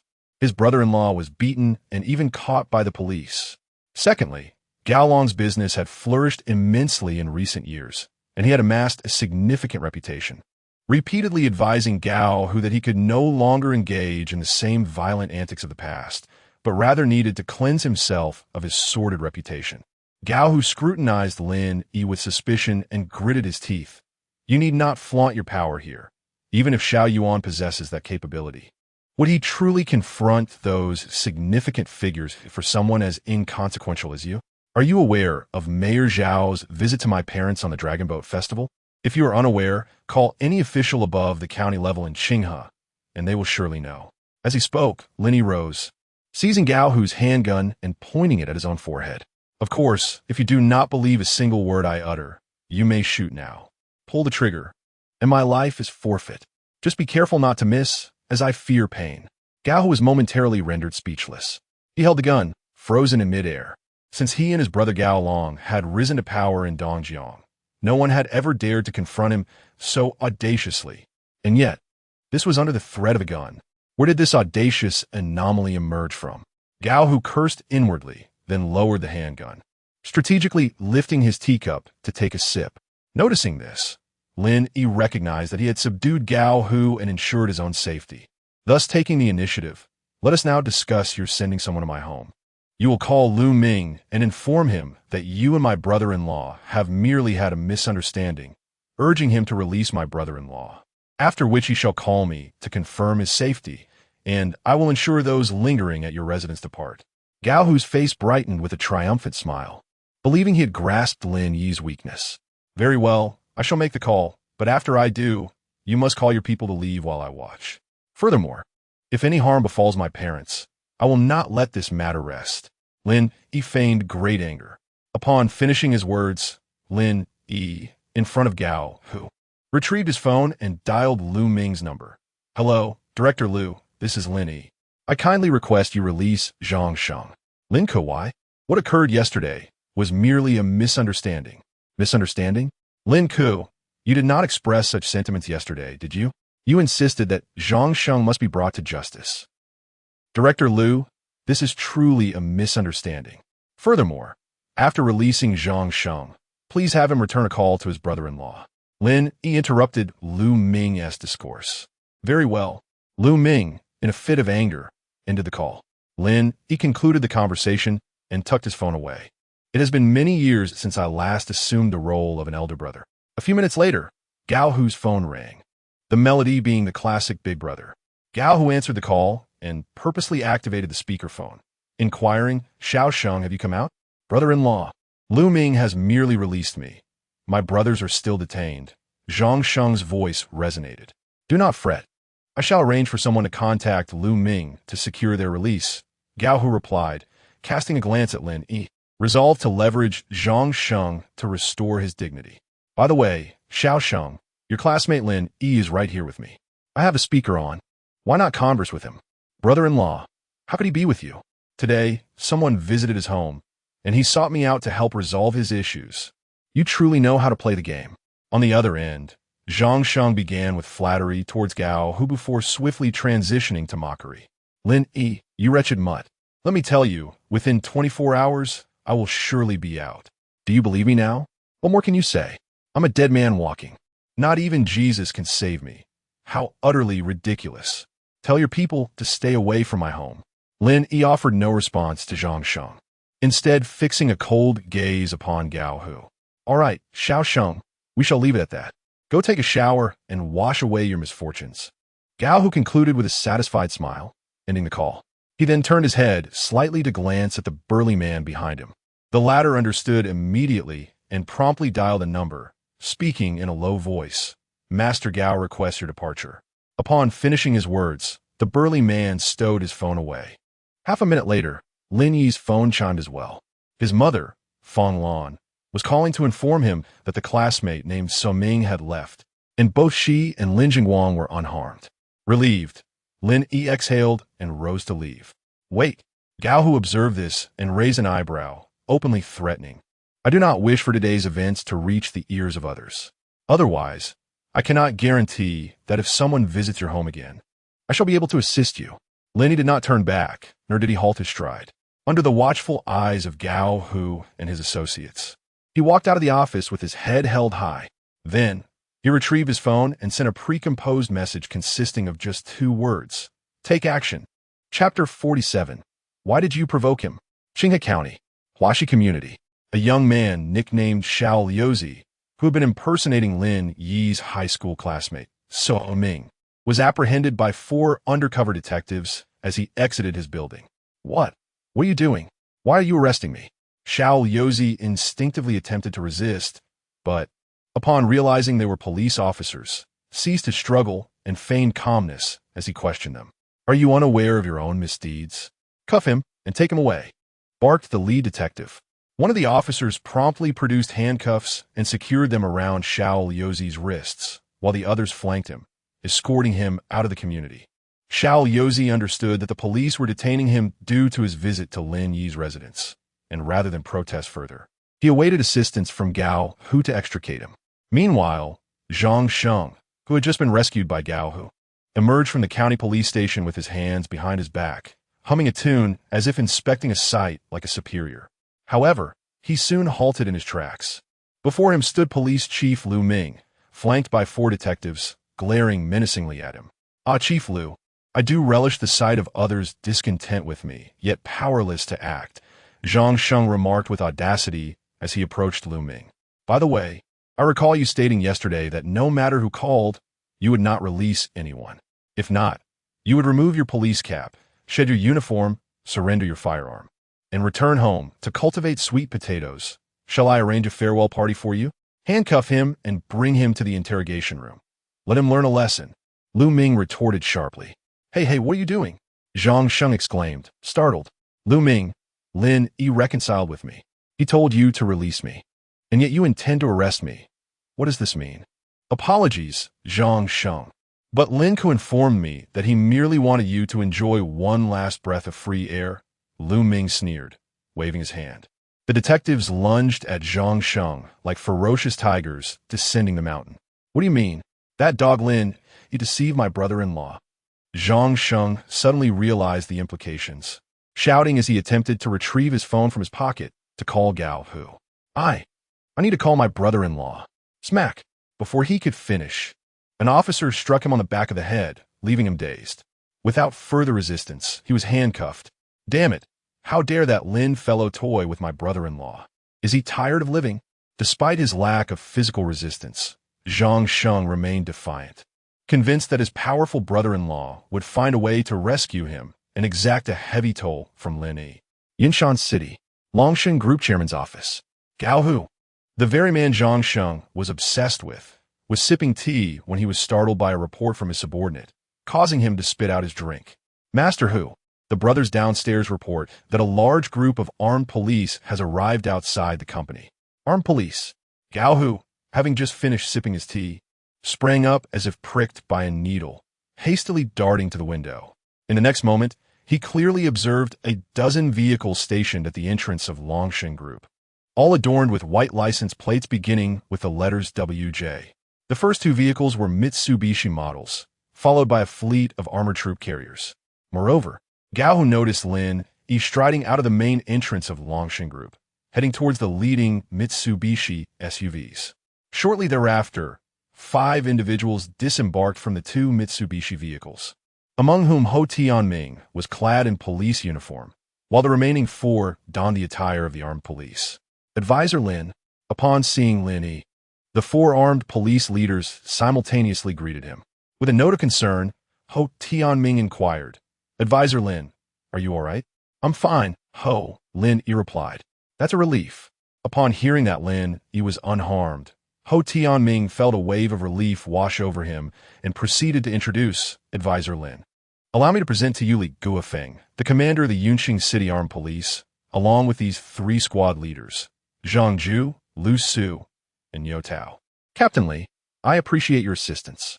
Lin Yi exchanged handshakes with Li Guofeng, Zhang Ju, Lu Su, and Yo Tao in succession. "Advisor Lin, we are here under the orders of our superiors to support the investigation team's apprehension operation and will heed your command throughout," Li Guofeng stated as he shook hands with Lin Yi. Ho Tianming elaborated, "Lin Yi, Director Fu has appointed you as the chief commander for this apprehension operation. Both Li and I will follow your lead. Captain Li, Officer Ho, let the professionals handle their expertise. When it comes to apprehension, you possess far more experience than I do. I entrust you to lead the operation." Lin Yi quickly shook his head, aware that Director Fu had designated him as commander because the plan was his creation and the others could not possibly grasp every intricate detail. However, at this juncture, with the apprehension imminent, he felt his role was minimal. "Captain Li, since Advisor Lin has spoken, let us commence the apprehension operation directly. Ensure the troops, secure the building, and execute the capture." Upon hearing Lin Yi's directive, Ho Tianming did not hesitate and immediately conferred with Li Guofeng. Having previously served as the head of the Criminal Investigation Team and Deputy Director of the Public Security Bureau, he was well-versed in orchestrating multiple apprehension operations and collaborating with the armed police. "Understood." Li Guofeng nodded and turned to the 3 squad leaders behind him, instructing, "Lead the troops into action and ensure 0 casualties." "Yes, sir." The 3 squad leaders promptly saluted and received their orders. 1 minute later, over 100 fully armed police officers leaped from the several armored troop carriers, brandishing submachine guns as they sprinted into Longshan Group. The security personnel at the entrance were paralyzed in fear, too terrified to intervene. Not just them, but Gao Hu, situated in the CEO's office on the 8th floor, was equally startled. Gone was the earlier arrogance he exhibited before Lin Yi. Instead, his face now reflected sheer panic as he retrieved his phone to call Gao Long for help. "Brother, something's gone wrong. A large contingent of armed police has suddenly arrived at the group, and it seems they intend to apprehend me. Armed police are after you. What on earth is happening?" Gao Long responded, slightly taken aback. As a prominent figure in the business world and the leader of the Dongjiang underworld, he was acutely aware that the deployment of armed police typically signified a monumental event. Gao Hu's mind was in a whirl. "I don't know. What have you been up to these past few days?" I just had tea with Secretary Xiao Yuan of Yunshan City in my office." "Lin Yi?" "Yes. What the hell were you thinking? Provoking him for no good reason." Gao Long erupted in outrage. Lin Yi, on loan from the Central Commission for Discipline Inspection, had just dealt with Wu Jiqiang and Yi Yinfeng, and Gao Hu dared to invite Lin Yi for tea? This was tantamount to courting disaster. Realizing the gravity of his misstep, Gao Hu stammered an explanation. "Brother, he assaulted my brother-in-law and had the Qinghai County Public Security Bureau arrest him. Listen carefully, do not resist. Armed police are different from regular police. They only follow orders from above. Do not even mention that you are my brother. Even if you were Chen Guangming's father, if you dare to resist, they will shoot you dead." Gao Long coldly interjected, warning, "Furthermore, hide any firearms and knives well. If you cannot conceal them, Have someone else carry them. I'm going to find Chen Guangming and see what can be done. Brother, you must save me. Gao Hu's voice trembled, realizing the seriousness of the situation. Gao Long ceased to respond and abruptly hung up the phone. Gao Hu forced himself to compose his nerves and promptly followed Gao Long's instructions to hide the weapons in the office building. However, the speed of the armed police's actions exceeded Gao Hu's expectations. Before his subordinates could secure the weapons, a dozen fully armed officers stormed into the office, taking him and 2 other men into custody.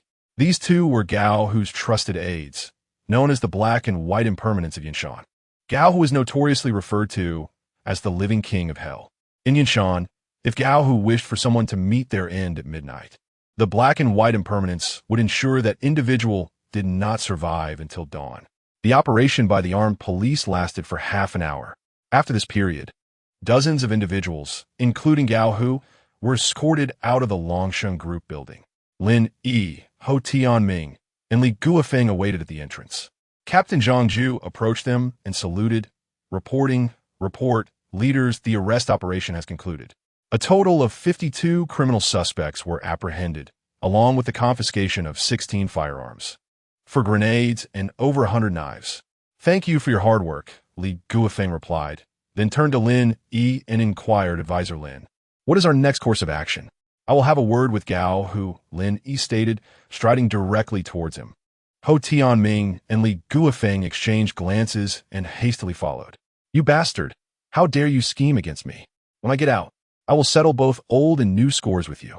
Upon seeing Lin Yi, Gao Hu recalled the earlier charade where Lin Yi had feigned submission and compromise, feeling as if his intellect had been ruthlessly trampled, and he erupted in furious curses. Gao Hu, with such a cache of firearms and knives, and aiming a gun at the head of a senior advisor from the Central Commission for Discipline Inspection, do you truly expect to walk free? Ho Tianming remarked coldly. During the apprehension operation conducted by the armed police, Ho Tianming and Li Guofeng learned from Lin Yi about the ordeal of having tea. Both of them admired Lin Yi's courage while simultaneously feeling enraged by Gao Hu's frenzied actions. Wasn't he supposed to have returned to the municipal government office after his transfer ended? Gao Hu was initially taken aback, but then he believed Ho Tianming was merely trying to intimidate him. With a cold sneer, he retorted, Ho Tianming, don't you dare try to scare me. Suddenly, a dull thud interrupted Gao Hu mid-sentence. Lin Yi swiftly raised his leg and delivered a powerful kick to Gao Hu's body, restrained by 2 armed police officers. Gao Hu was unable to move, resembling a sandbag as he received Lin Yi's kick, causing him to double over in pain. That kick was in retaliation for Brother Ho. Lin Yi stepped forward, gripping Gao Hu's thick neck tightly, and stated emphatically, do not harbor any illusions. No one can save you. Scum like you deserve to perish, lest the public's wrath remain unquenched. Chapter 048. Who is left without a backing? Subsequently, over 50 individuals, including Gao Hu, were apprehended. Lin Yi and Ho Tianming found themselves on the street. Lin Yi, thank you. Ho Tianming expressed his gratitude. He was thankful not only for Lin Yi's decisive action in capturing Gao Hu, but also for the kick he had delivered moments earlier. The sight of Gao Hu had stirred memories of his deceased wife and child, igniting a desire to shoot Gao Hu to pieces. Lin Yi's kick had allowed Ho Tianming to vent much of his pent-up fury. Brother Ho, you are too kind, Lin Yi replied, waving his hand dismissively. Ho Tianming, not one for pretense, pulled a cigarette from his pocket, tossed one to Lin Yi, and lit one for himself, inhaling deeply. Under the soothing influence of nicotine, Ho Tianming's mood gradually regained its composure, and he spoke again. Lin, the leader of the investigation team has agreed to establish a task force for cracking down on organized crime based on your proposal, and they will deploy police from another region. Officers from the Central Plains province will arrive this afternoon. Truly considerate of the leadership, Lin Yi remarked sincerely. Gao's brothers had Chen Guangming as their backing. Using police from Dongjiang would inevitably risk leaks. Deploying officers from another region eliminated that concern. While smoking, Ho Tianming continued, moreover, Gao Long is one of Dongjiang's most renowned entrepreneurs and a member of the Provincial Political Consultative Conference. The leadership is worried that apprehending him without solid evidence could lead to adverse consequences. They advised against capturing Gao Long for now and suggested I interrogate Gao Hu first. Once we have concrete evidence, we can proceed with Gao Long's arrest. Then we shall act according to the leader's directives. Lin Yi sighed inwardly, aware that Ho Tianming's reasoning was merely superficial. The true reason lay in the fact that Chen Guangming's former superior was the venerable elder of the Zhao family, a figure of immense stature and authority. If the Zhao family sought to protect Chen Guangming and, by extension, Gao Long, they would undoubtedly engage in a battle of wits with the investigation team and the forces behind Xiao Yuan. Should the investigation team deviate from established protocols, they risked being blamed for any ensuing complications. Lin Yi, rest assured, before we apprehend Gao Long, I will assign personnel to monitor his every move. He will not be able to escape, Ho Tianming declared, extinguishing his cigarette with determination. Additionally, the provincial armed police headquarters will dispatch special police units to provide round-the-clock protection for your parents and sister, ensuring their safety. Thank you, Brother Ho. Lin Yi expressed his gratitude. The special police units were the elite of security, counterterrorism, and stability maintenance operations. Typically, they were only deployed for inspections by high-ranking officials, underscoring the unprecedented level of security being afforded to Lin Yi's family. Ho Tianming inquired further, "Do you need to arrange for protection around you?" "No need," Lin Yi replied, shaking his head confidently. Gao Long is not like Gao Hu. He is a member of the Provincial Political Consultative Conference, constantly interacting with officials. He is likely acutely aware of the repercussions of an investigation by the disciplinary committee. Moreover, it is not yet a matter of life and death for him. He will undoubtedly seek every possible means to rescue Gao Hu. That makes sense. Ho Tianming nodded slightly. He believed that Lin Yi's analysis and judgment were indeed correct, and the facts corroborated this. In the capital of Dongjiang Province, Shimin City, at the Donglong Club, Chen Guangming, the deputy secretary of the Dongjiang Provincial Party Committee and secretary of the Political and Legal Committee, entered a private tea room, weary from his travels. The tea room was exclusively his. Inside, Gao Long had already arrived, yet he was not sipping tea. Instead, he was smoking. The room was shrouded in a haze of smoke, and the ashtray was filled with several cigarette butts, all extinguished halfway. "I thought there was a fire," Chen Guangming remarked, frowning upon entering the tea room. He did not smoke and was not fond of the scent of tobacco. In the past, Gao Long had never smoked in his presence. Gao Long extinguished his cigarette and stood to greet Chen Guangming. "Secretary Guangming, there is indeed a fire, and it's urgent. How many times have I told you to rein in your brother? You never listen, and now look at the mess we've got." Chen Guangming reprimanded him sharply. That Lin Yi is clearly a blade in Xiao Yuan's hand. After concluding the investigation, the first strike was against Wu Jiqiang. Where does your brother find the audacity to provoke Lin Yi, to even threaten him at gunpoint? He truly does not know the meaning of danger. Gao Long was left speechless, while Gao Hu was oblivious to the might of the Central Commission for Discipline Inspection's investigative team. Gao Long was acutely aware. In the political arena, resorting to violence to settle disputes was a serious transgression, but laying hands on an imperial envoy was tantamount to defying the rules. Defying the rules meant certain death, a lesson that history has consistently taught us. Gao Long, your brother threatened Lin Yi with a gun, and the Longsheng group has been found with a cache of weapons. This situation is far too grave to salvage. You should concede defeat. As Gao Long remained silent, Chen Guangming expressed his opinion. "Secretary Guangming, are you jesting?" Gao Long furrowed his brow, his tone rife with undisguised anger. He respected Chen Guangming, adhering to the decorum of their dealings. However, when it came to matters of life and death, the rules could be disregarded. "Do you think I am jesting? If Lin Yi were merely Xiao Yuan's secretary, we could still make an effort. But he is also a senior advisor to the Central Commission for Discipline Inspection. Do you not grasp the significance of that identity?" Chen Guangming too frowned. Although he understood that Gao Long was formidable, he preferred the compliant demeanor of Gao Long, akin to that of a lamb. Gao Long's expression darkened as he spoke coldly. "Secretary Guangming, if I abandon my brother, he will confess everything, and I will also be implicated. I fear it may extend to you as well." Chen Guangming had no retort. Over the years, Gao Long had wielded considerable influence in Dongjiang, and the Longjiang Group had become one of the leading private enterprises in the province, largely due to Chun Guangming's contributions, which had brought him substantial rewards. If Gao Long faced trouble and implicated him, unless the old leader were willing to protect him at all costs, he was likely to end up in Qinsheng or worse, face gunfire. Would the old leader truly safeguard him? After all, Xiao Yuan had several powerful families backing him. Thus, I shall call the old leader today. After a moment of silence, Chun Guangming ultimately yielded, deciding to address the issue at its source. This approach would incur a lesser cost, and the likelihood of receiving assistance from the former leader would be greater. Thank you, Secretary Guangming. Upon hearing Chun Guangming's words, Gao Long let out a sigh of relief and regained his respect for him. He believed that as long as the Zhao family elder was willing to help, his brother Gao would surely be rescued. After all, Gao had not killed Lin Yi. As for whether Gao had pointed a gun at Lin Yi's head, who could say? Was it Lin Yi who held the power to decide? It was power that dictated outcomes. Do not rush to thank me.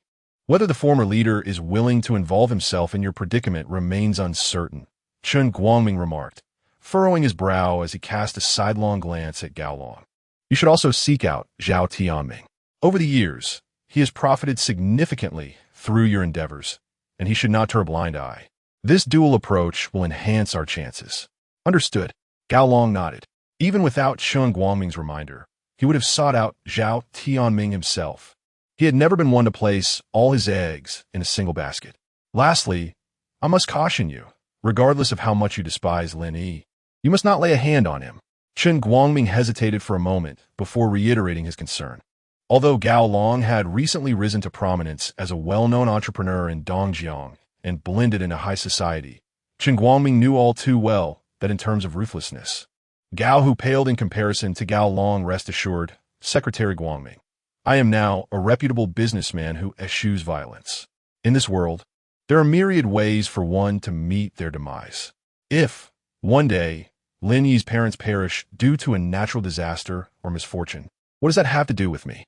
Gao Long scoffed. As Chun Guangming had anticipated, Gao Long could never swallow his indignation.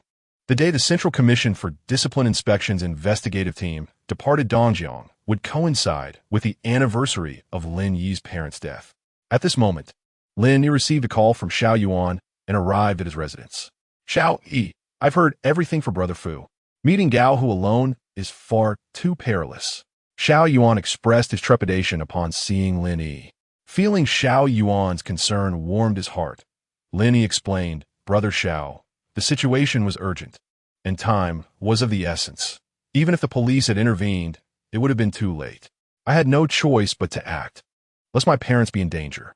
The audacity of Gao Hu's actions was appalling, and the fact that some still wished to protect him was a flagrant disregard for the law. Xiao Yuan recognized the truth in Lin Yi's words. In recalling Gao Hu's heinous deeds, he responded with anger. Xiao Yi, return home tonight, pack your belongings, and accompany me to the capital tomorrow. To the capital? Lin Yi was taken aback. Brother Fu informed me that if the Zhao family intervenes, there may be considerable resistance in dealing with Gao Long and Chun Guangming. Xiao Yuan elucidated, his eyes flashing with fury. If the Zhao family is determined to act, I will enlist the support of several elders. Brother Xiao, you needn't say anything. Simply follow my lead. With a decisive wave of his hand, Xiao Yuanda interrupted Lin Yi, his tone resolute and unwavering. Let alone the Gao brothers, mere pawns of Zhao Tianming. Even Zhao Tianming himself will face dire consequences should he dare to send someone to abduct our uncles and aunts. Brandishing a gun to your head. Chapter 49. Lin Yi's words represent my opinion. The following day, at 8 in the morning, Shun Chuchu arrived at her workplace only to receive a call from the head of the Personnel Department of the Municipal Public Security Bureau. She learned that she was to be temporarily reassigned to the Central Commission for Discipline Inspection's investigation team stationed in Dongjiang. This news did not come as a surprise to Shun Chuchu, as Lin had already informed her the previous night, meticulously arranging the details and providing her with a wealth of clues and evidence regarding the crimes committed by the Gao brothers. Armed with this information, Shun Chuchu made her way to the Municipal Reception Center to report to Ho Tianming.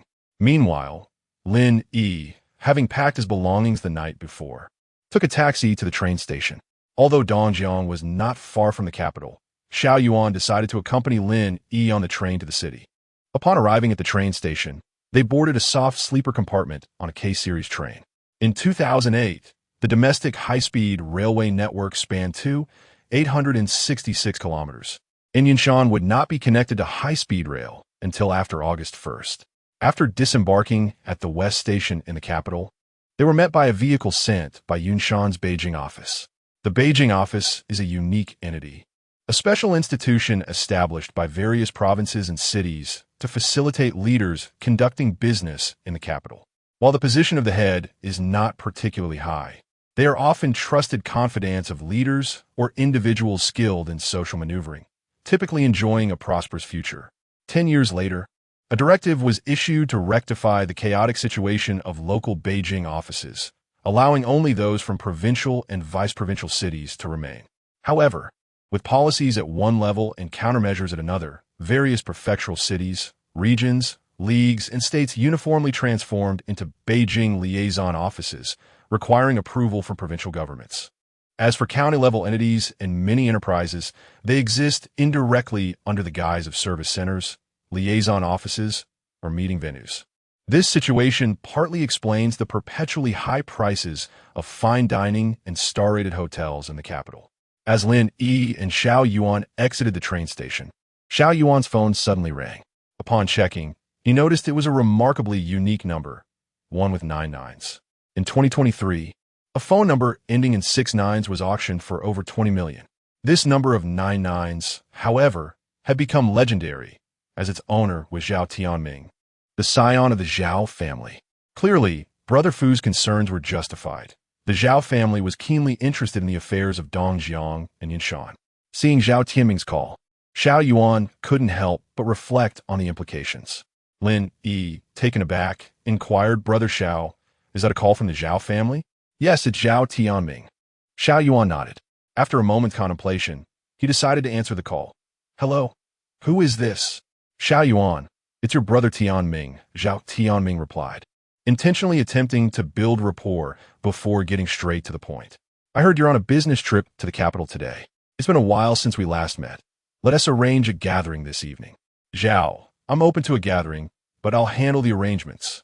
Xiao Yuan responded thoughtfully. He understood that Zhao Tianming's sudden outreach was undoubtedly linked to the matters concerning Dongjiang and Yunshan. Yet he resolved to meet with Zhao Tianming to discern the intentions of both him and the Zhao family. Zhao Tianming smiled and said, "Xiao Yuan, as your host upon your return to the capital, it is only fitting that I take care of the arrangements. How could I allow you to organize the venue? Since when has Zhao been the host to the capital?"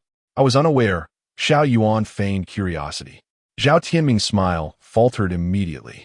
Firstly, Xiao Yuan's words served as a reminder that although the elder of the Zhao family held a high position, he was not the sovereign of the 4-9 city, merely a princely figure at best. Secondly, Xiao Yuan's comment clearly expressed his stance. "We are not familiar with one another." "Very well. You may arrange the venue and send me the details," he replied, his tone shifting to one of somberness after a brief moment of awkwardness. Xiao Yuan did not respond and promptly hung up the phone. "Xiao Yi, let's first attend to matters at the ministry, and later we shall gather with Meng and the others," Xiao Yuan said, putting away his phone. "Understood, Brother Xiao," Lin Yi nodded. Though he was puzzled, had Brother Xiao not just agreed to meet with the young master of the Zhao family tonight? Why the sudden plan to gather with Meng and the others? The dining venue Xiao Yuan arranged was situated in the Yunshan Beijing office, an aged Sihiyuan that had undergone renovations, now featuring offices, conference rooms, and a dining area. Although referred to as a restaurant, it was in fact a spacious room of approximately 80 square meters, complete with a lounge area, an 8 immortals table, and various potted plants, rivaling the ambience of a high-end restaurant's private room. Typically, leaders from Yunshan conducting business in the capital would host guests in this very private chamber. This way, when reporting upwards, they could claim they dined in the internal cafeteria, thereby simplifying budgetary concerns. At 6 in the evening, Lin Yi and Xiao Yuan arrived at the private room, taking a seat in the lounge area. No sooner had they settled than a man entered the room, Zhao Tianming. Lin Yi recognized him immediately. In a previous life, the scandal surrounding Xiao Yuan had triggered a nationwide anti-corruption upheaval, ensnaring figures like Chen Guangming and Gao Long. Zhao Tianming had fled abroad, narrowly escaping the chaos. Years later, upon returning to the country, the Zhao family fell from grace, and Zhao Tianming found himself incarcerated. Zhao Tianming sported a classic slicked-back hairstyle reminiscent of the character from the film God of Gamblers, clad in a purple shirt that exuded an air of distinction. Xiao Yuan. It has been a while, Zhao Tianming remarked, directing his gaze towards Xiao Yuan while treating Lin Yi as if he were invisible. Good day, Mr. Zhao. Xiao Yuan replied with an unflinching demeanor, refraining from rising to greet him. Zhao Tianming paid no mind, taking a seat on the sofa opposite Xiao Yuan as the server prepared tea. Once the server departed, Zhao Tianming crossed his legs and surveyed the room before speaking again. Xiao Yuan, the environment here is decent, but it pales in comparison to top-tier establishments. Top-tier establishments are the venues you frequent, Mr. Zhao, Xiao Yuan implied. Zhao Tianming remained unfazed, responding with a faint smile. Xiao Yuan, your statement is misguided. Presently, amid the American financial crisis that has reverberated throughout the global economy, we must stimulate consumption. If you and I refrain from spending, how can the nation fund its economic development? Xiao Yuan scoffed dismissively, choosing not to comment further. Xiao Yuan's demeanor finally irked Zhao Tianming, who for the first time cast his gaze toward Lin Yi, coldly remarking, "How can you, young comrade, serve as a secretary? When I am conversing with your superior, do you not know to excuse yourself?" Lin Yi offered no reply, dismissing Zhao Tianming's words as mere nonsense. Redirecting his attention to Xiao Yuan. Xiao Yuan frowned at Zhao Tianming, stating, "Xiao Yi is my brother. There is no need for him to retreat." Since Xiao Yuan does not mind, I have no objections, Zhao Tianming said, slightly furrowing his brow. Although he was unsure why Xiao Yuan allowed Lin Yi to remain, he regarded the term brother as a jest. Like Chen Guangming, he perceived Lin Yi as a weapon wielded by Xiao Yuan. Xiao Yuan refrained from speaking further, choosing instead to await Zhao Tianming's initiative to reveal his purpose. As expected, Zhao Tianming, after taking a tactical sip of water, could no longer contain himself and began. Xiao Yuan, I invited you today not only for a gathering, but also to discuss matters concerning Dongjiang. Is it true that General Zhao has business interests in Dongjiang? Xiao Yuan inquired with keen interest. Zhao Tianming's pupils abruptly contracted.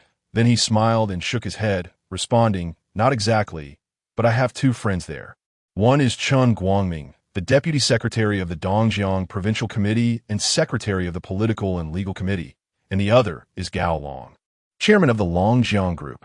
Upon concluding his statement, Zhao Tianming fixed his gaze on Xiao Yuan, eager to observe his reaction.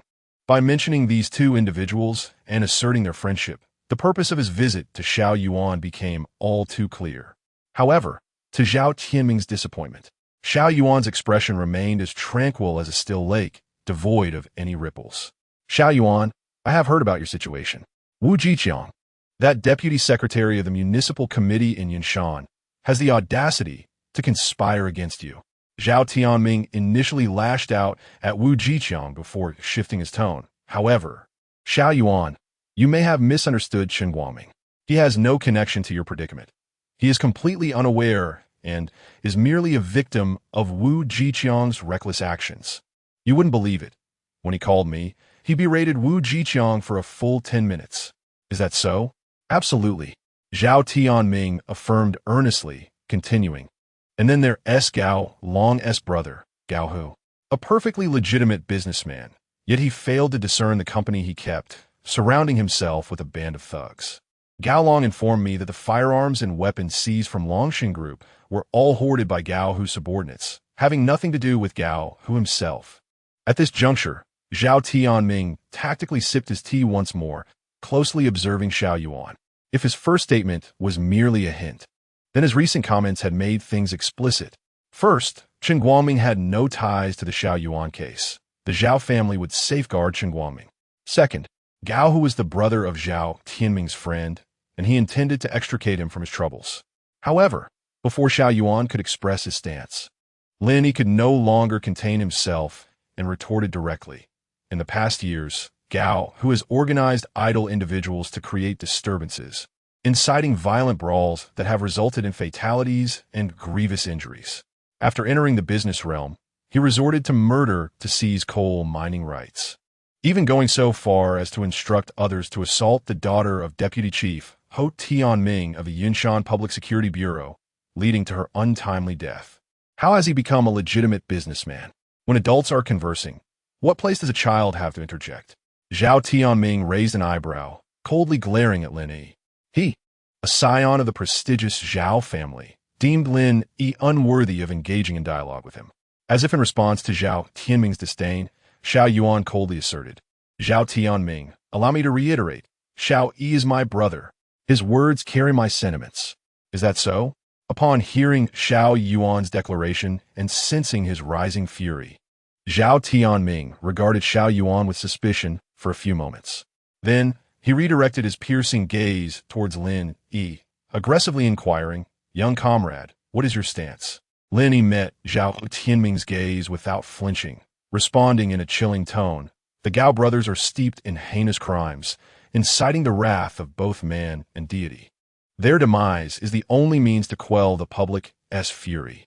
Chapter 050. Young Master Zhao was stunned. Zhao Tianming was at a loss for words. His eyes widened in disbelief as he stared at Lin Yi, seemingly questioning. Have you looked in a mirror to see what sort of person you are, daring to speak to me in such a manner? In an instant, Zhao Tianming's expression darkened, and he furrowed his brows, addressing Xiao Yuan. Xiao Yuan, is your brother a little mentally challenged? I inquired about Gao Hu, and he started talking about the Gao brothers. What does that even mean? It was Lin Yi who spoke again, in literal terms. Since Zhao Tianming and his Zhao family were determined to protect the Gao brothers, and Xiao Yuan resolutely supported him, Lin Yi chose to confront Zhao Tianming head-on. Young comrade, do not presume that just because I'm showing respect to your leadership, you can behave without decorum and disregard all sense of propriety. Have you not heard the phrase trouble arises from mouth? Zhao Tianming glared coldly at Lin Yi and said in a frigid tone, Furthermore, I have heard that you publicly claimed Gao, who pointed a gun at your head. Who can corroborate that? Everything requires evidence.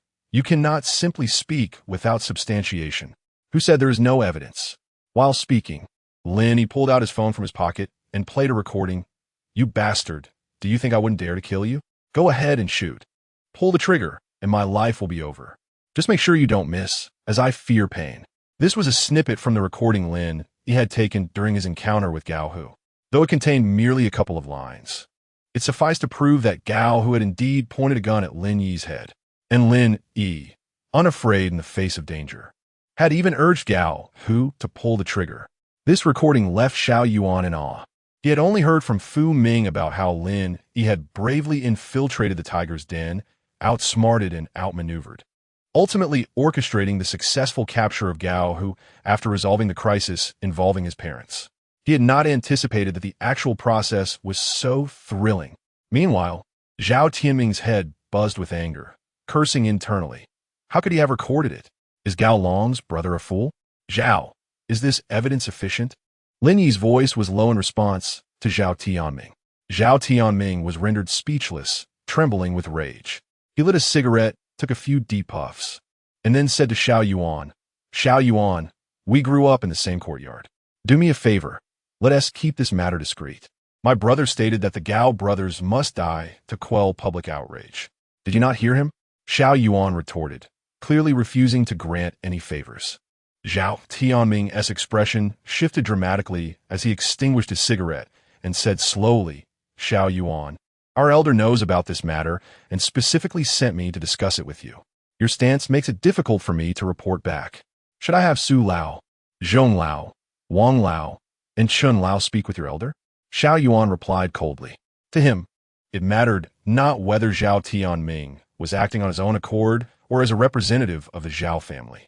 He had resolved to stand up for Lin Yi. Zhao Tianming's face changed drastically, because he could sense the resoluteness in Xiao Yuan's tone. The elderly individuals Xiao Yuan referred to, in terms of status and power, were entirely on par with the patriarch of the Zhao family. If the four prominent families were to unite, the patriarch of the Zhao family would have but one option: to concede. Moreover, the patriarch had not even expressed a desire to intervene in the affairs of Dongjiang. He merely summoned Zhao Tianming for a discussion to ascertain the situation. Xiao Yuan, tell me honestly, why are you taking such drastic measures? After the initial shock, Zhao Tianming fixed his gaze intently on Xiao Yuan. He understood well that the Xiao family did not possess substantial power. Yet the four prominent families owed a tremendous debt of gratitude to the Xiao family, often regarding Xiao Yuan as one of their own. However, Xiao Yuan had never previously leveraged the support of these families for any purpose. Yet today, he was prepared to make an exception. This left Zhao Tianming utterly perplexed. Firstly, my brother has stated that the Gao brothers have committed numerous atrocities over the years, oppressing the populace. Their demise is essential to quell public outrage. Secondly, from a moment Gao who pointed a gun at my brother's head, his fate was sealed. Xiao Yuan coldly provided his rationale, which encompassed both a sense of justice and personal vendetta. You would provoke our patriarch for the sake of a so-called brother. Zhao Tianming was once again taken aback. As Xiao Yuan repeatedly mentioned Lin Yi, coupled with the emotions evident in his tone, Zhao Tianming suddenly realized that Xiao Yuan did not regard Lin Yi as a mere weapon, but rather treated him as a true brother. This time, before Xiao Yuan could respond, the door to the private room was pushed open. Su Shiming, Wang Xiang, Zhong Xiaola, and Chen Zhan entered. Today, Su Shiming had her flowing long hair cascading casually over her shoulders, dressed in a white dress complemented by black leather shoes, resembling a princess from a fairy tale. Strikingly beautiful. Shiming, what brings you here? Zhao Tianming exclaimed in surprise upon seeing Su Shiming. Su Shiming, hailed as the most beautiful woman in the capital, was a title bestowed upon her in the circles of the powerful elite. The common folk were unaware of her existence. In the hearts of these elite youths, including Zhao Tianming, the Su family princess was not only a beauty, but also the epitome of an ideal marriage partner. This was why many prestigious families hoped for Su Shiming to become their granddaughter-in-law. Although Zhao Tianming was nearing 40 and still unmarried, he was among Su Shiming's suitors, having made 2 attempts at courtship, both of which had failed. Nevertheless, he had not given up and harbored the hope of one day marrying Su Shiming. However, Su Shiming did not acknowledge Zhao Tianming. In fact, she didn't even glance in his direction and walked straight towards Lin Yi and Xiao Yuan. This scene left Zhao Tianming feeling extremely awkward. Lin Yi, we had a deal. You come to the capital, and I would treat you to a meal. You didn't even greet me? Su Shiming halted in front of Lin Yi, her large, sparkling eyes fixed on him, resembling an irate little princess. What is going on? Shiming knows that little rascal. She even intends to treat him to dinner. The embarrassment on Zhao Tianming's face swiftly transformed into astonishment. Had he not witnessed it with his own eyes, he would have preferred to believe that the woman who daily spread her legs for him did so out of love, rather than accept that the typically aloof princess Su would utter such words to a mere lowly figure. Miss Su, Brother Xiao told me that he wants to gather everyone together tonight, so I didn't call you. Lin Yi rose, somewhat sheepishly offering an explanation. He had assumed that Su Shiming's invitation on that day was merely a matter of social niceties, yet he was taken aback to discover that she was entirely sincere. What is this? After just a few days apart, you've become so distant? Referring to Xiao Yuan as brother and addressing me as Miss Su, Su Shiming, who had initially been indifferent, was now incensed upon hearing his explanation. In that moment, she bore no resemblance to the word virtuous. She resembled a provoked Sun Wukong, her little tiger teeth bared in frustration. Ha! Behind Su Shiming, Wang Xiang, Zhong Xiaola, and Chen Zhan, oblivious to the earlier confrontation between Zhao Tianming, Lin Yi, and Xiao Yuan, could not help but chuckle as they witnessed the outburst of the Su family's little princess. Brother Lin Yi, welcome to the capital. After their laughter subsided, the 3 of them took turns shaking Lin Yi's hand. What in the world is happening? Zhao Tianming, observing this scene, was utterly dumbfounded. Wang Xiang, Zhong Xiaola, and Chen Zhan were all renowned scions of the capital's elite, their lineage no less illustrious than his own. Yet here they were, treating Lin Yi as a brother. Chapter 051. Shocked to the point of questioning life. As Zhao Tianming's mind buzzed, Su Shiming cast her gaze upon him for the first time, her disdain unmistakable.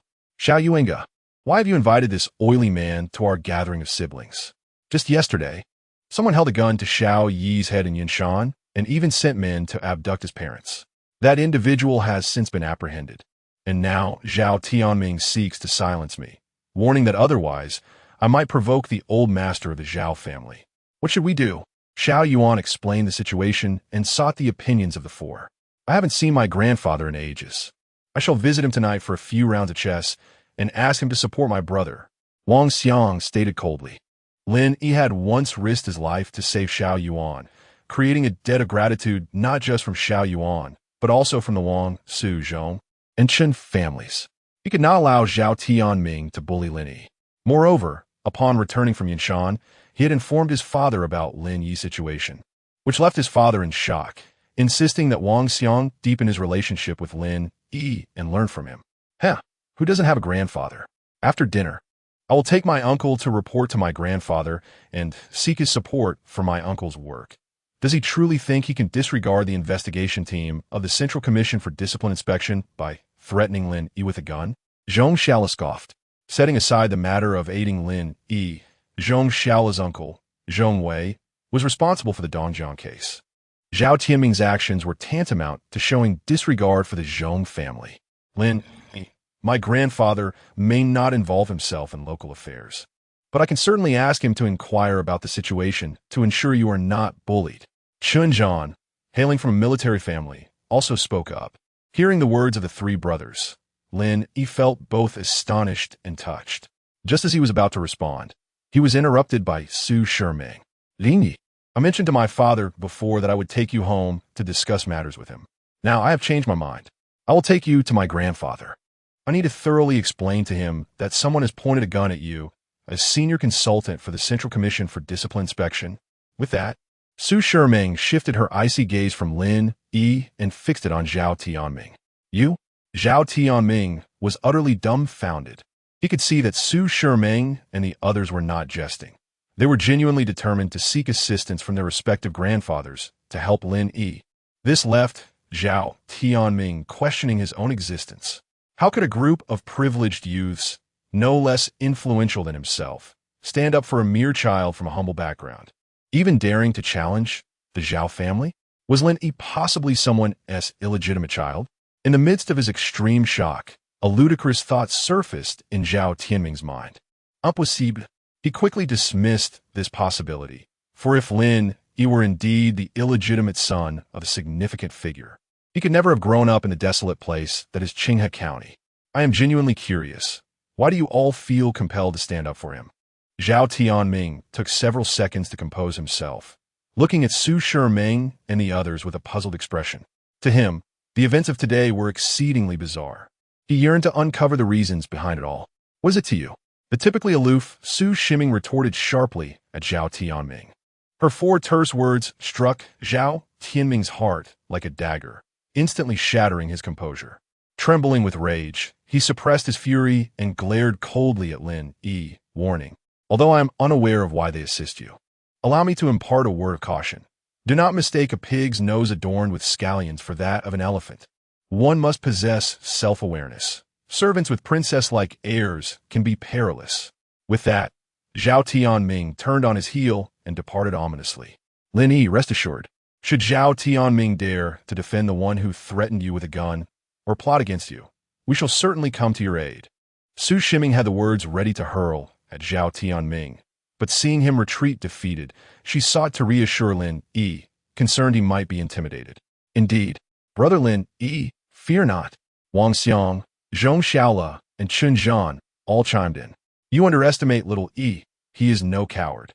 Xiao Yuan chuckled wryly, recounting Lin Yi's daring solo venture into the lion's den at Yunshan, where he outsmarted and subdued the formidable Gao Hu. Wow, brother Lin Yi, you are that formidable? Exclaimed Wang Xiang and Zhong Xiaola in amazement. Chun Zhan, though not verbose, wore a face full of astonishment and admiration. This reminded him of the precision required in a special operations decapitation mission, where both courage and intellect are indispensable for success.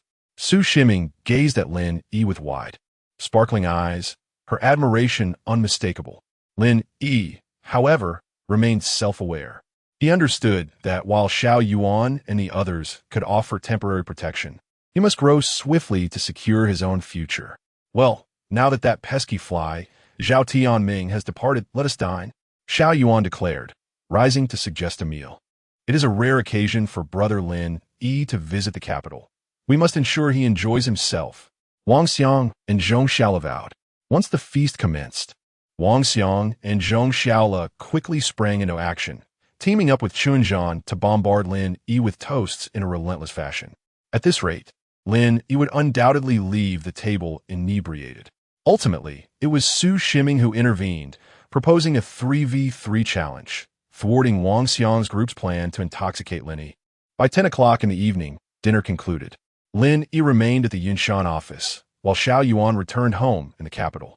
Despite consuming a full bottle of baijiu, Lin Yi felt no intoxication, remaining alert as he bid farewell to Xiao Yuan, Su Shiming, and the others. Lin Yi, my father will return to the capital tomorrow and wishes to invite you for a meal.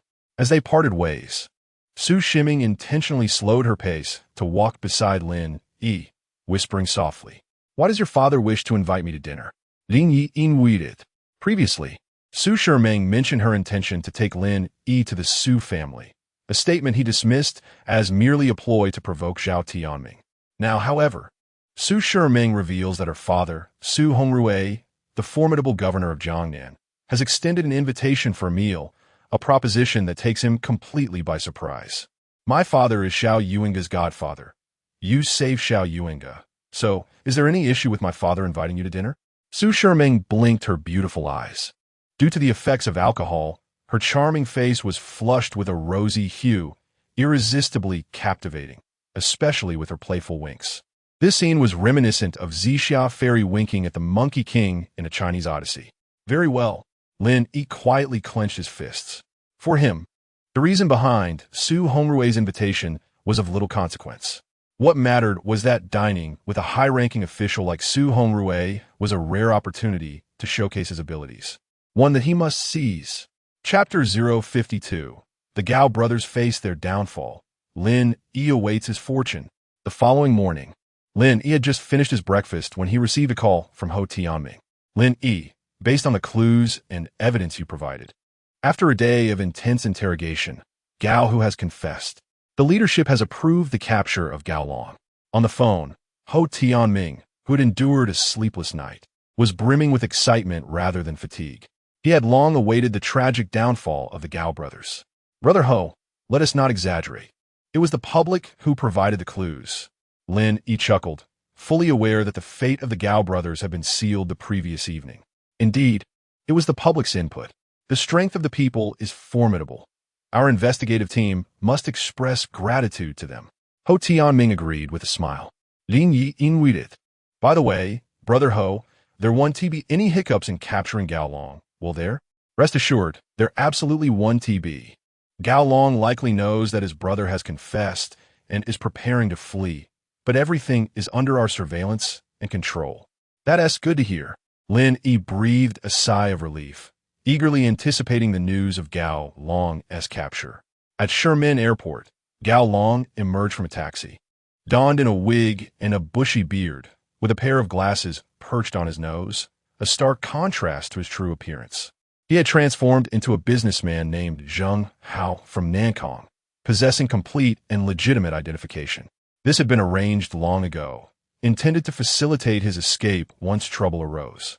He had deposited funds in several offshore accounts, allowing him to live comfortably if he successfully left the country.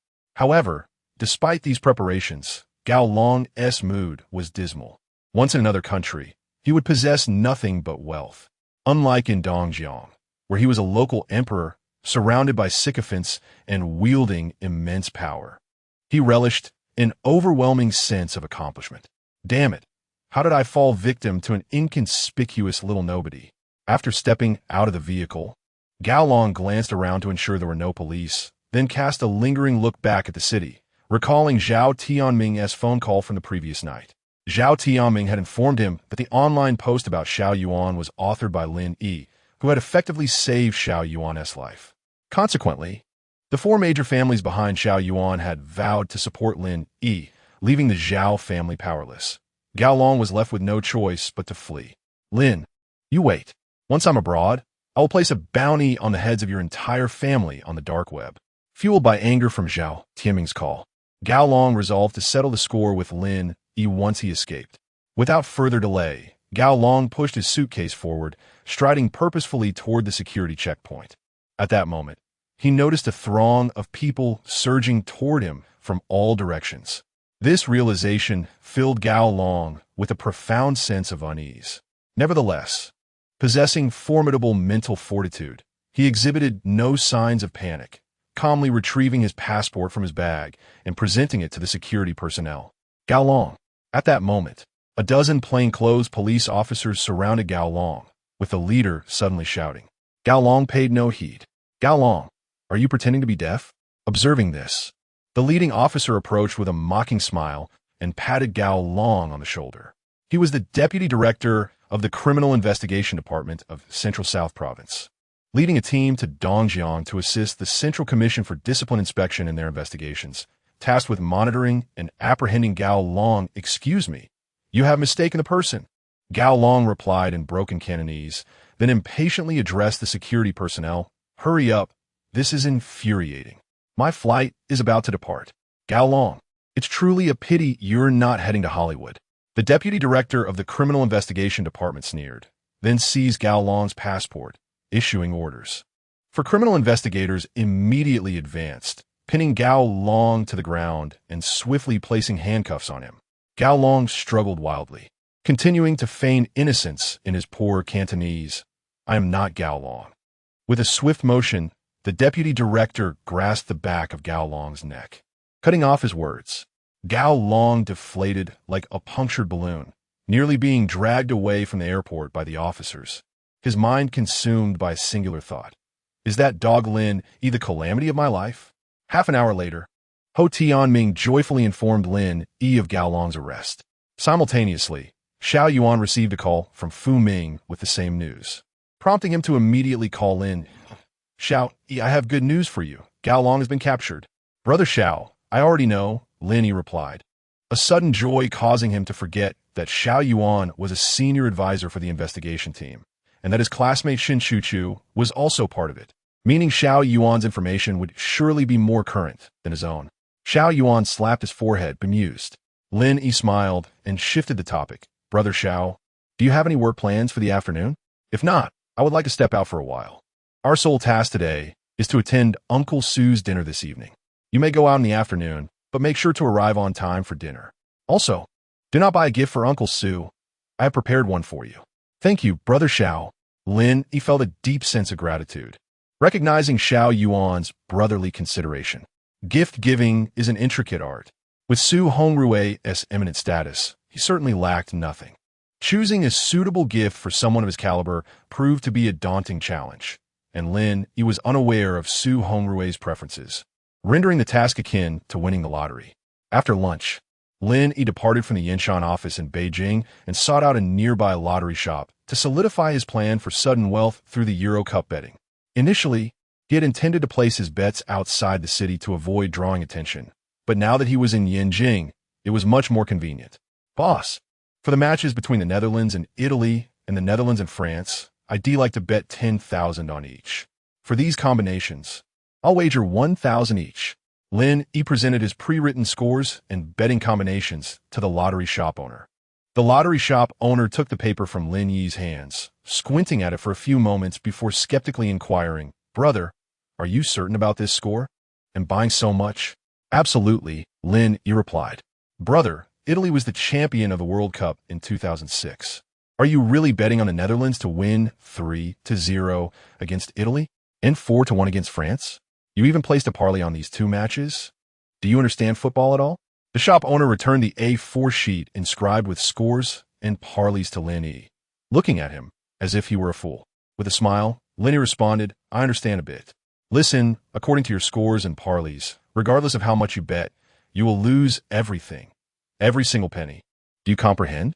The shop owner, an Italian football fan with a kind heart, felt a twinge of compassion and attempted to dissuade him. Lin Yi chuckled helplessly, boss. Take a chance. A bicycle can become a motorcycle, and a gamble can transform into a Land Rover. This score came to me in a dream. Just place the bet according to my numbers, and I'll pay you. You must have drunk too much fake liquor last night. The shop owner shook his head in resignation and proceeded to print the ticket for Lin Yi. After receiving the lottery ticket, Lin Yi expressed his gratitude and ventured to a few other nearby lottery shops, placing bets based on the same scores and parleys, albeit with varying amounts at each establishment. All of Lin Yi's hard-earned savings of 50,000 yuan had vanished without a trace. According to the odds, if all the lottery tickets won after taxes, he would net 5 million, a 100-fold return on investment. This was a calculation Lin Yi had meticulously devised long ago. Subsequently, Lin Yi returned to his room at the Yunshan Beijing office, placed the lottery tickets into a box, took a shower, and changed into fresh clothes. After completing these tasks, he glanced at the time. It was already 4 o'clock. He then stepped out to hail a taxi, heading to the location for dinner that evening, Chang'an Street, at the Jingxi Hotel, one of the most prestigious dining establishments in the capital. Chapter 053, Show Us, Young Man. Lin Yi was initially taken aback upon hearing that dinner would be held at the Jingxi Hotel that evening. However, upon realizing that Su Hongrui was hosting, he felt a sense of relief. Having attended Xinmu University in the capital, Lin Yi was well acquainted with the notorious traffic, prompting him to leave 2 hours early. Nevertheless, he found himself spending a full hour on the journey, arriving at the Jingxi Hotel at 5 o'clock. With an hour remaining until the appointed dinner time, Lin Yi chose not to enter immediately, opting instead to wait for Xiao Yuan outside so they could enter together. Half an hour later, Xiao Yuan arrived, retrieving 4 local delicacies prepared for Su Hongrui from the trunk, and handed 2 boxes to Lin Yi. Upon entering the hotel, they were stopped by security. Xiao Yuan provided the name of the private dining room, and Su Hongrui, and only after confirmation from the dining department were they permitted entry. Upon reaching the dining room, they discovered it to be entirely vacant, with neither Su Hongrui nor any other guests in attendance. Lin Yi, tonight, besides Uncle Su and Shiming, there will also be Uncle Zhong, Uncle Wang, and Uncle Chun. You've met Uncle Zhong.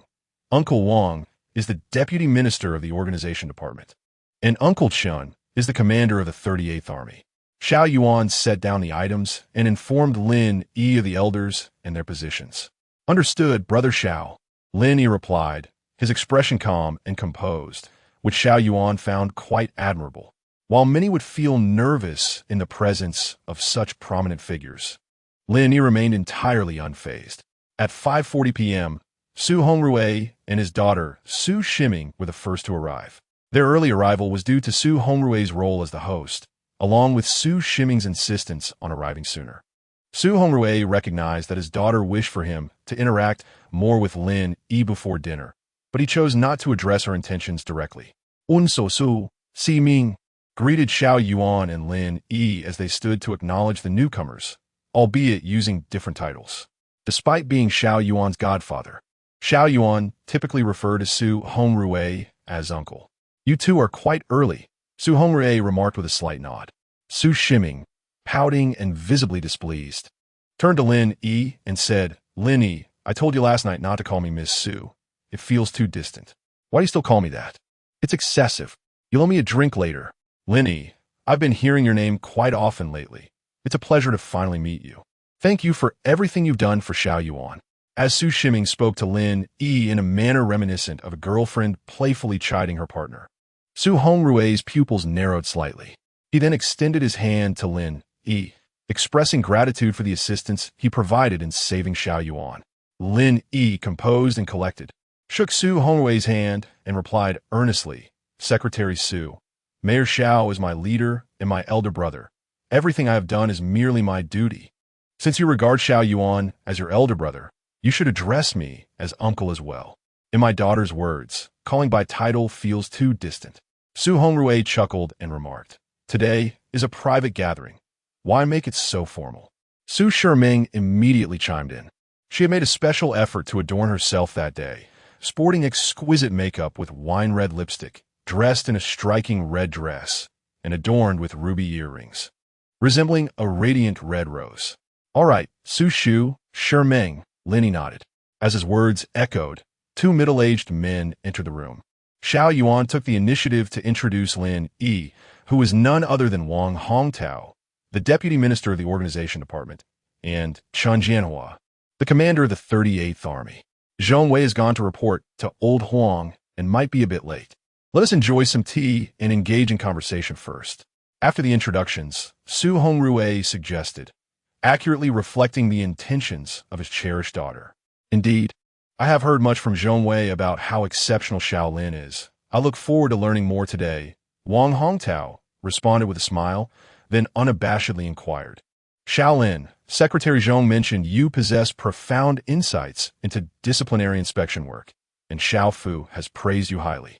As someone engaged in organizational work, I would like to hear your perspective on grassroots organizational efforts, considering it a form of grassroots research." "Uncle Wang, I personally believe that grassroots organizational work, or rather, the issues faced by grassroots officials, primarily revolve around bureaucratism and formalism." Lin Yi realized that an opportunity to express himself had emerged. He contemplated briefly before articulating his thoughts. His words sparked interest among Su Hongrui, Wang Hongtao, and even Chen Jianhua from the military, as they found his identification of these two issues remarkably precise. Wang Hongtao nodded slightly, encouraging Xiao Lin, "Please continue." Both bureaucratism and formalism stem from the interplay of power and responsibility. In our country, from the government to leading officials, there exists a high positioning of power and responsibility, which contrasts starkly with Western nations. However, some grassroots leaders prioritize power over responsibility, focusing their energies on personal advancement and wealth, leading to a lack of accountability, detachment from reality, and a disconnect from the populace. They display a tendency to intimidate the weak while fearing the strong, adopting an aristocratic attitude towards governance, and perpetuating various degrees of collusion and corruption. In their work, they often substitute grandiose gestures for substantial implementation, masking contradictions and issues with a glossy exterior, deceiving superiors while misleading subordinates, producing superficial results rather than meaningful outcomes.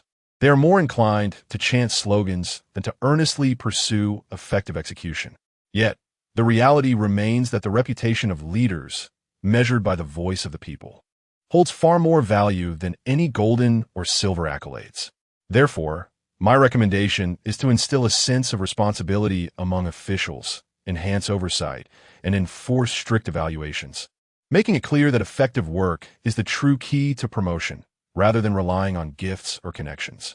When leaders set a precedent, ordinary officials will also perceive a hopeful path for their own development, thus fostering a diligent work ethic.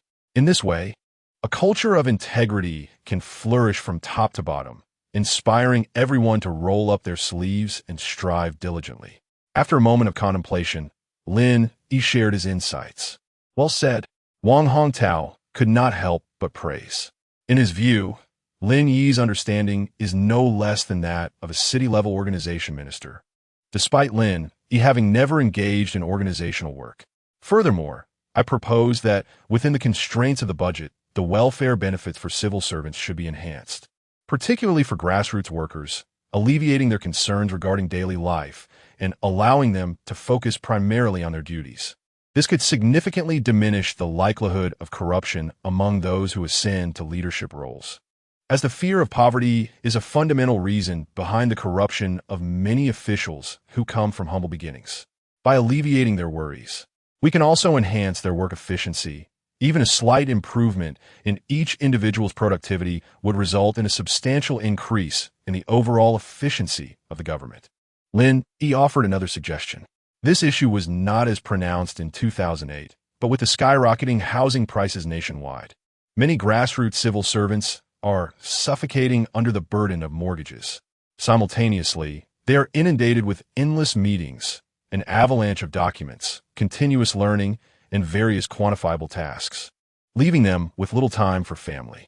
For some grassroots workers living far from urban centers, even returning home has become a luxury. Financial constraints leave them unable to provide for their families, while the emotional support they offer to their partners is woefully inadequate.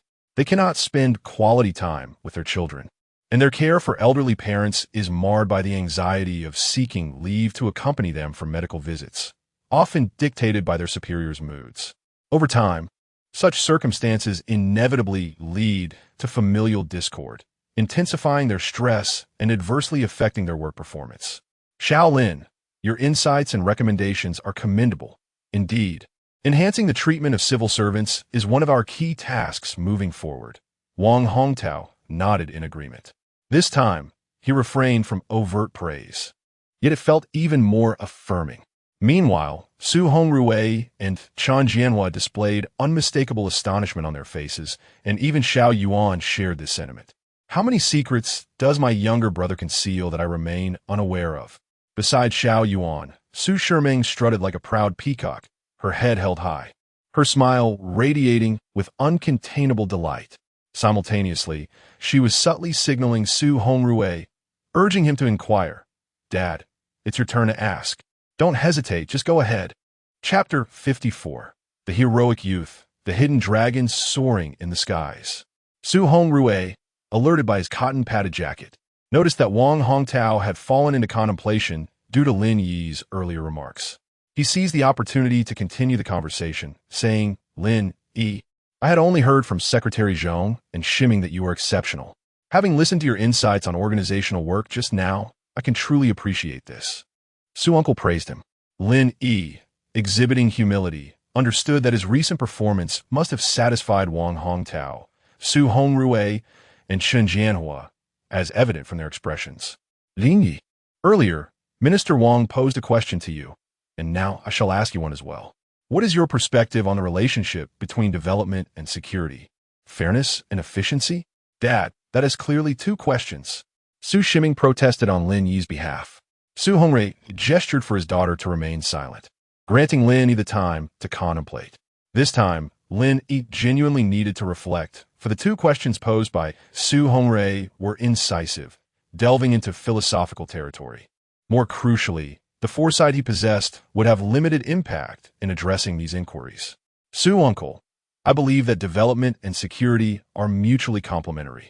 Security is the foundation of development, while development serves as the safeguard for security.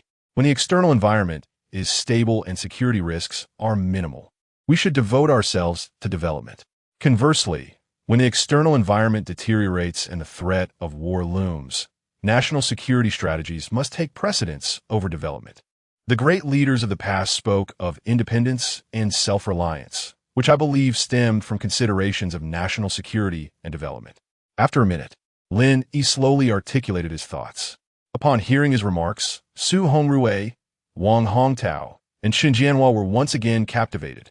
Please elaborate, Su Hongrui inquired further, his eyes brimming with anticipation. Lin Yi continued, as our economy thrives, technology advances rapidly, and our manufacturing industry flourishes, our national defense capabilities will correspondingly strengthen. Perhaps in the future, our technology will catch up with the Western world, and our manufacturing will reign supreme globally, allowing us to produce various advanced weapons. For instance, next-generation fighter jets, domestically developed aircraft carriers, and even warships being launched into the sea as if they were dumplings. Lin Yi, while we are indeed making efforts in this area, is it not a bit exaggerated to say that aircraft carriers and warships are launched like dumplings? Chen Jianhua, commander of the 38th Army, raised an eyebrow at Lin Yi's statement. Lin Yi replied with unwavering conviction, Uncle Chen, I firmly believe that our national defense capabilities will rapidly grow over the next decade due to economic surges and technological advancements, transforming us into a global military powerhouse that instills fear in our adversaries. I truly look forward to that day arriving swiftly. Chen Jianhua's expression reflected eagerness and longing. Su Hongrui shared the same anticipation, casting a look of admiration at Lin Yi. Lin Yi, you articulated the relationship between development and security excellently. Now, please elaborate on the relationship between fairness and efficiency. Su Uncle, if we regard development and security as mutually complementary, then fairness and efficiency are in a relationship of mutual exclusion. They are akin to the two ends of a balanced scale, often unable to maintain equilibrium. When the scales of fairness tend to be balanced, efficiency significantly diminishes. Conversely, the same holds true. Lin Yi's expression was as calm as still water, yet his gaze radiated confidence. During the initial stages of reform and opening up, the scales began to tilt towards development, and the operational efficiency of society markedly improved. The affluent spurred the fortunes of the less fortunate, propelling our nation's economy into a rapid ascent. Particularly upon our accession to the World Trade Organization and our integration into globalization, the economy soared to new heights. During this period, the populace experienced an increase in income and enhancement in living standards, leading to a relatively low concern for issues of fairness. In fact, the citizens were willing to tolerate certain inequities. However, as we progress to a certain threshold, such as when our economic scale approaches that of the United States, encountering Western pressures and the cyclical influences of the economy, which may result in developmental bottlenecks, when the populace's income declines and their quality of life deteriorates, they will become acutely aware of issues of fairness. The scales will gradually begin to shift from efficiency towards fairness, thereby ensuring societal stability. Silence enveloped the room as Lin Yi concluded his remarks. Everyone was stunned by his discourse. Xiao Yi, can our economic scale truly match that of the United States? The stillness was soon disrupted as Xiao Yuan could not restrain his curiosity. Yet before Lin Yi could respond, Wang Hongtao interjected, I have gained profound insights from your words. Lin Yi, truly, heroes emerge from the youth. Indeed, prior to this gathering, I had somewhat prepared myself mentally, but Lin Yi's performance surpassed all my expectations. Su Hongrui echoed his sentiments, then advised Xiao Yuan, rather than fixating on whether our economic scale can catch up to the United States. It is Lin Yi's analysis of fairness and efficiency that warrants your attention and study. Now that you are the mayor, you will frequently encounter such dilemmas in your work. The ability to navigate the balance between fairness and efficiency requires not only extensive experience, but also a visionary strategic insight. It is a matter that truly tests a decision-maker's wisdom. For no policy can guarantee absolute fairness. Where there are beneficiaries, there will inevitably be those who suffer losses. Your task is to ensure fairness for the majority. Thank you, Uncle Su, for your guidance. Upon returning, I will certainly seek to learn more from Xiao Yi. Xiao Yuan promptly expressed his gratitude, his face adorned with a radiant smile. The more Lin Yi excelled, the more recognition and admiration he garnered from Su Hongrui and others, which delighted him further. Lin Yi could sense the genuine happiness Xiao Yuan felt for him, and he was deeply touched. With unwavering determination, he replied, Brother Xiao, regarding your inquiry, I firmly believe that in the near future, our economic scale will not only catch up to, but will surpass that of the United States, heralding a great rejuvenation for the Chinese nation. Upon hearing Lin Yi's final assertion, a surge of powerful energy coursed through the veins of Xiao Yuan, Su Hongrui, Wang Hongtao, and Chun Jianhua. Su Shiming gazed at Lin Yi with sparkling eyes, as if questioning, how can he be so exceptional? What a magnificent rejuvenation of the Chinese nation. What are you all discussing? At that moment, the door to the private room swung open, revealing Zhong Wei, who arrived fashionably late and inquired with curiosity.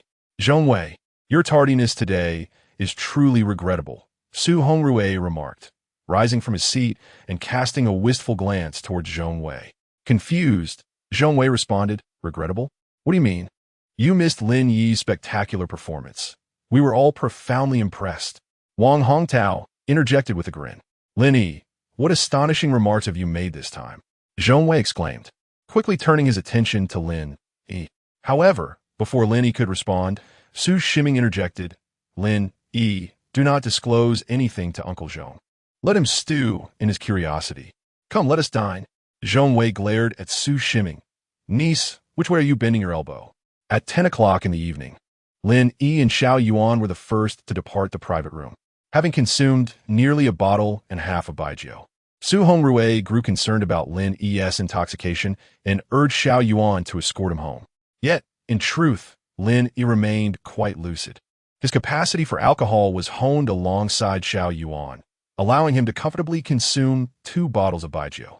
Xiao Yuan, aware of Lin Yi's tolerance, expressed no concern, but rather praised. Xiao Yi, do you realize that none of the 4 uncles have ever praised anyone as they have praised you today? You are the first.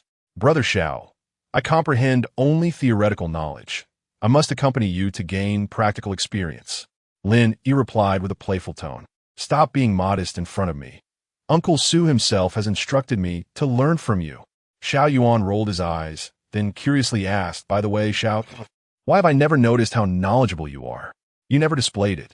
Brother Xiao, since I began working at the municipal government office, I have been serving you while simultaneously learning and improving. I simply lack the opportunity to showcase it. Lin Yi chuckled lightly. No worries.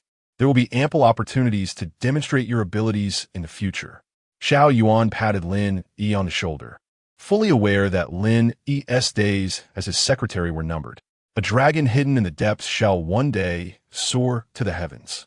Chapter 055, An Opportunity to Ascend.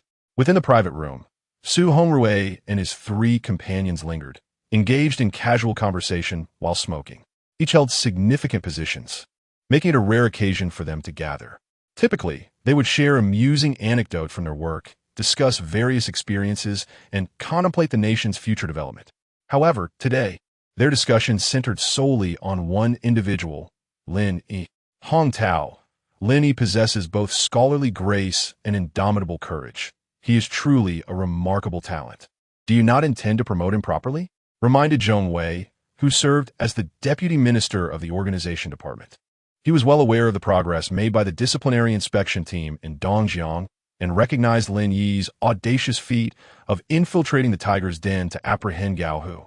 It has been years since I have encountered such an extraordinary young person as Lin Yi. Yet, his rank is far too low. He is not even classified as a provincial cadre, thus beyond my jurisdiction. Wang Hongtao replied with a wry smile. He too acknowledged Lin Yi as a rare gem. Zhong Wei rolled his eyes. Surely you could make a call to the organization department of the Dongjiang Provincial Committee?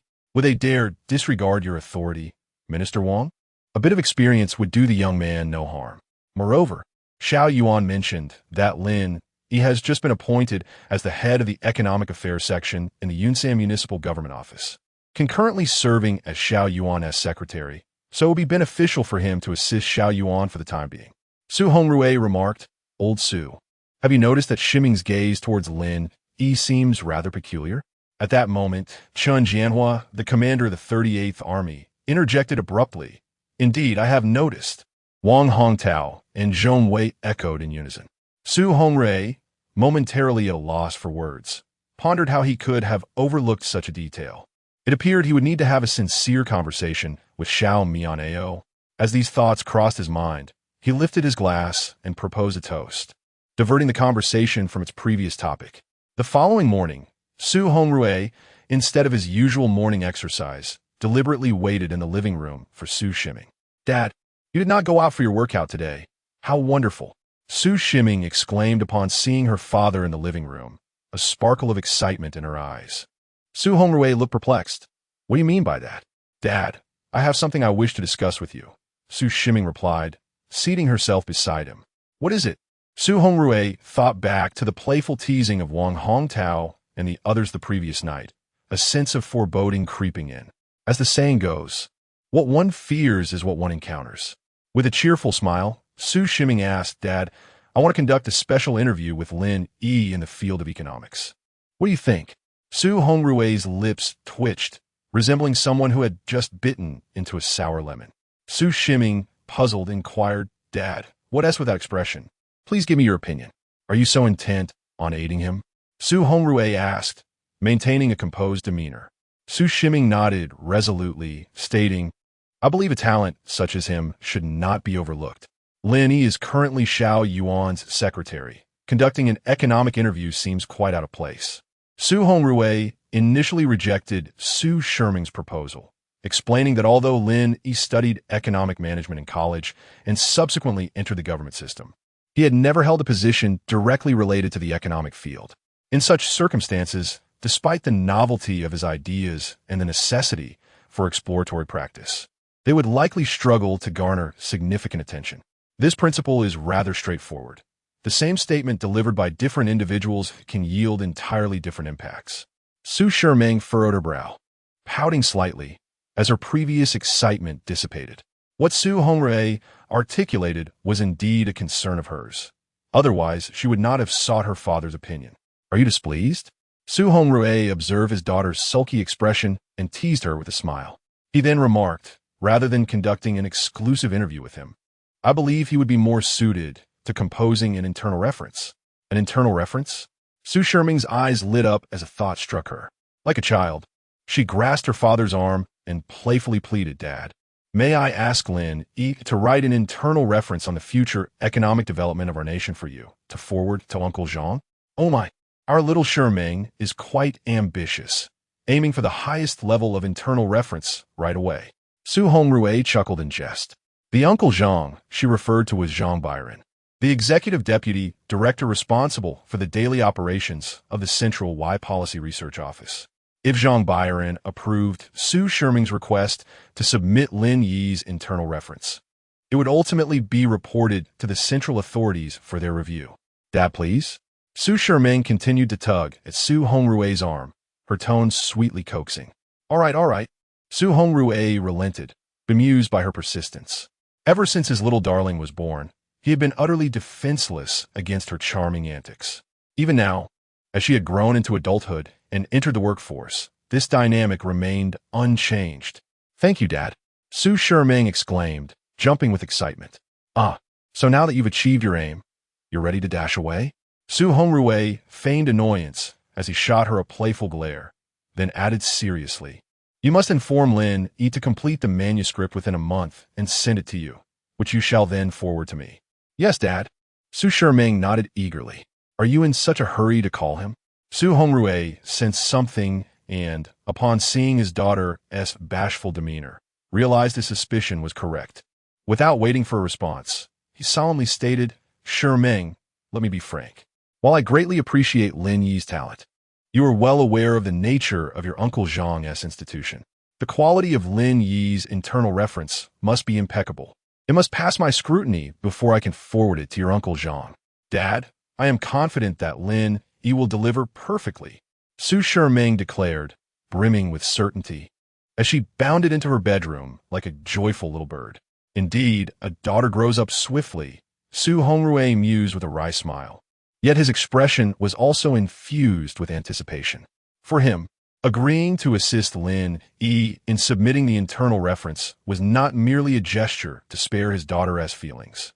More importantly, it reflected his recognition of Lin Yi's talent. After the National Day holiday, a remarkably significant meeting is to be convened. Over the past several decades, this conference has repeatedly determined the future trajectory of the nation. Typically, prior to the meeting, extensive research is conducted from the central leadership down to various ministries, gathering opinions from all quarters. Ultimately, the Central Policy Research Office compiles these insights into a written report, serving as a crucial reference for policy formulation. Should Lin Yi's internal reference be selected by the Central Policy Research Office, and should some of his recommendations be adopted and endorsed by the central leadership, it would amount to a contribution to the party and the nation. At that time, Su Hongrui would not only bask in glory, but also reap the benefits. Su Sim, however, remains unaware of her father's ulterior motives. Her intentions are purely to assist Lin Yi. Upon returning to her bedroom, she promptly retrieves her phone and dials Lin Yi's number. "Lin Yi, have you sobered up? I wasn't even that drunk." "Oh, in that case, allow me to share some good news." Su Shiming deliberately builds suspense, waiting for Lin Yi to bite. As expected, his curiosity is piqued. "What good news?" "I've discussed it with my father. Within a month, you need to write a proposal regarding the future economic development of the country. If he finds it satisfactory, he will forward it to Uncle Zhang. Uncle Zhang is the executive deputy director of the Central Policy Research Office." Thank you, Shiming." Lin Yi is taken aback, left speechless for several seconds.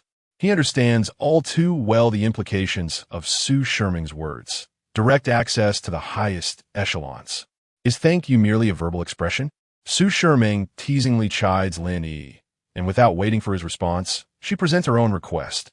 I've heard that the cuisine in Qinghe is exquisite. When I next visit Yunshan, you must take me to indulge. Absolutely. I promise it will be more than enough. Lin Yi eagerly assures her, his heart racing with excitement. After encountering Zhao Tianming, a sense of urgency has begun to swell within him, compelling him to swiftly acquire the means for stability and sustenance. Now, an opportunity has seemingly descended from the heavens. If his internal reference reaches the central leadership through the Central Policy Research Office and receives their endorsement, it would be a meteoric rise. Chapter 056. After the weekend, Lin Ke found it hard to make ends meet. On that afternoon, Lin Yi and Xiao Yuan returned to Yunshan, marking the final day of his appointment announcement. According to feedback from relevant departments, no one reported Lin Yi during the announcement period, which was entirely expected. Firstly, Lin Yi acted with integrity and never engaged in any illegal or unethical conduct. Secondly, even if someone wished to maliciously report him, they would have to consider the consequences. After all, Lin Yi was still listed as a senior advisor to the Central Commission for Discipline Inspection, raising questions about who would truly be scrutinized. The following morning, Lin Yi arrived at the municipal government office building and, while heading to his office, he encountered Xia Li. Two staff members from the Municipal Discipline Inspection Commission escorted Xia Li out of the office. Following the arrival of the Central Commission for Discipline Inspection in Yunshan, the city had promptly launched a special anti-corruption initiative, primarily targeting officials below the departmental level, and Xia Li was among them. The two staff members from the Municipal Discipline Inspection Commission greeted Lin Yi warmly upon spotting him. With his current position as the mayor's secretary and his affiliation with the Central Commission for Discipline Inspection, Lin Yi had become a prominent figure in Yunshan's political landscape. Receiving greetings from acquaintances throughout the government compound, he responded with a smile. Meanwhile, Xia Li, who had initially appeared dejected and weak, suddenly perked up upon hearing Lin Ke's name and glanced up to see Lin Yi. This realization caused a noticeable shift in Xia Li's demeanor. Instinctively, he attempted to break free from the grasp of the two staff members, only to be forcefully subdued to the ground. Lin Kiskiviko, I truly never intended to offend you. It was Yi Hao who aimed to target you. I had no part in it. Please, I beg you, spare me. Xia Li cried out, his pleas echoing with desperation, akin to a pig destined for slaughter during the New Year festivities. Lin Yi appeared unfazed by Xia Li's laments and continued on his way. Witnessing this, Xia Li seemed to turn into a mere shell of himself as he was led away by the two staff members. Lin Yi proceeded directly to his office, brewed a cup of tea, and convened a meeting with the staff of the secretary office, delineating the responsibilities of each member. Aside from Lin Yi, the office comprised 4 others: Deputy Section Chief Liu Xian, 2 regular staff members, and 1 seconded from a subordinate unit. In accordance with the assignments, Lin Yi took charge of the overall operations of the secretary office, as well as assisting Xiao Yuan with his tasks. Daily management and documentation were entrusted to Deputy Section Chief Liu Xian. However, there were 2 documents that Lin Yi insisted on drafting himself. One was a report to Su Shiming regarding recommendations for the nation's economic development in the future. This document would play a pivotal role in shaping his trajectory. Thus, he was determined to compose it personally. The second document was a task assigned by Xiao Yuan, requesting Lin Yi to draft a proposal for Yunshan City's development over the next 5 years. According to Xiao Yuan, Lin Yi only needed to outline the broader direction, leaving the finer details to be penned by the subordinate staff. Nevertheless, Lin Yi resolved to write it himself, as he had sensed through their interactions that Xiao Yuan regarded him as a younger brother, providing unwavering support and various resources for his advancement. He wishes to reciprocate kindness and offer the utmost assistance to Xiao Yuan. 3 days later, Lin Yi was the first to complete the materials assigned by Xiao Yuan and personally delivered them to Xiao Yuan's office. Xiao Yi, you managed to finalize the materials so quickly? Xiao Yuan inquired, astonished upon receiving the documents. Even though he was aware of his capable younger brother's extensive knowledge, he had not anticipated that Lin Yi would accomplish this task in merely 3 days. After all, such developmental proposals necessitate a thorough understanding of local circumstances. a mastery of various data, and careful contemplation before one can put pen to paper. Brother Xiao, I had previously contemplated the economic transformation of Yunshan and gathered some data. So it was relatively easy for me to write. Lin Yi replied with a smile. This was not mere fabrication. It was indeed the truth. In his past life, while stationed at the Water Conservancy Bureau in a remote area, he often pondered and predicted local and national policies and developmental plans regarding Yunshan, validating them against actual progress. For every misprediction, Lin Yi would conduct a retrospective analysis of the reasons behind it. This was one of the few joys he found after enduring hardship in his previous life. According to your perspective, do you propose that Yunshan evolve from a resource-based city into an industrial one? Xiao Yuan asked, briefly scanning the various subheadings in the materials. Indeed, Brother Xiao, Yunshan must undergo transformation. Otherwise, when the resource dividends fade or the resources are depleted, it will undoubtedly be rendered obsolete by the passage of time, Lin Yi affirmed. This was not mere speculation, but a tangible reality that would unfold over the next decade. Many resource-based cities across the nation, including Yunshan, have been abandoned by the times, experiencing significant population outflow and being outpaced economically by other cities. Very well, I shall review it in detail shortly. If there are no issues, I will present it at the municipal government's executive meeting, then report to the secretary, followed by discussions at the municipal committee's standing committee, and ultimately seek support from the provincial government. Xiao Yuan outlined his plan. Brother Xiao, when presenting at the meeting, we could temporarily replace the names of the 4 companies in the materials with related enterprises to avoid any leaks, Lin Yi suggested after some contemplation. In his proposal, he had emphasized attracting investment to Yunshan, specifically mentioning 4 companies, BYD, BOE Technology Group, Fuyao Glass, and Cement. The first 3 are destined to become renowned enterprises. While Luqing experienced astonishing returns from its investment in BOE, even earning the title of the most exceptional venture capital city in the nation for a time. All right, Xiao Yuan nodded. Although he was unaware of Lin Yi's reasoning behind the suggestion, he refrained from questioning it, driven by his absolute trust in Lin Yi. As he set the materials aside, Xiao Yuan asked, by the way, Xiao Yi, have you considered bringing your parents to the city? Brother Xiao, I appreciate your kind intentions, but it is unnecessary, Lin Yi politely declined. He understood that Xiao Yuan was inquiring whether he wanted to transfer his parents' jobs to Yunshan. Xiao Yuan was momentarily taken aback. Are you concerned about what others might say? Not at all. My parents have spent their entire lives in Qinghe, having long since adapted to both their work and everyday lives there. Furthermore, their relatives and friends reside in that locale.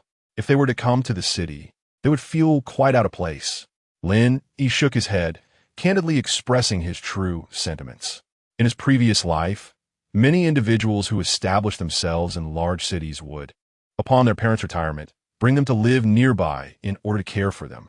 However, their parents often found it unbearable and predominantly chose to return to their hometowns. Nostalgia and the concept of returning to one's roots are merely superficial expressions. In truth, it is a matter of discomfort and unfamiliarity. You see for yourself, he concluded. Upon hearing Lin Yi's words, Xiao Yuan found a certain validity in his reasoning and ceased his attempts to persuade him. All right, Brother Xiao, I shall take my leave now, Lin Yi replied with a smile. Noticing Xiao Yuan nod, he turned and departed. Upon returning to his office, Lin Yi sipped his tea and then took out his phone to dial his sister Lin Qian. Brother, you finally remembered me. You've been promoted and didn't even tell me. HM. Lin Qian greeted him with a flurry of complaints. She shared a close bond with Lin Yi, often clinging to him, calling or chatting with him daily. However, after Lin Yi began his work at the municipal office, Lin Jingguang specifically advised Lin Qian to refrain from disturbing him, as his work kept him exceedingly busy. Although Lin Qian missed her brother dearly and yearned to talk to him, she had to suppress her desires. Little Qian, I've been truly swamped lately, and Haven Tea had the chance to reach out. Lin Yi promptly apologized.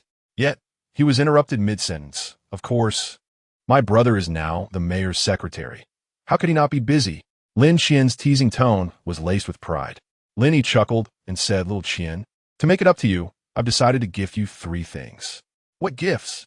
She inquired. First, a 2-day trip to the capital. Second, the latest smartphone and laptop. Choose whichever you prefer. Third, I'll give you 100,000 as pocket money. Brother, you haven't embezzled, have you? Lin Yi exclaimed, utterly shocked, immediately jumping to that conclusion. That is indeed the quickest way for officials to acquire wealth. Lin Yi retorted with exasperation. Do you think I am that sort of person? Then how did you suddenly come into money? You're talking about 100,000 as if it were nothing. It terrifies me. I won the lottery. The double chromosphere. Not the double chromosphere, but the sports lottery. Lin Yi replied, both amused and exasperated. The double chromosphere. Is that something an ordinary person could win? The last match in the sports scores he purchased had concluded on Friday night. By the weekend, he would be able to claim his prize in the capital. After the weekend, it would be quite difficult to remain impoverished. Chapter 057. Returning to the capital. The stage of life on Friday. During the executive meeting of the Yunshan municipal government, discussions revolved around the development plan for the next 5 years. Specifically, it was the document drafted by Lin Yi that incited considerable turbulence and sparked intense controversy. Some of the recommendations within were exceedingly audacious. For instance, the establishment of a state-controlled real estate company in Yunshan was proposed, aimed at divesting assets from the urban investment sector, with government ownership and market-oriented operations to seize the opportunities presented by the rapid development of the real estate market. Furthermore, it was suggested that Yunshan transition from a resource-based city to one focused on industrial manufacturing, vigorously promoting industries such as automotive and electronics. Could Yunshan truly accomplish such feats? Lin Yi attended the meeting but refrained from participating in the discussions. He merely observed the astonishment his document elicited from the attendees. In fact, even Xiao Yuan found himself somewhat taken aback. Had it been authored by someone else, it is unlikely that the document would have been brought before the municipal executive meeting. However, Lin Yi was different. Setting aside personal sentiments, he had garnered the acknowledgement and admiration of the 4 prominent figures during the banquet at the Jingxi Hotel in the capital. Moreover, he had also heard from Su Shiming about Lin Yi's intention to draft internal references, which would be relayed to Zhang Bowen, the executive deputy director of the Central Y Policy Research Office, by Su Hongrui. If Lin Yi was capable of formulating the national economic development plans, how could he not adeptly handle a 5-year development plan for the modest Yunshan? Thus, despite the bold and somewhat reckless suggestions within the plan facing skepticism and various challenges, Xiao Yuan was resolute in his determination to see it through, even willing to leverage his connections. Such matters were beyond Lin Yi's concern. Early Saturday morning, he boarded a train to the capital.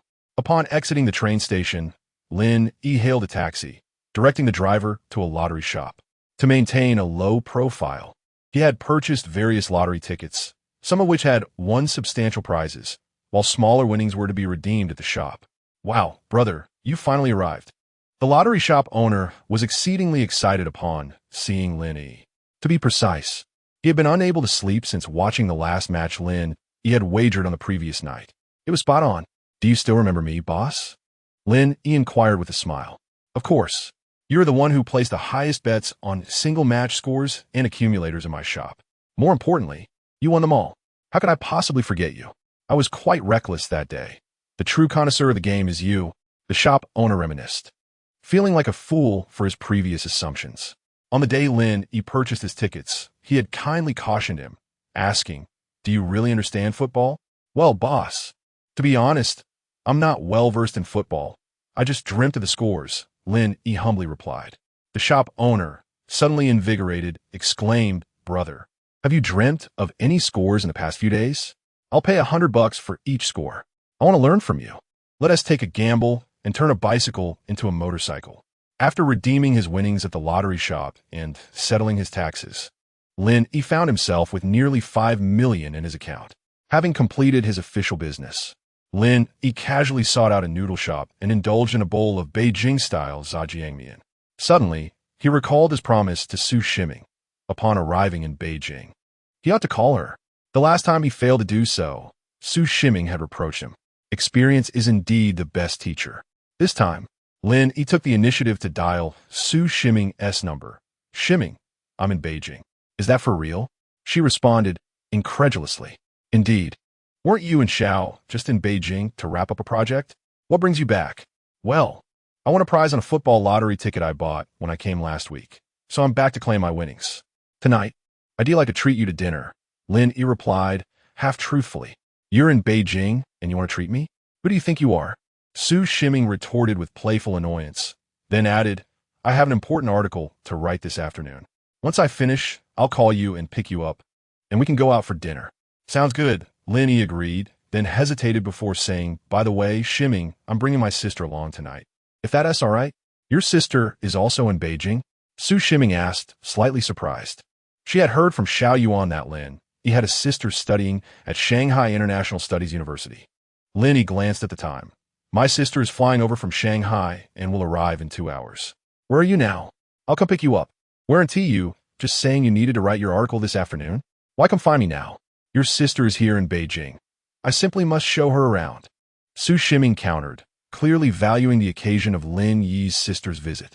An hour later, Lin Yi waited at the entrance of the Zhajiangmian shop and soon spotted Su Shiming.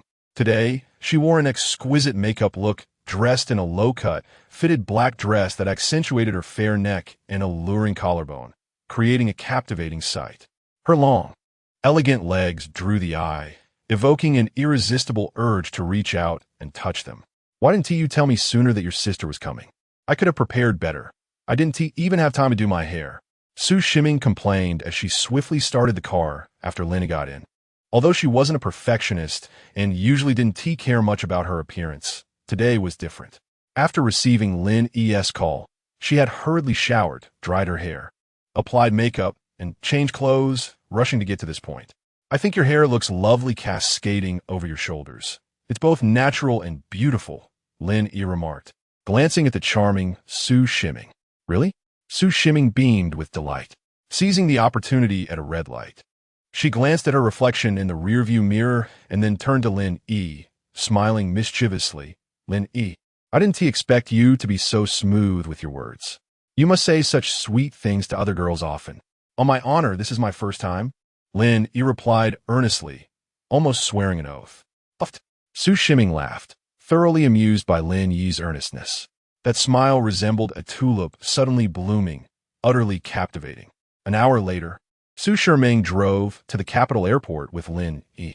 She parked the car in the garage, and together they awaited Lin Qian in the arrival hall. 20 minutes later, Lin Qian finally appeared.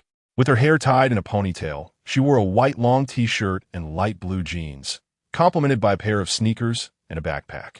In stark contrast to the meticulously adorned Su Shiming, Lin Qian wore no makeup and dressed rather simply. The only new item in her attire was the t-shirt she had purchased recently. Her jeans had faded from frequent washing, and her sneakers looked somewhat worn. The backpack, a birthday gift from Lin Yi, had accompanied her for 3 years. Brother. Lin Qian spotted Lin Yi from a distance and excitedly called out, dashing towards him. Xiao Qian. Lin Yi stepped forward to greet her, with Su Shiming following closely behind. Who is this beautiful sister? Lin Qian inquired, coming to a halt before Lin Yi and stealing a glance at Su Shiming. Upon first seeing Lin Yi, she had noticed Su Shiming beside him. In that instant, Su Shiming's beauty and grace left Lin Qian in awe. However, she was primarily absorbed in the joy of reuniting with her brother, thus paying little heed to her surroundings. Now, seeing Su Shiming standing next to Lin Yi, she realized they might be acquainted. Hello, Xiao Qian. I am Su Shiming, a friend of your brother. Before Lin Yi could introduce her, Su Shiming stepped forward, smiling as she introduced herself and extended her fair hand. Why you? Hello. Lin Qian immediately shook Su Shiming's hand, her youthful face betraying her nervousness and an unmistakable sense of inadequacy. On one hand, Su Shiming shone like a brilliant star in the night sky, dazzlingly radiant. On the other hand, having grown up in a small county and even after 2 years of university in a bustling metropolis, Lin Qian felt a twinge of inferiority when faced with the polished urban girl. Xiao Qian, there's no need to feel awkward. I'm a very good friend of your brother S. You can call me Shiming-jia. Noticing Lin Qian's nervousness and self-doubt, Su Shiming smiled gently and took Lin Qian's arm in a friendly gesture, conveying warmth and intimacy. Shiming-jia. Indeed, Lin Qian's tension eased, and a shy smile graced her face. What an astute woman Su Shiming was. Lin Yi observed the entire interaction, silently admiring her emotional intelligence. He also resolved to expose his sister to broader experiences in the future. Growing up in a small town, young women often find themselves dazzled and disoriented by the splendor of the world, potentially leading them astray. However, if they're introduced to the world earlier, such pitfalls might be avoided. In his previous life, Lin Yi lacked the opportunity and ability to provide care and protection for his sister, rendering him an inadequate brother. In this life, he vowed to offer her the finest stage for her journey ahead. Chapter 58. Does your father know how much you love to show off? As Lin Qian arrived in the capital city in the afternoon, there was no time for sightseeing. Su Shiming suggested they go shopping today and visit the Forbidden City and the Great Wall tomorrow. The three spent the entire afternoon shopping.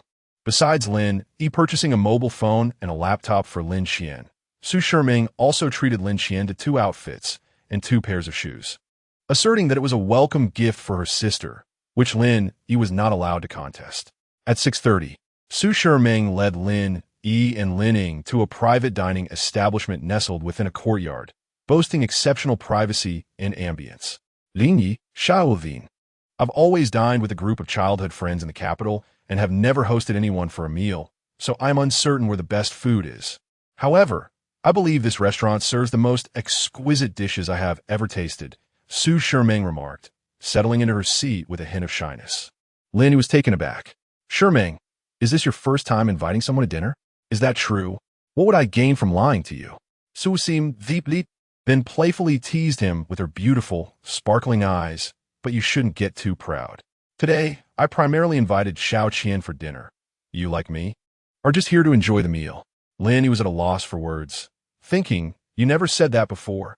Meanwhile, Lin Qian chuckled quietly, curiously observing Su Shiming. A girl's innate sensitivity led her to sense that the relationship between Su Shiming and her brother was perhaps more than mere friendship. Just as Su Shiming was about to order, an unexpected guest approached Lin Yi and the others, Zhao Tianming.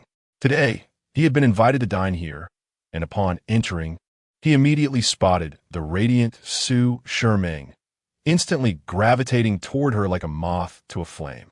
Shiming, what a coincidence. You're dining here too? Zhao Tianming approached with a smile. As his words fell, his gaze landed on Lin Yi, his eyes widening in shock, as if he had encountered a ghost in broad daylight. Lin, what are you doing here? I invited Lin Yi to dine here. Is there a problem? Su Shiming frowned at Zhao Tianming, as if he were an annoying fly. What? You invited him for dinner? Zhao Tianming was taken aback. In his recollection, the illustrious Su family princess, renowned as the most beautiful in their circle, had never invited a peer of the opposite gender to dine with her. Many privileged youths had repeatedly sought her company, only to be disregarded by Su Shiming. Thus, within their circle existed an unspoken wager. Whoever managed to secure a dinner invitation from the Su family princess would be deemed the victor. Yet here was a county bumpkin as the unexpected winner. Moreover, it was Su Shiming who had taken the initiative to invite him. This was utterly astonishing. After the shock, Zhao Tianming's confusion deepened. Shiming, how could you possibly invite him to dinner? What does that have to do with you? Su sim gon li zito, leaving Zhao Tianming utterly flabbergasted. His face darkened in an instant, resembling coal, his mouth agape, yet he found himself at a loss for words. He redirected his wrath towards Lin Yi. Kid, don't think that just because Xiao Yuan brought you into this circle, you belong here. Take a good look in the mirror and stop fantasizing about a toad, dreaming of eating swan meat. Zhao Tianming, do you enjoy putting on airs so much? Does your father know? Lin Yi raised an eyebrow and retorted directly at Zhao Tianming. What did you just say? Zhao Tianming was taken aback, doubting whether he had misheard. Lin Yi coldly replied, without the Zhao family's aura, you are nothing but a worthless waste. So stop pretending. In my entire life, no one has dared to speak to me in such a manner. You are the first.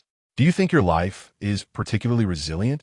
Zhao Tianming's anger transformed into mockery. Su Shiming detected the veiled threat in Zhao Tianming's words and coldly interjected. Zhao Tianming, Are you instructing my boyfriend on how to act? Boyfriend. Zhao Tianming was taken aback by Su Shiming's declaration, his previously mocking smile faltering, replaced by shock. Originally, Su Shiming inviting Lin Yi to dinner had already astonished Zhao Tianming. But now hearing her refer to Lin Yi as her boyfriend left him utterly stunned. It was well known that Su Shiming was the woman that many prominent heirs, including Zhao Tianming, dreamed of marrying. This revelation struck Zhao Tianming like 1,000 blows. S.H. Shiming, are you certain he is your boyfriend? After a full 10 seconds, Zhao Tianming finally regained his composure, staring at Su Shiming in disbelief. Su Shiming looked at him with disdain, saying, Zhao Tianming, we are not familiar, so do not call me Shiming, it nauseates me. Moreover, stop buzzing around like a fly, disturbing my boyfriend and my little sister while we eat. You. Zhao Tianming could no longer contain himself. This time, before he could utter a word, Lin Qian interjected, my sister-in-law has asked you to keep your distance. Why are you still lingering here? How thick-skinned can you be? Lin Qian was unaware of Zhao Tianming's identity. Previously, she sensed that Su Shiming shared a unique bond with her brother. Hearing Su Shiming's words, she had an epiphany and concluded that Zhao Tianming must be her brother's rival in love, thus stepping in to defend her brother's affection and protect her sister-in-law. If he were to enter your Su family's door, I swear I would take his surname. Upon hearing Lin Qian's words, Zhao Tianming mistakenly assumed that Su Shiming was secretly involved with Lin Yi, feeling as though a beautiful flower had been placed in a pile of manure. Fool! Hurry and get lost. As Zhao Tianming continued to ramble, Lin Yi unleashed a torrent of insults. You got guts. Zhao Tianming, in a fit of rage, chuckled darkly, fixating his eerie gaze on Lin Yi for a few seconds before turning to leave. Su Shiming's expression soured slightly. I'm sorry, Lin. I didn't expect to run into him here and cause you trouble. It's fine.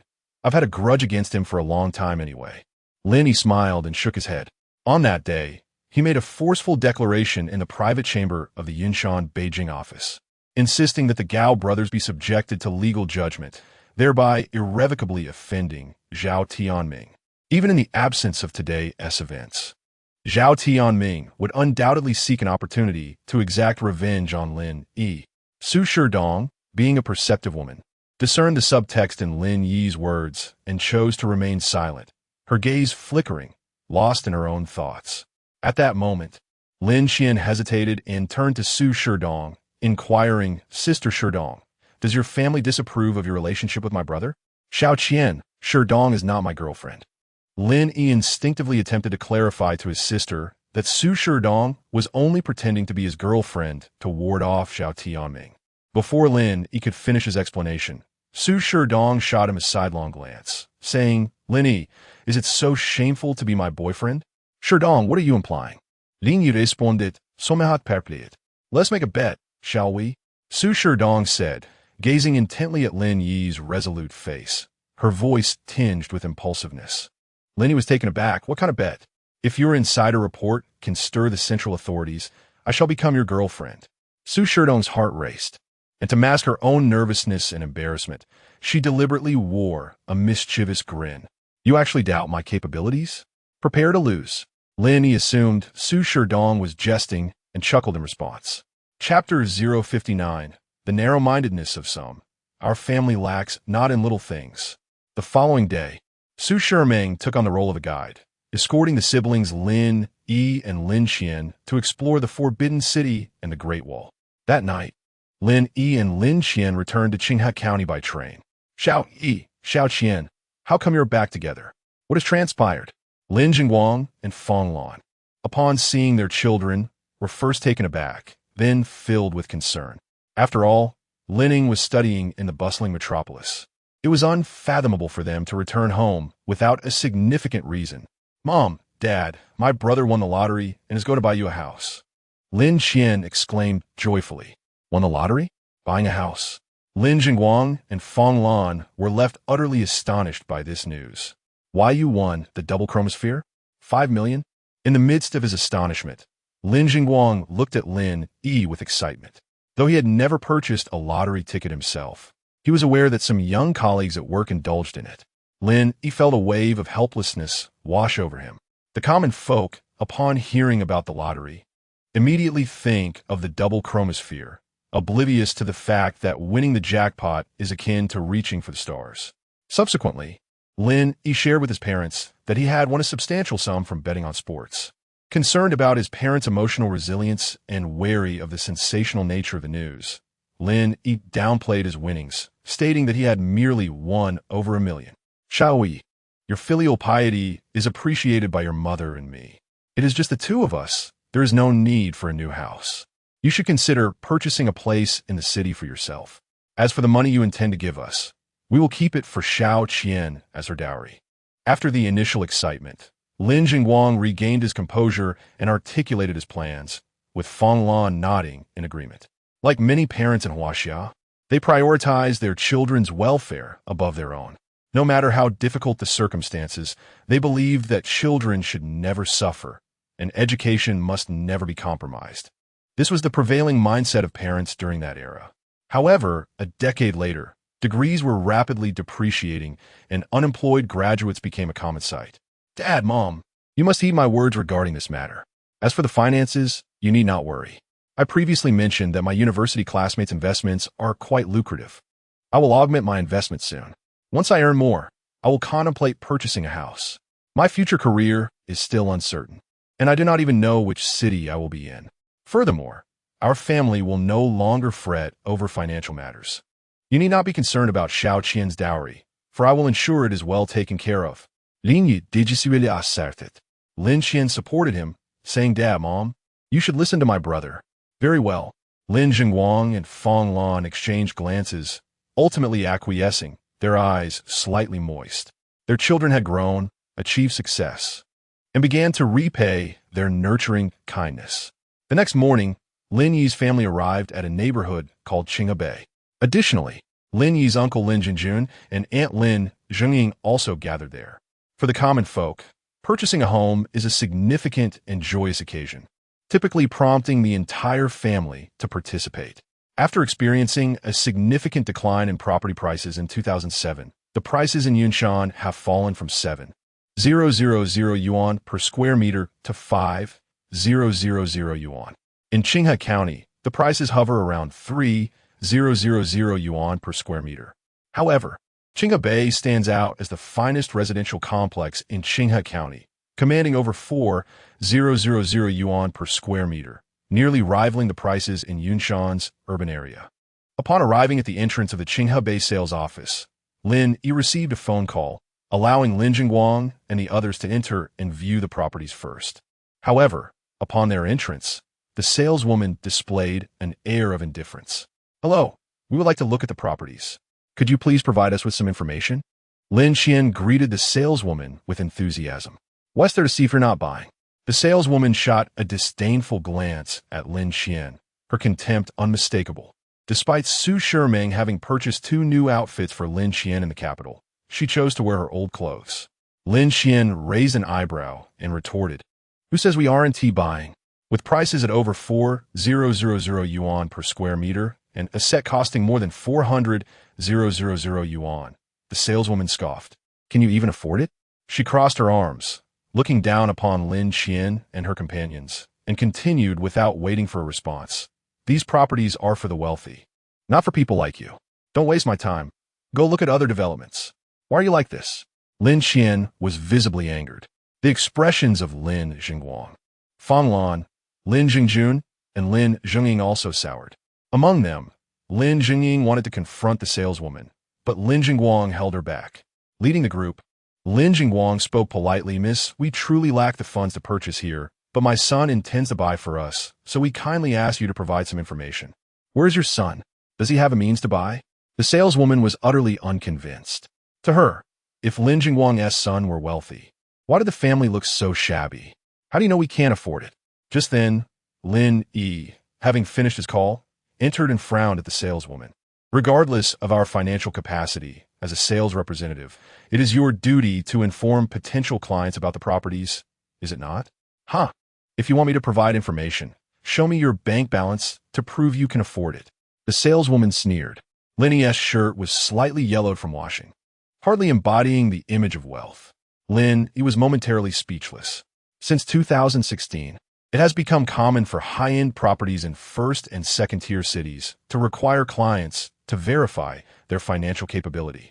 Yet it was surprising to see this trend emerge in Qinghe County first. At that moment, several individuals suddenly entered the sales office.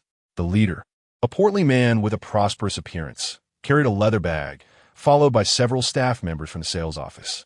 "Mr. Su, they refuse to buy a house, but insist on pressuring me to introduce the properties." The saleswoman hurriedly approached, her face adorned with a sycophantic smile, distorting the truth in her words. The Mr. Su she referred to, Su Yin, was the CEO of this property development. Upon hearing the words, Su Yin glanced at Lin Jingguang and the others, dressed in shabby attire, his brow furrowing slightly as he was about to speak. Yet, his gaze fell upon Lin Yi amidst the crowd. This revelation instantly widened his pupils, sending a jolt through his heart. Currently, Lin Yi was not only a rising star in the political arena of Yunshan, but also a prominent figure in Qinghe County. Whether it was Xiao Yuan visiting Lin Jingguang alongside the leaders of the Qinghe County Committee or Lin escorting the big brother Zhang Sheng to the sewing machine. Both incidents had stirred significant waves in Qinghe. Although Su Yin had never interacted with Lin Yi, he was familiar with him, having specifically looked at Lin Yi's photographs on others' mobile devices. At this moment, he immediately recognized Lin Yi. "Director Lin, what brings you here?" In his astonishment, Su Yin's furrowed brow relaxed, and a fawning smile emerged on his authoritative visage as he bowed and approached Lin Yi. With a stoic expression, Lin Yi replied, "And you are?"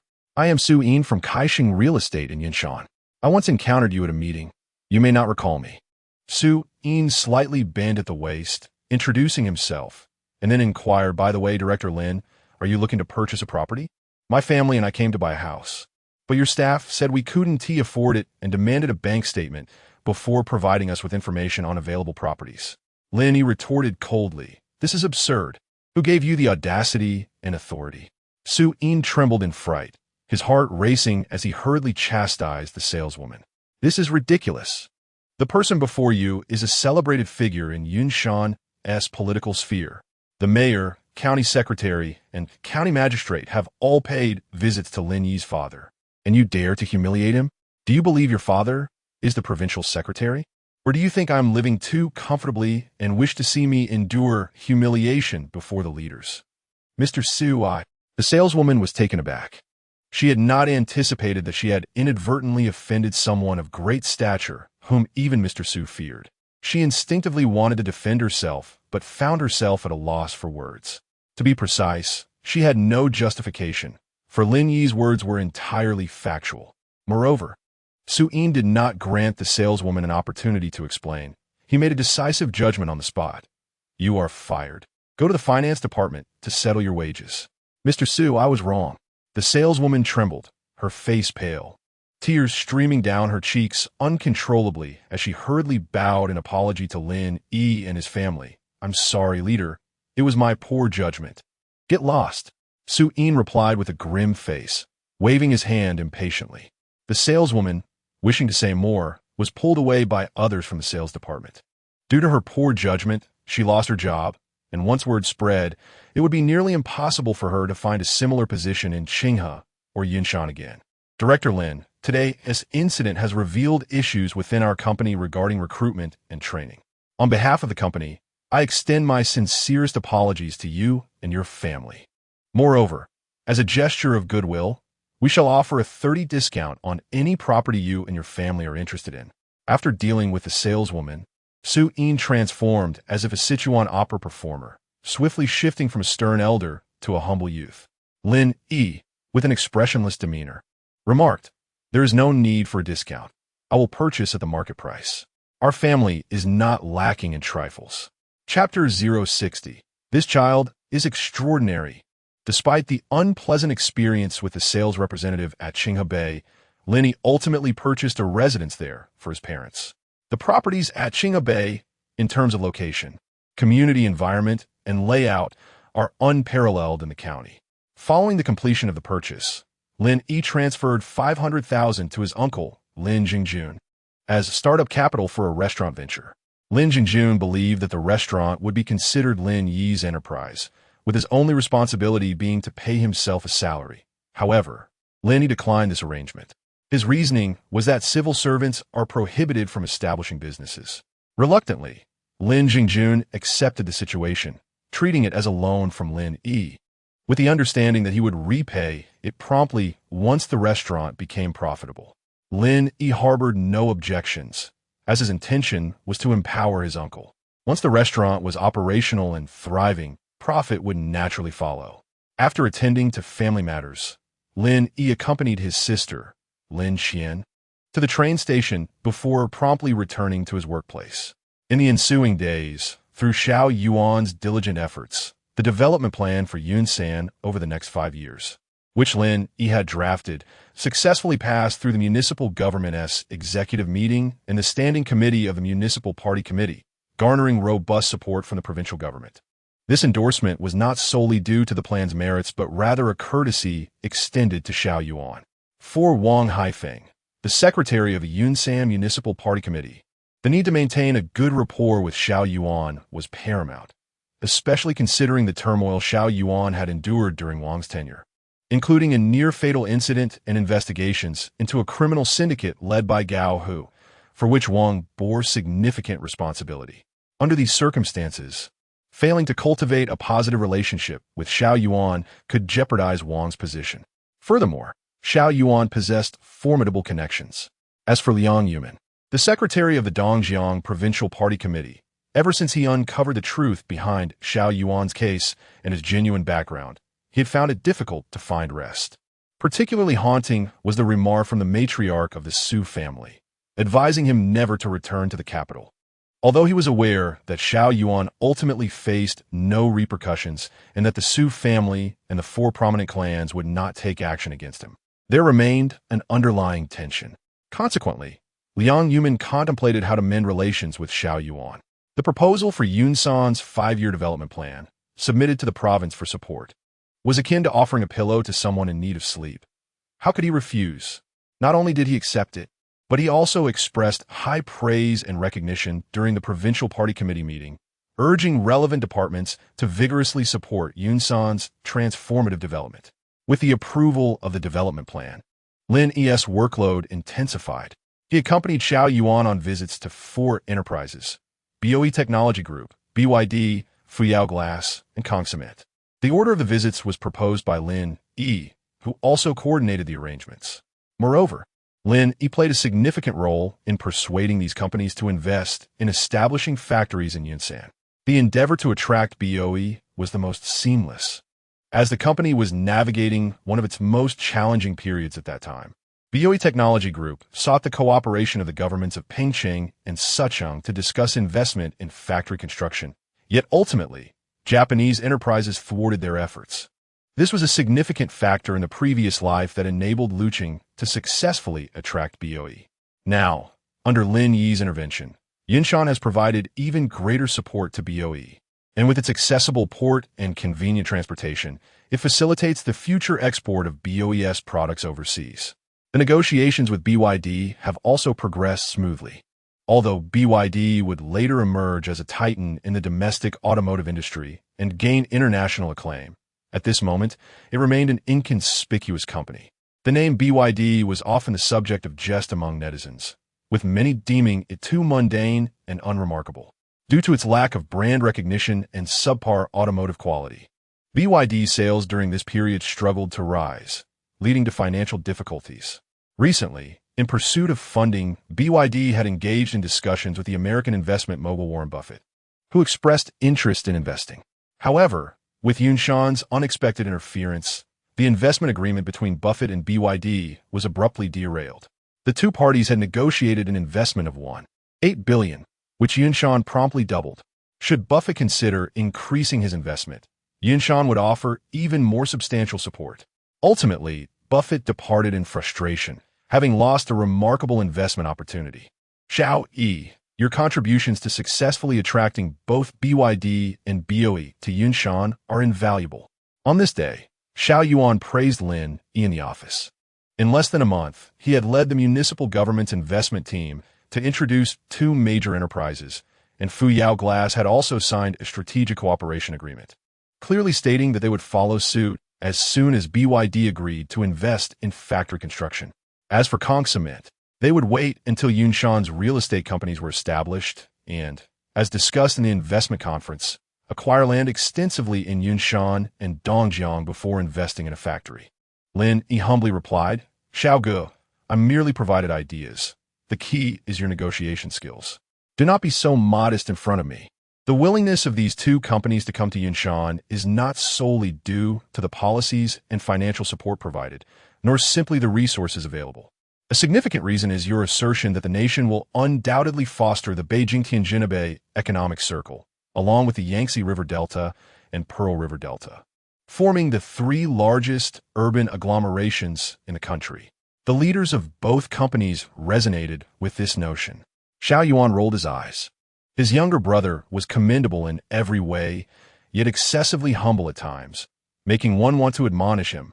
Lin Yi smiled and remained silent. The development of both the automotive and electronics industries necessitates a supportive industrial chain. If the two companies were to establish production lines in Yunshan without the backing of an accompanying industrial chain, sustainable growth would be challenging. However, the integration of the Beijing-Tianjin concept alters the scenario entirely. By the way, Xiao Yi, how is your report on the nation's future development suggestions coming along? Xiao Yuan suddenly recalled that Su Hongrui had set a submission deadline for Lin Yi, which was still over a week away, and hurriedly inquired. Lin Yi smiled and replied, "Brother Xiao, I have already completed the report and submitted it to Shimeng." Completed it? Xiao Yuan was taken aback. Originally, he intended for Lin Yi to focus solely on finishing the report during the upcoming week, but upon hearing Lin Yi's words, he was quite astonished. For the past period, Lin Yi had been accompanying Xiao Yuan in his investment endeavors, tirelessly traversing from place to place, leaving him little time or energy to work on the report. Particularly for such a report, which required extensive data and supporting materials, one must be utterly focused while composing it. Indeed, Brother Xiao, unless unforeseen circumstances arise, that report is already in Uncle Su's hands. Lin Yi nodded, his expression filled with anticipation. In Yanjing, at the Su family estate, Su Shimeng and her father, Su Hongrui, entered the study together. Inside, the elder Su sat at his desk, wearing reading glasses, engrossed in a document marked with a red header. The elder Su had once been a high-ranking official, now retired, yet he retained considerable influence, serving as the stabilizing force of the Su family. Father, grandfather. Su Hongrui and Su Shimeng greeted the elder Su as they entered. Hongrui, you have no meetings these days, yet you suddenly return and bring this girl, Shimeng, to see me. Is something amiss? The elder Su set aside the document, removed his glasses, and regarded them with curiosity. Father, I would like your assistance in reviewing an internal reference, Su Hongrui replied, retrieving a printed report from his briefcase and handing it to the elder Su. An internal reference? You have such a heavy workload in Jiangnan.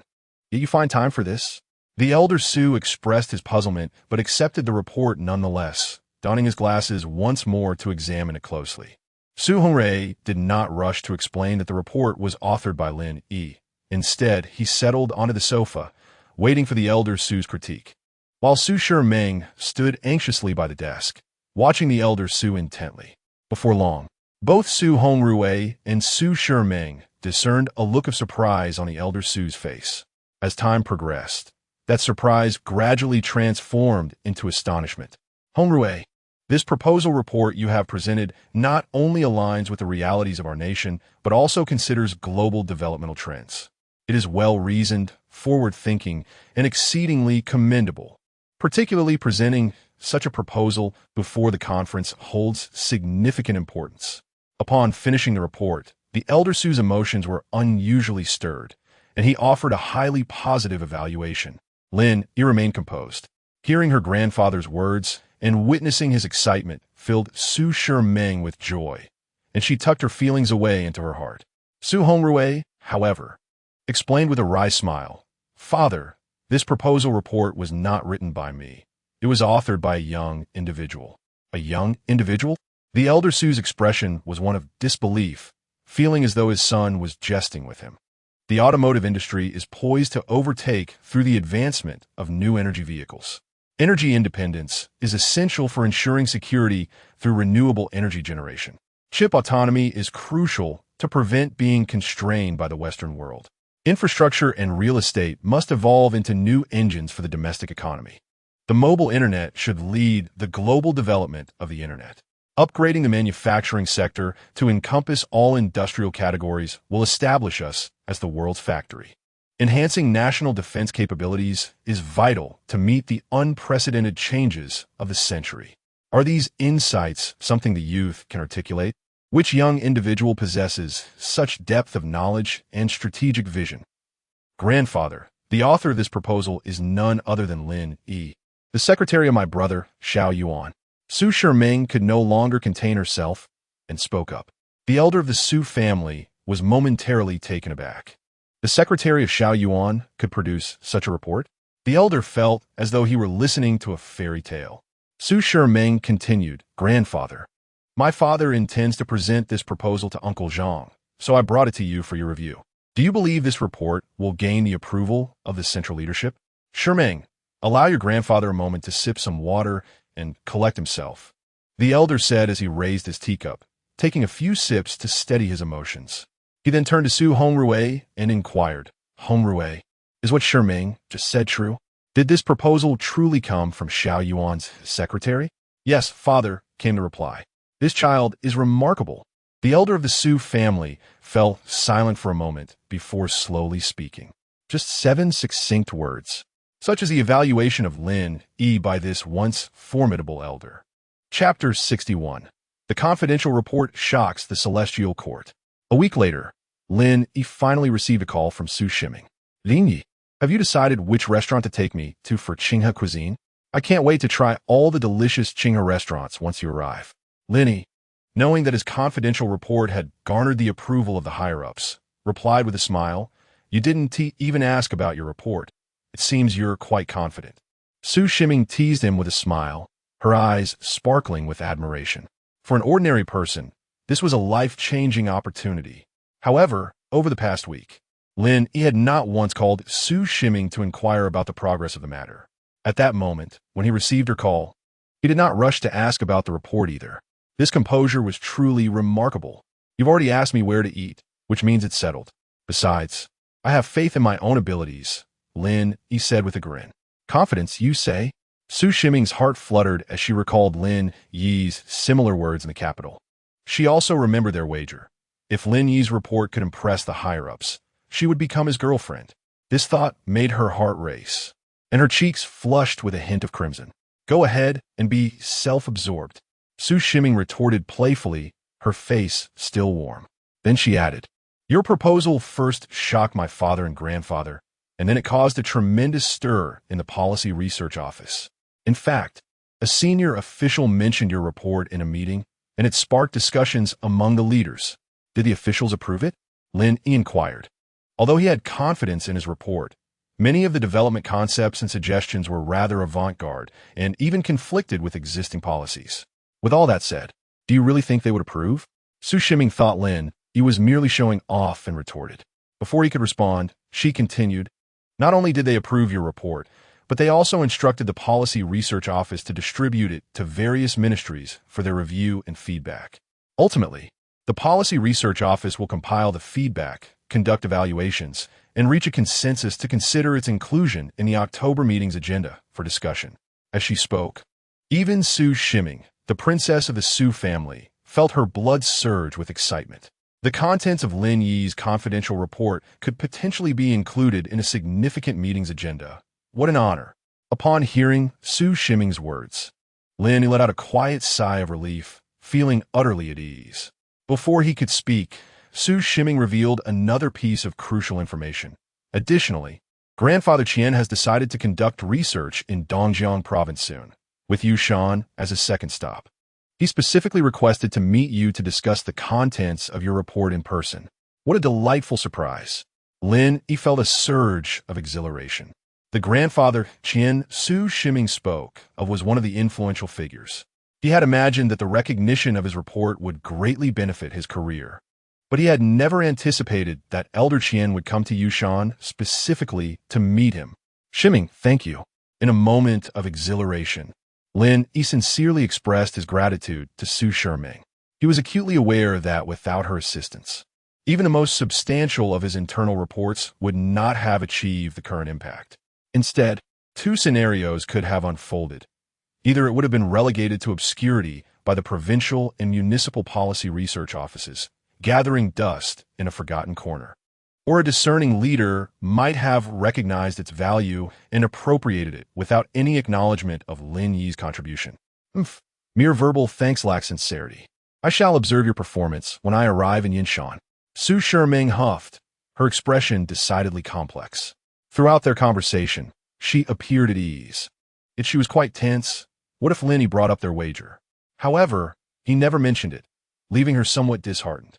It felt akin to a young girl awaiting her first love, torn between the fear of abandonment and the dread of mischief. A week later, Elder Qian led a team to Dongjiang for research. The primary leaders of Dongjiang accompanied him throughout the visit. After a day of investigations in the provincial capital, Elder Qian arrived in Yunshan, bypassing the municipal government and heading straight to the Yunshan Development Zone. The secretary of the Yunshan Municipal Committee, Wang Haifeng, and Mayor Xiao Yuan were already awaiting his arrival. Lin Yi, serving as the mayor's secretary, was also among the waiting crowd. As Elder Qian disembarked from the specially designed van, everyone, including Lin Yi, erupted into applause to welcome him. Elder Qian smiled and nodded, his gaze sweeping over the crowd, pausing momentarily on Xiao Yuan before settling on Lin Yi. In that instant, a brighter smile illuminated Elder Qian's face. Did he just glance at Lin Yi? And did he seem genuinely pleased upon seeing him?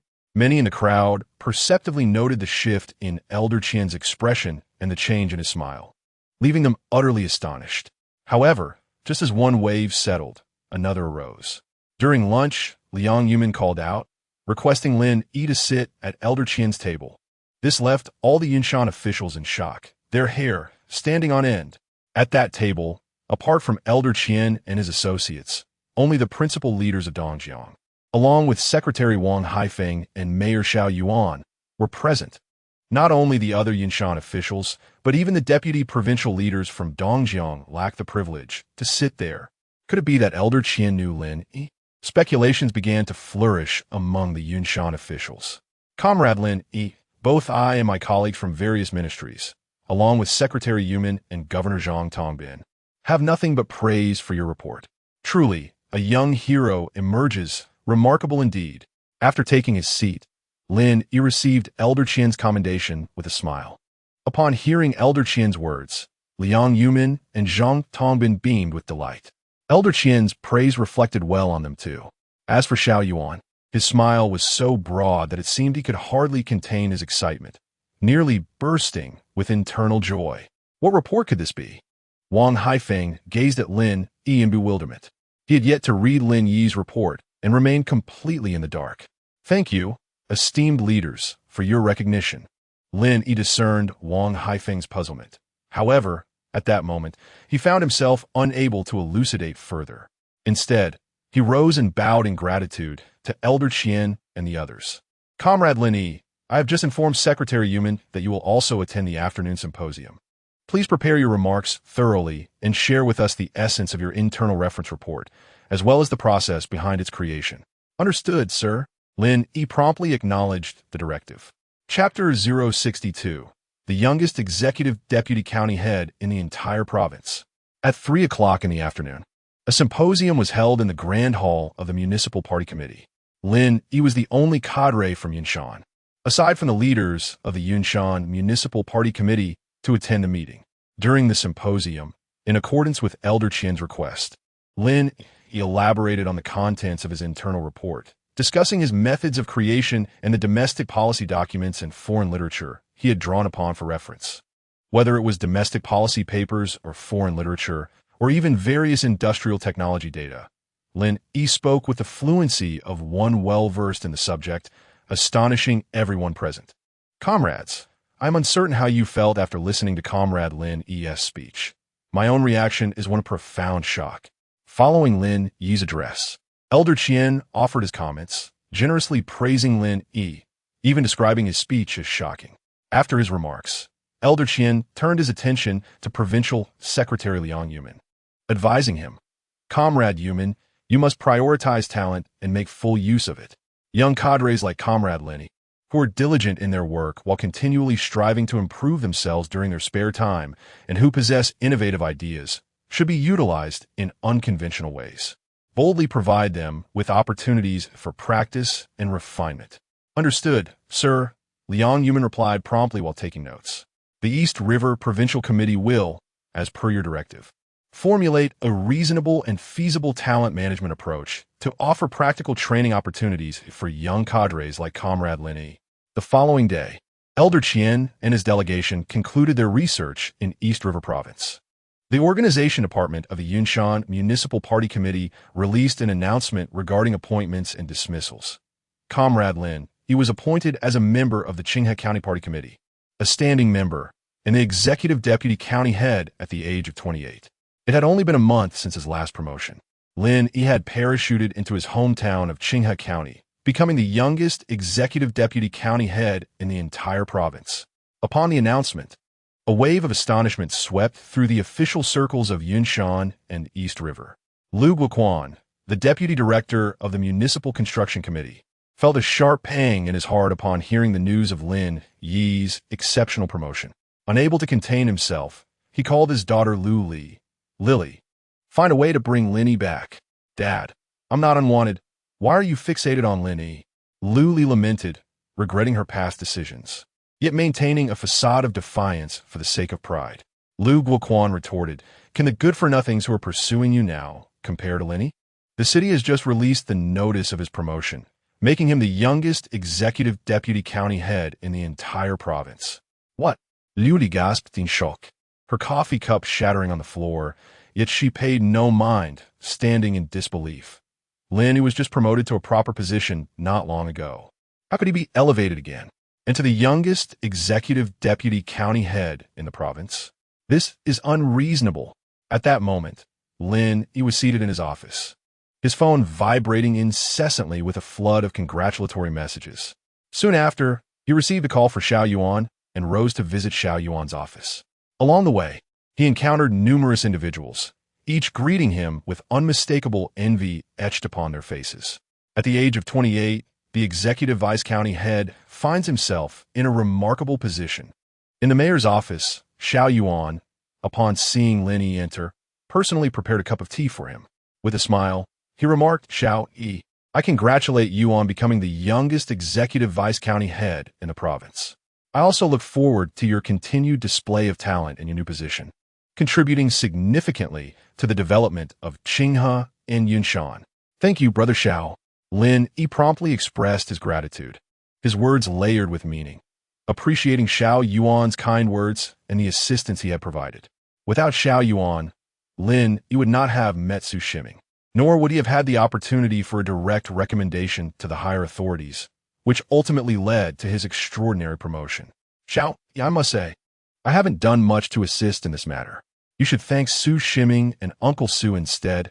Xiao Yuan chuckled, shaking his head. He then added, "Your new role in Qinghe will be quite a heavy burden.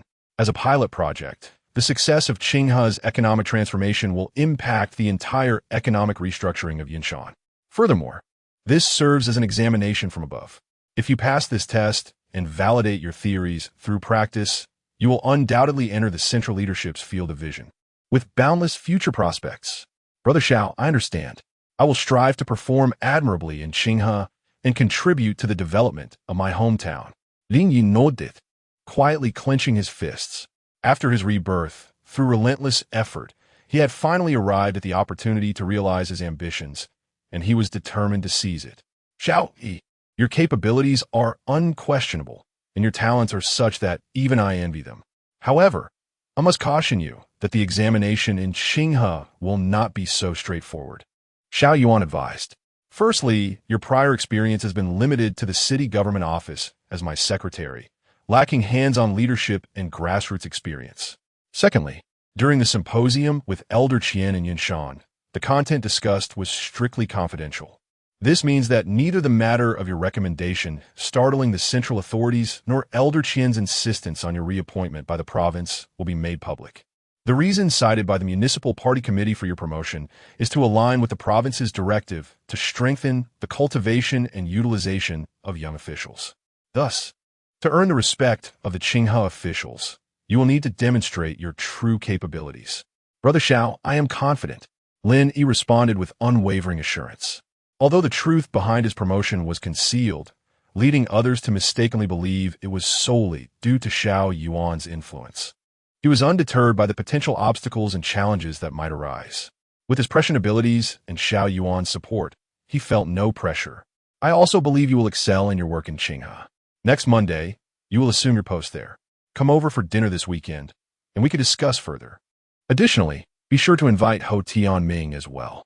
Noticing that Lin Yi understood his intentions, Xiao Yuan chose not to elaborate further. All right, Brother Xiao, Lin Yi nodded, rising to leave, fully aware that Xiao Yuan's suggestion to invite Ho Tianming was aimed at fostering a good relationship with him.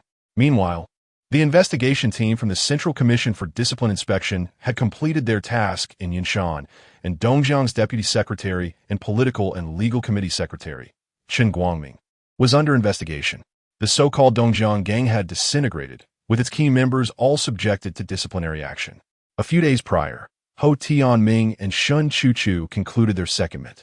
The former was promoted to a standing committee member of the Yunshan Municipal Party Committee, serving as both the Secretary of the Political and Legal Affairs Commission and the Director of the Public Security Bureau, while the latter returned to her police station as an instructor.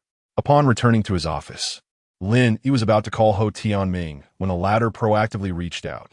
Brother, congratulations on becoming the youngest executive deputy county head in the province. Thank you. Brother Ho. Lin Yi expressed his gratitude before continuing. Brother Ho, Mayor Xiao is organizing a gathering this weekend and has asked me to invite you. Will you be available? Even if I'm not free, I will make time. It is a farewell for you as you head to Qinghe. I must be there. Ho Tianming replied with a smile, understanding the true purpose of Xiao Yuan's gathering. Yet for him, attending was primarily to bid Lin Yi farewell. As they spoke, Ho Tianming recalled something and added, by the way, once you arrive in Qinghe, if you have any matters to attend to, let Lu Ming handle them. If he does not manage well, I will hold him accountable. Brother Ho, Lu Ge and I have fought alongside each other.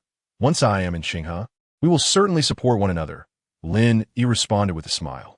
Lu Ming was the director of the Qinghe Public Security Bureau, and previously, he and Lin Yi had united to imprison Zhang Sheng, the most notorious criminal in Qinghe and Lin Yi's high school classmate, thus forging a revolutionary friendship. After their conversation, Lin Yi's smile faded, and he pondered, Brother Ho, I have a rather delicate request. No need for such formalities, just speak your mind. I wish to transfer Chuchu to Qinghe as the Deputy Director of the Public Security Bureau. Lin Yi recalled Shun Chuchu's tragic childhood and desired for her to serve in Qinghe, confronting the local tyrants of her hometown to alleviate her inner turmoil. No problem. Ho Tianming did not inquire about Lin Yi's reasoning and readily agreed, then asked, Brother, is there anything else you need from me? Brother Ho, if anything arises, I will call you again. Lin Yi expressed his gratitude and concluded the call. He then rose and walked to the window, gazing towards Qinghe, resolute in his determination. He was determined to excel in the significant examination of Qinghe and earn the favor of the central leaders. Chapter 063. Soaring High, taking the first step in office. On a Monday morning at 9 o'clock, Lin Yi, accompanied by Hu Zhilei, the Minister of the Municipal Organization Department and staff from the Organization Department, arrived by car at the compound of the Qinghe County Committee and County Government. The County Committee and the County Government not only operated from the same courtyard, but also within a single office building. Outside the office building, County Mayor He Hua, along with members of the Qinghe County Committee and the chairman of the Political Consultative Conference, awaited the arrival of Hu Zhilei and Lin Yi. As the car came to a halt, He Hua noticed Lin Yi and Minister Hu stepping out, and he promptly approached them. His gaze toward Lin Yi filled with envy and jealousy. At just 28 years old, Lin Yi had been exceptionally promoted as the youngest executive deputy county mayor in the province. Such fortune, Who wouldn't he envy it? Minister Hu, Comrade Lin Yi. Secretary Zhou has gone to the provincial party school for study. He entrusted me to ensure the successful conduct of today's conference with the municipal organization department. He Hua stated. Chairman Zhou and the members of the county committee are present, along with other officials at or above the department level in the auditorium. County Mayor He briefed on the preparations for the meeting. Mayor He, Secretary Zhou has already called me, and Comrade Lin Yi, Hu Zhilei replied with a slight nod, proceeding to shake hands with He Hua and others in turn. Lin Yi followed suit behind Hu Zhilei, exchanging polite greetings with the members of Qinghe County's leadership. Subsequently, Hu Zhilei and Lin Yi, accompanied by the group, entered the auditorium. Applause erupted as the audience, who had been waiting, rose to welcome them. As customary at such appointments, Hu Zhilei announced the decision regarding Lin Yi's appointment and outlined certain expectations for the Qinghe County Committee. County Mayor He Hua spoke on behalf of the county committee, expressing unwavering support for Lin Yi's work. Finally, Lin Yi took the floor. More accurately, it was a declaration. I am grateful for the organization's trust and support. Contributing to the development of my hometown is one of my primary objectives after assuming this role. I am delighted and honored to return to Qinghe for work, yet I also feel the weight of responsibility upon my shoulders. I shall not disappoint the organization's expectations, and I hope for your continued support in my endeavors. Thank you. Lin Yi's remarks were succinct, and the auditorium resonated with applause, though it struck a note of formality rather than genuine enthusiasm. Few harbored any belief that Lin Yi's tenure would usher in significant change for Qinghe County. Many perceived him as lacking grassroots experience and believed his elevation was merely the result of political patronage, viewing him as someone seeking personal validation. Lin Yi sensed the skepticism and even condescension directed toward him, yet he was mentally prepared for such scrutiny. His demeanor remained calm and composed, intent on addressing their doubts through tangible actions in the forthcoming tasks. Once the meeting concluded, Lin Yi, alongside County Mayor He Hua, engaged in conversation with Hu Zhilei in the office for a brief period before sharing a meal together. Mayor Lin, we will convene a regular meeting of the county government at 3 o'clock this afternoon to delineate everyone's responsibilities and to familiarize you with the members of the county government as party group. He Hua informed Lin Yi after lunch, inquiring, do you typically take a midday nap? Mayor, I usually do not rest during lunch. You should take the opportunity to rest. Lin Yi replied. He Hua smiled and said, I'm not feeling drowsy today. Since you are not taking a nap at noon, would you care to join me for tea in my office? All right. Lin Yi nodded, understanding that He Hua intended to have a private conversation under the guise of tea. 20 minutes later, Lin Yi arrived at He Hua's office. Mayor Lin, He Hua began, last night, Mayor Xiao called me to discuss your appointment to Qinghe. The city plans to transform Qinghe into a pilot for the economic transition of Yunshan. You are young and capable with forward-thinking ideas, which is why the organization has entrusted you with this responsibility. Would you mind sharing your thoughts and plans with me? He Hua brewed a cup of tea for Lin Yi, smiling as he spoke. Lin Yi replied, County Head, I would also like to take this opportunity to report on my work. My preliminary idea is to leverage the successful introduction of renowned private enterprises, BYD and BOE, by the city to attract investments in Qinghe. The focus of our investment attraction will primarily be on upstream enterprises in the automotive and electronics industries. Once we successfully attract investments, we can gradually shut down small coal mines and achieve an industrial transition. But Mayor Lin, He Hua interjected, the coal mining industry is a pillar of our county's economy. Our GDP and tax revenue heavily rely on it. Shutting down small coal mines would pose a tremendous challenge to our finances. If we face fiscal constraints, it raises concerns not only for county development, but even for ensuring the salaries of civil servants. He Hua paused, casting a meaningful glance at Lin Yi. Of course, I support you, but it is difficult to say how the secretary and other team members will react. County Head, I understand. Lin Yi nodded. He Hua lit a cigarette, took a puff, and casually inquired, Mayor Lin, I have heard that Secretary Zhou may be reassigned after this party school training. Have you heard anything about it? County Head, I'm unaware of this matter. If it is true, I believe you're quite likely to succeed Secretary Zhou, Lin Yi said, initially shaking his head gently before expressing his opinion.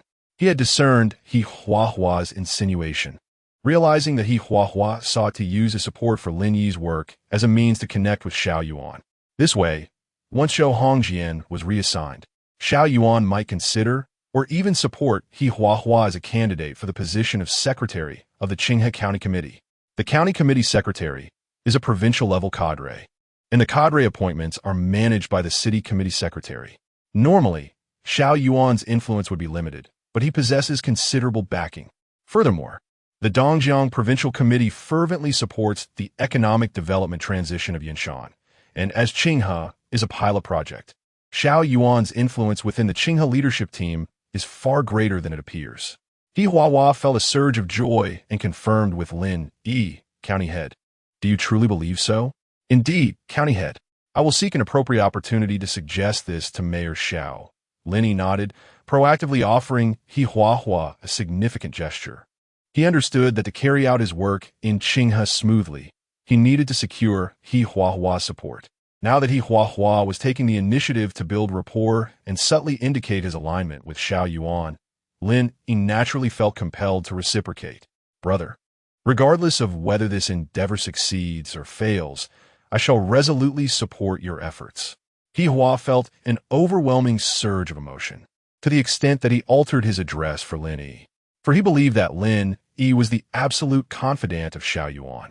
Having been unexpectedly appointed as the executive deputy county chief of Qinghe, shouldering the significant responsibility of facilitating the economic transformation of Qinghe. If Lin Yi were to propose a suggestion to Xiao Yuan, the possibility of his own ascension to the position of county party secretary would be greatly enhanced. Brother He, I believe there's a high probability that this will succeed. Lin Yi smiled slightly, also changing his manner of address towards He Hua, successfully taking the first step in his tenure at Qinghe. Chapter 064. Since you are so eager to bring about your own demise, I shall oblige your wishes. After departing from He Hua's office, Lin Yi felt a considerable sense of relief, yet he remained vigilant. He understood that in order to propel the economic transformation of Qinghe County, it was imperative to address the coal mining industry, which would undoubtedly encounter formidable resistance. Forming an alliance with He Hua was merely the initial step of a long journey. The subsequent execution of his plans required careful contemplation and the delivery of an impeccable performance to lay the groundwork for his political ascent. On that afternoon, County Mayor He Hua convened a regular meeting of the county government, during which he reallocated responsibilities. As the deputy secretary of the county government and the executive vice mayor, Lin Yi was tasked with overseeing the routine operations of the people's government, as well as managing development and reform, finance, taxation, investment promotion, and financial affairs. The following morning, while He Hua attended a meeting in the city, Lin Yi, accompanied by the deputy director of the county government office, familiarized himself with the governmental operations, preparing for an afternoon field investigation. His intention was to grasp the overall situation of Qinghe before formulating a work plan. However, at 10 o'clock, Lin Yi received a phone call from Mayor He Hua, whose tone was grave. Lin Yi, I just received a call from the county mayor of Yunshan, reporting that a collapse has occurred at the Shirtan coal mine. He has already rushed there with the head of the county's Safety Supervision Bureau, Ma Rue. You must go and take charge of the situation, focusing on rescue efforts while also preventing secondary accidents and investigating the specifics of the incident. Understood, Major. Lin Yi replied, his brow furrowed. He had intended to formulate his work plan for Qinghe after his investigation, but an unexpected crisis had arisen before he could even begin his research. Moreover, the incident took place in Shirtan village, the hometown of Shun Chu Chu. The Shirtan coal mine is predominantly controlled by the Shirtan Mining Company, a village enterprise holding a 51% stake, with the mine manager being Ding Yonggang, the younger brother of the village secretary, Ding Shushan. In Lin Yi's previous life, a collapse had occurred at the mine in September, resulting in 5 fatalities, which had been concealed from higher authorities. Neither Ding Shushan, as the village secretary, nor his brother Ding Yonggang, who managed the coal mine, had faced any repercussions, continuing to evade justice. For nearly a decade thereafter, the Ding brothers had thrived in lawlessness until they were eventually apprehended during a crackdown on organized crime. according to reports from the Municipal Disciplinary Inspection Commission and the Procuratorate. During his tenure as village secretary, Ding Shusheng had engaged in embezzlement and bribery, misappropriating village collective enterprises and committing serious violations of law and discipline. His brother, Ding Yonggang, epitomized village tyranny, exhibiting domineering behavior towards both men and women, manipulating local elections, operating illegal gambling establishments, and hoarding firearms, committing numerous atrocities. The tragic childhood of Shun Chuchu stemmed from the actions of the Ding brothers. Her brother, in a bid to protect her, had suffered a grievous injury inflicted by Ding Shusheng's son, leaving him almost mentally incapacitated.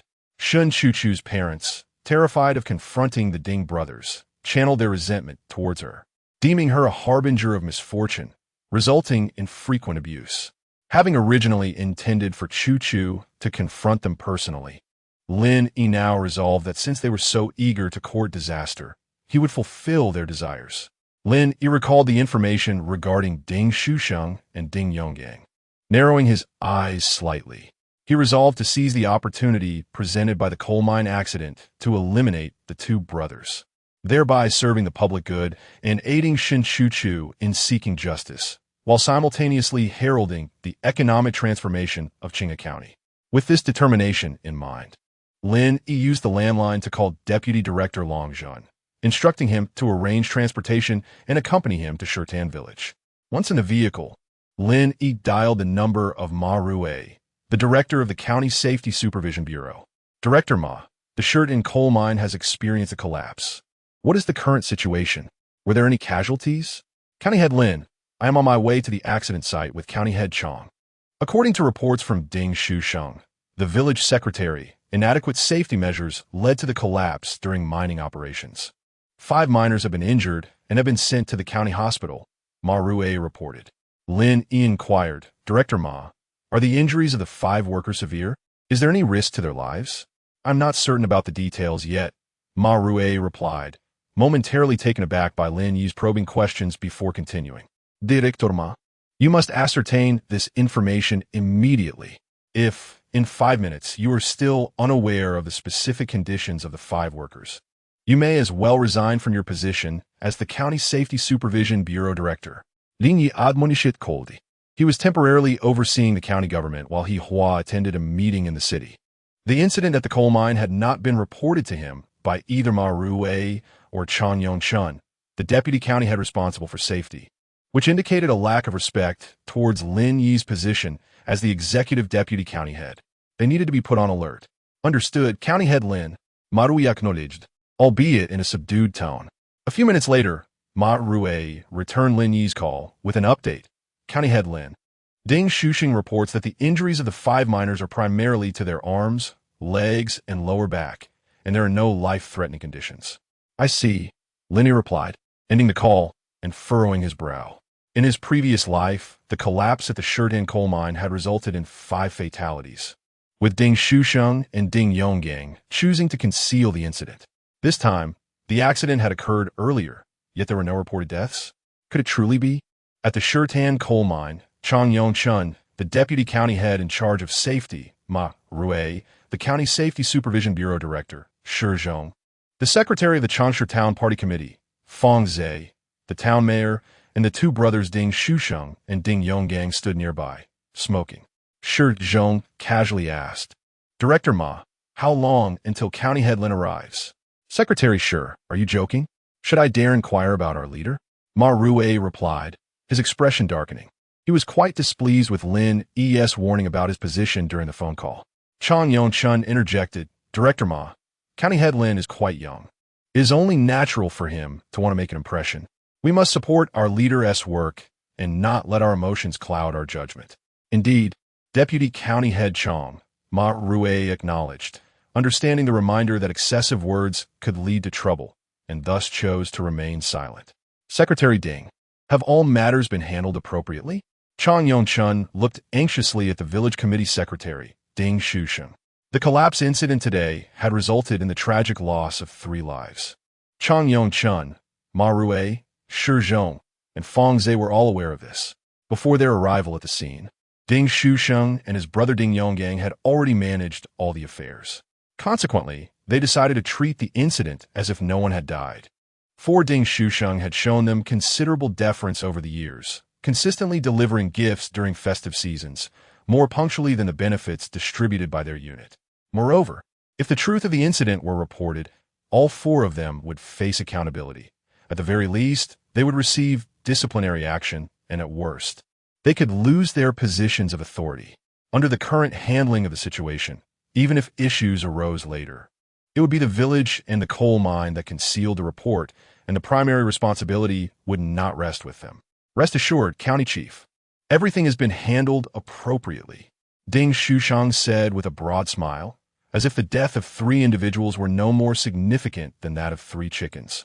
Ma Rui cautioned Secretary Ding. County Chief Chong just mentioned that County Chief Lin, being new to his post, will likely want to make an impression. If he insists on thoroughly investigating the incident, have you considered how to respond? Ha. Director Ma, there is no need for concern. Since I assert that there were no fatalities, the villagers and the workers will undoubtedly align with my statement. If County Chief Lin insists on a deep investigation, the coal mine will have to cease operations, and the villagers will certainly oppose that. Ding Shusheng replied with a slight smile, exuding an air of invulnerability. Fully considering himself the local sovereign of Shurtan village, with its robust and spirited villagers as his loyal subjects and greatest support. Chapter 065. I do not acknowledge your meeting decision. While Ding Shusheng and others were engaged in discussions regarding Lin Yi, he sat in the car, contemplating how to address the unforeseen incident in Shurtan village. As he pondered, the vehicle arrived at the village. Shurtan village is encircled by mountains on 3 sides, with the coal mine located on the hillside behind the village. Consequently, Lin Yi instructed the driver to navigate through the village and proceed directly to the coal mine. As the car traversed Shurtan village, Lin Yi observed the terrain, his brow slightly furrowing. There are only 2 routes into the village, a narrow path and a wide road. In his previous life, the police undertook 3 operations to eliminate the village bully, Ding Shusheng, and his brother, Ding Yonggang.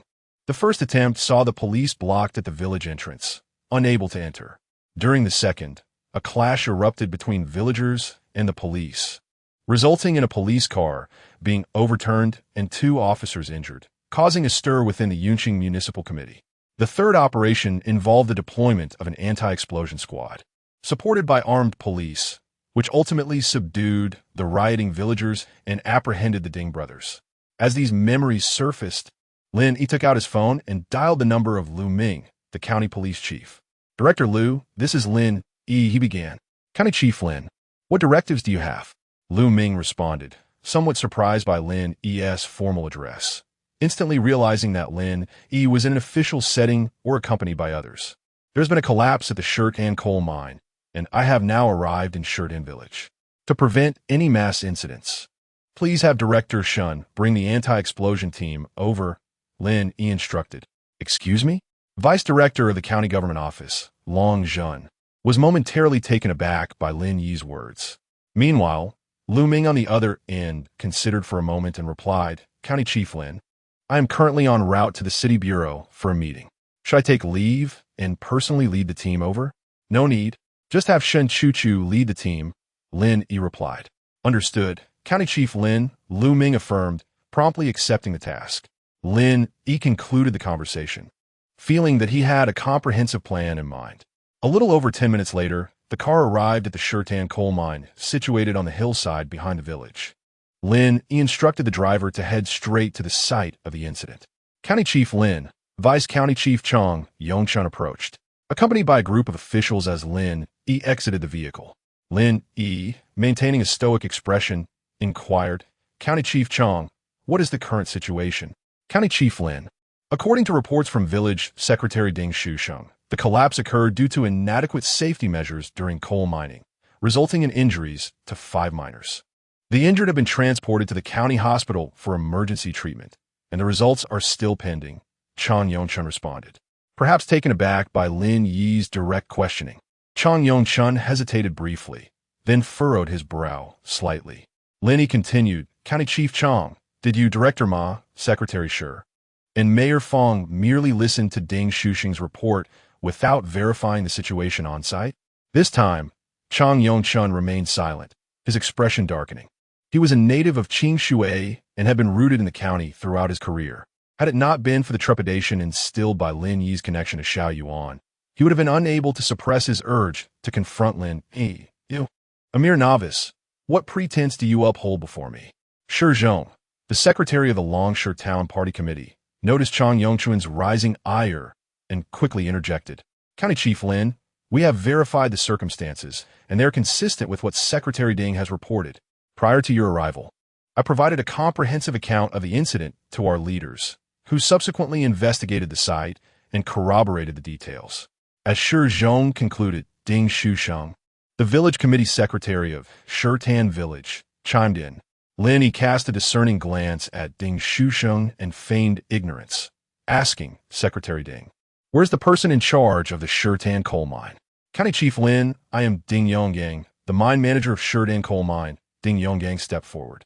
Lin Yi scrutinized Ding Yonggang with a steely gaze, commanding, summon the team leader who worked in the mine today and have him bring the roster of miners. County Chief, the miners who work today are not present, and we do not possess a roster, Ding Yonggang replied defiantly. Ding Shusheng, playing the conciliatory role, elaborated, County Chief Lin. Regarding this matter, I inquired with Manager Ding, who stated that the miners were quite shaken by the incident, fearing it would leave them with psychological scars. Hence, they were given leave to recuperate and return when they felt ready. 3 people are dead. They died this morning. However, before Ding Shusheng could finish, a voice resonated from the distant hilltop. The sudden utterance caused a palpable shift in the expressions of all present, instinctively drawing their gazes toward the source. In the distance, Lin Yi discerned a young man with a simple demeanor. Shun Chuha, the brother of Shun Chu Chu. County Chief Lin, that is our village's simpleton, Shun Chuha. He suffered a mental affliction in childhood and has since been quite erratic, often speaking nonsensically. Ding Shuxing remarked with a calm demeanor upon seeing Shun Chuha. It is well documented that Shun Chuha has mental health issues, having undergone treatment at a psychiatric facility multiple times. Who would heed the words of such a person? Upon hearing Ding Shuxing's comments, Chang Yongchun and the others exhaled in relief. Lin Yi chose not to respond to Ding Shusheng, but instead shifted his gaze to Ma Rui, the director of the county's Safety Supervision Bureau, inquiring, Director Ma, what measures does your bureau intend to implement regarding the Shirtan coal mine collapse? County Chief, prior to your arrival, County Chief Chong convened an emergency meeting on site. The consensus was to prioritize the treatment of the 5 injured workers, considering transferring them to the city hospital if their conditions were critical, with expenses handled as work-related injuries. Additionally, the mine will learn from this incident, enhance safety protocols, and ensure protective measures are in place before allowing workers back underground. Ma Rui responded. Lin Yi raised an eyebrow, directing his gaze toward Chang Yongchun, stating, County Chief Chang, is this your proposed course of action? County Chief, this is the collective resolution we reached in our meeting. I am unaware of any insights you might have. Chang Yongchun retorted, unable to resist countering Lin Yi. I received a call from the county chief instructing me to take charge of the Shirtan coal mine collapse incident. Although a meeting was convened previously, I find it to have been rather superficial, lacking a thorough analysis of the causes of the incident, failing to fully absorb the lessons learned, and neglecting to earnestly formulate corrective measures. In light of this, I believe that the County Safety Supervision Bureau should organize a new meeting to investigate and analyze the incident. After the meeting, the Shirtan coal mine must rectify the existing issues in accordance with the approved corrective measures. Lin Yi spoke in a deep voice, his tone unequivocal, and as he concluded, his gaze swept towards Ding Shusheng, declaring, until all issues are resolved, the Shirtan coal mine shall cease production operations. Mayor Lin, the Shirtan coal mine is controlled by the Shirtan Mining Company in Shirtan Village, and the villagers' income is entirely derived from the coal mine. If the mine halts production, it will significantly impact the villagers' livelihoods, and I anticipate their discontent, Ding Shuxing remarked, raising an eyebrow. Lin Yi coldly retorted, Secretary Ding, safety in production is paramount. If the villagers are dissatisfied, you, as their village secretary, should engage in ideological work with them. Understood, Ding Shuxing replied, maintaining his composure. Lin Yi then turned to Ma Rui, issuing directives. Director Ma, you are responsible for organizing the Incident Investigation and Analysis meeting at the County Safety Supervision Bureau, and all present, including myself, must attend. Furthermore, your bureau must immediately issue a safety rectification notification to the Shirtan coal mine. Production operations shall not be permitted until all issues are resolved. Certainly, Mayor Lin, Ma Rui affirmed. Lin Yi added, I must remind you, Director Ma, if the Shirtan village continues production before the issues are rectified, you shall submit your resignation to the mayor. With that, Lin Yi coldly uttered his final words and turned to enter his vehicle. Ma Rui trembled with fury, his fists clenched, feeling an overwhelming urge to chase after Lin Yi and confront him. Director Ma, anger is detrimental to your health. It is unnecessary to provoke him, Ding Shuxing advised, patting Ma Rui on the shoulder and casting a knowing glance at Ding Yonggang. Ding Yonggang understood immediately and promptly sent a text message. Moments later, Lin Yi's vehicle was halted. Hundreds of villagers from Shirtan gathered, blocking the road down the mountain completely. Chapter 66. Prescient planning inside the car. Both the driver and deputy director Long Zhen wore expressions of disbelief.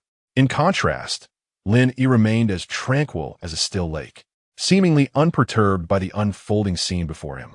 Through the windshield, he observed a line of elderly individuals seated along the roadside, with a throng of young adults standing indignantly behind them, their expressions a volatile mix of anger, as if they were poised to overturn the vehicle Lin Yi occupied.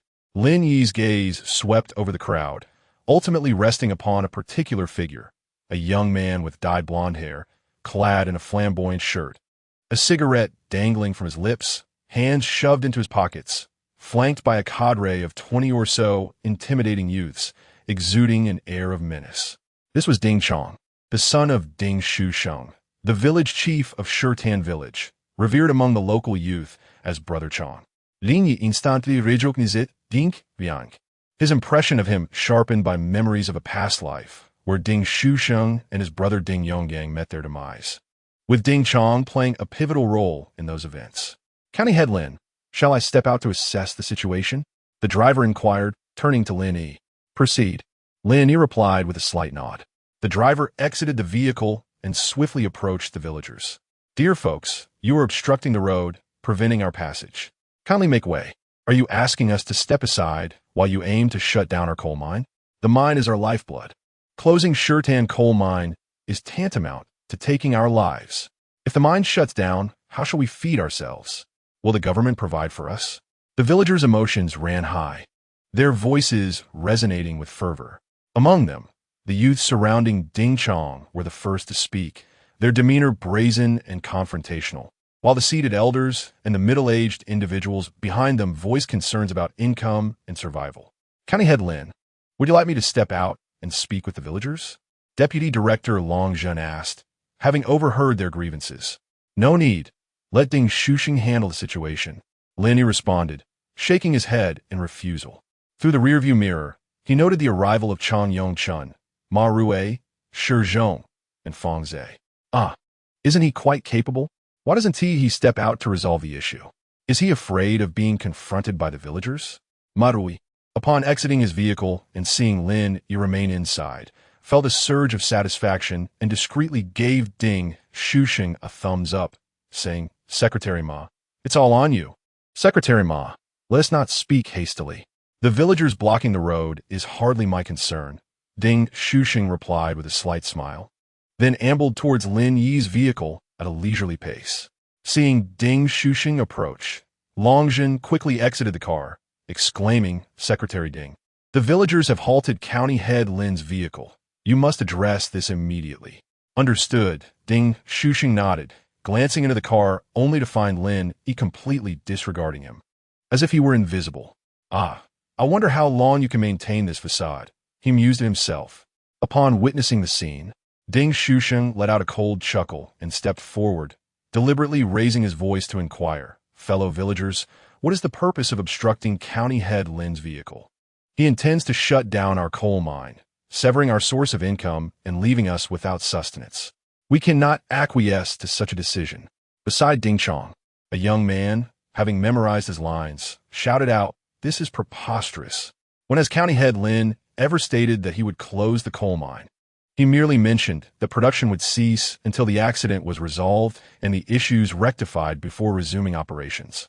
Ding Shuxing feigned a scolding demeanor, asserting, "That is unacceptable. Even a few days of halted production will incur significant losses. This constitutes the income of our village."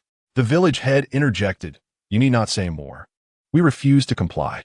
If he insists on halting production, we shall not disperse." Ding Shuxing's so-called persuasion not only failed to disperse the villagers, but instead heightened their agitation. Sensing that he had achieved his desired outcome, he returned to the side of the vehicle.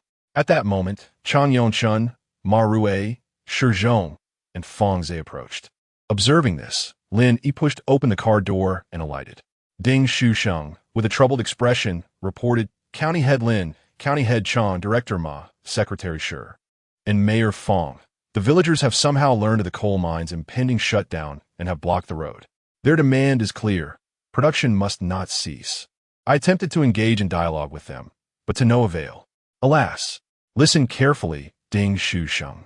The Shirtan coal mine is absolutely prohibited from any production activities until the investigation into the accident is concluded and the issues rectified. If you cannot sway the villagers, we shall appoint another individual as village secretary, Lin Yi retorted coldly. This was only his second day in office, and with the county head absent, he was temporarily overseeing the county government. Under such circumstances, to rescind his directive so swiftly would undermine his authority and impede future operations. Would anyone still heed his instructions? In that case, his words would be regarded as mere nonsense. Then let County Head Lin dismiss me and allow the villagers to elect a new secretary. Ding Shuxing boldly countered Lin Yi. He had served as both secretary and village head of Shirtan village for many years. Although there had been considerations for his replacement, no one dared to challenge him.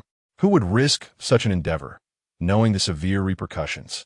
To take it a step further, even if someone conspired behind his back to elect another, the end result would still be his victory, as someone would inevitably overturn the ballot box, nullifying the election results until he was reinstated.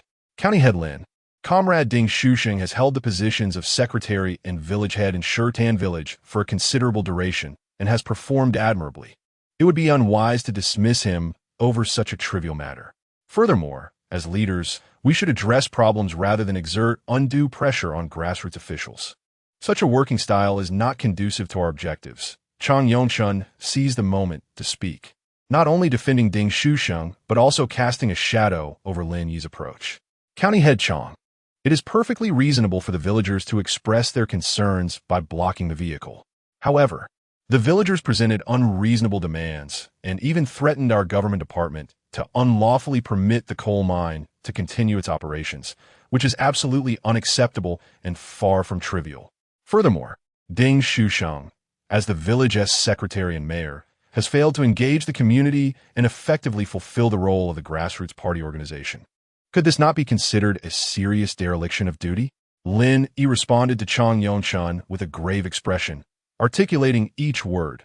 Regarding the resolution of this issue, I have already instructed the comrades from the county police department to proceed here. Mayor Lin, I do not concur with your approach. After all, mobilizing the police to exert pressure on the villagers could easily incite a mass incident with dire consequences. Upon hearing that Lin Yi intended to deploy the police, Chang Yunshan was momentarily taken aback, then quickly cautioned. From his perspective, he naturally wished to avoid escalating the situation. The director of the County Safety Supervision Bureau, Ma Rui, shared a similar sentiment. His expression changed, and he promptly echoed, Mayor Lin, I too do not recommend mobilizing the police to address this matter. This will only exacerbate the situation and potentially lead to chaos. Indeed, Mayor Lin, the secretary of Changsha Town, Shizhong, and the town mayor, Feng Zhe, also voiced their support for the suggestions of Chang Yunshan and Ma Rui, simultaneously indicating their stance. Consequently, should a conflict arise between the villagers and the police, even if accountability were to be pursued afterward, the primary responsibility would rest upon Lin Yi. It would be Lin Yi's autocratic decision and obstinate insistence that led to such actions. Alas! Yet in the next moment, before Lin Yi could respond, the shrill wail of police sirens pierced the air as police cars, one after another, raced from a distance. Why are the police here? Their arrival incited a wave of agitation among the villagers. So swift? Simultaneously, Chang Yunshan, Ma Rui, Shi Zhong, Feng Zhe, and Ding Shusheng were all taken aback. They had not anticipated the police would arrive so promptly. Amid their astonishment, a singular thought concurrently emerged in their minds. Lin Yi did not call the county police department after the villagers obstructed the road. Rather, he had preemptively summoned them here. As this thought took shape, they instinctively turned their gazes toward Lin Yi. What precisely does Lin Yi intend to accomplish? Chapter 67. Breaking the Shackles. Shocking the crowd before Chang Yunshan and others could devise a solution, 5 police vehicles came to a halt in succession. Shen Chuchu, who had just assumed the position of deputy director of the Qinghe County Public Security Bureau, emerged from the foremost vehicle. Following her, fully armed officers and auxiliary police from the county's anti-explosion unit disembarked, brandishing shields and batons. They formed a square formation, awaiting Shen Chuchu's commands. It was indeed the anti-explosion unit. Could it be that Lin Yi had anticipated the villagers would cause a disturbance? Upon witnessing the deployment of the anti-explosion unit by the county police, a thought flickered through the minds of Chang Yunshan, Ma Rui, Shi Zhong, and Feng Zhe. Meanwhile, after the initial surprise, Ding Shusheng's lips curled into a cold smirk as he cast a glance towards Ding Chong in the crowd. Ding Chong, understanding the cue, promptly kicked the young ruffian beside him. The ruffian, realizing the gravity of the situation, shouted, "So what if the police are here? The coal mine is shut down. We have no income, and our livelihoods are at stake. We absolutely refuse to comply. Indeed, we won't budge. Do the police dare to assault us? If they wish to pass, let them drive over us." The crowd surged with agitation once more. The young men were incensed, while the elderly simply lay down on the ground, resorting to stubbornness. Concurrently, Ding Chong spat out his cigarette, shaking his head as he berated Shen Chuchu. "Shen Chuchu, you hail from Shirtan village. If you refuse to assist your village, that would be one thing, but how could you aid outsiders in shutting down our coal mine? If production ceases, your family will be affected as well. Let us all suffer together. Chuchu, how can you turn your back on your own?" With Ding Chong leading the charge, the villagers quickly rallied behind him. In their minds, Shen Chuchu's refusal to support Shirtan village was an act of treachery and ingratitude. As the words of the villagers echoed in his ears, and he observed their agitated gestures aimed at Shen Chuchu, Lin Yi remained silent. This scene had long been anticipated. From the vehicle, he had already messaged Shen Chuchu on how to navigate the situation. To conquer her inner demons, she must surmount this challenge. Addressing the villagers' obstruction was the starting point for the downfall of Ding Shusheng and Ding Yonggang, the village bullies, as well as Lin Yi's inaugural display of authority in Qinghe County. He had faith that Shen Chuchu would not disappoint him. Beneath the blazing sun, Shen Chuchu's expression faltered in the face of the villagers' accusations, but she quickly regained her composure and strode purposefully towards them. "My fellow villagers, Director Lin has mandated that the Shirtan coal mine must address the incident and eliminate safety hazards before resuming operations. This is to adhere to safety production regulations and ensure the welfare of all workers. Your obstruction of Director Lin's vehicle will not resolve the issue, and it is, in fact, illegal. I am intervening for your own good." As she advanced, Shen Chuchu articulated the stakes to the villagers. Illegal? The vast majority of villagers, upon hearing this term, were struck with surprise. They were all ignorant of the law, utterly unaware of its implications. "Shen Chuchu, your words are more pleasing than a song. What do you mean by for our own good? You have never truly contemplated the magnitude of the losses we have endured in Shirtan village. Your sole intention is to assist the leaders in resolving issues, thereby seizing opportunities for advancement." Ding Chong interrupted with a cold sneer, asserting, "If you genuinely cared for our welfare, then persuade the leaders not to shut down the coal mines." The villagers rallied in support of Ding Chong's call. Shen Chuchu raised an eyebrow, her gaze icy as it fell upon Ding Chong. Unfazed, Ding Chong continued to taunt, "Ah, Shun Chu-Chu, you profess to care for us. Yet you lack the courage to convey our grievances to the leaders. What pretense of benevolence is this?" Not only did Shun Chu-Chu feign goodwill, but her foolish brother had also spread rumors before the leaders, claiming that 3 lives were lost in this morning's accident. Just as Ding Chong's words lingered in the air, a brawny man emerged from the crowd, dragging Shun Chu-Chu's brother, Shun Chu-Ha, behind him. Shun Chu-Ha's face was swollen, and shoe prints marred his body, clearly indicating he had just been beaten. Chu-Ha. Shun Chu-Chu's emotions surged upon seeing her brother. Despite having long despaired over her family, her brother remained dear to her heart. This was the very reason she had wept by the roadside that fateful night. Bang! In response to Shun Chu-Chu, Shun Chu-Ha fell to his knees, panic-stricken, and pleaded, "Leader, I am a fool, I spoke in haste. No one died this morning, not a soul. Shua, Shun Chu-Chu, what are you dawdling for? Quickly save Chu-Ha." At that moment, Shun Chu-Chu's parents rushed over, their hearts aching at the sight of Chu-Ha kneeling on the ground. Ding Chong smirked, "Shun-san, your son has caused trouble, leading to the cessation of production at our village's coal mine. You would do well to persuade your daughter to convince the leaders to rescind the order. Otherwise, your family will be deemed the villains of Shurtan village.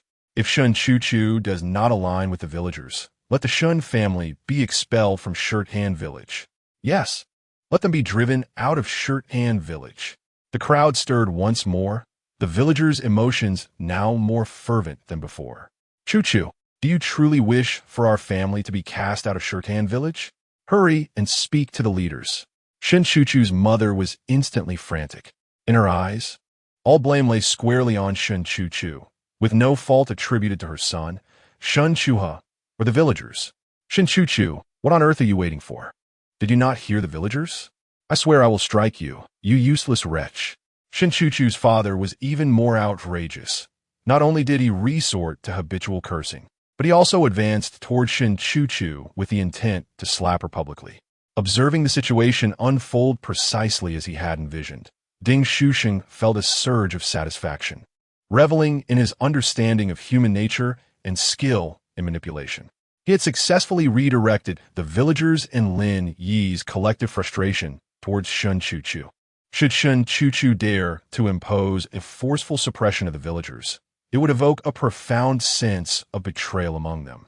This would undoubtedly heighten the villagers' emotions, potentially inciting a collective upheaval. In a moment of triumph, Ding Shusheng mockingly observed Lin Yi's retreating figure, a cold smirk playing on his lips. "Do you think you can suppress the villagers with the police? I dare you to try, if you possess even an ounce of courage." Suddenly, a gunshot pierced the sky. Shun Chu-Chu took a deep breath, boldly drew her firearm in public, disengaged the safety, and decisively pulled the trigger towards the heavens. The entire sequence unfolded seamlessly. In that instant, silence enveloped the scene. With the exception of Lin Yi, everyone else stood wide-eyed, gazing at Shun Chu-Chu in sheer astonishment. This single shot shattered the shackles within her heart, serving as a response to her parents and a warning to the villagers of Shurtan. Led by Ding Shusheng, she was no longer the abandoned child who kept silent in the Shun household. She was no longer the feeble and ineffectual individual in Shurtan village.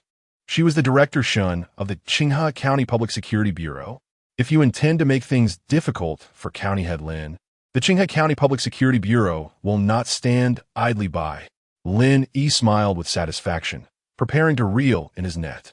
Chapter 68. The Disruption on the Road. A justification for Lin Yi to wield the sword of law. Except for Lin Yi, everyone was taken aback by the sudden gunfire. Could she truly be Shun Chu-Chu? Including Ding Chong. All the villagers of Shurtan were left in disbelief as they gazed at Shun Chu-Chu. It was as if they could not fathom that the timid and ineffectual Shun Chu-Chu they had known all her life would dare to fire a warning shot before the villagers. Even Shun Chu-Chu's parents could not believe it. In that moment, they strained their eyes, yet failed to reconcile the striking figure before them with their daughter as previously fragile demeanor. She had audaciously fired a warning shot. Simultaneously, Chang Yongchun, Ma Rui, Shi Zhong, Feng Zhe, and Ding Shusheng were also stunned. They had not anticipated that Shun Chu would sound an alarm without prior consultation. Villagers of Shurtan, your acts of disruption constitute a violation of the law. Should you persist in your obstinacy, the county's explosive ordnance disposal team will detain the instigators. As if responding to the crowd, Shun Chu maintained her stance, her voice steady and commanding. Explosive ordnance disposal team, prepare for action. Yes, the captain of the explosive ordnance disposal team, along with police and auxiliary officers, loudly acknowledged her command. With that, they brandished their shields and batons, marching in unison towards Shun Chu like warriors charging into battle, their presence formidable. This scene completely intimidated the ordinary villagers of Shurtan. Although they were not well versed in the law, witnessing Shun Chu fire a warning shot and seeing the police prepare to apprehend individuals instilled a sense of fear within them. Even Ding Chong and the ruffians behind him began to feel anxious, instinctively casting their gazes towards Ding Shusheng. Ding Shusheng, awakened from a stupor, wore an unusually grim expression. Just as he was about to signal his son Ding Chong, he noticed Lin Yi suddenly turning to look at him. This realization sent a jolt through Ding Shusheng, prompting him to quickly avert his gaze. Lin Yi coldly fixed his stare on Ding Shusheng until the latter felt uncomfortable, then slowly spoke. Ding Shusheng, how does it feel to be the mastermind behind the scenes? Lin County Head, what are you saying? What mastermind? Ding Shusheng's heart raced, yet he opted to feign ignorance. How could he possibly admit to Lin Yi that he had covertly incited the villagers to disrupt the road? Ding Shusheng, I have a good relationship with Li Guotao, the captain of the armed police detachment in Yunshan City. I once personally commanded the armed police to join forces with the police to eradicate the notorious Gao, who had long plagued Yunshan. Lin Yi's voice was chillingly cold as he continued. I now present you with two choices. First, you instruct the villagers to disperse and accompany me to the county for an accident investigation analysis meeting. Once the investigation into the collapse incidents at Shurtan coal mine is clarified and safety issues rectified, operations will resume. Second, I can call Captain Li Guofeng and request that the armed police detachment from Qinghe County be dispatched to conduct an exercise in managing public disturbances alongside the Qinghe County Public Security Bureau. County Head Lin, the villagers' disruption was not orchestrated by me. It has nothing to do with me, Ding Shusheng attempted to argue. Lin Yi coldly interjected. Tell me your choice. I shall return to persuade the villagers. Ding Shusheng hesitated for a moment, but ultimately chose to abandon his resistance. Reason dictated that the typically meek Shun Chu had suddenly become remarkably assertive, brandishing a firearm to alert the villagers of Shurtan, a clear indication of Lin Yi's orchestrated plan. This demonstrated Lin Yi's formidable leadership style. The dismantling of the criminal faction, led by Gao Hu, caused quite a stir in Yunshan. Particularly on that day, the mobilization of armed police was nothing short of astonishing, stirring rumors among the populace. At that moment, Lin Yi proclaimed that he had commanded the apprehension operation and intended to deploy armed police forces. This revelation left Ding Shusheng in awe. He could distinctly sense the resolute strength and determination in Lin Yi's voice. He was not jesting, but was indeed prepared to act decisively. With that, Ding Shusheng approached the gathered crowd once more. As before, he signaled his son Ding Chong with a glance. However, this time, the message was to retreat. Dear villagers, Director Shun was not attempting to intimidate you. Your obstruction of county leaders is indeed unlawful. I urge you all to return home. Regarding the cessation of coal mining operations, I will strive to negotiate with the leadership and relevant departments to minimize our village's losses. Ding Shusheng again addressed the crowd, his demeanor having undergone a profound transformation, embodying the essence of a dedicated party official. Village chief, if you advise us to return, then we shall comply. A voice rang out immediately, unmistakably that of Ding Chong. Yet this time, Ding Chong hid behind the throng, unwilling to brazenly provoke. He sensed that after Shun Chu fired her weapon, her gaze was fixated upon him, as if warning that any further instigation would result in his arrest. Village chief, we heed your counsel. Trust in the village chief, for he speaks rightly. Let's disperse. With Ding Chong's words, The ruffians who followed him echoed in unison. As their voices faded, they scattered towards their village. The able-bodied men in the village, witnessing Ding Chong's retreat and the fully armed anti-explosion unit, no longer dared to cause a ruckus, and they stepped forward to assist the elderly, dispersing quietly. Only Shen Chu and her family remained. "Sister, you were amazing," Shen Chuha exclaimed as he clambered to his feet, filled with joy. Shen Chu's parents appeared dazed, as if they had just awoken from a dream. Shen Chu cast a gentle glance at her brother Shen Chua, then proceeded to stand before Lin Yi, saluting. "County Director Lin, I am Shen Chu, Deputy Director of the County Public Security Bureau. Under your guidance, the anti-explosion unit has successfully completed the mission. Please give your instructions." "Well done. The mission has concluded. You may return." "Yes." Shen Chu saluted in acknowledgement, then walked directly to her brother Shen Chuha, brushing off the dust from his clothes, saying, "Chuha, I promise you, no one will bully you again." "All right, sister."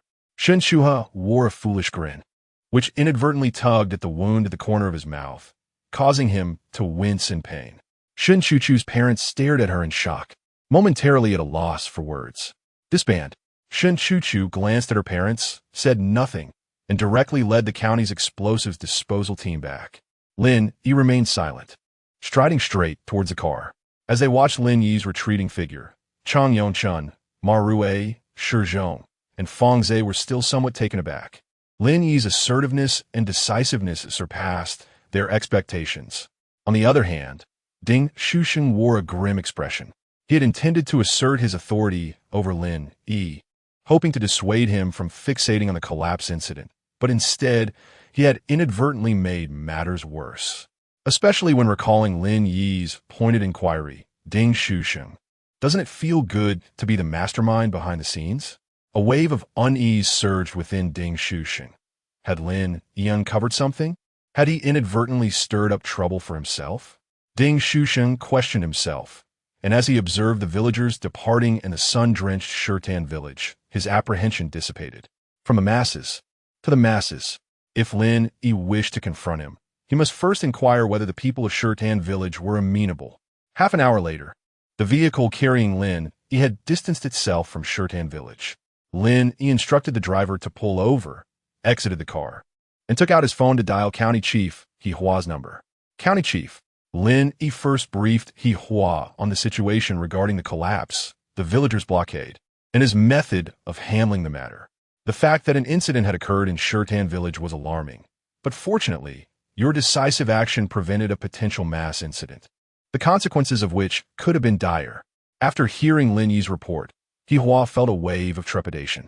With the county party secretary Zhou Hongjian studying at the party school, He Hua was temporarily entrusted with the county's affairs, and he directed Lin Yi to address the collapse at the Shirtan coal mine. Should any problem arise, he would bear undeniable responsibility. "County Chief, I believe the villagers' blockade was orchestrated by Ding Shusheng. On the surface, he appears to be against the suspension of production at the Shirtan coal mine, but in reality, he is attempting to conceal the truth of the incident and obstruct the investigation, which is simply outrageous. Shirtan village is not Ding Shusheng's self-proclaimed domain, nor is it a lawless territory. It is a village within Qinghe County and indeed part of our republic's land. I propose that the county's Discipline Inspection Commission investigate Ding Shusheng." Lin Yi stated earnestly. Drawing from his recollections regarding Ding Shusheng's case, he analyzed and discerned Ding Shusheng's modus operandi, deliberately insisting before Chang Yunshan and others that the Shirtan coal mine cease operations, resolutely demanding a thorough investigation into the collapse. This was not only in adherence to safety regulations, but also a means to provoke Ding Shusheng into inciting unrest. After all, in his previous life, when law enforcement pursued Ding Shusheng and his brother Ding Yonggang, they had not even entered the village during their first two attempts. The villagers' blockade was Lin Yi's justification for wielding the sword of law against Ding Shusheng. "County Chief, whether I act on my own behalf, represent you, or act on behalf of the Qinghe County Committee in addressing the Shirtan coal mine collapse, Ding Shusheng's lawlessness must be thoroughly investigated." Chapter 69. County Chief Lin establishes authority with thunderous methods. County Chief Lin Would it be too hasty to investigate Ding Shusheng without solid evidence? Hua discerned Lin Yi's intention and sensed his resolve, yet he remained somewhat apprehensive. He was acutely aware of Ding Shusheng's influence in Shurtan village. The near occurrence of a mass incident today served as a testament to this. Such collective unrest is the bane of leadership, should matters escalate and public sentiment intensify. The repercussions could be dire. County Chief, I have received reports from the populace alleging that Ding Shusheng, during his tenure as the secretary of Shurtan village, has been involved in serious violations of discipline and law, and I possess relevant clues and evidence. Lin Yi unveiled his trump card. Then we shall pursue this investigation to the end. I will confer with Secretary Zhou and have Secretary Taizhan arrange personnel to investigate Ding Shusheng. Hua instantly felt reassured and concurred with Lin Yi's proposition. He had heard rumors of Lin Yi's adeptness in utilizing clues provided by the masses to address cases during his time with the Central Commission for Discipline Inspection. The accuracy of his investigations was nothing short of legendary. Thank you, County Chief. Lin Yi expressed his gratitude while secretly exhaling a sigh of relief. Although he had the support of Xiao Yuan behind him and had formed an alliance with County Chief Hua upon his arrival in Qinghe, he understood that investigating Ding Shusheng was no trivial matter. Firstly, Ding Shusheng had been the undisputed ruler of Shurtan village for many years, wielding considerable power. Secondly, Ding's rampant actions over the years were undoubtedly intertwined with various departments and certain leaders. This implied that probing into Ding Shusheng would invariably affect a myriad of individuals. Moreover, County Committee Secretary Zhou Hongjian, after his training at the party school, was likely to be reassigned. At such a critical juncture, he would certainly wish to avoid unnecessary complications. Therefore, Lin Yi devised a plan to ensnare Ding Shusheng, using the villagers of Shurtan as a pretext for the investigation. Ultimately, he clarified that he possessed evidence of Ding Shusheng's misconduct, thereby dispelling any lingering apprehensions in Hua's mind and securing his agreement to the proposal. With each step meticulously calculated and interlinked, Lin Yi believed that as long as Hua staunchly supported him, the resistance from Secretary Zhou Hongjian would be minimal. After all, Zhou was preoccupied with his studies at the party school, while Hua temporarily held full responsibility for the county's affairs. Additionally, Zhou would have to consider the backing of Xiao Yuan and the weight of the public's allegations. The facts soon corroborated Lin Yi's judgment. 10 minutes later, Hua returned Lin Yi's call, indicating that Zhou Hongjian had consented to the investigation of Ding Shusheng, but advised avoiding any major disturbances.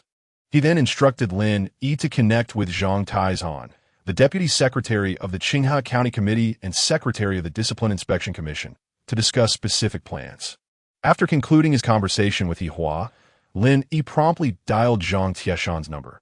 Secretary Taizhan, this is Lin Yi. County Chief Lin Yi. Both Secretary Zhou and County Chief, he just contacted me, requesting that I discuss the investigation of Ding Shusheng, the Secretary of the Shurtan Village Committee, with you. What are your thoughts? Secretary Zhang, my suggestion is, Lin Yi articulated his plan. Without hesitation, Zhang Taizhan acquiesced.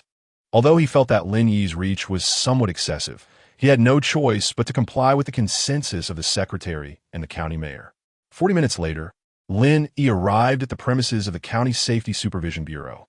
In the conference room, the vice-county mayor in charge of safety, Chang Yunshan, the bureau chief, Ma Rui, the party secretary of Changsha Town, Shi Zhong, the town mayor, Fang Zhe, and Ding Shusheng were all present, awaiting Lin Yi's arrival. The meeting could not commence without Lin Yi, as per the established protocol. Upon entering the conference room, Lin Yi cast a brief glance at the attendees and then silently took his place at the head of the table. County Mayor Lin, all participants are present. Shall we commence the meeting? Ma Rui inquired as Lin Yi settled in. With an impassive expression, Lin Yi questioned, why has the principal of the accident site, Ding Yonggang of the Shurtan coal mine, not arrived? County Mayor Lin, Ding Yonggang has gone to the county hospital to attend to the injured workers. The deputy mine manager responsible for safety is here instead. I will promptly relay the meeting's content to Ding Yonggang, replied Ding Shusheng. You may find it challenging to convey the meeting's essence, Lin Yi retorted coldly, casting a sharp glance at Ding Shusheng. Ding Shusheng raised an eyebrow. Why? The county's Discipline Inspection Commission wishes to speak with you, Lin Yi replied in a frosty tone. Upon hearing Lin Yi's words, Ding Shusheng's expression changed dramatically. Although he had sensed the potential repercussions of his earlier actions before attending the meeting, the sudden investigation by the county's Discipline Inspection Commission still left him in shock. The same astonishment was mirrored on the faces of Chang Yunshan, Ma Rui, Shi Zhong, and Feng Zhe, who gaped at Lin Yi in disbelief. Lin Yi just assumed office in Qinghe yesterday, and today he is to handle personnel matters? As the group grappled with their astonishment, Luo Chun, the deputy secretary of the Qinghe County Discipline Inspection Commission, entered with 2 staff members. County Mayor Lin, County Mayor Chang. I apologize for interrupting your meeting, Luo Chun said, first offering a polite nod to Lin Yi and Chang Yunshan before turning to Ding Shusheng with a blank expression. Ding Shusheng, the County Discipline Inspection Commission needs to discuss and verify certain matters with you. Please cooperate. Why yes, Secretary Luo, Ding Shusheng stammered, his voice trembling, partly from fear, partly from indignation. He had merely instructed the villagers to stop Lin Yi's vehicle, and now Lin Yi was intent on ruining him. Without further ado, Luo Chun waved his hand, and the 2 staff members stepped forward, seizing Ding Shusheng by the shoulders. Ding Shusheng turned to cast a resentful glance at Lin Yi, as if to say, "You think you could destroy me so easily?" Lin Yi met Ding Shusheng's gaze without flinching, fully aware that Ding Shusheng was unwilling to accept his fate and would undoubtedly retaliate for his own salvation. As Ding Shusheng was escorted away by the commission staff, the conference room fell into a profound silence. All present, including Chang Yunshan, lowered their heads, refraining from meeting Lin Yi's eyes. They had initially presumed that Lin Yi's sudden appointment to Qinghe was merely for embellishment, which also explained why neither Ma Rui nor Chang Yunshan had briefed Lin Yi after the collapse incident at the Shirtan coal mine. They had never truly regarded Lin Yi as a significant figure. Now, Lin Yi, with resolute measures, has instigated the county's disciplinary committee to investigate Ding Shusheng, the local tyrant of Shirtan village, leaving them in a state of trepidation. Even Ma Rui, the head of the county's Safety Supervision Bureau, began to break out in a cold sweat. Sensing Ma Rui's anxiety, Lin Yi coldly inquired, "Director Ma, has the safety rectification notice been issued to the Shirtan coal mine?" "Mayor Lin, we are in the process of drafting the safety rectification notice and will send it out shortly," Ma Rui stammered, his heart racing and perspiration streaming down his forehead, his shirt soaked through with fear. Any lingering dissatisfaction or disdain he held for Lin Yi had long since evaporated. In that moment, all he felt was reverence. Not only him, but Vice County Mayor Chang Yunshan also experienced a profound shift in attitude towards Lin Yi, putting his newfound respect into action. He addressed Ma Rui, "Director Ma, the Safety Supervision Bureau must promptly issue the safety rectification notice as per Mayor Lin's directives, and ensure that the Shirtan coal mine ceases all operations until all safety issues are rectified." As he spoke, Chang Yunshan cast a glance at Lin Yi, as though silently yielding to him. Ma Rui wiped the cold sweat from his brow, nodding vigorously. "Yes, Vice Mayor Chang. Now let us convene," Lin Yi stated, observing the reactions of both Chang Yunshan and Ma Rui with a composed demeanor. In an instant, all attendees swiftly opened their notebooks, attentively listening and meticulously recording. On his second day in office, Lin Yi established his authority by investigating Ding Shusheng, the village committee secretary of Shirtan village. Chapter 070. Let the bullets fly for a while. During the mid-session of the investigation and analysis meeting for the Shirtan coal mine accident, Long Zhan, the deputy director of the county government office, unexpectedly entered the conference room. He had accompanied Lin Yi to the County Safety Supervision Bureau, but did not participate in the meeting, serving instead as a secretary. Upon seeing Long Zhan enter, the attendees promptly ceased their discussions, recognizing the unspoken cue. Long Zhan swiftly approached the front of the room, leaned in close to Lin Yi, and whispered urgently, "County Head Lin, I have something of utmost importance to report." "Everyone, please continue," Lin Yi replied with a slight nod, then addressed Chang Yunshan and the others before rising to leave the conference room. Shortly thereafter, Lin Yi arrived at Ma Rui's office, settled onto the sofa, and inquired, "Director Long, what is it?" "County Head Lin, hundreds of villagers from Sheridan are gathered at the entrance of the county party committee and government offices, holding banners and causing a disturbance, demanding the release of Ding Shusheng and the resumption of operations at the Sheridan coal mine. Furthermore, the incident has been photographed and circulated online, with public sentiment beginning to escalate." Long Zhen reported gravely, "A crowd causing a disturbance is a significant matter. If mishandled, the consequences could be dire." However, to Long Zhen's astonishment, Lin Yi remained as calm as still water upon hearing this report, seemingly unfazed. "What is happening?" Long Zhen was utterly bewildered. Even if Lin Yi possessed exceptional mental fortitude, he should at least show some reaction. Shun Tihi?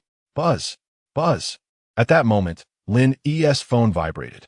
"Director Long, I understand," he said, glancing at the caller ID to find it was a call from County Head Ihua. Nodding slightly at Long Zhen promptly exited the office, closing the door behind him to afford Lin Yi privacy for the call. Once Long Zhen had left, Lin Yi answered the phone. "County Head. County Head Lin. The villagers from Sheridan are causing a ruckus at the county party committee and government offices, and public sentiment is escalating online. Are you aware?" Ihua inquired. "Iga, I am aware of the situation. Let the bullets fly for a while," Lin Yi responded, adopting a relaxed tone and exuding confidence. Ihua paused in surprise. "What do you mean?"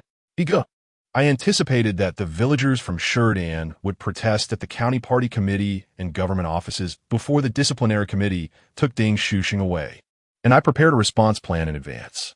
Rest assured, I will handle it appropriately," Lin Yi elaborated. Hearing Lin Yi's reassurances, Ihua felt considerably more at ease. "Brother, since you say so, I shall rest easy. Just remember, it is imperative to manage this matter well. Otherwise, we shall both face the consequences." "Understood, Higo," Lin Yi replied calmly, waiting for Ihua to hang up before stowing his phone and returning to the conference room. Inside the conference room, the attendees, who had been quietly conversing, fell silent like mice caught in the presence of a cat upon Lin Yi's entrance. Subsequently, Lin Yi took his seat at the head of the table, prepared to resume the meeting, leaving all present utterly astonished, because they had just learned about the unrest at the entrance of the Sheridan Village Residence County Committee and Government, as well as the subsequent escalation of public opinion online. With such a significant incident occurring, shouldn't Lin Yi have returned immediately to address the situation? How could he still focus on meetings? Does Lin Yi feel emboldened simply because he has Mayor Xiao as a backing? In Yunshan, after receiving a call from Secretary Wang Haifeng, Xiao Yuan arrived at Wang Haifeng's office. "Secretary, you summoned me," Xiao said. "Mayor Xiao, please take a seat," Wang Haifeng replied, waiting for Xiao to settle before continuing. "The county committee and government of Qinghe have experienced public disturbances, and the situation is gaining traction online. Yunshan has only just stabilized after previous turmoil. If this matter is mishandled, the provincial leadership will certainly have concerns about our Yunshan team." "Indeed, Secretary. I will contact Lin Yi." Xiao Yuan nodded in agreement and proactively offered to call Lin Yi. While he had confidence in Lin Yi's abilities and believed he could resolve the issues in Sheridan Village, he also sensed that Wang Haifeng's invitation was grounded in concern for Lin Yi's response. Yet he refrained from directly calling him out of consideration for his dignity. With that, Xiao Yuan dialed Lin Yi's number in Wang Haifeng's presence and switched to speakerphone. "County Head Lin, I am currently with Secretary Wang. He places great importance on the situation at the county committee and government in Qinghe. You must address it swiftly to prevent further escalation. Mayor Xiao, rest assured, I will resolve this matter before the end of the day and quell the negative online sentiment." Lin Yi's voice came through resolutely. "County Head Lin, both Secretary Wang and I have heard you. Please attend to this matter promptly," Xiao Yuan said, ending the call, though a hint of curiosity lingered in his mind. Lin Yi should have no issue handling the unrest at the county committee and government. But how would he manage to quell the online discourse? Would he seek help from Shermeng? At that moment, Su Shermeng had arrived at the No. 1 villa of the Jiangnan Provincial Committee. On a business trip in Jiangnan, she had arranged to meet her father, Su Hongrui. "Shermeng, you wouldn't be here because of the situation in Qinghe, would you?" Su Hongrui asked directly upon seeing his daughter. He had already discerned that she harbored feelings for Lin Yi.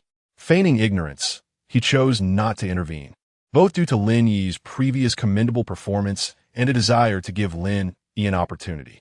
Lin Yi's assignment to Qinghe was not only a significant test for the organization, but also a trial imposed by Su Hongrui and the Su family. Now, with Lin Yi embroiled in controversy in Qinghe, his daughter's visit was a source of concern for him. "Dad, I just finished my business trip and wanted to check on you," Su Shiming replied, rolling her eyes at her father before curiously asking, "Have you also heard about Lin Yi's situation? The situation in Qinghe has escalated significantly and is trending online. I've been keeping an eye on it."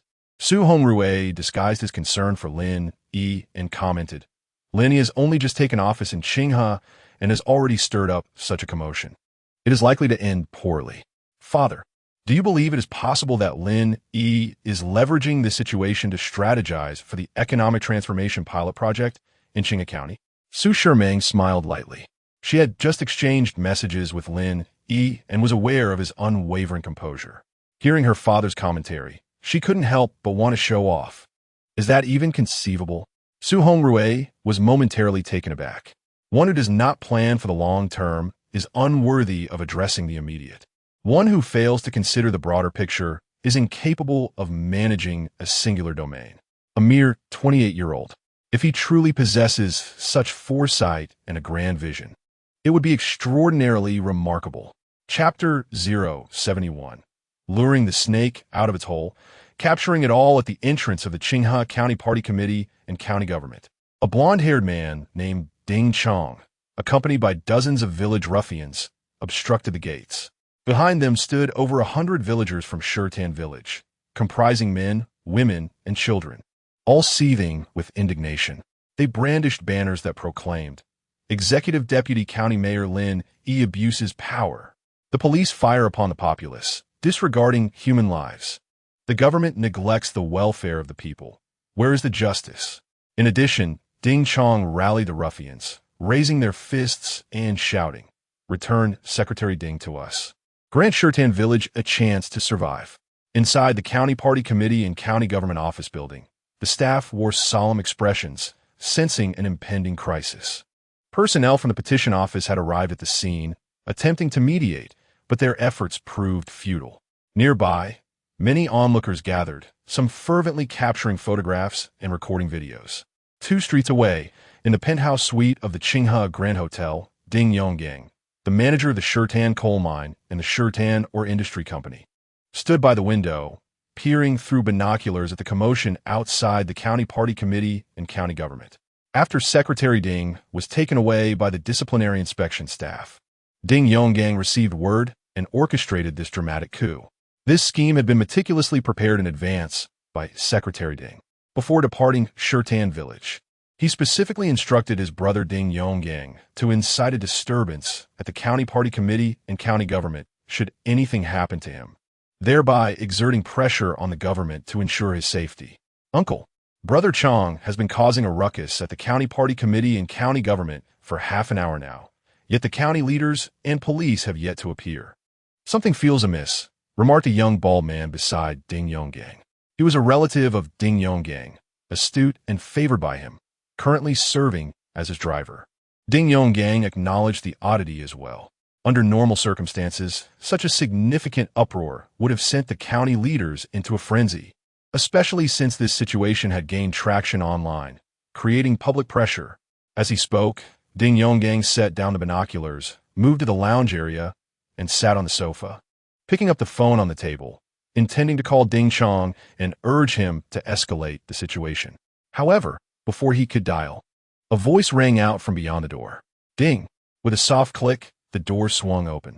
"Don't move. Get on the ground with your hands on your head."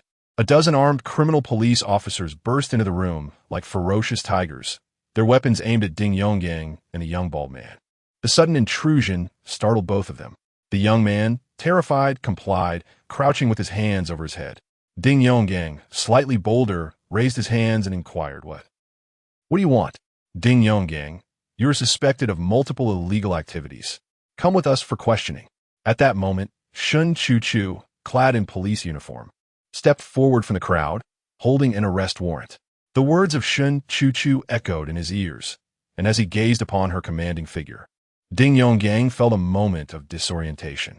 Earlier that morning, when Shun Chu had sounded the alarm in Shurtan village, Ding Yonggang was not present. Upon hearing of the incident later, his initial reaction was one of disbelief. How could that feeble and ineffectual person suddenly exhibit bravery? Even at this moment, he found it hard to accept that Shun Chu would personally lead a team to apprehend him. After a brief lapse into confusion, Ding Yonggang forced himself to regain his composure and exclaimed, Shun Chu, you must be mistaken. I have never engaged in any illegal activities. I warn you, without evidence, you cannot arrest me arbitrarily. Otherwise, I will sue you. Take him away. Shun Chu's sharp command interrupted Ding Yonggang's protest.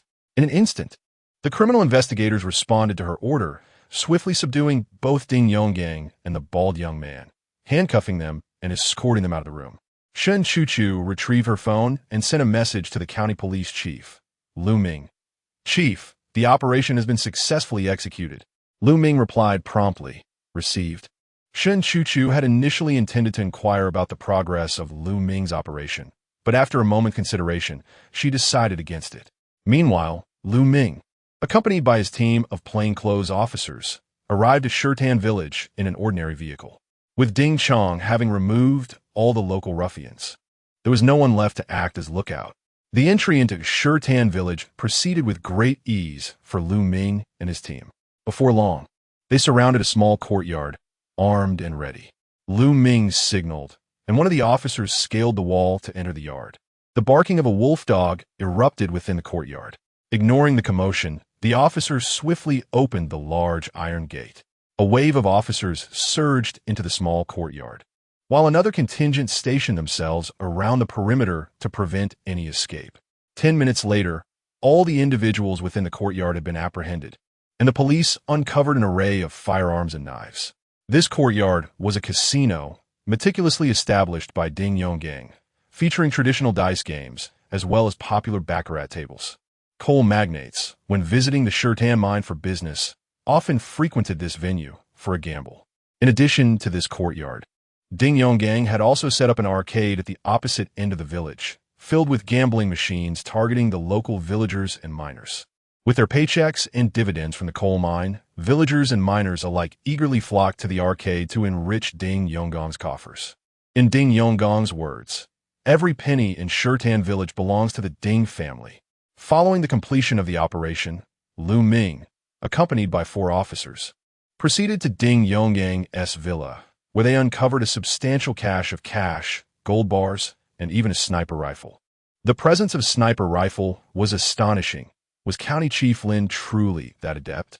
Lu Ming felt a profound shock when one of his subordinates brandished the seized sniper rifle. The county police's operation had been meticulously orchestrated by Lin, luring the snake from its hole for a comprehensive capture. Utilizing the disciplinary committee's dual regulation, Ding Shusheng was ensnared. While taking advantage of Ding Yonggang's recent commotion at the county committee and government, a strategic strike was executed on the Ding brothers' stronghold. Lin Yi, in addition to instructing Lu Ming to dismantle Ding Yonggang's 2 gambling establishments, also directed him to search Ding Yonggang's residence, alleging that he concealed a sniper rifle there. Every word spoken by Lin Yi materialized into reality, leaving Lu Ming in profound admiration. After a moment of reflection, Lu Ming retrieved his mobile device and sent a message to Lin Yi. County Head Lin, the operation was successfully completed. Subsequently, he shared several photos of himself and Shun Chu during the operation with Lin Yi. At that moment, Lin Yi was seated in his vehicle, en route back to the county committee and government. Upon receiving Lu Ming's message, he succinctly replied, Director Lu, thank you for your efforts. Please expedite the release of the incident report. Without delay, Lin Yi forwarded the photographs to Lao He and called him. Lao He, I've sent you the photos. Swiftly reverse the public narrative. Received, brother. Lao He responded. Lin Yi ended the call and accessed the news portal, awaiting the results of Lao He's actions. 10 minutes later, Lao He, exhibiting formidable leadership, mobilized the online water army, utilizing the photographs provided by Lin Yi to shift public opinion. The rationale was straightforward. Ding Yonggang, the brother of Ding Shusheng, the village head of Shurtan village, was illegally running gambling operations and hoarding firearms, thereby severely engaging in criminal activities. Concurrently, Lin Yi's vehicle arrived at the entrance of the county committee and government, coming to a halt. He had dispatched personnel to apprehend the secretary, obstructing his escape. As soon as Lin Yi exited the vehicle, he was spotted, and Ding Chong, accompanied by a group of village ruffians, charged towards him while shouting. The villagers of Shurtan village nearly took Ding Chong's words as a decree, rapidly surrounding Lin Yi. Witnessing this scene, Long Zhun, the deputy director of the county government office, felt a surge of trepidation. The staff within the county committee and government building shared in Lin Yi's anxiety. However, Lin Yi remained composed, allowing himself to be encircled by the villagers. In the next moment, just as Ding Chong and the ruffians were about to pounce on Lin Yi, he shouted, "Ding Chong, your uncle Ding Yonggang is suspected of serious crimes and has already been arrested by the police. Do you wish to join him in prison?" The shock of Lin Yi's declaration reverberated among the villagers, led by Ding Chong, leaving them in disbelief. The brothers Ding Shusheng and Ding Yonggang played contrasting roles in Shurtan village. If Ding Shusheng was the local emperor, then Ding Yonggang was the feared overlord. Crossing him meant doom. How could my uncle possibly be arrested? Do not heed his nonsense. Ding Chong, recovering from his astonishment, shouted back. Lin Yi coldly retorted, "Ding Chong, news of your uncle's arrest is already circulating online. Would you like to check? Who are you trying to fool?" Ding Chong instinctively replied.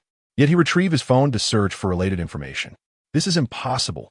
Soon, Ding Chong came across the news of Ding Yonggang's arrest, as well as the report of the casino's closure and photographs, showcasing the discovery of a sniper rifle at Ding Yonggang's residence. This left him utterly stunned, standing motionless in place. Chapter 072. Is Mayor Lin truly extraordinary? Brother Chong, Uncle Ding has really been arrested. What should we do? Beside Ding Chong, the village ruffians, upon seeing the news of Ding Yonggang's arrest on their phones, were instantly engulfed in panic. Though they usually followed Ding Chong, they were, in reality, subordinates of Ding Yonggang, assisting him in his endeavors. In their eyes, Ding Yonggang was akin to a deity. The arrest of Ding Yonggang felt like a slaughter of the god they revered. How could they not be alarmed? Ding Yonggang has truly been apprehended? Upon hearing Ding Chong and the village ruffians' conversation and witnessing their expressions of dismay, the villagers of Shurtan were equally bewildered. Do not panic. Ding Chong, suddenly awakened from his stupor, glared at Lin Yi with a countenance filled with animosity. Convinced that the troubles befalling his father, Ding Shusheng, and Uncle Ding Yonggang were orchestrated by Lin Yi. He recalled the advice Ding Yonggang had given him before he and his men stirred up trouble at the county committee. "Xiao Chong," your father said, "the more tumultuous you are, the greater the pressure on the government, and the safer your father will be." With this thought in mind, Ding Chong steeled himself, preparing to incite the villagers against Lin Yi. Though his understanding of the law was limited, he remembered 4 words. The law does not punish the many. However, before Ding Chong could act on his intent, a subtle sound abruptly shattered the silence. Ding! Ding Chong's phone emitted a notification tone. "Ding Chong, if you wish to uncover the secrets of your wife and child, come to my office. Lin Yi." Ding Chong instinctively glanced at the text message, his eyes widening in disbelief. He stared at Lin Yi as if witnessing a ghost, his expression a mixture of incredulity and shock. Ever since the birth of his child, he had harbored suspicions that the child bore no resemblance to him, growing increasingly unlike him as time passed. This led him to suspect infidelity on his wife's part, pondering whether the child was sired by the neighbor, Old Wang. In drunken bouts, he had violently confronted his wife, demanding answers, but she vehemently denied any wrongdoing. He had even discreetly investigated her, yet uncovered nothing. Over time, this matter had morphed into a festering secret, a burden he bore. The revelation that Lin Yi was privy to his secret sent ripples of shock through him. "Come now, son of Ding Shusheng, let us converse in my office." Lin Yi noted the transformation of Ding Chong's expression, having obtained Ding Chong's phone number through Lu Ming.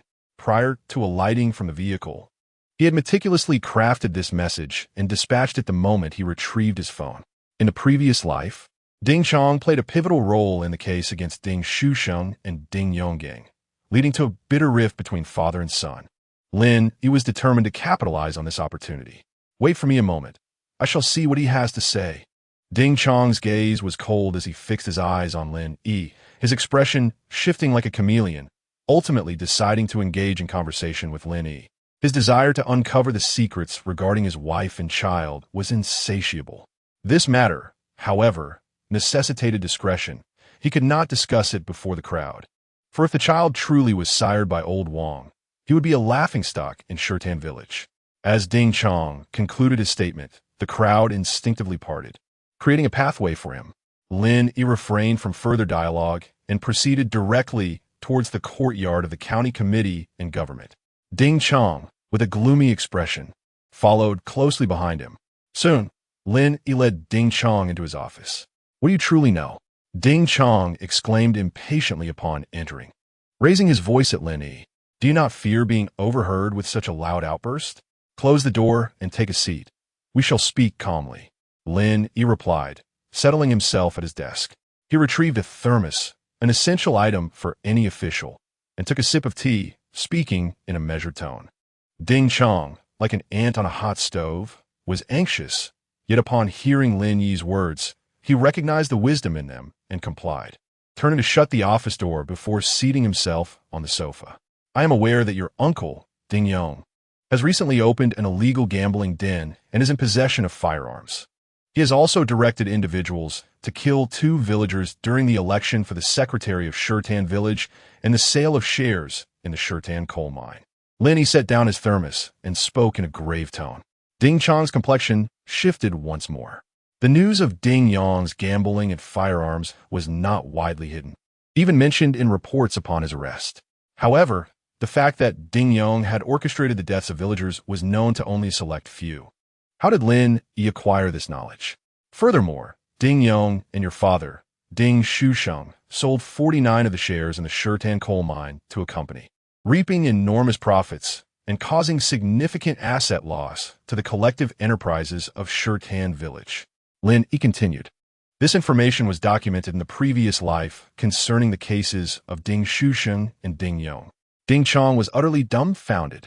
He was only vaguely aware of the undercurrents surrounding these events, but Lin Yi seemed to possess comprehensive knowledge about them. It was utterly bewildering. I did not inquire about this. What secrets do you know about my wife and child? After a moment of stunned silence, Ding Chong emerged from his shock, completely disregarding Lin Yi's previous revelations, and pressed on about his family. Your child is not biologically yours, Lin Yi stated directly. Then, whose child is he? Ding Chong had long harbored suspicions regarding this matter, and upon hearing Lin Yi's words, he felt no doubt, quickly pressing for answers. He is your brother's child, Lin Yi said, looking at Ding Chong with pity, indirectly providing the answer. Ding Chong was initially taken aback, but soon grasped the implication. Darkness enveloped his vision as he nearly fainted. He had indeed suspected that his wife had been unfaithful with a neighbor, old Wang, but he could never have imagined that old Wang was, in fact, his father. This shocking revelation shattered his psychological defenses, leaving him reeling and dizzy as he collapsed onto the sofa. This cannot be true. This is absolutely not true. You are deceiving me.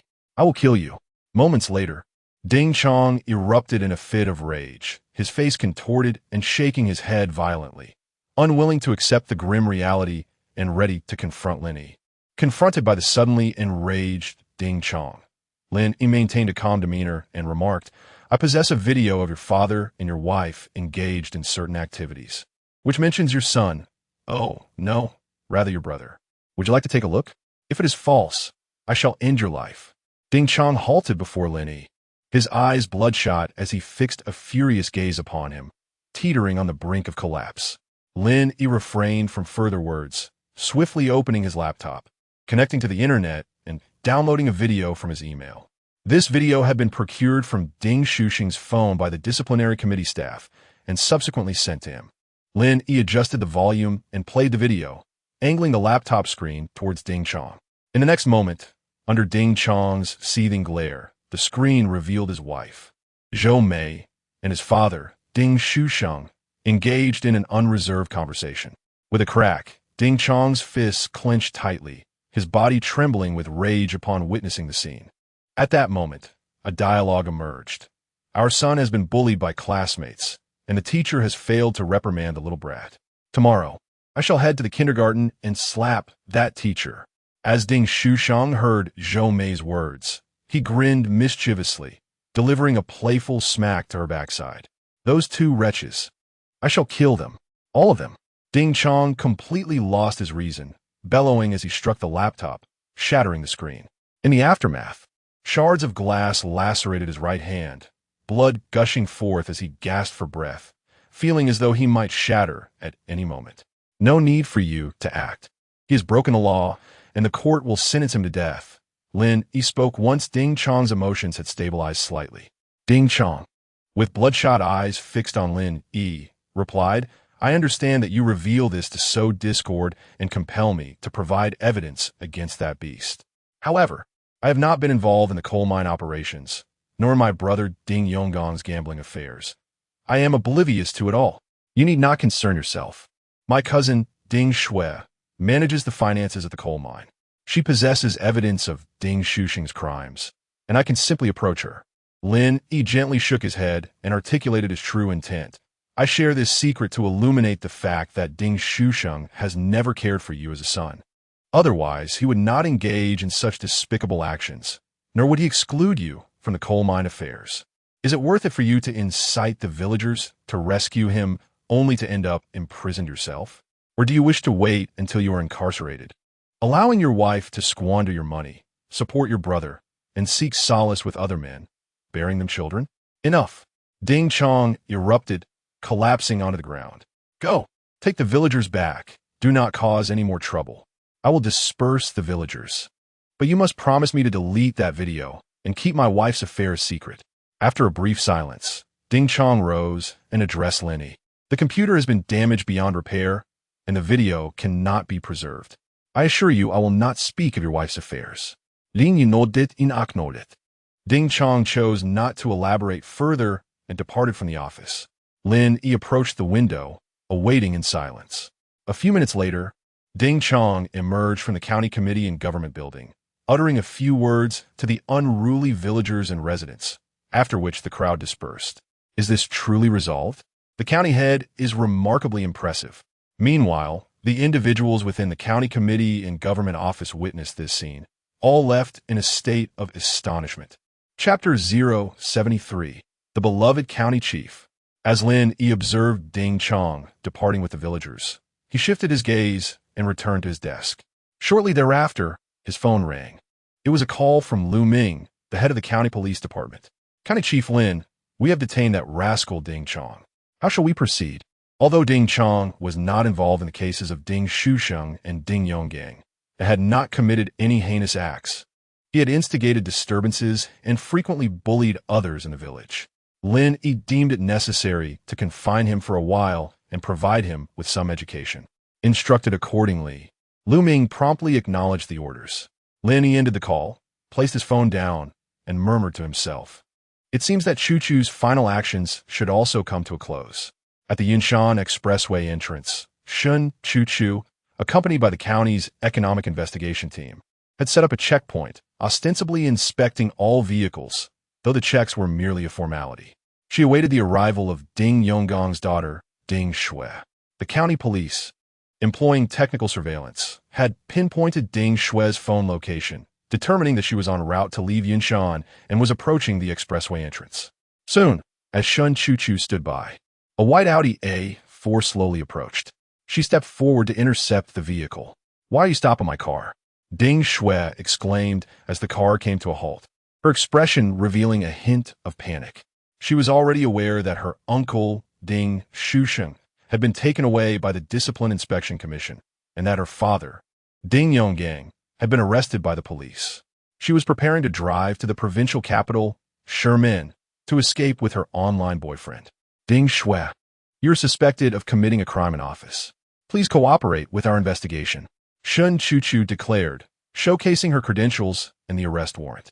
As her words fell, she gestured, and two of her subordinates swiftly approached, extracting Ding Shui from the vehicle and securing handcuffs around her wrists before escorting her to the police car. With a deep exhale, Shen Chuchu released the burden from her shoulders upon witnessing the scene. For her, apprehending Ding Shui was not only the final task assigned by Lin Yi, but also a pivotal step in bringing Ding Shusheng to justice. Only through the evidence in Ding Shui's possession could Ding Shusheng be convicted. Afterward, Shen Chuchu instructed her subordinates to escort Ding Shui back to the county police station while she stepped aside to take out her phone and dial Lin Yi's number. Report. County Chief Lin, the operation to apprehend Ding Shui has been successfully completed. Chuchu, you have worked hard. It was not arduous. Thank you, Lin Yi. Upon hearing Lin Yi address her as Chuchu, she was momentarily taken aback. Then, realizing he was alone, expressed her gratitude. As they spoke, a gentle breeze tousled Shen Chuchu's hair, seemingly stirring sand into her eyes. Her eyes shimmered with unshed tears, reflecting the emotional weight of the moment. Lin Yi had enabled her to prove herself before the villagers and her parents, allowing her to take part in dismantling the influence of the village bullies, Ding Shusheng and Ding Yonggang, while also helping her vanquish her inner demons. You're welcome. Chuchu, let this be for now. I will make a call to County Chief He to report the situation. All right. Shen Chuchu inhaled deeply, striving to maintain a semblance of normalcy in her tone. Lin Yi concluded his call and promptly dialed County Chief He Hua's number. Chief, the matter concerning Shirt An Village has been resolved. Following the investigation by the County Discipline Inspection Commission into the village committee's secretary Ding Shusheng, the County Public Security Bureau has lawfully apprehended Ding Yonggang, the mine manager, and Ding Shui, the financial officer of Shirtan coal mine. The villagers gathered at the entrance of the county committee and government have also dispersed. However, Lin Yi was interrupted mid-report by He Hua. Brother, I am already aware. I have seen the announcements released by the County Discipline Inspection Commission and the County Public Security Bureau online. Public opinion has completely reversed. Netizens no longer question or criticize our county government, but instead, they sing our praises. Especially you. Netizens are lauding you to the skies, declaring you the good county chief of the people. Chief He, the true commendation belongs to you. Your leadership is exemplary. Lin Yi replied with a smile. This statement was half flattery, half truth. Were it not for He Hua's resolute support, it would have been far from easy for Lin Yi to eliminate the two village bullies, Ding Shusheng and Ding Yonggang, in such a short span of time. Ha! He Hua erupted into a hearty laugh before continuing. All right, brother, I won't keep you any longer. I must go report this matter to Mayor Xiao. Understood, Chief He. Lin Yi responded with a smile, fully aware that He Hua's report was both a means of seeking credit and an opportunity to strengthen his ties with Xiao Yuan. As for whether He Hua would openly align himself with Xiao Yuan, that was beyond Lin Yi's capacity to predict. Unexpectedly, no sooner had Lin Yi concluded his call with He Hua than he received a call from Xiao Yuan. Lin Yi answered the phone. Mayor Xiao. Xiao Yi.